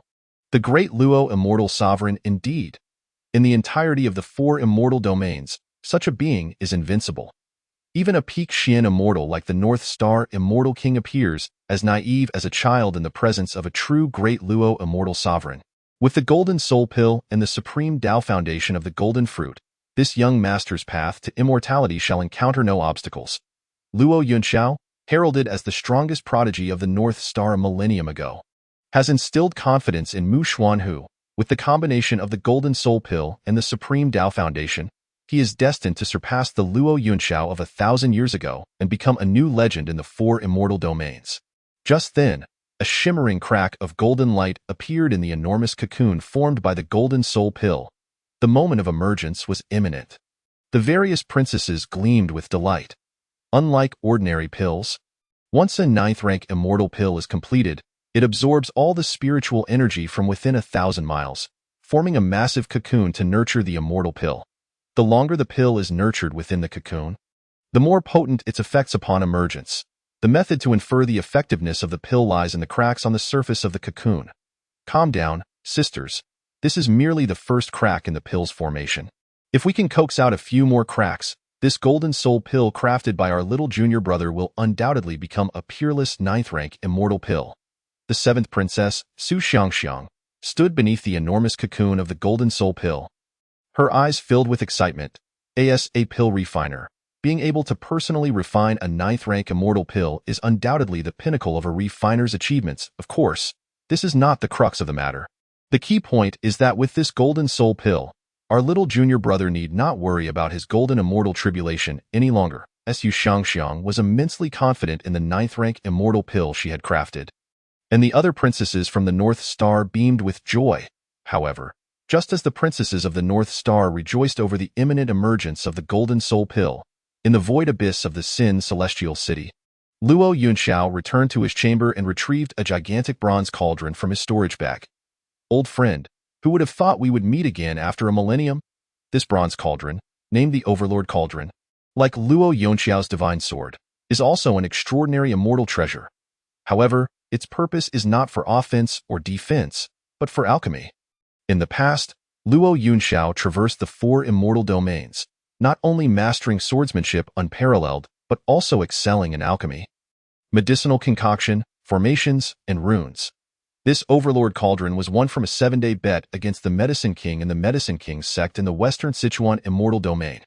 Later, Luo Yunxiao's ascent and cultivation was inextricably linked to this Overlord Cauldron. Yet, who would have thought that after all these years, I would once again open the cauldron to refine pills? Luo Yunxiao chuckled, shaking his head.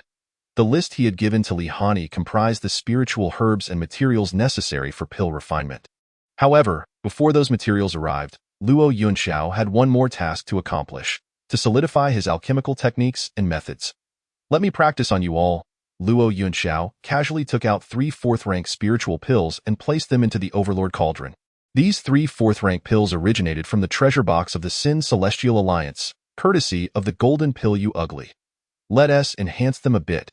When it comes time to sell, we can fetch a good price. As soon as Luo Yunxiao's words fell, he swiftly executed several alchemical techniques, unleashing a torrent of multicolored flames that surged forth from the array and seals surrounding the Overlord Cauldron. These vibrant flames were the secret to refining pills within the Overlord Cauldron. Each of these flames is not ordinary. Each one could incite a fierce battle within the cultivation realm in the past. The founder of the Medicine King sect had spent untold years searching the 4 immortal domains to acquire these treasures for the creation of the Overlord Cauldron. What a pity! The descendants of the Medicine King sect are lacking in ambition. In pursuit of alchemical endeavors and gambling, they have foolishly lost this precious treasure to Luo Yunxiao. If the members of the Medicine King sect were to discover that I still live, albeit with only this meager cultivation, they would undoubtedly stop at nothing to reclaim this cauldron. Would they not? With a light chuckle, Luo Yunxiao unleashed hundreds of intricate alchemical techniques from his hands. The complexity of these esoteric alchemical formulas would require ordinary cultivators' years of diligent study to comprehend even a fraction of their variations. Yet, in Luo Yunxiao's hands, they flowed seamlessly as if he had been born with this knowledge. As the speed at which he channeled these techniques into the Overlord Cauldron increased, the diverse flames emanating from its surroundings grew ever more fervent, while countless shimmering inscriptions and talismans danced around, continuously extracting the ethereal energies of the entire sinful immortal city to purify the impurities within the 3 4th-grade elixirs contained in the cauldron. What is happening? Why has the spiritual energy of the sinful immortal city suddenly become so peculiar? It seems as though something is ravenously siphoning the city's energy. The ordinary cultivators within the city sensed the anomaly, and the higher-ups of the sinful immortal alliance were even more alarmed. Their expressions grave. Having noticed the fluctuations in spiritual energy, they had already dispatched individuals to investigate. However, the results revealed that the unusual source of the spiritual energy lay within the residence of the esteemed Luo. Could it be that this esteemed Luo is truly concocting elixirs? The higher-ups of the Sinful Immortal Alliance had long perused the list given to Li Hani, which contained all the materials required for alchemy. Yet, the question remained. How could the process of refining an elixir create such a commotion? It was simply unheard of. Chapter 55. The Alchemical Giant, a collective shock. In truth, it is not Luo Yunxiao's fault. The Overlord Cauldron, being the supreme treasure of the Medicine King's sect and a peerless celestial artifact, would naturally cause a tremendous stir during the alchemical process. However, Luo Yunxiao found himself in a predicament. Were his cultivation to reach the celestial immortal realm or beyond, he could easily suppress the celestial phenomena arising from the cauldron's alchemical activities through his understanding of the heavenly principles. Yet now, with his cultivation at the pinnacle of Foundation establishment, merely executing so many alchemical techniques in one breath was already a considerable feat, leaving him no strength to restrain the Overlord Cauldron. Furthermore, to upgrade these 3 fourth-grade elixirs, he must harness the power of the cauldron. Otherwise, as a mere novice in Foundation establishment, understanding the supreme path of alchemy would be akin to a child wielding a kitchen knife, utterly ineffectual. With the wondrous capabilities of the Overlord Cauldron, coupled with his own comprehension of the profound mysteries of alchemy, upgrading these 3 fourth-grade elixirs should not pose a challenge. Despite not having refined elixirs for many years, the knowledge remained etched in his mind with crystal clarity. He executed this upgrade almost instinctively. Elixirs are categorized into 9 grades, with the first 3 grades considered mere spiritual elixirs. Upon reaching the 4th grade, they are deemed precious elixirs, and 4th-grade elixirs already approach the threshold of the precious grade. Should he succeed in upgrading these 3 elixirs to 5th-grade precious elixirs, their value would undoubtedly increase tenfold. In the Void Sky Abyss, a place already scarce in elixirs, 5th-grade precious elixirs are rare even among the 4 great celestial domains, and their worth could rise significantly in this region. Luo Yunxiao was driven to desperation. Otherwise, he would not have allowed Li Hani to exchange all the Sign Spirit Stones for materials needed for elixir refinement. Only by transforming these materials into elixirs could their true value be realized. When the time comes, if he could earn back tenfold in Spirit Stones, then a portion of his pressing needs would be alleviated. Buzzing, time flowed unmeasured. As Luo Yunxiao gradually halted the alchemical techniques in his hands. A radiant elixir shot skyward. Is this a 5th-grade precious elixir? The returning cultivator tasked with observing the situation at the reception hall was taken aback. From the moment the fluctuations in spiritual energy began in Sinful Immortal City to now, barely a single cup of tea had passed. This means that this esteemed Luo had concocted a 5th-grade precious elixir in the span of merely a cup of tea. If Luo Yunxiao were simply an ancient being of profound strength, there would be many others within the gates of life and death who could match his worth. But if he were a master of alchemy, the value would be vastly different. What? This esteemed Luo refined a 5th-grade precious elixir in just a cup of tea. What kind of joke is this? Even the renowned alchemists of the Void Sky Abyss would require several days to produce an elixir of such caliber. He accomplished it in the time it takes to drink a cup of tea. Upon hearing the report, the Elder Council of the Sinful Immortal Alliance was thrown into an uproar. Even the nearby Fairy Yuqiong secretly regretted not having supported her disciple more vigorously, as the head of the Commercial Association. She understood better than anyone the worth of an alchemy master to know. To refine a 5th-grade precious elixir in a cup of tea transcended mere mastery. It was the hallmark of a true grandmaster of alchemy. I actually turned away a grandmaster of alchemy. Each time she contemplated this, Fairy Yuqiong felt compelled to pound her chest in frustration. Her beloved disciple had delivered such a monumental opportunity directly to their doorstep. Yet they had chosen to slam the door shut and lock it tight. Now, this matter falls squarely on the shoulders of the Elder Council. Once the other leaders of the Commercial Association return, we will jointly petition the gates of life and death for a verdict. Fairy Yuqiong's face was a mask of indignation. This matter cannot entirely be blamed on the Elder Council, can it? Indeed, we had no prior knowledge that this individual would turn out to be a Grandmaster of Alchemy. It is all that Wang Yuantong's fault. I shall drag him out of the dungeon and give him a good thrashing. If it weren't for his instigation, how could the Sinful Immortal Alliance have let such a tremendous opportunity slip through their fingers? Just as the Elder Council members seethed with indignation, a radiant burst of elixir energy shot skyward once more. This flare was markedly different from the previous one. Within its halo, ethereal melodies resonated, reminiscent of celestial music that lingered on the air. He has actually produced a heavenly elixir. The council members stood frozen. While Fairy Yuqiong's beautiful eyes quivered in disbelief, her fingers digging deep into her tender flesh, without waiting for the other leaders of the association to return, I shall immediately head to the gates of life and death to beseech the esteemed ancestors to dissolve the Elder Council. Fairy Yuqiong's heart was rent with anguish. While elixirs fall into 9 grades, there exists a legend beyond these classifications. When the alchemist aligns with the heavens and achieves unity among heaven, man, and elixir, there is a possibility of producing the legendary heavenly elixir.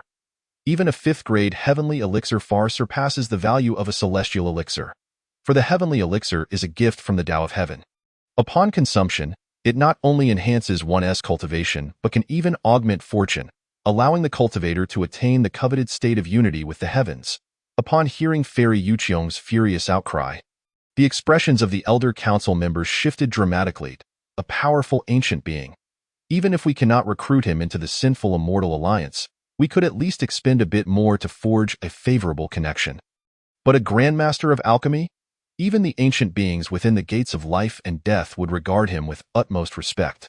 Yet, compared to one capable of refining a heavenly elixir and invoking celestial melodies, the previous 2 categories pale in comparison. For while it may be challenging to find a grandmaster, a gifted individual capable of producing heavenly elixirs is a rarity that transcends mere talent or alchemical skill. For even after 1,000 or 10,000 years, one might not encounter such a prodigy favored by the heavens. If all goes as expected, Luo Yunxiao is destined to become a giant in the realm of alchemy. Such legendary figures can sway the breakthroughs of ancient beings within the gates of life and death with but a single elixir, which is why Fairy Yuqiong had the audacity to call for the dissolution of the Elder Council. Chapter 56. The Heavens Celebrate. The light cocoon dissipates in sinful immortal city. At the reception hall, Luo Yunxiao gazed at the descending celestial melodies and ethereal music, momentarily stunned. He had not anticipated that his mere intention to enhance the 3 4th-grade elixirs within the Overlord Cauldron would attract such divine melodies. Transforming the upgraded elixirs into heavenly elixirs. Could it be the influence of the Overlord Cauldron? Merely relying on the Sovereign Cauldron would undoubtedly prove insufficient for the refinement of the Celestial Pill. Otherwise, the Medicine King sect would have long since dominated the entire cultivation realm. Luo Yunxiao slowly extended his palm, casting a glance at the golden light therein, which appeared to shimmer even more brilliantly than before. However, as he gazed vacantly at the 3 radiant celestial pills suspended in midair, at Chaolu Peak, countless miles away from the city of Sin, a colossal cocoon of light ruptured, revealing 4 profound fissures. Resembling 4 peculiar patterns etched upon its luminous surface. 4 fissures. Astonishingly, there were 4. The 7th princess, Su Xiangxiang, was filled with exuberance. The emergence of 4 cracks in the cocoon, prior to the formation of a 9th-rank celestial pill, signified that this was a supreme treasure among the 9th-rank celestial pills. If her junior disciple were to consume this pill, he would surely navigate the tribulations of the golden immortal stage with ease. The other princesses present shared her delight, their faces beaming with joy, as if the gloom cast by the previous failure in refining the unparalleled battle armor had been swept away from their hearts. Yet, just as the 5th crack was about to manifest upon the cocoon, a peculiar shift appeared to transpire within the cosmos. The once splintered light began to mend at a visibly rapid pace. Why would this occur? The 7th princess, Su Xiangxiang, was momentarily taken aback. According to the standard procedure of pill refining, the emergence of a 9th-rank celestial pill should herald blessings, manifesting as a cocoon birthed from the very rules of heaven and earth. The more pure the essence of the celestial pill, the more fissures would emerge on the cocoon. Yet, she had never heard of fissures healing once they had split. What was even more astounding to Su Xiangxiang was that not only was the 5th fissure, which had just begun to take form, mending, but even the previously manifested 4 fissures were showing signs of closure. Why was this happening? Wasn't he the pill about to be produced? 7th sister, could it be that your golden soul pill has encountered an issue? Faced with the scrutinizing gazes of the other princesses, Su Xiangxiang's expression began to shift rapidly. She was the foremost in the Northern Star alchemy path. How could the pill she personally refined possibly have problems? Furthermore, the very cocoon formed by the rules of heaven and earth had already appeared, indicating that her ninth-rank celestial pill had been successfully refined, with only the final step of emergence remaining. If it was not her fault, then what could be the cause? Su Xiangxiang's gaze fixated intently on the glowing cocoon before her. After a prolonged silence, she appeared to have suddenly recalled something. Impossible! This cannot be! The seventh princess staggered back several steps. Seventh sister, what is the matter? The fourth princess, Su Su, hurried forward to support her. However, Su Xiangxiang paid no heed to her sister's assistance. Her eyes were filled with shock and disbelief. For in that fleeting moment, she had suddenly recollected a legend, the celestial pill. Could it be that someone had indeed refined a celestial pill? The Golden Soul Pill, as a legendary ninth-rank celestial pill, had reached its final step of emergence. Yet the cocoon nurturing the celestial pill had suddenly undergone an anomaly. This could not possibly be a reaction orchestrated by human hands. There was only one explanation. Someone had succeeded in refining a celestial pill. What? A celestial pill? Mu Xuanhu, amidst the crowd, wore an equally incredulous expression.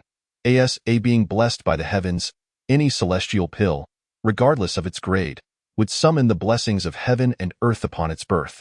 Celestial melodies and divine music would resonate forth.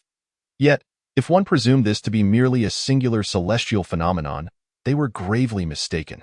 Seventh sister, is it truly possible that someone in this world can refine the fabled celestial pill? The fourth princess, Su Su, gazed at Su Xiangxiang in astonishment, and the other princesses mirrored her disbelief. They were all well aware of the tales surrounding the legendary celestial pill. It was said that once someone succeeded in refining a celestial pill, regardless of its grade, all pills within that realm would be influenced by its presence. Even ninth-rank celestial pills would be no exception. The expressions of the princesses turned ashen. 7 years. They had devoted an entire 7 years to the refinement of this golden soul pill. The seventh princess, Su Xiangxiang, had not set foot beyond Chaolu Peak during this time. Yet now, all was ruined. Everything lay in tatters, as she beheld the final fissure of the cocoon, which had completely mended due to the forces of heaven and earth. Su Xiangxiang collapsed to her knees. Why had the one refining the celestial pill chosen this moment, just as her golden soul pill was on the verge of emergence? The other princesses were equally incensed, pounding their chests in frustration. The ninth-rank celestial pill was unlike ordinary pills. It required the absorption of vast amounts of heavenly and earthly energy to fully materialize. Yet now, due to the emergence of the celestial pill, the very essence of heaven and earth had shifted. Heaven and earth rejoiced. It was akin to a boiler technician, en route to stoke a furnace, suddenly hearing of the birth of his child and rushing to the hospital, leaving the half-stoked boiler unattended, resulting in extinguished flames. The crucial point was that those present lacked the power to interfere with this alteration of heavenly energy. They could only watch helplessly as the cocoon before them gradually dimmed until it finally revealed the half-finished pill. Flickering with inscriptions and slightly charred. 7 years. A full 7 years. Ruined, just like that Mu Xuanhu's face flushed crimson with rage. Were it not for the need to maintain his facade as the Northern Star's holy son, he would have been unable to suppress his urge to erupt in curses. Just then, Mu Xuanhu received a message from his subordinates engaged in a covert operation at the Great Snow Mountain. Had they obtained the fiery golden fruit? Yet even if they had secured the fiery golden fruit, he would have merely gained an unparalleled foundation. Without the golden soul pill, how could he aspire to break through to the great Luo realm? Chapter 57. Understanding shame, knowing when to advance and retreat. Struggling to contain his inner fury, Mu Xuanhu eventually opened the message discreetly, eager to discover its contents. However, the next moment, he found himself utterly dumbfounded. The fiery golden fruit was gone. He rubbed his eyes, repeatedly scrutinizing the message. Yet soon, his expression shifted from green to purple, then to black, until he could no longer restrain himself and let out a curse. Damn! Simultaneously, within the 4 great celestial domains, all alchemists felt the changes in the heavens brought about by the celestial pill and could not help but curse in frustration, for their painstakingly refined pills had all been destroyed. Meanwhile, the architect of this chaos, Luo Yunxiao, found himself in a guest room at the City of Sin's welcoming pavilion, holding 3 celestial pills, thoroughly examining them with great care. A millennium ago, although I possessed remarkable alchemical skills, I had only succeeded in refining top-tier 9th-rank celestial pills. This time, though the celestial pill was merely of the 5th rank, it had drawn forth the blessings of heaven and earth, a development that Luo Yunxiao had never anticipated. Yet, this was not the crux of the matter. The significance lay in the fact that, due to the emergence of this celestial pill, the 4 great celestial domains would soon commence their pursuit of the identity of the individual responsible for its refinement. A wry smile played on Luo Yunxiao's lips, and then there was the sinful celestial alliance. He had intended to interact with them as an ordinary individual, but now, with the emergence of the celestial pill, it seemed that the sinful celestial alliance would no longer regard him as a mere cultivator. As anticipated, that very afternoon, a throng of high-ranking officials from the sinful celestial alliance arrived at the welcoming pavilion, some from the Merchant Association, others from the 3 halls, and yet more from the Elder Council. Yet, without exception, they all extended olive branches towards Yixian, offering exorbitant terms for collaboration. Regrettably, Luo Yunxiao had no intention of lingering in the void sky abyss, so he politely declined all offers. Nevertheless, the high-ranking officials of the sinful celestial alliance were still eager to forge a good rapport with Luo Yunxiao, promptly issuing orders to seal off the city of Sin. All rumors regarding celestial melodies and divine music were suppressed, effectively serving as a cover for Luo Yunxiao's identity. After the departure of the sinful celestial alliance's high-ranking officials, Li Hani paid another visit. Due to the previous reactions from the sinful celestial alliance, she had grown disillusioned with them. Consequently, she revealed to Luo Yunxiao the failed attempts to win over the high-ranking officials. However, Luo Yunxiao merely smiled in response and said nothing. After a few pleasantries, Li Hani left the alchemical materials that Luo Yunxiao required and departed with a look of deep embarrassment. As a being who had lived for a millennium, Luo Yunxiao understood well the reason for the girl's shame. After all, she was still too young, untouched by the harshness of reality. At times, one might easily overestimate their own abilities. Nevertheless, following the recent events, Li Hani has evidently experienced personal growth. Her actions and words are no longer as immature as they once were. For instance, when the Zuexian Alliance tasked her with persuading Luo Yunxiao, she could have easily declined, yet she chose to accept the responsibility.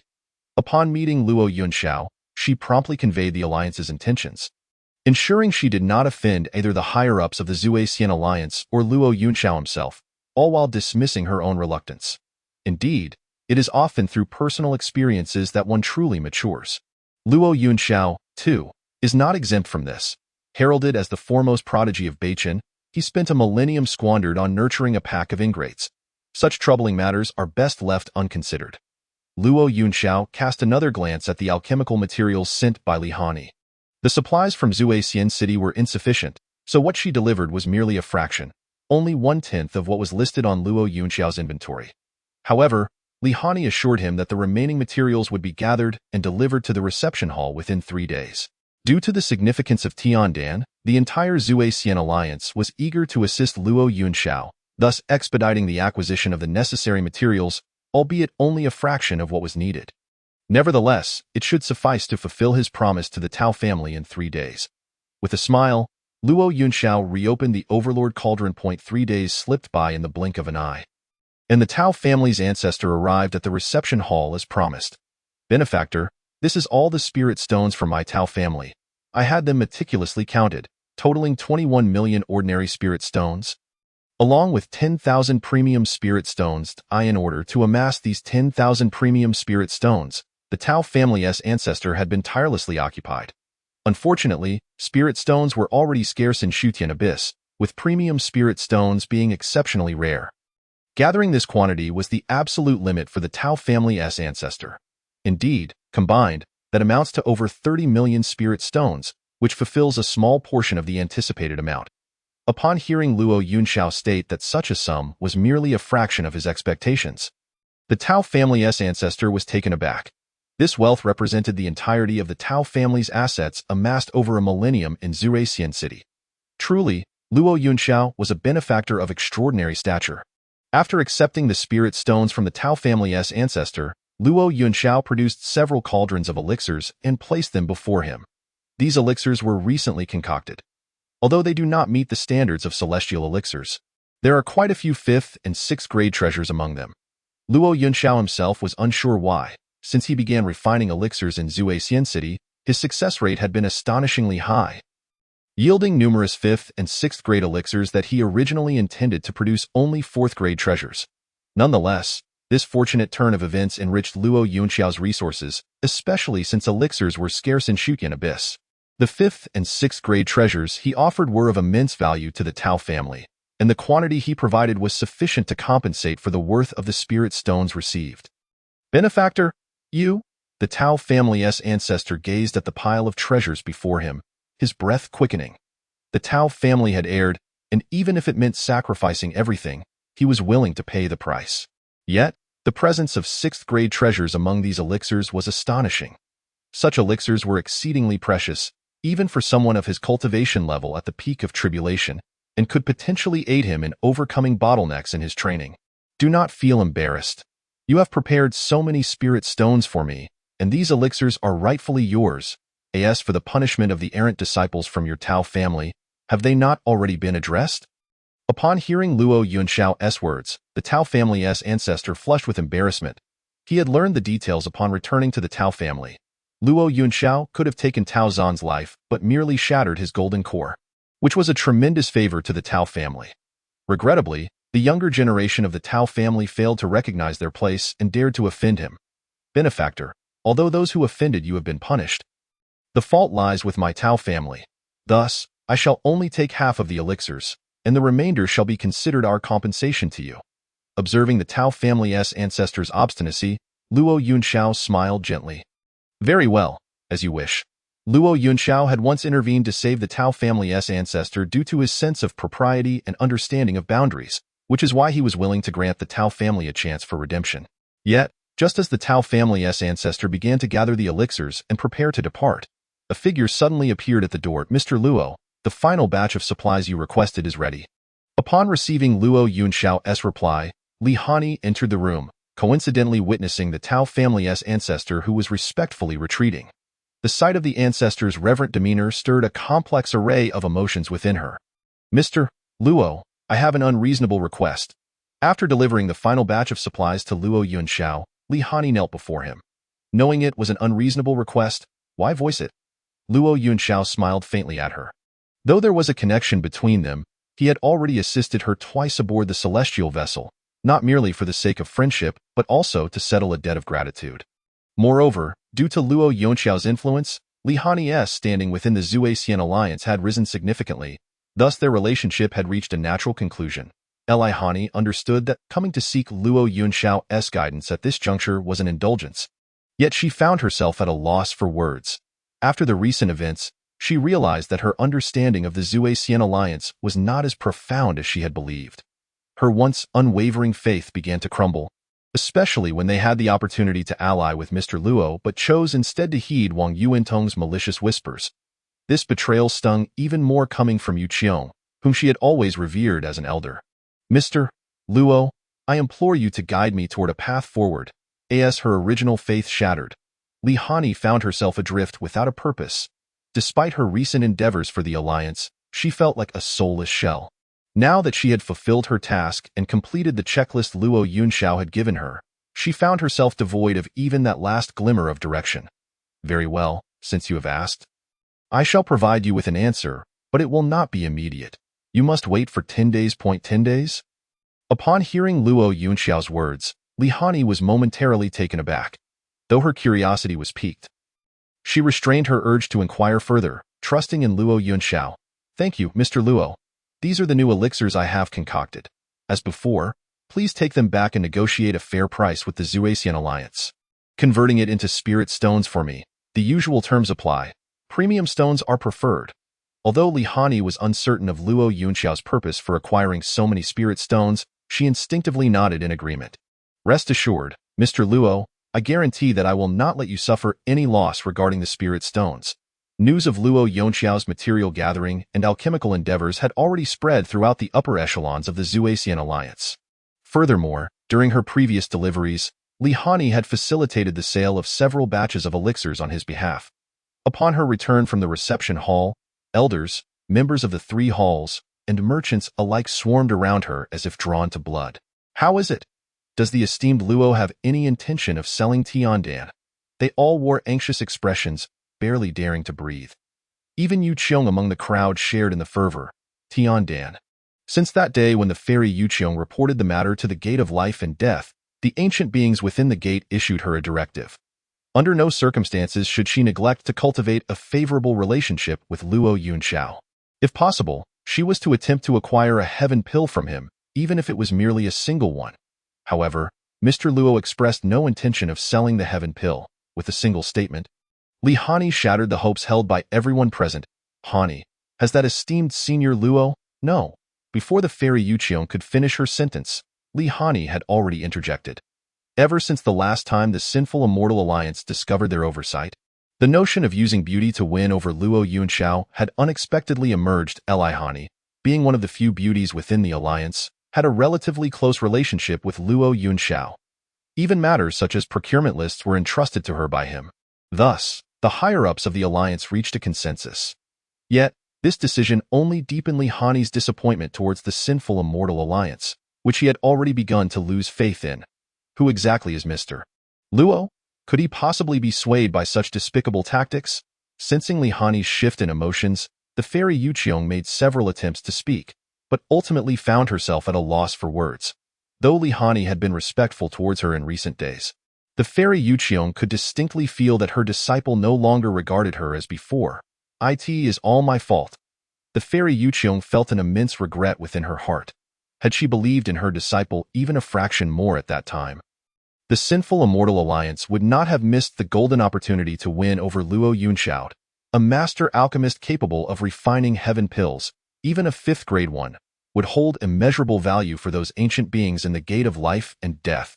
In light of this incident, the Sinful Immortal Alliance had executed numerous cuts within the Elder Council, yet these measures were still far from sufficient compared to the losses incurred by the Alliance. The alchemical techniques of this esteemed senior Luo are exceptionally unique, particularly his speed and success rate in pill refinement, which are astonishingly high. Even if Luo Yunxiao did not produce heaven pills, his formidable alchemical prowess would make him an entity coveted by all factions. Watching Li Hani leave in disappointment, the fairy Yu Qiong could only bitterly smile, especially as she recalled the moment when Li Hani raised the prices of Luo Yunxiao's elixirs within the alliance.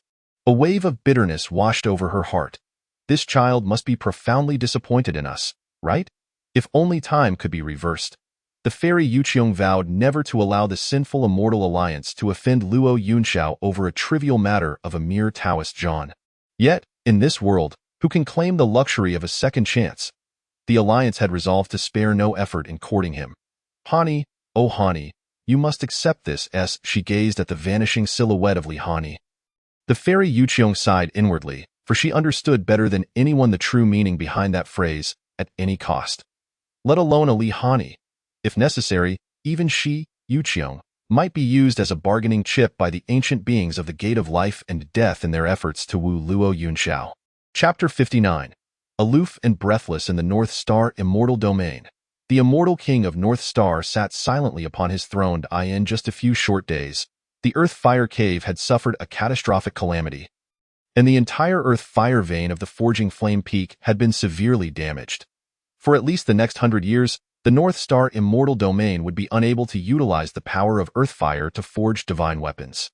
Without the ability to forge divine arms, the strength of the North Star Immortal Domain would inevitably decline. Yet, this was not the crux of the matter. The crux lay in the fact that Dawushan and the Heavenly Soldier Treasure Cave had just been robbed, and the Northern Border Pass had experienced a battle due to the collapse of its seal. Now, without the power of Earth Fire, how could the soldiers of the Northern Border Pass replenish their military supplies? With no treasures, how could they defend against the next invasion of the demonic race? For reasons unknown, the immortal king of North Star, Su Lianyue, had been feeling inexplicably anxious lately. It seemed that the state of the collapsing seals would not be halted by all that had transpired before.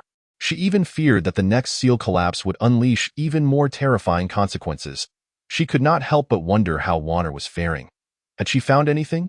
The moment this thought flashed through Su Lianyue's mind, she was startled. Luo Yunxiao. In the midst of such predicaments facing the North Star, The immortal King Su Lianyue found herself involuntarily thinking of this individual. Humph, what can he do? A mere waste with decayed roots and lost cultivation. Rather than placing her hopes on such an unrealistic waste, she would do better to focus on the future of North Star Mu Xuanhu. The recent failures in forging the supreme battle armor at the Forging Flame Peak and the Earth Fire Cave had resulted in the needless loss of so many treasures from Dawushan and the Heavenly Soldier Treasure Cave. The key was that without protective armor, Xuanhu's golden immortal tribulation would equate to the loss of a crucial support. If the failure had merely been in the forging of the supreme battle armor, it could have been overlooked. Yet, the golden soul pill from Chaolu Peak had also yielded a defective pill under Xiangxiang's alchemical skills. Is it any wonder they have been so unlucky in all these years? The four great immortal domains had never heard of a heaven pill coming into existence. How coincidental it is that they should encounter such a situation now. It was said that all the major immortal domains had already dispatched personnel to investigate the identity of this alchemical master who had refined the heaven pill. And our North Star must not fall behind. Su Lianyue suddenly slapped her thigh. If they could win over this person to refine pills for Xuanhu, it would surely propel him to fame and glory across the four great immortal domains. Meanwhile, the princesses of North Star were also burdened with heavy hearts. They had racked their brains for little junior brother Mu Xuanhu, resorting to stealing from Dawushan and the Heavenly Soldier Treasure Cave, and attempting to refine the Golden Soul Pill, yet they had achieved nothing. Yet, this was not the crux of the matter. The crux lay in the fact that their little junior brother had actually let slip some harsh words that day. How heartbroken must he have been at that moment? He must surely be very disappointed in us. Several princesses lowered their heads, resembling defeated little hens. Even at this juncture, they still felt that this was their own responsibility. Unrelated to Mu Xuanhu. Of course, it was not entirely their fault. Indeed, if blame were to be assigned, it should fall upon Luo Yunxiao and that individual who refined the heaven pill at a critical moment. It was said that their mother had already dispatched someone to investigate the identity of the master behind the heaven pill. Humph. Once mother finds this person, we must capture him for daring to sabotage little junior brother's golden soul pill at such a crucial time. Indeed, we shall give him a good thrashing and then have him refine pills for little junior brother. In the Void Tianyuan, within the sinful immortal city, as the last batch of pills was successfully refined in the Overlord Cauldron, a faint smile appeared on Luo Yunxiao's face. With only 2 days left until the 10-day agreement he had made with Li Hani, he anticipated that after selling this final batch of pills, his spiritual stones would be nearly sufficient. Without a moment's hesitation, Luo Yunxiao immediately contacted Li Hani, intending to exchange this last batch of freshly minted pills for spiritual stones at the Sinful Immortal Alliance.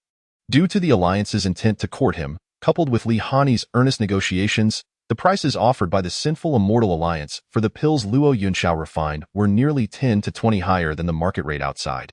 However, the Sinful Immortal Alliance would not suffer losses either.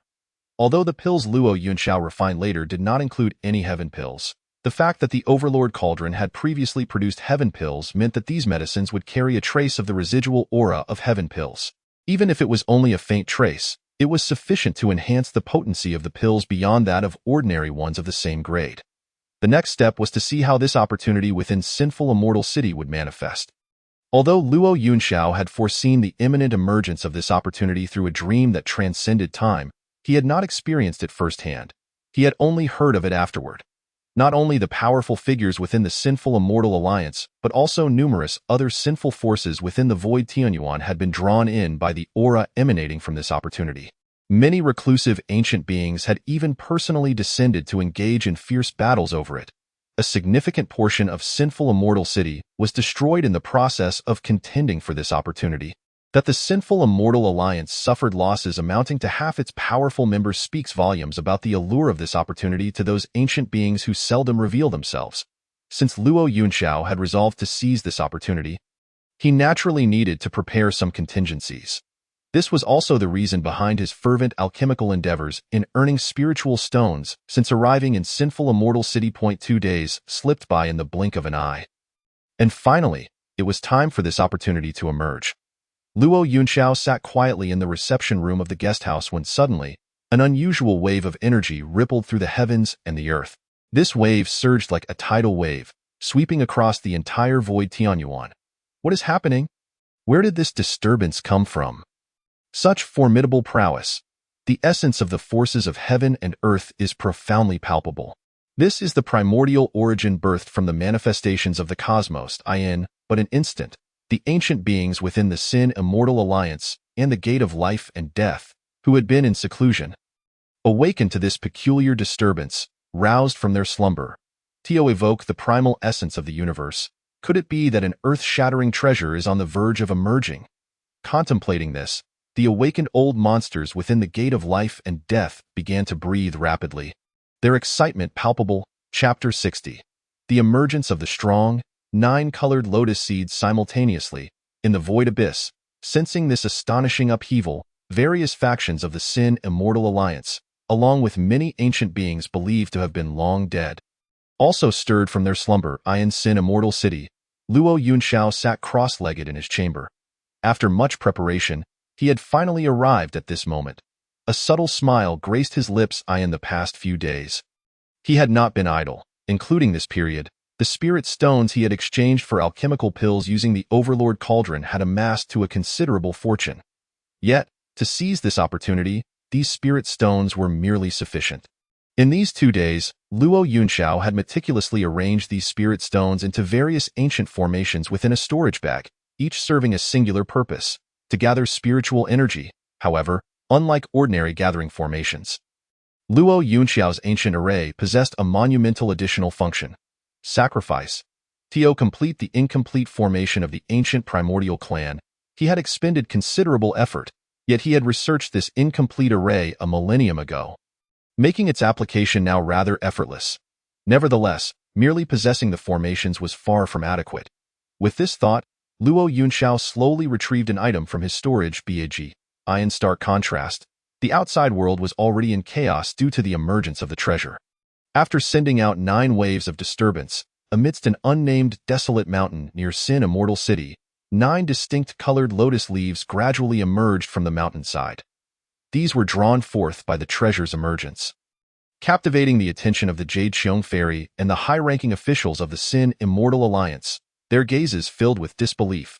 The 9-colored lotus leaves before them bore a striking resemblance to the legendary 9-colored Bayou Lotus. Yet, how could such a divine entity suddenly manifest within my void abyss? The Jade Xiong Fairy and the high-ranking officials of the Sin Immortal Alliance felt their hearts tremble. The fabled 9-colored Bayou Lotus was a miraculous entity capable of transforming one's very being. Once it bloomed, it would wither in a fleeting moment, and upon the petal's decay, 9-colored lotus seeds would be born. The 9-colored lotus seeds. It is said that each seed possesses the power to induce profound transformation.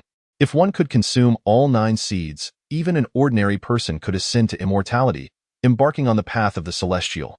With this thought, the crowd's eyes glistened with fervor. However, at that moment, a formidable aura enveloped the entire mountain peak. Ha ha ha, I did not expect that in my waning years, I would encounter such an opportunity. Truly, the heavens are aiding me. With the instant his voice fell, a figure with crippled legs, leaning on a silver crutch, descended from the sky. The crippled elder? Upon recognizing the figure, the Jade Xiong Fairy and the high-ranking officials of the Sin Immortal Alliance displayed expressions of horror. What was this ancient monster doing here? It was rumored that the crippled elder was once a high-ranking elder within a formidable force in the southern underworld immortal domain, notorious for his ruthless actions and bloody deeds. Ultimately, he was punished by the southern underworld royal family, having his legs severed and banished to the void abyss. Yet, this did not extinguish the crippled elder's bloodthirsty nature, which only intensified after his mutilation. 5 centuries ago, he had vanished from the void abyss, leading many to believe he had perished. Yet today, he appeared in Sin Immortal City. The elders and high-ranking officials of Sin Immortal City were filled with trepidation, their faces pale, for none among them could contend with the crippled elder. The Jade Xiong Fairy gazed at the aura emanating from the crippled elder, her expression betraying her fear. The pinnacle of the Great Ascension. Humph, since you have discerned my cultivation level, why not hastily depart? Do you think you are worthy of contending with me for the 9-colored lotus seeds? The crippled elder thrust his crutch into the ground, causing the entire mountain to tremble. Great Ascension? Is that so impressive? With a thunderous crash, another figure appeared above the desolate mountain outside Sin Immortal City. True immortal. The crippled elder was taken aback, while the high-ranking officials of the Sin Immortal Alliance were filled with joy. It was the Master of Deliverance. The Jade Xiong Fairy immediately recognized the identity of the newcomer. Indeed, the figure hovering above the desolate mountain was one of the ancient beings from the Gate of Life and Death within the Sin Immortal Alliance. Sensing the gazes cast by the Jade Xiong Fairy and the high-ranking officials of the Sin Immortal Alliance, the Master of Deliverance waved his hand, stating, "This matter does not concern you. Return to the city, as you command." With the true Immortal's intervention, it was evident that the situation was beyond the capabilities of the Jade Xiong Fairy and her companions, who were merely in the tribulation, integration, and void return stages. Upon retreating to the city, the Jade Xiong Fairy and her companions wasted no time activating the city's protective array, yet their gazes remained fixed on the unfolding scene outside. They watched as the once arrogant crippled elder was swiftly subdued by the Master of Deliverance, leaving behind only a bloodied silver crutch. Outside the city, those mighty great ascension and immortal beings, attracted by the emergence of the 9-colored lotus seeds, began to contemplate retreating.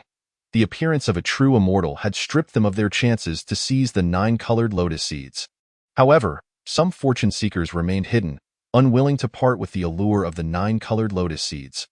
Within the guest house of the city, Luo Yunxiao, sensing the unfolding events outside, wore a subtle smile. Even if the 4 great immortal domains racked their brains, they could hardly fathom that something as extraordinary as the 9-colored lotus seeds would emerge in the exiled realm of the Sin Immortals. Otherwise, they would have long since invaded. Yet, it was precisely this unforeseen occurrence that granted Luo Yunxiao the opportunity to seize the 9-colored lotus seeds. The time for the 9-colored Baiyu lotus to bloom was drawing near. It was time to venture out and take a look. With a smile, Luo Yunxiao's figure flickered, and in the next moment, he vanished from the room. Chapter 61. The Struggle on the Desolate Mountain. The emergence of the Jade Immortal outside Sin Immortal City. Above the desolate mountain, the Master of Deliverance scanned the surroundings. Beneath the 9-colored lotus leaves, spiritual lights flickered, and soon, a translucent tender sprout emerged, the 9-colored Baiyu lotus. The Master of Deliverance inhaled deeply, even as a true immortal who had cultivated for over a millennium. Witnessing the 9-colored Baiyu lotus brought forth a ripple of emotion within him. The legendary 9-colored lotus seeds possessed wondrous effects not only for ordinary cultivators, but even for established immortal beings like himself. Consuming just one could lead to a breakthrough in their cultivation, elevating their prowess to new heights. Moreover, it was rumored that these 9-colored lotus seeds could even transform one's innate roots to cultivate to the level of a true immortal. One must possess exceptional talent. However, the higher one ascends, the more one realizes the crucial importance of one's innate roots in cultivation. My stagnation at the true immortal realm for so many years is precisely due to the limitations of my innate roots. Without divine assistance, I fear I may remain trapped in the true immortal realm for all eternity. Yet, such miraculous treasures are not easily found in this world. Apart from the naturally occurring 9-colored lotus seeds, the only other treasures capable of providing some assistance are the heavenly elixirs blessed by the heavens, which can be continuously refined through human effort. This is precisely why, upon learning that Luo Yunxiao could refine heavenly elixirs, the high-ranking officials of the Sin Immortal Alliance were willing to go to great lengths to recruit him. After all, encountering a 9-colored Baiyu lotus is akin to striking an unimaginable stroke of luck. But heavenly elixirs can be produced through human ingenuity and perseverance. Since Luo Yunxiao has successfully refined a heavenly pill, it signifies that he is favored by the heavens.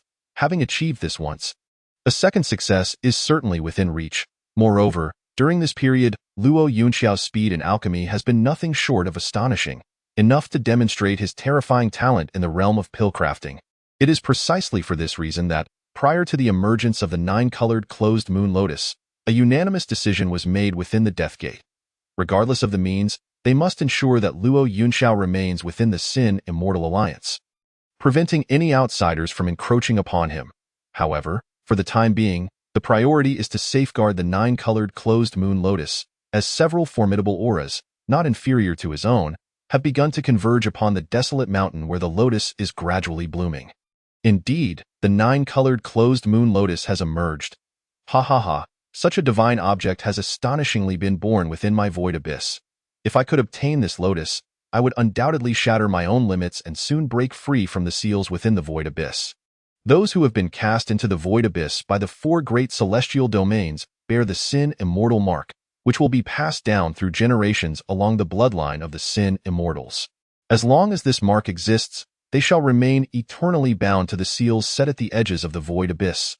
Ugh, I have long suffered being trapped in this foul, oppressive place, where spiritual energy is scarce, all while being used as a tool for breeding by those hypocritical figures from the four great celestial domains. According to the agreement among the four great celestial domains, powerful beings from the immortal realm are not permitted to act against those who enter the void abyss for trials. Otherwise, they would face collective extermination from the four great celestial domains. Only those who have reached the level of immortal realm within the void abyss are qualified to know this. This is also why, once a powerful being attains immortal realm status, they will voluntarily enter seclusion and withdraw from the world. Even a formidable force like the Sin Immortal Alliance will enter the Death Gate upon reaching the Ascendant level to avoid being targeted by the four great celestial domains for their achievements in Immortal Realm. Unless one reaches the Golden Immortal level, at the Golden Immortal tier, even among the four great celestial domains, only the profound immortals possess the strength to suppress them. Yet, a being of such caliber, even within the four great celestial domains, stands on par with the rulers of entire domains. Why would they heed the commands of the various celestial domains? This explains why, after the Thousand Sin Ancestor attained Golden Immortal status, the power of the entire Sin Immortal Alliance reached its zenith. The Sin Immortal Alliance, the true immortal realm, is that truly impressive? Just then, a voice suddenly enveloped the entire Sin Immortal city. Following this, a figure with golden hair and a body as translucent as white jade appeared, walking through the air, accompanied by a fearsome green-faced lion. The Green Lion Sovereign? The Dewey True Immortal instantly recognized the identity of the newcomer. What? This individual is actually the Green Lion Sovereign of the Bloodslaughter Alliance. Upon hearing the name of the Green Lion Sovereign, the high-ranking members of the Sin Immortal Alliance atop the city wall also turned pale with shock. The Bloodslaughter Alliance, like the Sin Immortal Alliance, is a force of sin within the Void Abyss, and their strengths are roughly comparable. However, that is not the main point. The crux lies in the fact that the Green Lion Sovereign is a genuine Jade Immortal. Ascendant, True Immortal, Jade Immortal, Golden Immortal. The Jade Immortal is merely one tier below the Golden Immortal. When the Golden Immortal does not emerge, the Jade Immortal is the strongest presence, and now, even a Jade Immortal has intervened? Those true immortal powerhouses lurking in the shadows, who had initially intended to take advantage of the situation, swallowed hard. The Ascendant and Flying Immortal experts were even quicker to withdraw, thinking, damn it, if even the Jade Immortal has come, how can we seize the nine-colored lotus? Dewey True Immortal gazed at the approaching Green Lion Sovereign, his expression shifting continuously to eye in the presence of a Jade Immortal like the Green Lion Sovereign. How could he, a mere True Immortal, maintain control over the situation? This is within the territory of the Sin Immortal Alliance, and the nine-colored lotus is also an asset of our alliance. It is unreasonable for the Bloodslaughter Alliance to seize it so brazenly. With no other recourse, Dewey True Immortal could only invoke the banner of the Sin Immortal Alliance. However, the Green Lion Sovereign merely laughed heartily in response. The Sin Immortal Alliance, what an audacious claim. If this were 1,000 years ago, upon hearing the name of the Sin Immortal Alliance, I would have turned and left without a second thought. Unfortunately, the Green Lion Sovereign did not continue his sentence. But Dewey True Immortal, along with the likes of the Yujing Fairy and other high-ranking members of the Sin Immortal Alliance atop the city wall, understood the implication. 1,000 years ago, with the Thousand Sin Ancestor, a Golden Immortal, presiding over the Sin Immortal Alliance, other forces of sin dared not act so presumptuously. Dewey True Immortal's face flushed crimson, realizing that the Bloodslaughter Alliance had summoned even the Green Lion Sovereign for the purpose of seizing the nine-colored lotus. It was likely that the powerful figures from the Luosha Hall and Chaosha Palace were also en route. As if on cue, Dewey True Immortal's thoughts were interrupted by the arrival of formidable figures from afar. Racing towards Sin Immortal City, from Chaosha Palace, it was Bai Yuhan, and from Luosha Hall, the eight-armed Luosha .2 Jade Immortal powerhouses had appeared. Many Sin Immortals, hidden in the shadows and silently observing, recognized the identities of the newcomers. Are you all here to brazenly seize the nine-colored lotus from our Sin Immortal Alliance? Dewey True Immortal bellowed. The nine-colored lotus is a divine object of the heavens. How could it belong to your Sin Immortal Alliance before it has even fully manifested? The speaker was a dapper young gentleman wielding a folding fan. He was none other than Bai Yuhan, the Jade Immortal powerhouse from Chaosha Palace. Not far from him stood a muscular man covered in intricate tattoos, a fearsome figure from Luosha Hall known as the Eight-Armed Luosha. Though the Eight-Armed Luosha remained silent, his intent was unmistakable. He was determined to claim the nine-colored closed moon lotus blooming outside Sin Immortal City. However, just as the Green Lion Sovereign, Bai Yuhan, and the Eight-Armed Luosha, three Jade Immortal powerhouses, radiated their formidable auras, preparing to lay claim to the nine-colored lotus, a light-hearted voice suddenly echoed through the air. If you all desire this nine-colored lotus so eagerly, why not inquire about the sword in my hand? Chapter 62. The divine sword unsheathed, indomitable, who goes there? Sneaking about in the shadows. Show yourself. Almost instantly, the Jade Immortal auras of the Green Lion Sovereign, Eight-Armed Luosha, and Bai Yuhan surged throughout the vicinity.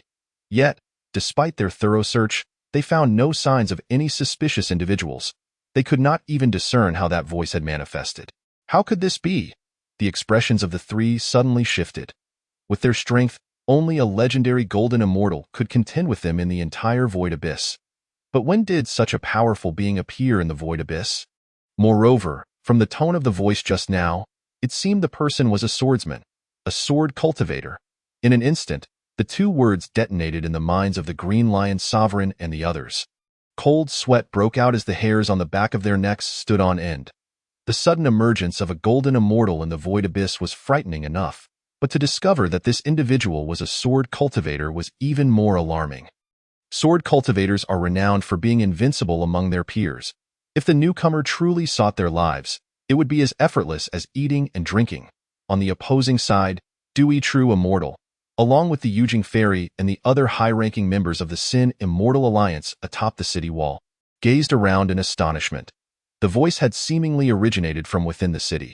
Although the cultivation levels of the Yujing Fairy and others were far inferior to those of the Green Lion Sovereign and the other Jade Immortal powerhouses hovering above the desolate mountain, they had distinctly sensed a fluctuation in the Sin Immortal Alliance's grand formation at the moment the mysterious voice appeared.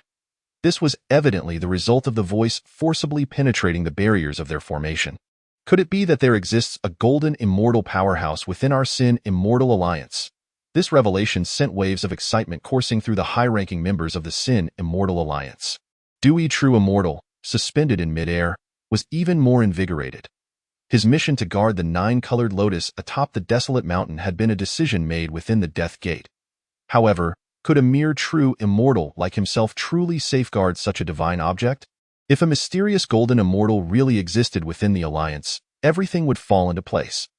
Although Dewey True Immortal's strength was far from that of the Jade Immortal powerhouses like the Green Lion Sovereign, with his own true immortal prowess, he, sufficient to deter those below the true immortal realm who seek to take advantage of the chaos, it simultaneously serves to draw out the likes of the esteemed Qing Lion and other powerful Jade Immortals from the various factions of the sinful immortals. Upon contemplating this, the expression of the true immortal Dewey grew increasingly animated. In stark contrast, the faces of Qing Lion and his companions, who had also recognized this predicament, turned ashen. They had assumed that following the disappearance of the Grandmaster of Sin, the sinful immortal alliance had been in decline for a millennium, its former glory long faded. To their astonishment, they realized this was a cunning trap designed to lure them out. Just as the expressions of Qing Lion and his two companions shifted continuously, a figure suddenly descended with a swift motion, landing before the nine-colored moon-closing lotus in the blink of an eye. Amidst the embrace of nine differently hued lotus leaves, the nine-colored moon-closing lotus began to unfurl gracefully, its petals manifesting the profound truths of the universe before the onlookers. With the lotus fully bloomed, the next step would be the birth of lotus seeds. The mere thought of the nine-colored lotus seeds ignited a sense of dread in the hearts of Qing Lion and his companions. Swiftly replaced by overwhelming greed, it appeared you have no intention of departing? The mysterious figure, standing beside the lotus, cast a glance at the still-present Qing Lion and his companions. As the saying goes, greed leads to ruin, And what could be more tantalizing than the divine nine-colored lotus seeds? You are not a golden immortal, are you? Qing Lion was the first to speak, his gaze fixated on the mysterious figure. The nearby eight-armed Rakshasa, Bai Yuhan, and others also regarded the enigmatic figure with keen interest. Each of them had reached a level of cultivation that was not to be underestimated, despite the dramatic entrance of this mysterious figure. They had observed from above long enough to discern some clues. Oh, you've figured it out. Indeed, I am not a golden immortal. The mysterious figure nodded slightly. Upon hearing this admission, the expressions of Qing Lion and his companions eased, even revealing traces of amusement. If the individual were truly a golden immortal, they would have been annihilated in an instant upon the figure's arrival, rather than merely being intimidated into retreating. Ha ha ha, young one. I did not expect you to concede so readily. You dare to attempt to seize from us? You possess quite the audacity. The trio of Qing Lion brimmed with confidence in the entire void abyss. No one beneath the golden immortal level could contend with them. Now that it was confirmed the newcomer was not a golden immortal, what did they have to fear? Observing the reaction of Qing Lion and his companions, the mysterious figure below smiled gently. Indeed, he was none other than Luo Yunxiao, who had hastened from the welcoming pavilion within the city. However, before his arrival, he had deliberately concealed his appearance with a mask radiating a faint white aura, a trinket he had acquired a millennium ago from the four great immortal domains. With this mask donned, even a golden immortal would struggle to recognize Luo Yunxiao, let alone detect any trace of his cultivation or aura. Very well, the path to survival has already been laid out for you. Since you do not desire it, you may all remain here. As he narrowed his eyes slightly, a terrifying sword intent suddenly emanated from Luo Yunxiao, causing even the trio of Qing Lion above to falter at its approach. Such formidable sword intent? The higher-ups of the sinful immortal alliance in the city were equally taken aback. Having just heard the mysterious figure admit he was not a golden immortal, they had breathed a sigh of relief. Yet, who could have anticipated that the next moment would unleash such a powerful surge of sword energy? This sword energy surged like a vast ocean, unfathomable in depth. Even the Jade immortal level Qing Lion and his companions could not help but break into a cold sweat in the face of Luo Yunxiao's sword intent. What in the world is this sword intent? Why is it so terrifying? Who exactly is this person? Just as Qing Lion and his companions were struck with terror beneath Luo Yunxiao's overwhelming sword intent, a resplendent divine sword suddenly appeared in the palm of his hand, none other than the famed Breaking Army sword. Unlike its usual dark appearance, today the Breaking Army had regained its true form.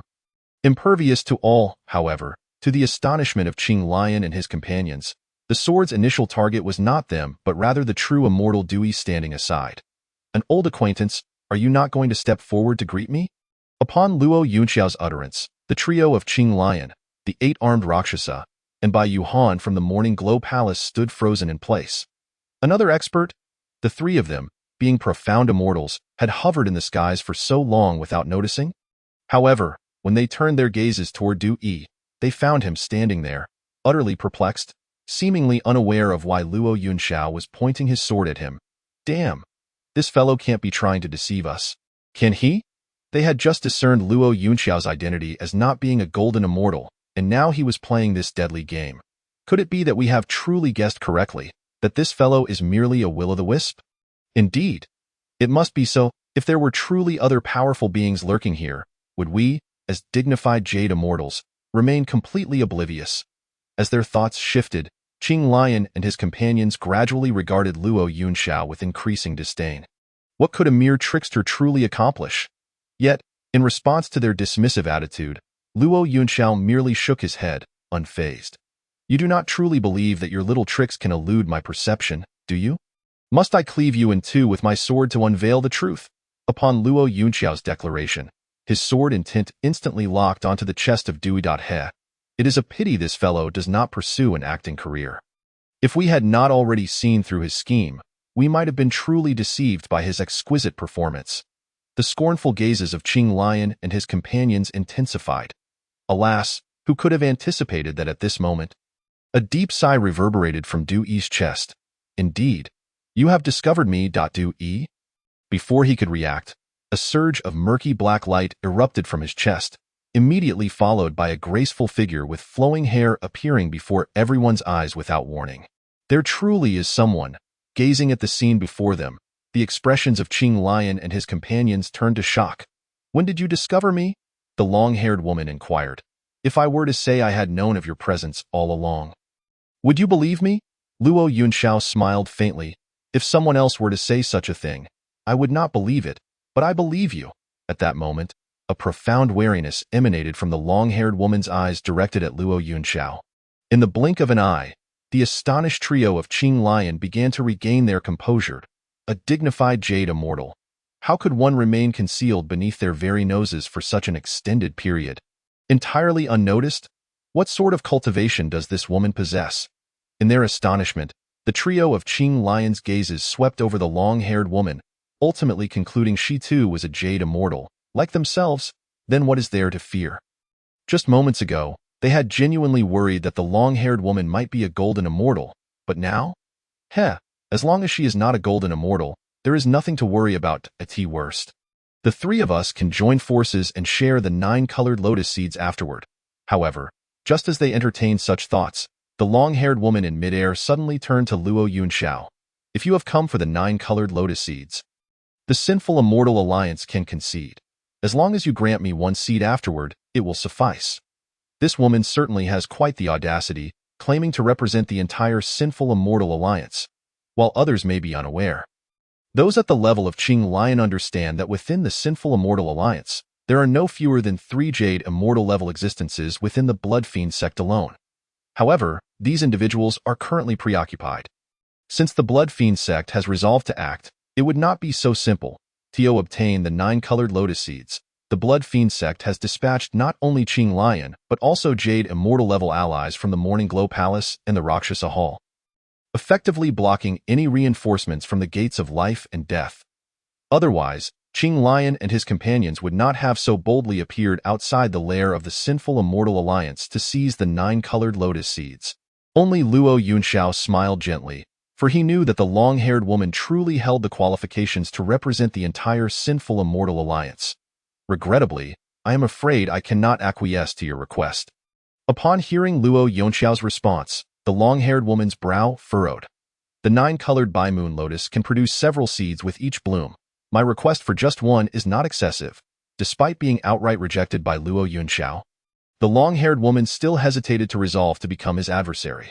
"Your request is indeed not excessive, but alas, this is not a complete 9-colored Baiyu Lotus," Luo Yunxiao remarked with a slight smile. Shaking his head, a typical lotus can produce 3 to 5 seeds in a single bloom, yet this one yields but a single seed. "What? Only one seed?" The long-haired woman was taken aback. "If there is but one seed?" Then she, sensing the long-haired woman's resolute gaze, Luo Yunxiao sighed softly. "So, have you finally made up your mind to oppose me?" "Qian Zue." "What? Qian Zue?" The revelation struck the Qing Lian Venerable and his companions like a thunderclap.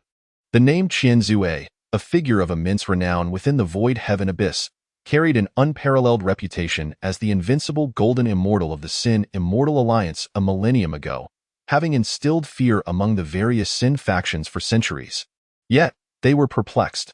Why did the illustrious Qian Zue now exude only the aura of an early Jade Immortal? In contrast, upon realizing that the long-haired woman was indeed Qian Zue, the former invincible golden immortal, the members of the Sin Immortal Alliance initially experienced a moment of astonishment, which quickly transformed into excitement and fervor, especially for the true immortal dude. Qian Zue has not vanished. She has been here all along. Within the Sin Immortal Alliance, although true immortal Du was unclear on how Qian Zue had emerged from within him, one thing was abundantly clear. If Qian Zue were to intervene, the 9-colored lotus seed would undoubtedly fall into the hands of the Sin Immortal Alliance. Their blind confidence blinded them to the deep-seated wariness reflected in Qian Zue's eyes as she regarded Luo Yunxiao. Indeed, a millennium ago, she had been nearly invincible within the Void Heaven Abyss. Yet, that so-called invincibility ultimately met a dismal end.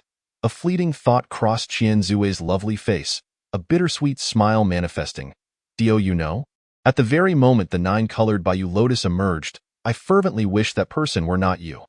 Qian Zue's declaration left others bewildered. Yet Luo Yunxiao comprehended the profound implications behind her words. He wielded her Sin Immortal token, brazenly entering the Sin Immortal city. His identity had long been exposed. After all, that token had been snatched from Qian Zui herself. It was precisely because of that incident that her golden immortal cultivation had been severed by his sword, forcing her into hiding within the gate of life and death, declaring herself missing. Her legendary name echoed throughout the void heaven abyss for 1,000 years, forging many formidable enemies. When she was a golden immortal, these foes dared not act against her. However, once they learned of her diminished state, it was likely that not only Qian Zui but the entire Sin Immortal Alliance would face annihilation. Initially, upon discovering someone bearing her Sin Immortal token sought out the Sin Immortal Alliance, Qian Zui had harbored a sliver of hope. After all, the one who had diminished her golden immortal status had perished long ago. Yet, fate proved unyielding. He was not only alive but had returned. At first, when Luo Yunxiao created such a stir within the Sin Immortal city, crafting heavenly elixirs and brazenly exchanging them for spirit stones while staying at the welcoming pavilion, Qian Zui had been puzzled for quite some time. Yet, it now seemed evident that he had come specifically for the 9-colored lotus seed. Qian Zui even suspected that Luo Yunxiao had foreseen the seed's emergence today. The more she gazed at the smiling figure of Luo Yunxiao, the more she contemplated the depths of his inscrutable nature, as if everything lay within his grasp. Still hesitating to take action, Luo Yunxiao's smile was lighthearted. If you continue to hesitate, the 9-colored lotus seed will soon ripen. In the blink of an eye, the petals of the 9-colored Baiyu lotus began to fall, revealing a single seed emerging from the pod, one that shimmered with 9 distinct hues. Only one seed. The eyes of Qing Lion Venerable and the others glazed over. When Luo Yunxiao had claimed that this 9-colored Baiyu lotus could yield only one seed, they had thought him to be exaggerating. After all, how many seeds could such a divine entity possibly produce? Yet now, despair etched itself across Qian Zui's features. After years of diminished cultivation, only the 9-colored lotus seed could provide her the opportunity to reclaim her golden immortal status. Yet, the heavens offered her not a glimmer of hope. Why was there only one seed? Even if the 9-colored Baiyu lotus had produced 2 seeds, Qian Zui could have attempted to persuade Luo Yunxiao. But now, without any seeds, how could she hope to regain her peak? To seize the 9-colored lotus seed, Qian Zui was willing to expose herself before the onlookers. If she failed to obtain it today, the consequences of her enemies seeking her out would be dire. Finally, I have the courage to act. Sensing the shifting emotions in Qian Zui's gaze, Luo Yunxiao raised his divine sword, breaking army point 1 strike. The crowd gasped in disbelief. Did this man truly intend to defeat Qian Zui with a single stroke? Such an idea seemed utterly absurd. Who was Qian Zui, after all? How could he presume that a mere sword strike could vanquish her? After a brief moment of astonishment, the members of the Sin Immortal Alliance were consumed by rage. Initially, they had believed this mysterious figure to be an ancient monster from within the gate of life and death. However, it turned out he was merely another contender seeking the 9-colored lotus seed. Now, he dared to speak so boldly before Qian Zui. If gazes could kill, Luo Yunxiao would have been slain by their furious stares long ago. Yet, before the divine sword-breaking army in Luo Yunxiao's grasp, Qian Zui wore a grave expression. The sword intent emanating from him pressed down upon her like a mountain. Last time, I severed your cultivation with a single strike. This time, let us see if I can take your life as well. As the words fell, Luo Yunxiao unleashed his sword strike.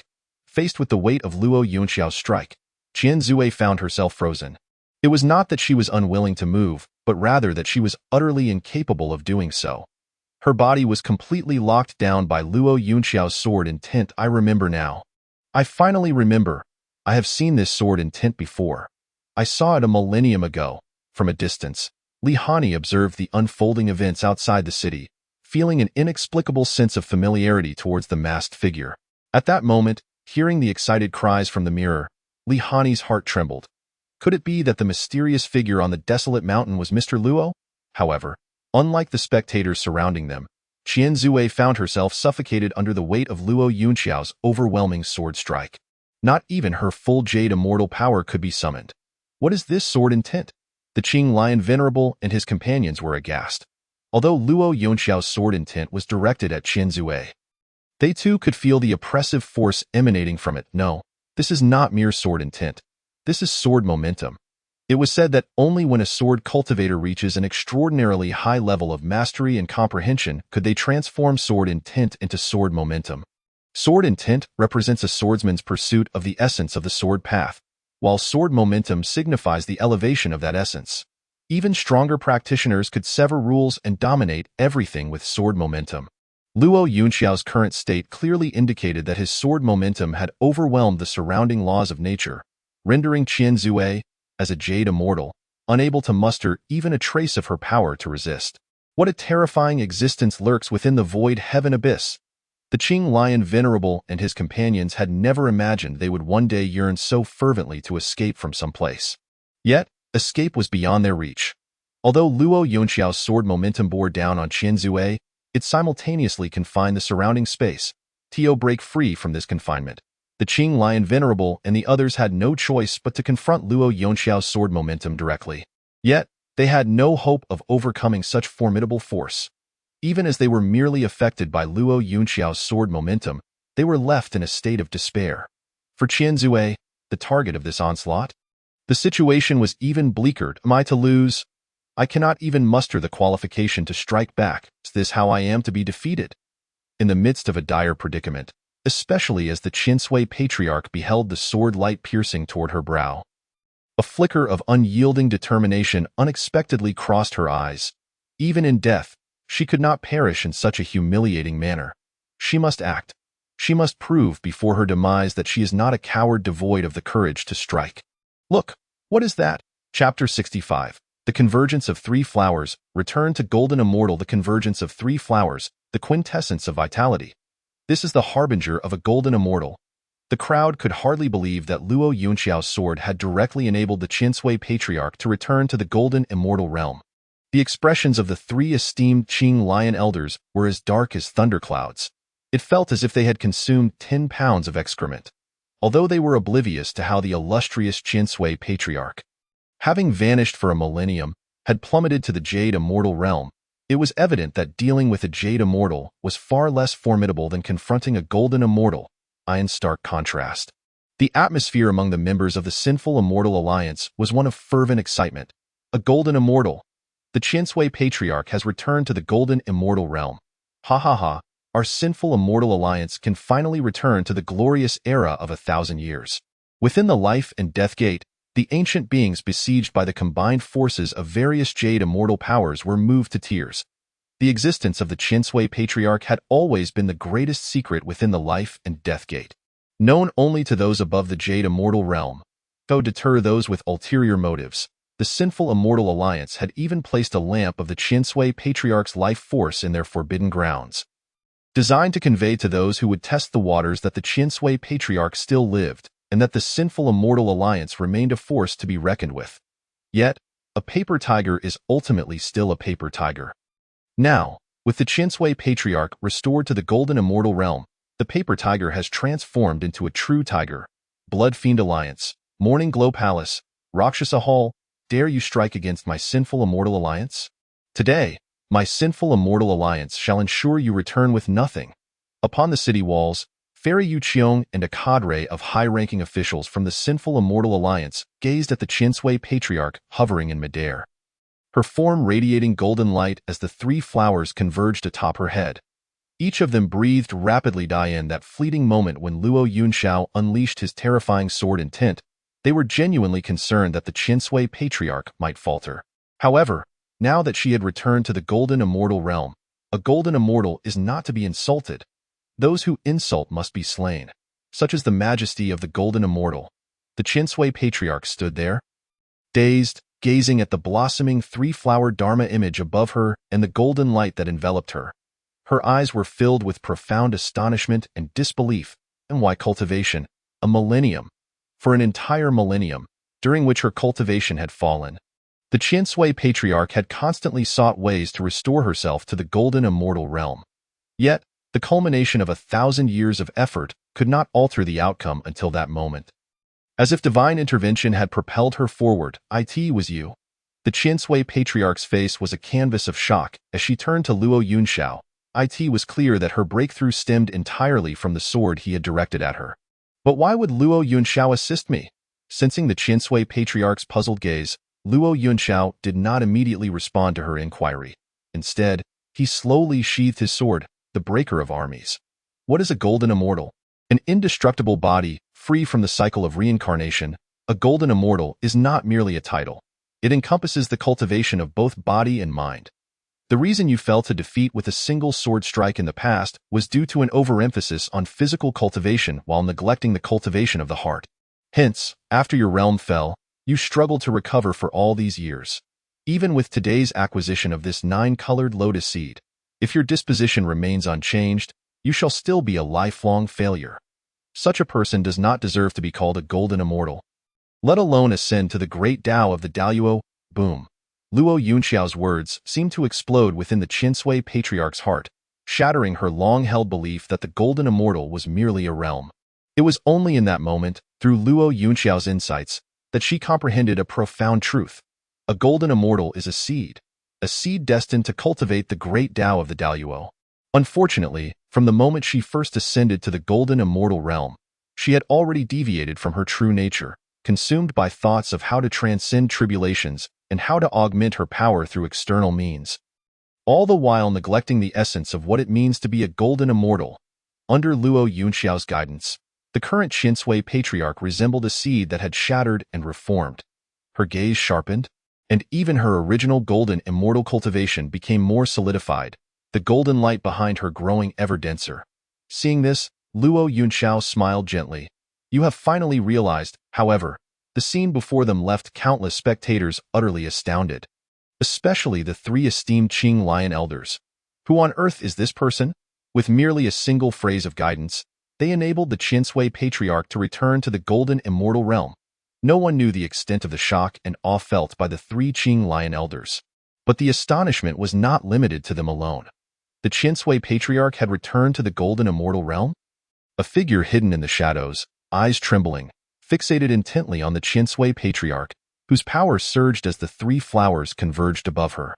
This individual was none other than Mu Xuanhu, the current saint child of the North Star immortal domain. Ever since the last failure at Morning Dew Peak, where the golden fruit was seized, Mu Xuanhu had been harboring a grudge. Whether it was the unparalleled battle armor, the 9th grade elixir, or the supreme Tao foundation, all of these were the fruits of decades of scheming. Yet ultimately, despite his efforts to assist those foolish women of the North Star in locating ancient alchemical recipes and materials for crafting treasure armor, they still faced failure. Mu Xuanhu clenched his teeth in frustration. And the golden fruit Mu Xuanhu had sent people to search tirelessly across the 4 immortal domains for years, only to have the prize snatched away just as success was within reach. It was this series of setbacks that solidified his resolve. This time, the 9-colored lotus seed must not suffer any mishaps. Unlike the sinful immortals within the void heaven abyss, Mu Xuanhu was well aware of the 9-colored lotus seed's existence. Or rather, this entire scheme was his own design. The 9-colored Baiyu lotus was a divine object born of heaven and earth. How could it simply emerge from the exile of the sinful immortals in the void heaven abyss without any forewarning? It was Mu Xuanhu who had dispatched individuals to retrieve a remnant seed of the ancient 9-colored Baiyu lotus and cultivated it in the void heaven abyss through secret methods, all to evade the watchful eyes of the true powerhouses across the 4 immortal domains. Yet, despite Mu Xuanhu's meticulous planning, he never anticipated that, at the moment the 9-colored lotus seed was revealed, such a monumental upheaval would occur. Who on earth is this individual? Mu Xuanhu's gaze was locked onto Luo Yunxiao atop the desolate mountain, as if trying to pierce through the mask and discern the figure behind it. However, after staring for quite some time, he could glean nothing. Even his furtive, probing thoughts were swallowed entirely upon contact with the mask, vanishing without a trace. Damn it! Mu Xuanhu's expression shifted continually, if it were merely a jade immortal from the void heaven abyss. With Mu Xuanhu's strength, he could easily crush them. But now, a golden immortal had appeared? Of course, that was not the crux of the matter. The focal point was the mysterious figure who had disrupted his plans with a sword. Mu Xuanhu felt an unsettling familiarity with this individual. Wait, Luo Yunxiao, Chapter 66. An elder seeks someone. Complicated creatures. Mu Xuanhu was taken aback, but soon this thought was swiftly dismissed. How could that useless Luo Yunxiao possibly be involved? During his years of infiltration in the North Star, the greatest surprise for Mu Xuanhu had been that Luo Yunxiao had somehow emerged alive from the confines of the Haotian Mirror. But surviving did not imply he was truly alive. A person with decayed immortal roots and shattered cultivation was no different from the dead. Go ascertain whether Luo Yunxiao's cultivation had truly been wasted over the years. Mu Xuanhu had employed various means, even going so far as to use a fragment of the divine talisman from the second princess to plant a curse within Luo Yunxiao, causing him to be misunderstood by the entire North Star and despised by the princesses. Yet, despite Mu Xuanhu's relentless schemes and attempts to torment Luo Yunxiao in secret, Luo Yunxiao remained completely oblivious. What North Star's #1 prodigy? He was like a fool, played like a puppet in my hands. Even the lethal curse within his body could not be overcome. How could he possibly be the enigmatic powerhouse capable of enlightening the Qinsui patriarch with a single sword strike, leading her back onto the path of the golden immortal? A trace of disdain flickered across Mu Xuanhu's face. Since the plan has now encountered unforeseen variables, I can only resort to that tactic. Given the prior missteps, Mu Xuanhu was determined to obtain the 9-colored lotus seed emerging from the void heaven abyss at all costs. How could he be unprepared? Though the women of the North Star were as foolish as pigs, they had nonetheless crafted quite a few useful items for him over the years, while his apparent cultivation level was merely that of a jade immortal. He had other means. A profound ghostly visage gradually materialized within Mu Xuanhu's being. He was not a genuine cultivator, but rather an ancient demon practitioner. The ancient demons had been eradicated for millennia. Surely, you cultivators have long since forgotten the true terror of the ancient demons, have you not? In the air, the master of thousand sins gazed at Luo Yunxiao with eyes full of gratitude. The grace of enlightenment etched in her memory.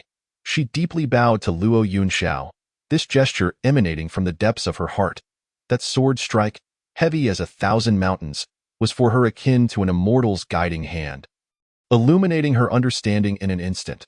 Had it not been for Luo Yunxiao's guidance, the master of thousand sins would have never regained her golden immortal cultivation.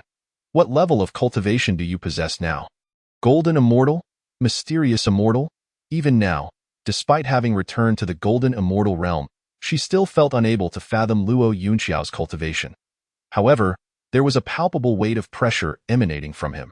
Sometimes, the essence of cultivation is not always what it appears to be. Luo Yunxiao casually remarked something nonsensical, and then, with a single hand upon his sword, he glided effortlessly through the air, unleashing a boundless sword light that instantaneously leveled the mountains within a 10-mile radius. The magnificent sword intent surged forth like a sea of clouds, enveloping the surroundings. How could this be? Mu Xuanhu, who was secretly gathering strength to unleash the ancient demon's secret techniques, stood dumbfounded as he witnessed the disintegration of his ancient demon manifestation. What in the world was this sword intent? It had effortlessly obliterated his ancient demon's form. Moreover, it had done so almost nonchalantly. Mu Xuanhu understood all too well that the mysterious figure's target was not him.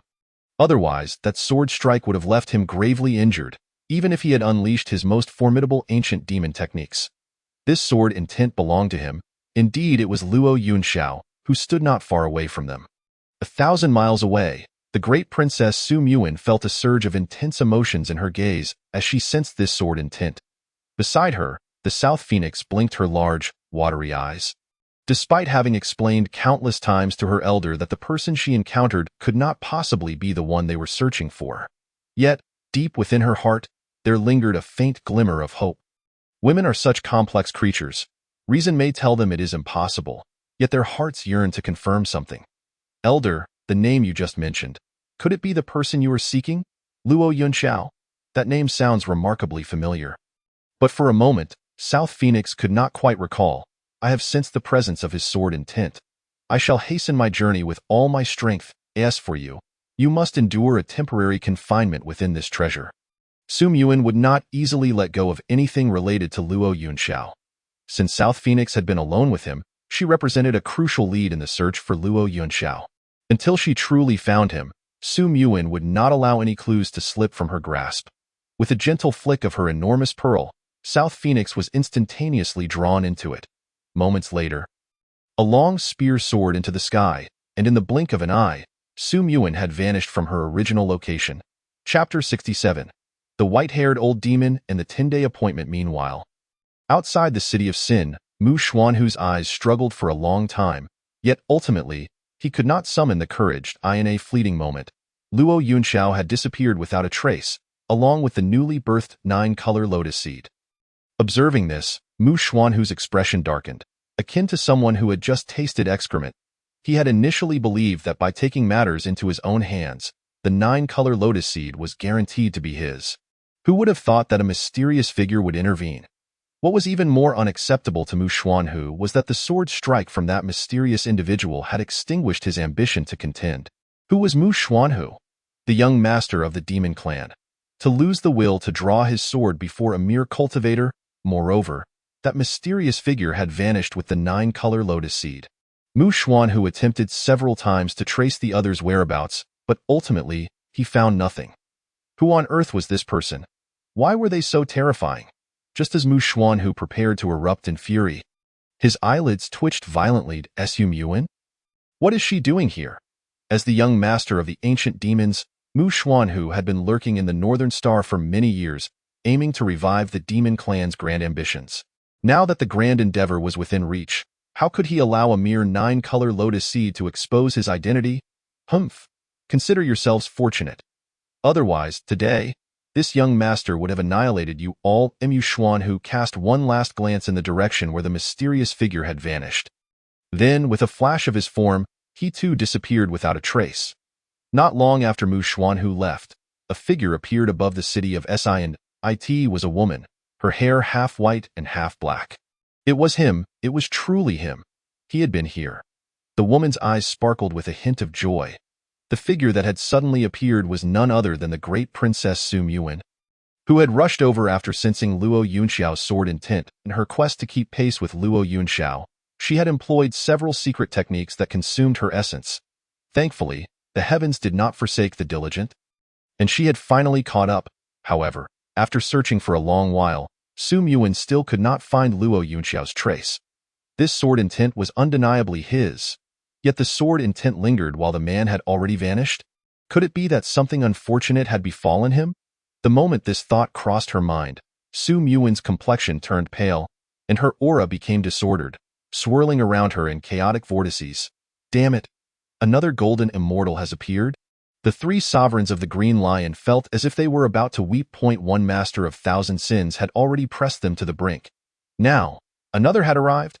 The crucial point was that this new golden immortal's aura seemed exceedingly unstable, with swirling vortices forming around her, indicative of her golden immortal cultivation spiraling out of control. Damn it! Had I known that seizing a 9-color lotus seed would lead to encountering so many freaks, I would never have volunteered for this. The Green Lion Sovereign's face turned the color of pig liver as he gazed at the trembling figure beside him. The aura emanating from the golden immortal was overwhelmingly powerful. Even the slightest trace of it was sufficient to crush them into powder. You possess remnants of his sword intent. Where is he? Where has he gone? Sensing the ominous gaze of the great Princess Su Muin, the master of 1,000 sins furrowed her brow slightly. She recognized Luo Yunxiao, yet she was unfamiliar with the various princesses of the Northern Star, particularly the great Princess Su Muin, who typically remained in seclusion. Observing the overwhelming killing intent radiating from Su Muin, the master of 1,000 sins assumed that the woman was an enemy of Luo Yunxiao. In a wonder, he had hurriedly taken the 9-color lotus seed and left. Although the master of 1,000 sins could not discern Luo Yunxiao's strange condition, she could feel that after Luo Yunxiao's earlier sword strike, his aura had significantly diminished. Now, with a powerful foe pursuing him, the master of 1,000 sins quickly deduced that Luo Yunxiao must have encountered a grave ordeal, resulting in his current predicament, prompting the scramble for the 9-color lotus seed. With this realization, the master of 1,000 sins' eyes hardened. He is already dead. What? You killed him? Su Muin's eyes widened in shock. She had merely arrived a moment too late, and Luo Yunxiao was already dead. He was dead. He had actually died. Su Muin abruptly retreated several steps, and with a cough, blood spewed forth. The other half of her hair turned instantly snow white. The backlash from the heartless path reached its peak at that moment. Su Muin's eyes turned blood red. her fury boiling over. "You all shall die." With blood-red eyes and hair billowing, Su Muin enveloped the skies above the city of Sin in overwhelming pressure, causing the city's protective array to crack and show signs of collapse. This aura was terrifying. "Everyone flee!" The inhabitants of the city were struck by terror, scattering in all directions. Among them, the three closest to Su Muin, the Qing Shi Zunjia, were so frightened that they lost control of their bladders on the spot. The formidable power of Luo Yunxiao's previous strike had not only left Mu Xuanhu deeply shaken but had also instilled fear in them. Yet, before they could recover from their profound astonishment, they were confronted by a white-haired madwoman. What was more alarming was the sheer strength and terror she emanated. Clearly, Qian Zuizhu Shi had not anticipated that Su Muin, despite being a fellow golden immortal, would possess such overwhelming power. Without hesitation, she unleashed a palm strike towards Su Muin, but the latter merely responded in kind, sending Qian Zuizhu Shi flying thousands of feet away, nearly causing her recently stabilized golden immortal cultivation to crumble once more. This perverse Luo Yunxiao had somehow attracted such a monstrous enemy. "I cannot afford to engage with this madwoman any longer, especially since I have just broken through to the golden immortal realm." After a few feints, Qian Zuizhu Shi unleashed her strongest attack and then vanished, fleeing alongside the other cultivators within the Zuixian city, leaving the Qing Shi Zunjia and his companions standing in place, utterly dumbfounded. What in the world? Qian Zuizhu Shi was once the mightiest golden immortal of the Shutian abyss a millennium ago. What is happening now? She merely exchanged a blow and fled? What are we to do now that she has run away? Just as the three of them were tearing at their hair in sheer terror, the frenzied white-haired woman suddenly shouted a name. "Luo Yunxiao." "Luo Yunxiao, why did you have to die? How could you die?" "Luo Yunxiao?" The Qing Shi Zunjia trio was initially taken aback, but then it seemed a realization dawned upon them. That mysterious masked figure was Luo Yunxiao, the #1 prodigy of Beichen a millennium ago. So it was him. No wonder his sword was so terrifying. Although the astonished Qing Shi Zunjia trio could not fathom why Qian Zuizhu Shi claimed Luo Yunxiao was dead, it was evident that this madwoman had lost her wits upon receiving the news of his demise. If that is the case, then if we inform her that Luo Yunxiao is alive, could we not save ourselves? In their excitement, the Qing Shi Zunjia quickly turned to the frenzied Su Muin in the sky. "Senior, the one you seek is still alive." Boom. Before the words of the Qing Shi Zunjia trio could be fully uttered, the uncontrollably wrathful Su Muin had already turned the entire sky into nothingness. Days later, when people returned to Zuixian City, they found it had been reduced to ruins, with even the surrounding mountains and earth having vanished into the void. The rumors of the white-haired old demon's assault on Zuixian City rapidly spread throughout the entire Shutian abyss, multiplying from 1 to 10 and from 10 to 100. Although the Zuixian Alliance eventually rebuilt Zuixian City, the legend of the white-haired old demon remained an indelible shadow in the hearts of all sinners within the Shutian abyss. Apart from the matter of the white-haired old demon, the most explosive news within the Shutian abyss was the return of Qian Zuizhu Shi to the golden immortal level. As for the 9-colored lotus seed that emerged outside Zuixian City, few dared to mention it again, as those who had ventured to seize the seed had nearly all perished at the hands of the white-haired old demon. Only those who had escaped from the Zuixian Alliance knew the specifics of the contest over the lotus seed, yet the alliance remained tight-lipped about the affair. Han Xianzi stood atop the newly constructed city walls, gazing into the distance, towards the marketplace where she had first encountered Luo Yunxiao. Ever since the conclusion of the battle for the 9-colored lotus seed, she had not seen that gentleman again. "Mr. Luo, I know it must be you." After Luo Yunxiao's disappearance, Qian Zuizhu Shi, in all her mystique, took Li Hani as her personal disciple, raising her status within the Zuixian Alliance significantly. Coincidentally, the day Li Hani was accepted as Qian Zuizhu Shi's direct disciple was also the day she had promised to meet Luo Yunxiao 10 days later.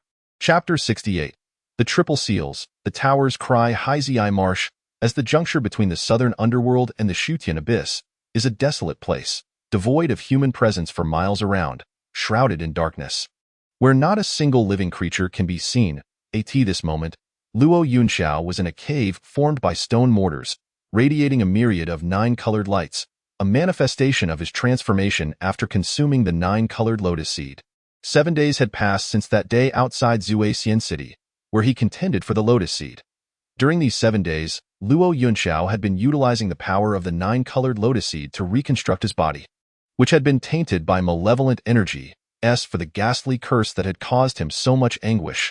It had been thoroughly refined during the process of his bodily reconstruction, free from the torment of the curse. Luo Yunxiao's complexion appeared notably more radiant, even acquiring a hint of a long-lost rosy hue. The 9-colored lotus seed truly lived up to its reputation as a divine treasure of heaven and earth. Yet, as if recalling something, a faint, bitter smile crossed Luo Yunxiao's face. In addition to transforming oneself, the 9-colored lotus seed possesses a subtle ability to cleanse celestial roots. Regrettably, this single 9-colored Bul lotus had only produced 1 seed. Had it yielded more, it might have had some effect on my decayed celestial root. However, Luo Yunxiao bore no sorrow over this, for his primary objective in obtaining the 9-colored lotus seed was to eliminate the curse within him.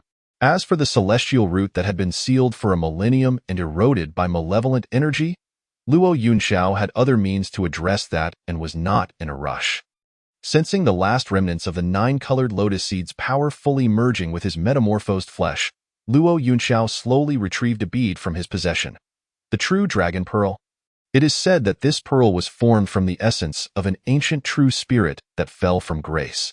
Luo Yunxiao had fortuitously obtained it during his youth in a forbidden area. It was this pearl that allowed him to unleash a strike that silenced countless heroes during the incident in Zuexian City. However, using this treasure even once was exceedingly extravagant.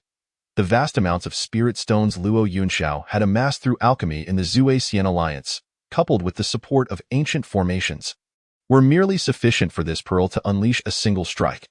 Then there was Mu Xuanhu. This fellow had actually ventured into the Shutian Abyss to seize the 9-colored lotus seed. This revelation took Luo Yunxiao by surprise. In the dream of a lifetime spanning 10,000 years, he had been deceived for a long time before finally uncovering the true identity of his adversary, the young master of the ancient demon clan.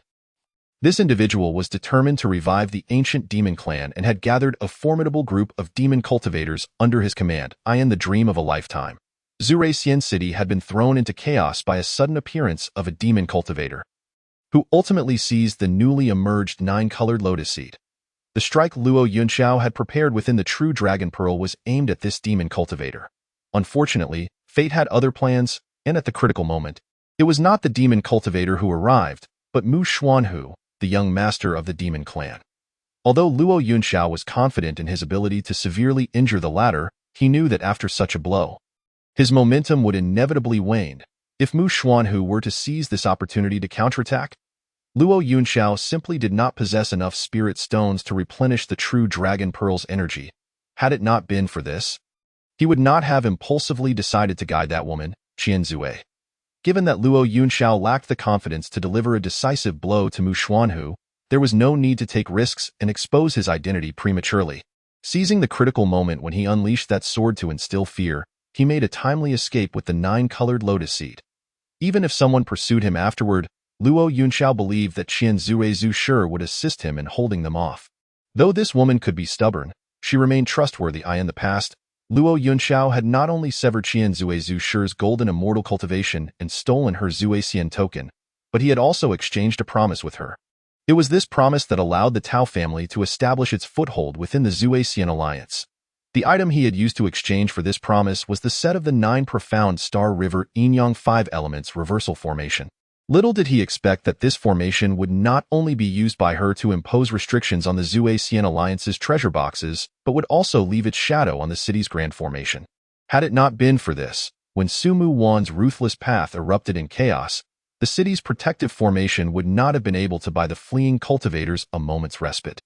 The ruthless path was, after all, the supreme art of the Beichen immortal domain, and with Sumu Wan at the pinnacle of the golden immortal realm, nearly stepping into the mysterious immortal realm, her power in a frenzy was truly terrifying. However, none of this bore any relevance to Luo Yunxiao, for the curse upon him had already been lifted by the power of the 9-colored lotus seed. It was time to unravel the third seal and restore his cultivation. During the time when Luo Yunxiao was vying for the 9-colored lotus seeds in the city of Sin, more than half a month had already passed. It was only because he needed to lift a curse that he had postponed the matter of breaking the seal and restoring his cultivation. Now that the crisis of the ghost face curse had been resolved, it was indeed time for him to regain the rest of his powers, in the Northern Star Immortal Domain. Mu Xuanhu's face was clouded with frustration as he returned to the Immortal King City. The unparalleled battle armor, the golden soul pill, and the golden fruit.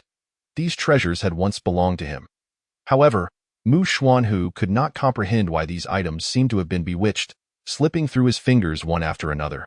Now, even the 9-colored lotus seeds he had personally planted in the void sky abyss had been taken from him.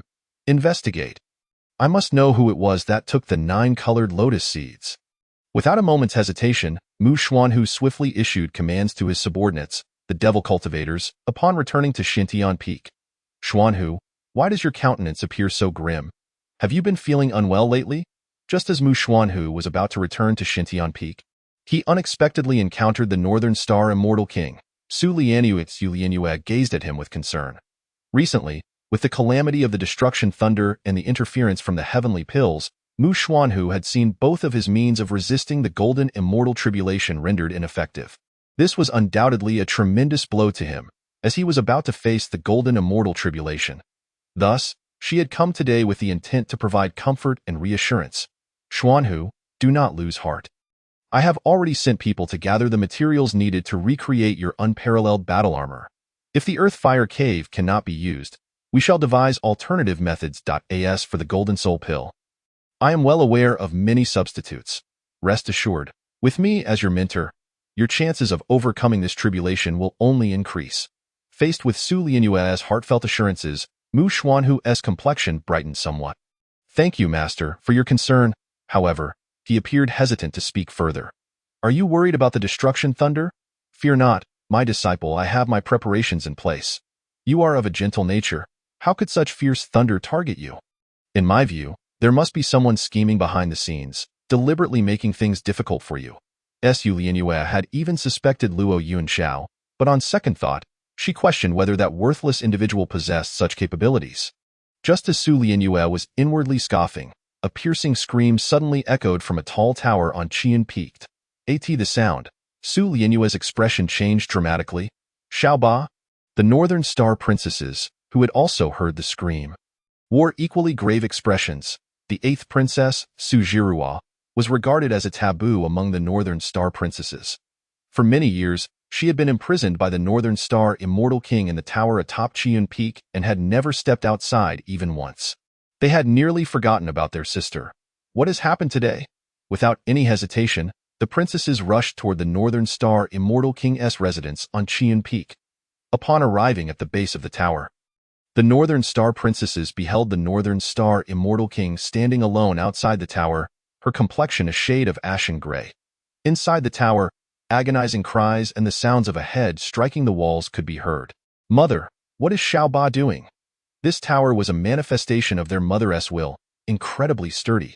Xiaoba's actions were akin to self-mutilation. Her cultivation had long been sealed by their mother. And if this continued, it could lead to dire consequences. Upon hearing the words of the princesses, the Northern Star Immortal King's already grim visage darkened even further. Although Su Lianyue held little affection for her youngest daughter, she could not simply stand by and watch her seek death. Without a moment's delay, she lifted the restrictions on the tower. However, just as the restrictions were lifted, the tower door was forcefully flung open, and a bloodied figure stumbled out, bearing a hint of madness in her gaze as she looked upon the crowd as if they were a group of sinners. You have finally come. The 8th princess, Su Zhirua, emitted a series of eerie laughs. Su, you wretched woman. Although they had all anticipated the repercussions of releasing the 8th princess, the first target of her verbal assault, 4th princess Su still found her expression somewhat unsightly. Ungrateful and heartless, Yu Xianghe, you conspired with them. Do you think heaven is unaware? Just wait, for those fiends will strip you bare and ravage you like the wretch you are. Having finished berating 4th princess Su Zhirua turned her ire toward 3rd princess Su Xianghe. Someone like you has the audacity to practice formations? Do you even deserve it? And you, Su Qingyu, aren't you fond of refining weapons? Just wait for those fiends to turn you into their plaything. Ha ha ha. Regardless, all of you deserve to die. You Northern Star harlots, all of you should perish. Su Jiruo's words were laced with boundless resentment, and none present could escape the brunt of her fury, not even the Northern Star Immortal King. Su Lianue, you foolish woman. The one who deserves to die the most in the entire Northern Star is you. You have brought ruin upon us all, filial daughter. The Northern Star Immortal King struck the 8th princess, Su Jiruo, on the forehead with a palm. Awaken. In the next moment, Su Jiruo's crazed gaze suddenly cleared, replaced by terror as she stared at the blood on her forehead, resembling a guilty little rabbit cornered against the wall. Did I lose control again? Seeing her daughter in such a state?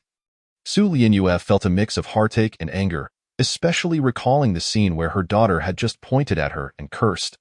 The complexity of her emotions left her momentarily unsure whether to scold her or to comfort her. Sisters, Xiaoba has her reasons. As her elder sisters, let us be more understanding.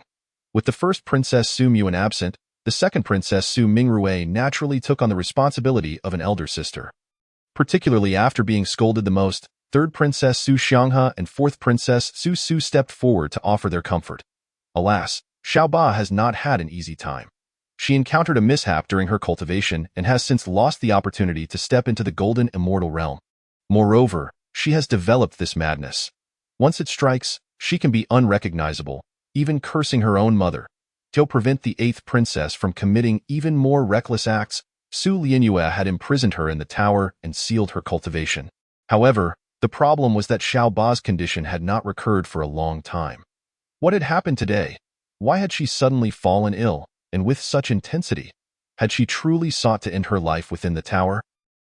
The princesses had arrived too late to hear the commotion, but the Northern Star Immortal King, who reached the tower first, had heard her daughter screaming within, I deserve to die. I deserve to die. Why am I still alive? We betrayed him. Why do I and these Northern Star harlots still live? Those chilling words lingered like a nightmare in Su Lianue's heart, refusing to dissipate. Who was the one that Xiaoba had betrayed during her madness? To thoroughly cure the 8th princess of her madness, one must first uncover the source of her affliction. Yet, every time Su Jiruo uttered those words, she was in a state of madness, rendering communication impossible. By the time she regained her senses, she could remember nothing. It was truly vexing. Just as Su Lianue and the Northern Star princesses surrounded the tower, filled with sympathy for the 8th princess, a sudden thunderous roar echoed from the distant horizon. What direction is that? The northern border as Heavenly Gate. Could it be that the seal of the Haotian mirror has been broken once more? At this moment, the eyes of the Northern Star Immortal King and the princesses were drawn to the broken seal, oblivious to the fact that the 8th princess, huddled in the corner, had unconsciously flashed a look of fear across her pale face upon hearing the words Haotian Mirror Seal. If there truly was a problem with the Haotian Mirror Seal, the situation would become dire. Without a second thought, the princesses prepared to accompany the Northern Star Immortal King to suppress the threat. However, just as the second Princess Su Mingrue was about to follow, a hand suddenly grasped her from behind. 8th Sister? Chapter 70. The seal shatters. The evil king emerges. Su Mingrue was utterly astonished, for she clearly observed the 8th princess, Su Jiruo, who had been clutching her from behind. The madness that had only just dissipated from her face now resurfaced in her eyes. A hint of questioning insanity flickered. You know what I am speaking of. You have always known. Have you not seen it in the Blood Soul Bell long ago? You are the one who deserves to die the most. You are fully aware of everything yet still choose to act like a wretched harlot, an ungrateful harlot. Ha ha ha, Su Mingrue, death is what you and your ilk from Baichen deserve. Boom. The moment Su Mingrue heard the words Blood Soul Bell, it felt as if her soul had been struck by an unseen force. Her eyes brimmed with profound shock. Could it be that the person her 8th sister had repeatedly mentioned was indeed? Meanwhile, the Baichen Immortal King and others, having rapidly traversed to the northern celestial gate, gazed upward with astonished expressions.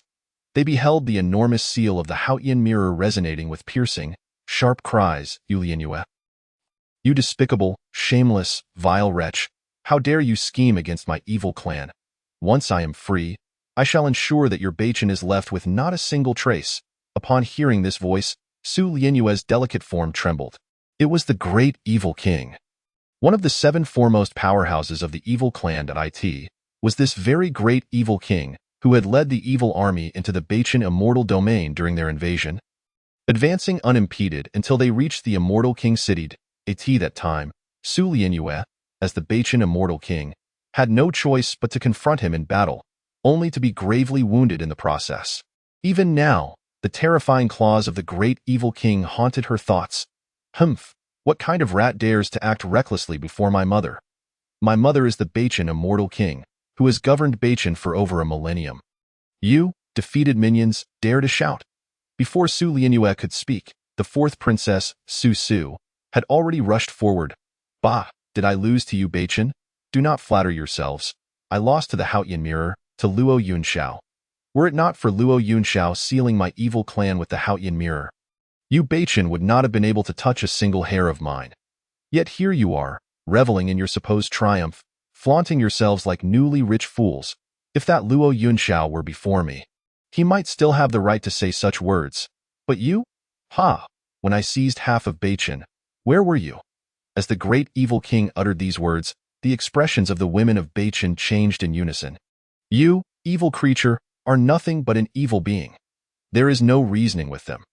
The progress we have achieved in Bachan today is due to my mother's diligent governance as the Bachan immortal king. And the united efforts of all the princesses, is not because of any one person or any singular treasure. Ha! Do you truly believe what you are saying? The great evil king sneered. Observing the flushed faces of the Bachan princesses, he could no longer be bothered to continue conversing with these foolish women devoid of intelligence. Through the cracks in the Haotian mirror's seal, he revealed a pair of murky gray eyes. Where is Luo Yunxiao? Call him to meet me. When I was sealed by him, he left a sword wound on my chest. The humiliation of that sword strike shall be repaid. A millennium ago, the great evil king had led the evil clan across the 4 immortal domains. Even several celestial beings had perished at his hands. Yet, Luo Yunxiao, a mere golden immortal, had managed to leave such a humiliating mark on his chest. To this day, the sword intent from that wound relentlessly tormented him. Even within the seal, he had repeatedly envisioned the day he would break free and reclaim his honor from Luo Yunxiao. Luo Yunxiao, what do you want with him? He is no longer one of us in Bachan, the great evil king. Upon hearing the words of several Bachan princesses, the great evil king paused in surprise. My mother has already expelled him from Bachan. The fourth princess, Su Su, held her head high, exuding pride. However, to the great evil king, this revelation was met with astonishment. After his shock, he could not help but exclaim, "Are you all fools?" In the past, the evil clan roamed the 4 immortal domains, and even the combined forces of the immortal kings from those realms could not contend with the 7 great evil kings. Yet, in the battle at Immortal King City, Luo Yunxiao cut down 3 of the 7 great evil kings, leaving the remaining 4, including myself, severely wounded, and the entire evil clan sealed within the Haotian mirror. And now, these women of Bachan claim to have expelled the very one who dealt the evil clan a blow it had not suffered in a millennium? Ha ha ha, you are killing me with laughter. You actually drove Luo Yunxiao away. Do you comprehend the gravity of your actions? Luo Yunxiao was capable of slaying 3 great evil kings with his golden immortal body and heavily wounding the strongest among us. The great evil king. This is enough to demonstrate that Luo Yunxiao has achieved an unparalleled state among the golden immortals. The evil sovereign once proclaimed that this lad, barring any accidents, is destined to reach the pinnacle of Deluo. Otherwise, how could the 7 great evil kings, who could contend with Xian immortals, suffer such losses at his hands?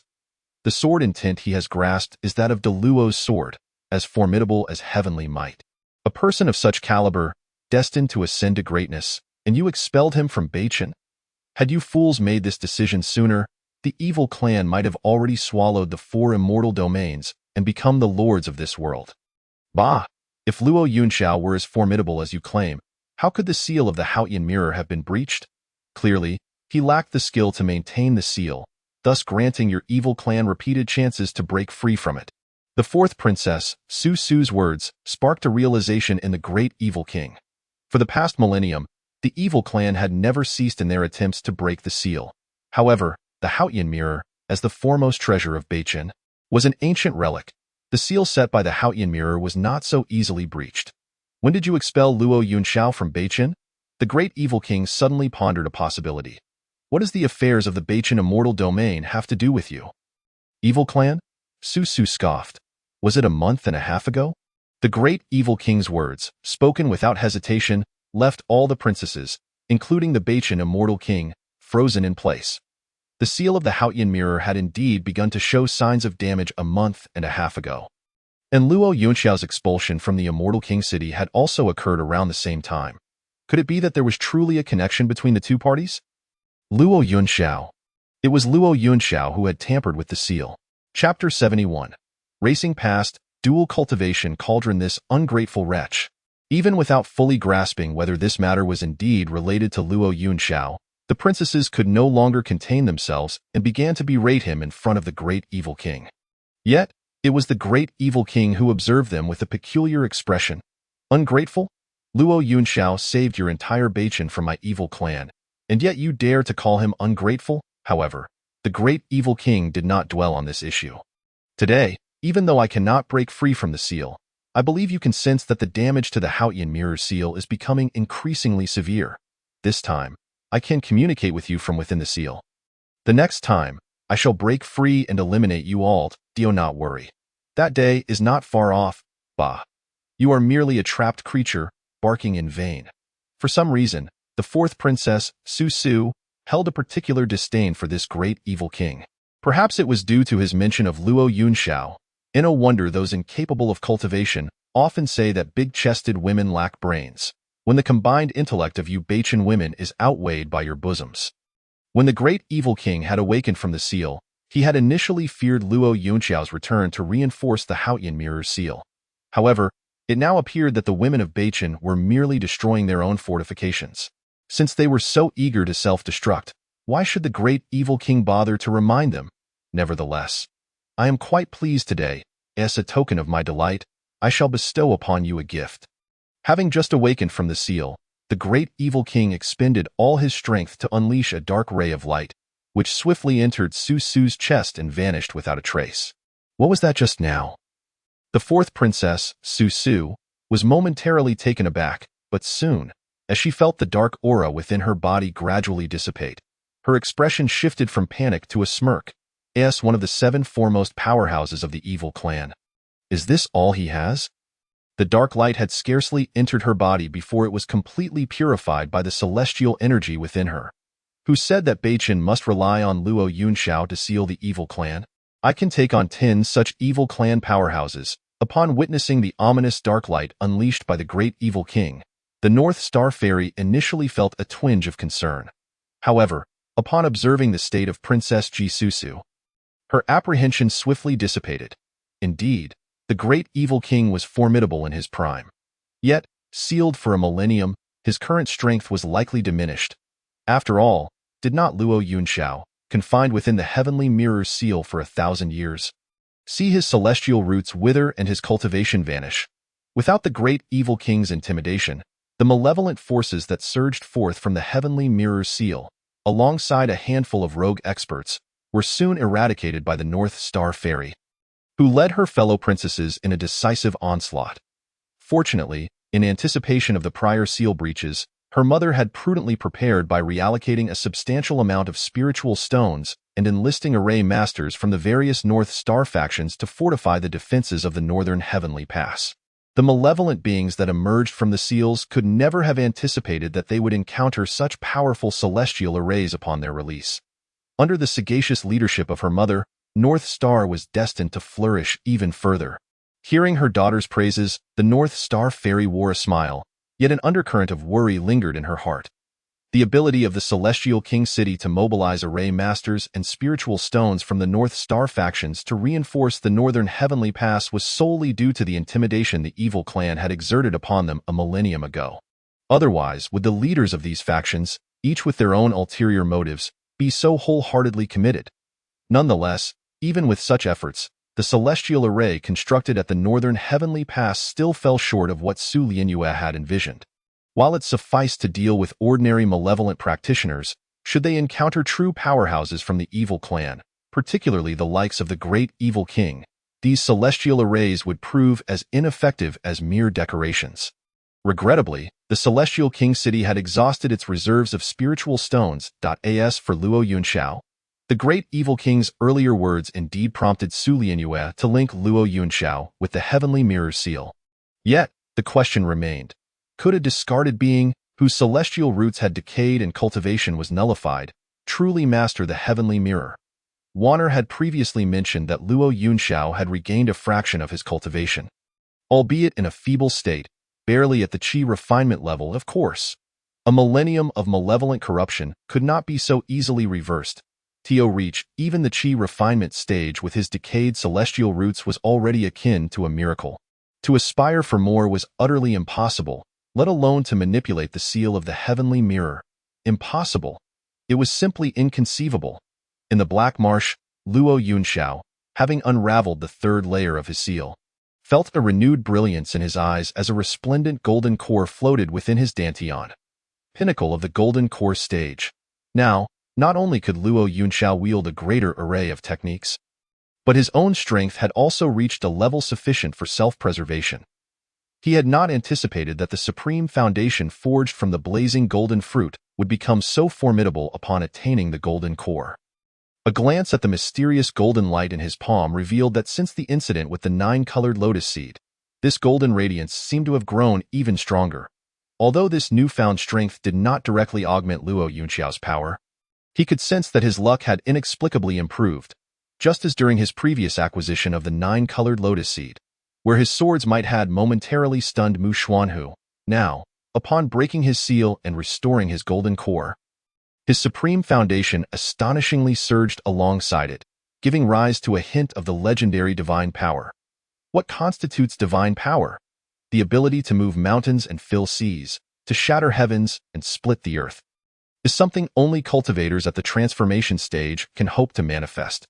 Yet, Luo Yunxiao, still at the golden core stage, possessed a trace of divine power.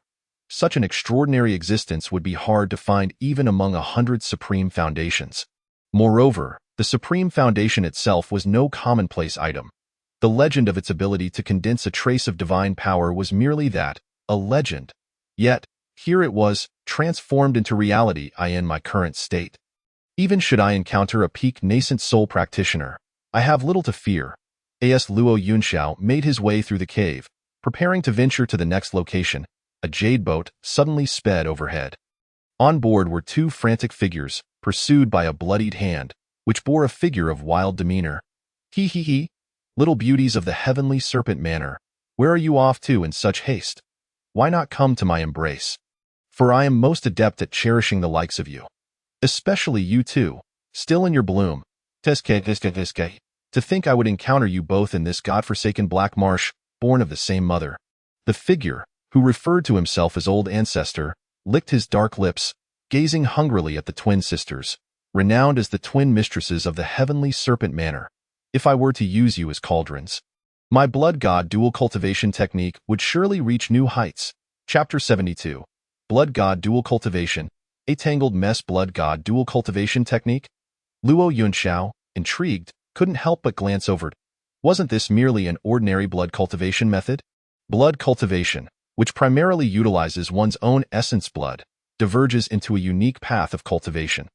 However, the blood cultivation before him appeared rather impure, intermingled with aspects of evil dual cultivation techniques, distorting the original method into a chaotic amalgamation. Though he had succeeded in condensing a nascent soul, advancing to transformation or beyond was likely impossible. After merely a glance, Luo Yunxiao turned to depart. Fellow cultivator, please wait. The twin mistresses of the heavenly serpent manor, caught in a desperate situation, suddenly spotted Luo Yunxiao in the distance and called out for help. Before you beseech me, did you not consider that if this malevolent fiend is ruthless, he might eliminate me as well? Upon hearing Luo Yunxiao's words, the twin mistresses were momentarily taken aback. In their urgency, they had not thought things through.